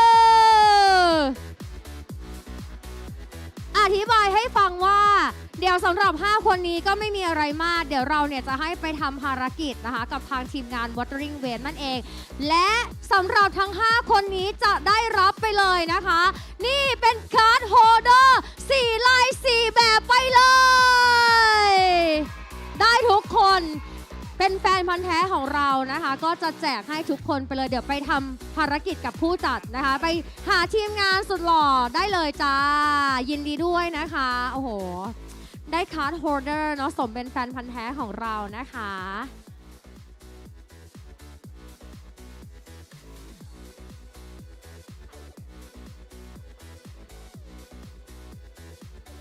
โอเคตอนนี้นะคะมีเซอร์ไพรส์พิเศษด้วยไหนใครติดตามแฟนเพจของ AIS eSports แล้วบ้างยกมือยกมือ You can follow all of our players you can follow AIS eSports fan page นะคะ and just follow แล้วก็ติดตามกิจกรรมดีๆเพราะว่าเดี๋ยวในแฟนเพจเนาะเราจะมีกิจกรรมนะคะให้ทุกท่านเนี่ยไปร่วมสนุกกันและจะแจกทั้งเซตแบบเนี้ย4ลาย4แบบทั้งหมด3เซตปรบมือให้ AIS eSports ด้วย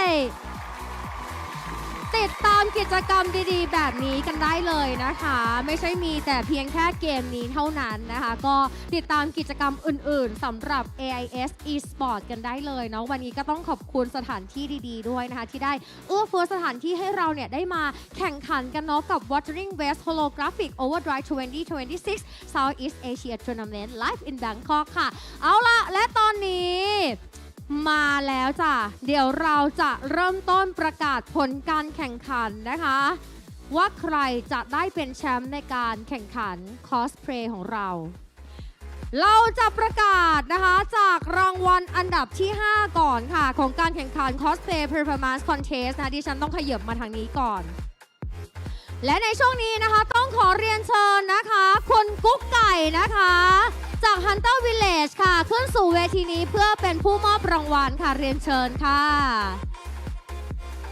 และตอนนี้ผลคะแนนอยู่ในมือของเนยแล้วนะคะสำหรับรางวัลที่5เนาะอันดับที่ 5 ของเราจะได้รับเงินรางวัลมูลค่า 4,000 บาท พร้อมกับชุดกิฟต์เซตชุดใหญ่ไฟกระพริบนะคะมีน้องคามิเลียด้วย แล้วก็จะมีนะคะเป็นผู้สนับสนุนจากแบร์เฮาส์ค่ะขอแสดงความยินดีกับ HOLOGRAPHIC Waves ค่ะกับตัวละครเวรีนายินดีด้วยนะจ๊ะมาพร้อมกับช่อดอกไม้ของตัวเอง อันดับที่ 5 ของเรานะคะนี่เลย Cosplay Performance นะคะลำดับที่ 5 ค่ะโอ้โหของรางวัลถือไม่หมดอ่ะไหวไหมจ๊ะขยับนิดนึงนะคะ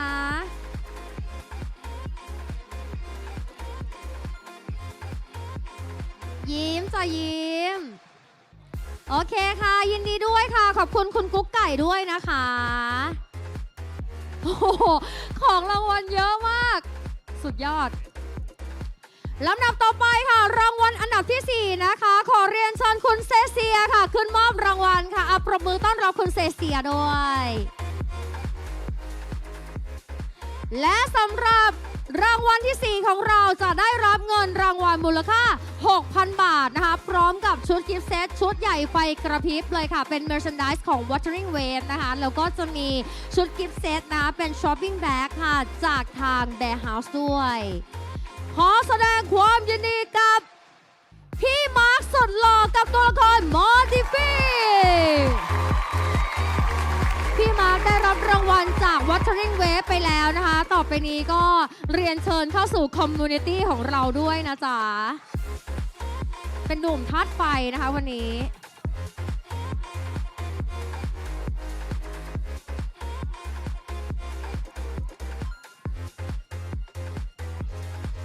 ยินดีด้วยค่ะ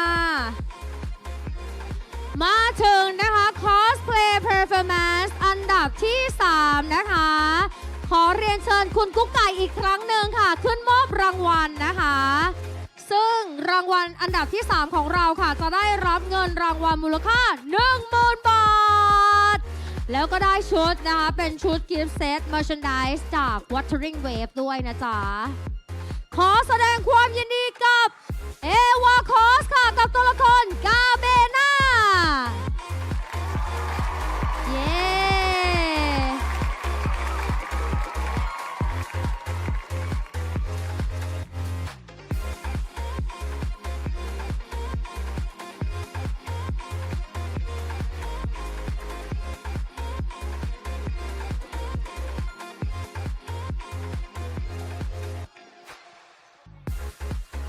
มองกล้องนะคะวิดีโอนะคะ1 2 3เย้อาจจะขยับได้ไม่เยอะนะคะเพราะว่าของรางวัลเราเต็มมือเต็มไม้มากเต็มไม้เต็มมือขอบคุณคุณกุ๊กไก่ด้วยนะคะมาถึงรางวัลรองชนะเลิศอันดับที่ 1 ค่ะขอเรียนเชิญคุณเซเซียอีกครั้งหนึ่งนะคะขึ้นมอบรางวัลค่ะและสำหรับรางวัลรองชนะเลิศอันดับที่ 1 นะคะจะได้รับเงินรางวัลมูลค่า 15,000 บาทนะคะพร้อมกับ merchandise จาก WUTHERING WAVES ค่ะและชุดกิฟต์เซตจาก Bear House นั่นเองค่ะขอแสดงความยินดีกับเมดูซ่าเรียลเนสกับตัวละครกาเบน่าค่ะว้าวกาเบน่าของเราได้ไปถึง2 รางวัลด้วยกันเป็นตัวละครสุดเซ็กซี่นะคะหุ่นไม่สับนี่คือโอ้โหคอสไม่ได้นะเนี่ย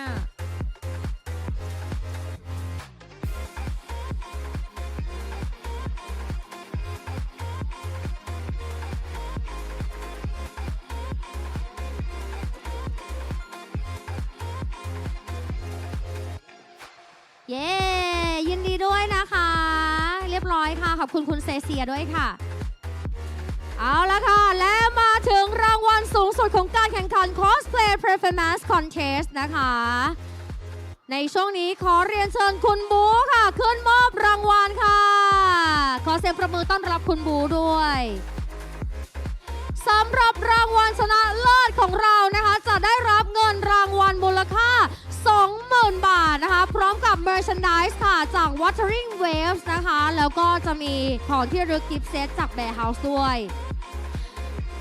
และสำหรับรางวัลแชมเปี้ยนของ Cosplay Performance Contest ได้แก่ ผู้ชายหน้าหวานกับบทซิลิก้าค่ะ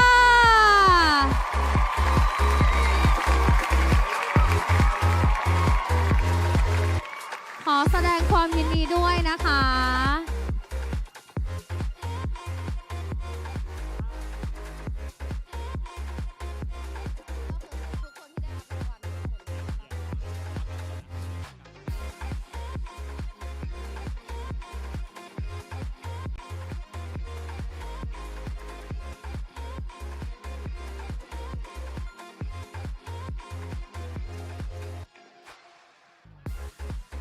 ขอมองกล้องนะคะ วิดีโอนะคะ โอเค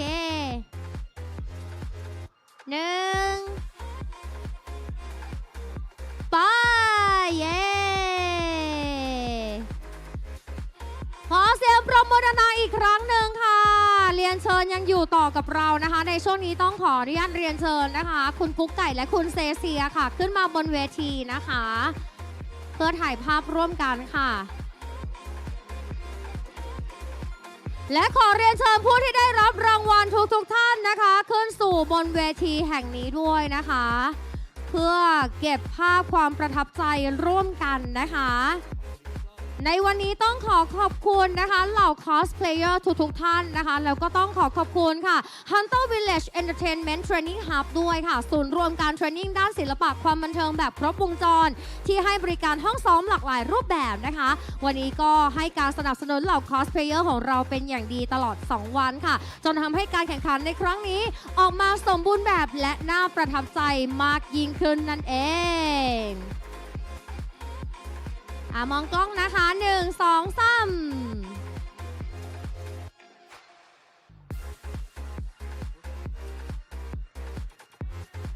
3เย้วิดีโอนะคะไปสดใสร่าเริงจ้าสดใสร่าเริง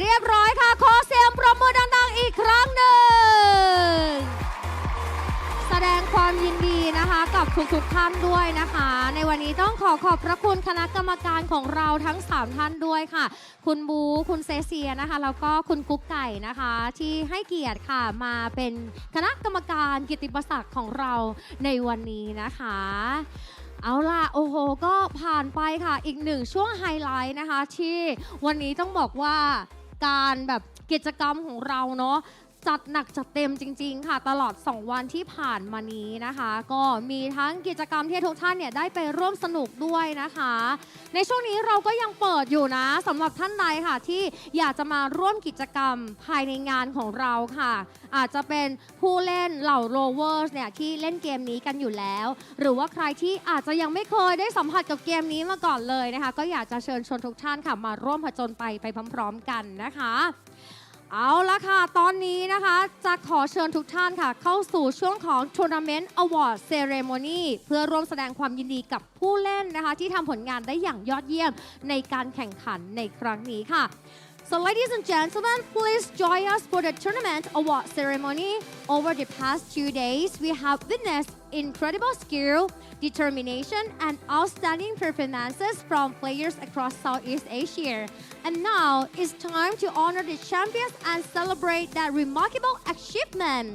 ตอนนี้นะคะจะขอเริ่มต้นนะคะกับผู้ที่ได้รับรางวัล9 ถึง 12 ค่ะขอเชิญรายชื่อปรากฏบนหน้าจอเลยในช่วงนี้นะคะต้องขออนุญาตเรียนเชิญค่ะคุณทัชธริศสิทธิวงศ์นะคะจากทีมการตลาดของคุโรเกมส์ค่ะขึ้นมานะคะบนเวทีเพื่อมอบรางวัลค่ะขอเสียงปรบมือต้อนรับด้วยค่ะ And this is 9 to 12 place.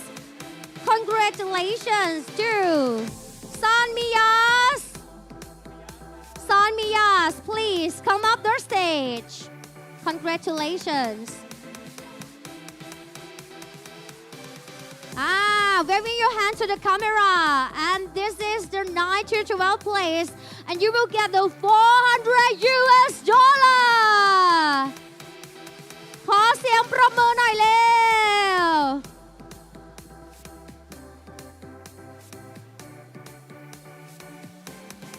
1 2 3 วิดีโอค่ะวิดีโอ shots please okay 1 2 3 yeah นี่นะคะ and you also get the merchandise from the Wuthering Waves thank you very much and congratulations ขอเรียนเชิญอยู่ต่อกับเรานะคะ and next please welcome congratulations to Instinct เย้ขอเสียงปรบมือต้อนรับด้วยนะคะนี่ค่ะก็จะได้รับนะคะเงินรางวัลค่ะมูลค่า$400 เช่นเดียวกัน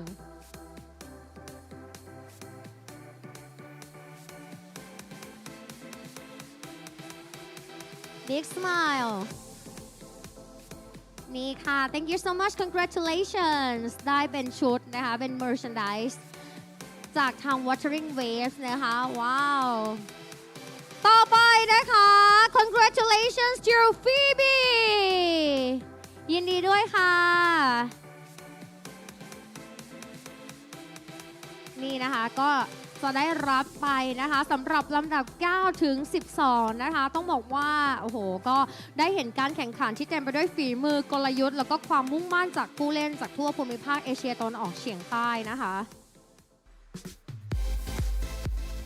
จากที่เราได้ดูการแข่งขันทั้ง2วันนะก็จะเห็นว่าผู้เล่นของเราก็ทุ่มเทอย่างเต็มที่นะคะเพื่อก้าวขึ้นสู่เวทีแห่งเกียรติยศค่ะ congratulations and next congratulations to Realta give a big round of applause ขอเสียงปรบมือด้วย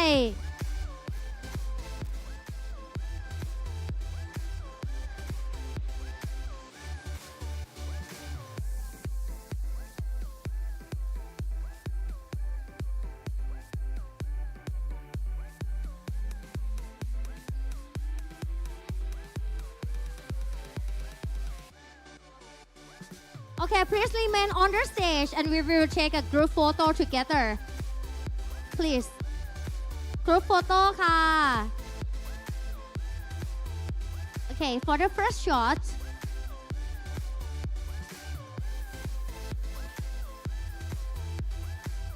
Okay.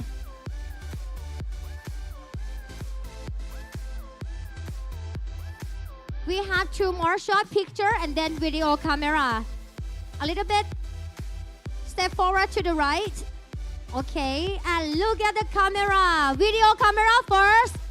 Look at this video. 1, 2, 3. Yeah. And then picture. Photo. 1, 2, 3. 1, 2, 3. Big smile. And one more shot. Video camera. 1, 2, 3.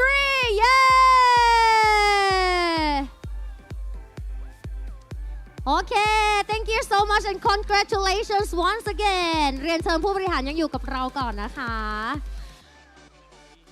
ต่อไปค่ะจะเป็นลำดับที่5ถึง8นะคะ and next we will announce the 5th to the 8th place and congratulations to Equal you will get the $600 with the merchandise from the Wuthering Wavesนี่ค่ะก็จะได้รับไปเลยนะคะเงินรางวัลมูลค่า$600นะจ๊ะนี่ได้รับเป็นชุดเซตของที่ระลึกจาก Wuthering Wave แบบชุดใหญ่ไฟกระพริบเลย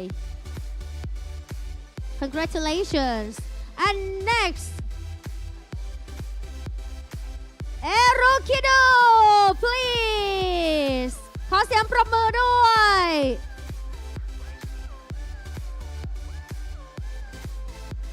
1 นี่นะคะอิรุคิดูค่ะ ได้รับไปเลยเงินรางวัล$600 US นะคะแล้วก็เป็นของที่ระลึกจากเกม WUTHERING WAVES ยิ้มจ้ะยิ้มเรียบร้อยนะคะวิดีโอได้แล้วเนาะโอเคยินดีด้วยนะคะอิรุคิดูต่อไปค่ะ Fresh Nano please ค่ะเรียนเชิญนะคะ Fresh Nano จ้า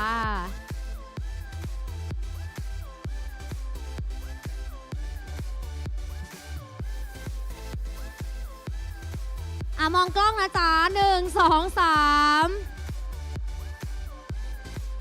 ต่อไปต้องมาพร้อมรถเข็นแล้วนะของรางวัลเยอะเกินไปนะคะหยิบถือกันไม่พอเลย เอ็นดูมาก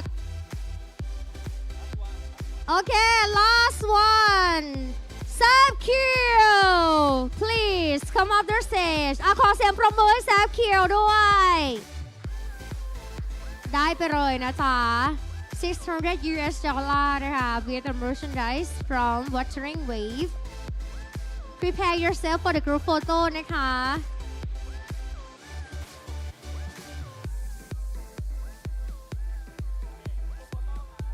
please remain on the stage นะคะ for the group photo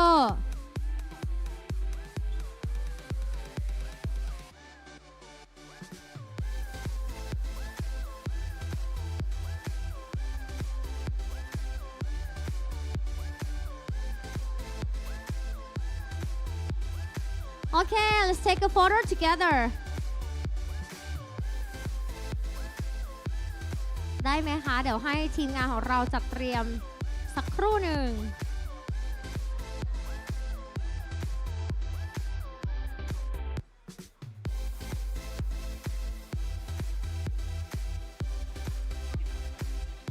Video shot first 1 2 3 วิดีโอค่ะวิดีโอ you can movement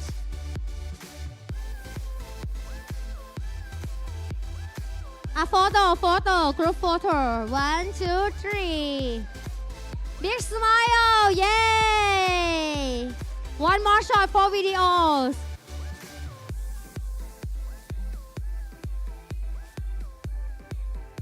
go yay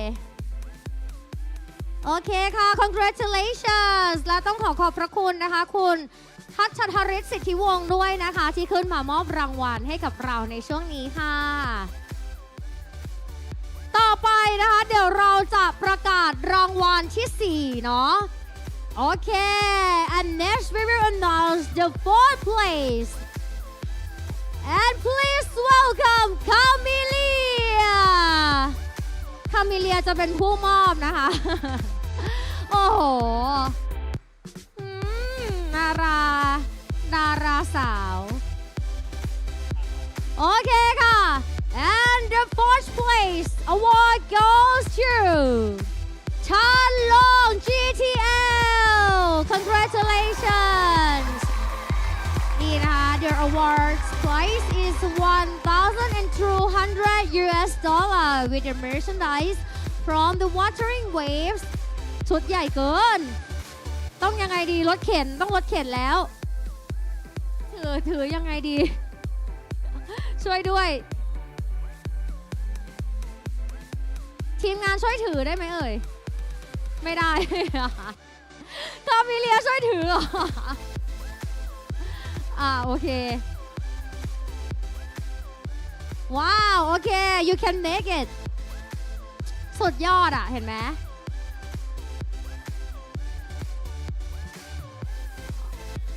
วิดีโอก่อนเหรอคะหรือ picture ก่อนคะ picture first big smile action yayโอเค congratulations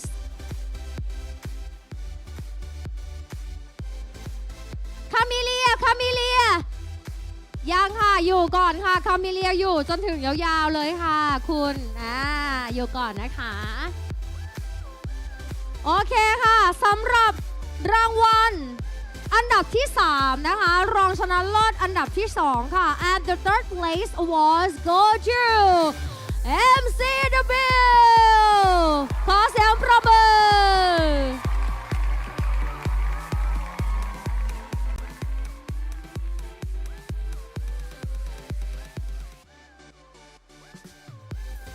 นี่นะคะก็จะได้รับไปเลยนะคะสำหรับอันดับ 3 ของเรานะคะจะได้รับเงินรางวัลค่ะมูลค่า 1,500 US ดอลลาร์นะคะแล้วก็จะได้เป็นของที่ระลึกจาก Wuthering Waves นั่นเองชุดใหญ่จริงๆนี่ค่ะ the third place นะคะ will get the 1,500 US dollar with a lot of merchandise from Wuthering Wavesมองกล้องยิ้มด้วยยิ้มแอคชั่นเย้มือไม้ก็ไม่รู้จะยังไงดีนะคะเพราะว่าของรางวัลของเรานี่เต็มไม้เต็มมือมากๆดุกดิกได้เลิศไปเลิศไปต่อยินดีด้วยค่ะ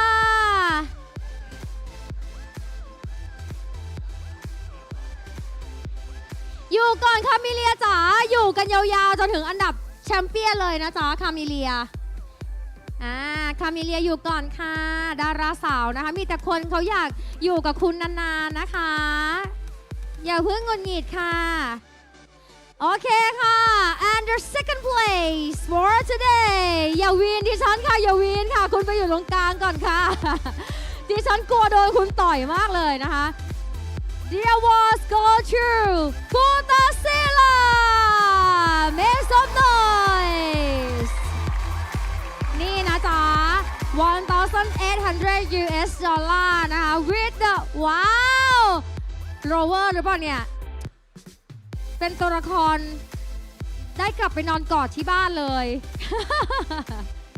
น่ารักอ่ะ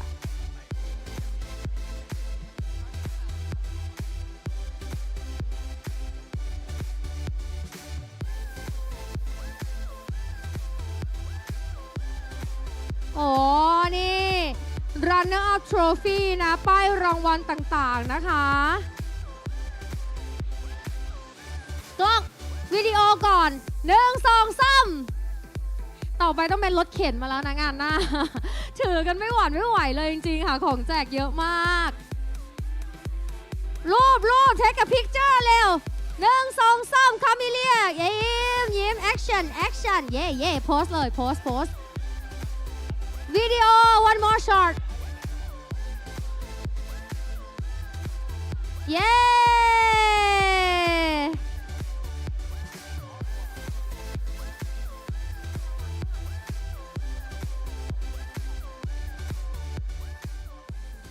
เอาละค่ะและตอนนี้คามิเลียค่ะอยู่ก่อนนะจ๊ะ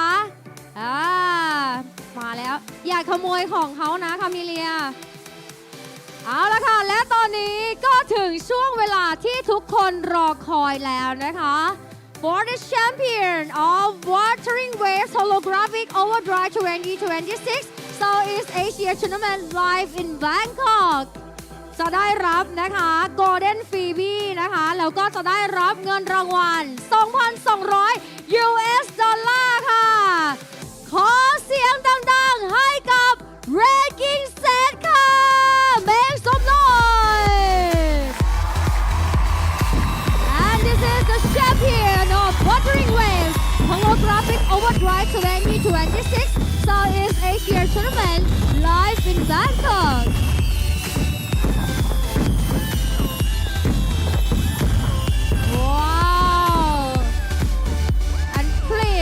receive your golden Phoebe and prize.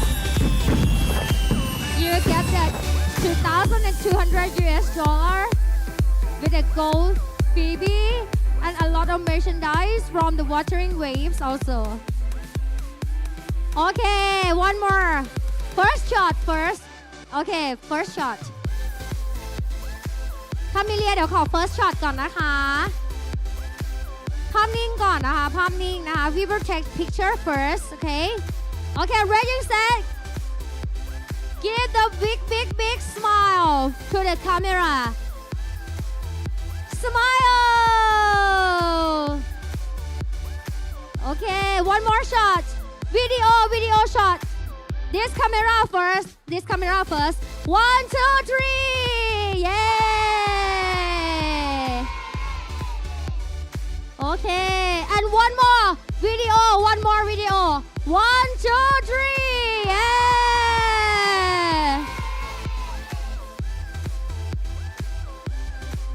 Another background นะคะ One more shot Okay one more time Picture first Okay 1, 2, 3 Big smile Yeah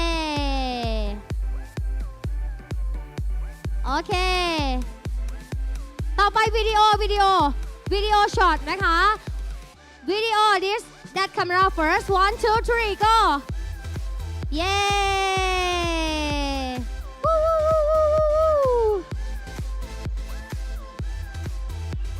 Okay last shot for video 1, 2, 3 go yeah Okay champion please remain on the stage ค่ะขอเสียงปรบมือดังๆอีกครั้งหนึ่งทุกคนขึ้นมาบนเวทีจ้ะ Everybody champion to the fourth place นะคะ we will take a photo together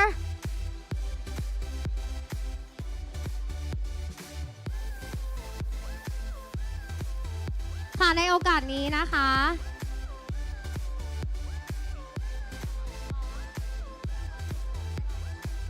โอเคพร้อมไหมจ๊ะ Everybody ready เดี๋ยวขอจัดภาพให้สวยงามนิดนึงนะจ๊ะนี่เป็นแบบภาพในประวัติศาสตร์เลยนะคะโอเค beautiful shot Look at the camera main camera first 1, 2, 3 big smile yeah action posing and next video shot 1, 2, 3 go yeah one more video 1, 2, 3 yeah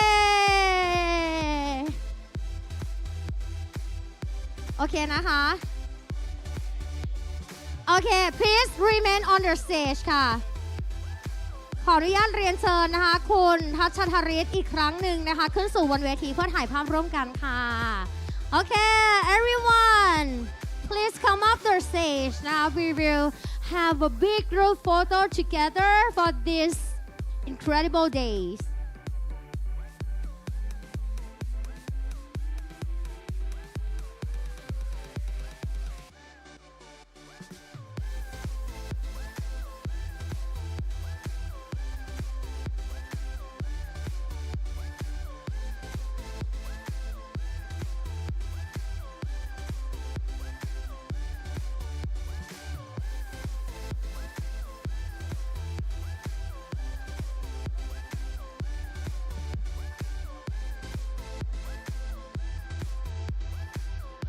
โอเคค่ะเดี๋ยวขอเจ้าหน้าที่ของเราจัดเตรียมความพร้อมกันนะคะ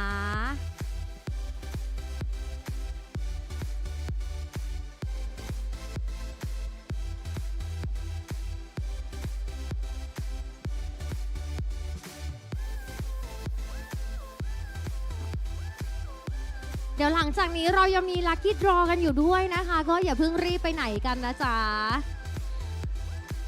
ทุกคนเฮเลยโรเวอร์สาวโรเวอร์แบบยังมีความหวัง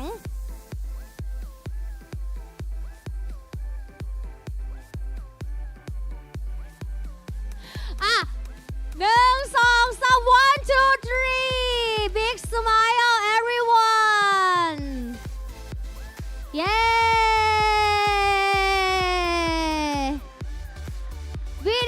this video first everyone this video first look at this camera 1, 2, 3 go yeah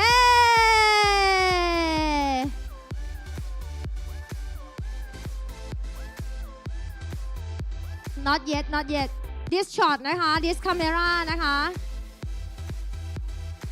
okay get a little bit closer champion เห็นไหมplease step forward ด้านหน้าPlease come in front นะคะ Be careful with your golden freebie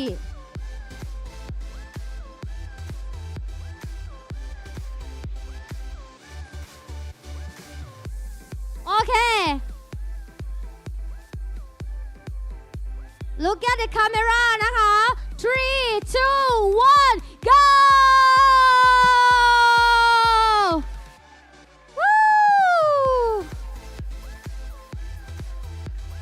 โอเค ขอเสียงปรบมือดังๆค่ะ Congratulations once again ขอบคุณมากๆเลยนะคะนี่วันนี้ก็ต้องขอแสดงความยินดีนะคะกับผู้ที่ได้รับรางวัลทุกท่านอีกครั้งหนึ่งนะคะต้องบอกว่า2วันที่ผ่านมานะคะพวกเราก็ได้ร่วมเดินทางนะคะไปกับโลกของ Wuthering Waves ค่ะผ่านการแข่งขันสุดเข้มข้นนะคะกิจกรรมมากมายนะคะโอ้โหเห็นภาพความประทับใจนี้เนาะรวมถึงทุกคนเนี่ยก็ได้มาพบปะกับเพื่อนๆ Rover ค่ะจากหลากหลายประเทศในภูมิภาคเอเชียตะวันออกเฉียงใต้นะคะต้องขอบคุณจริงๆค่ะสำหรับผู้เข้าแข่งขันทุกท่านนะคะทั้งเหล่า Creator Cosplayer Partner นะคะผู้สนับสนุนแล้วก็ผู้เข้าร่วมงานเหล่า Rover ทุกๆคนค่ะที่ได้มาร่วมสร้างความทรงจำอันน่าประทับใจไปด้วยกันนะคะ On behalf of the organizing team, thank you very much to all players, creators, cosplayers, partners, sponsors, and every rover who joined us over the past 2 amazing days.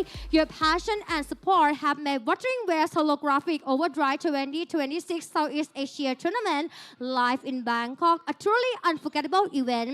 และงานนี้ค่ะต้องขอบคุณนะคะสำหรับผู้สนับสนุนทุกท่านด้วยค่ะที่ร่วมเป็นส่วนหนึ่งของการจัดงานในครั้งนี้นะคะขอบคุณ Racer ค่ะ Bear House นะคะแล้วก็ขอบคุณสถานที่ดีๆแบบนี้ด้วยนะกับ AS eSports นะคะแล้วก็ Hunter Village ค่ะขอเสียงปรบมือให้ผู้สนับสนุนของเราอีกครั้งหนึ่งนะคะ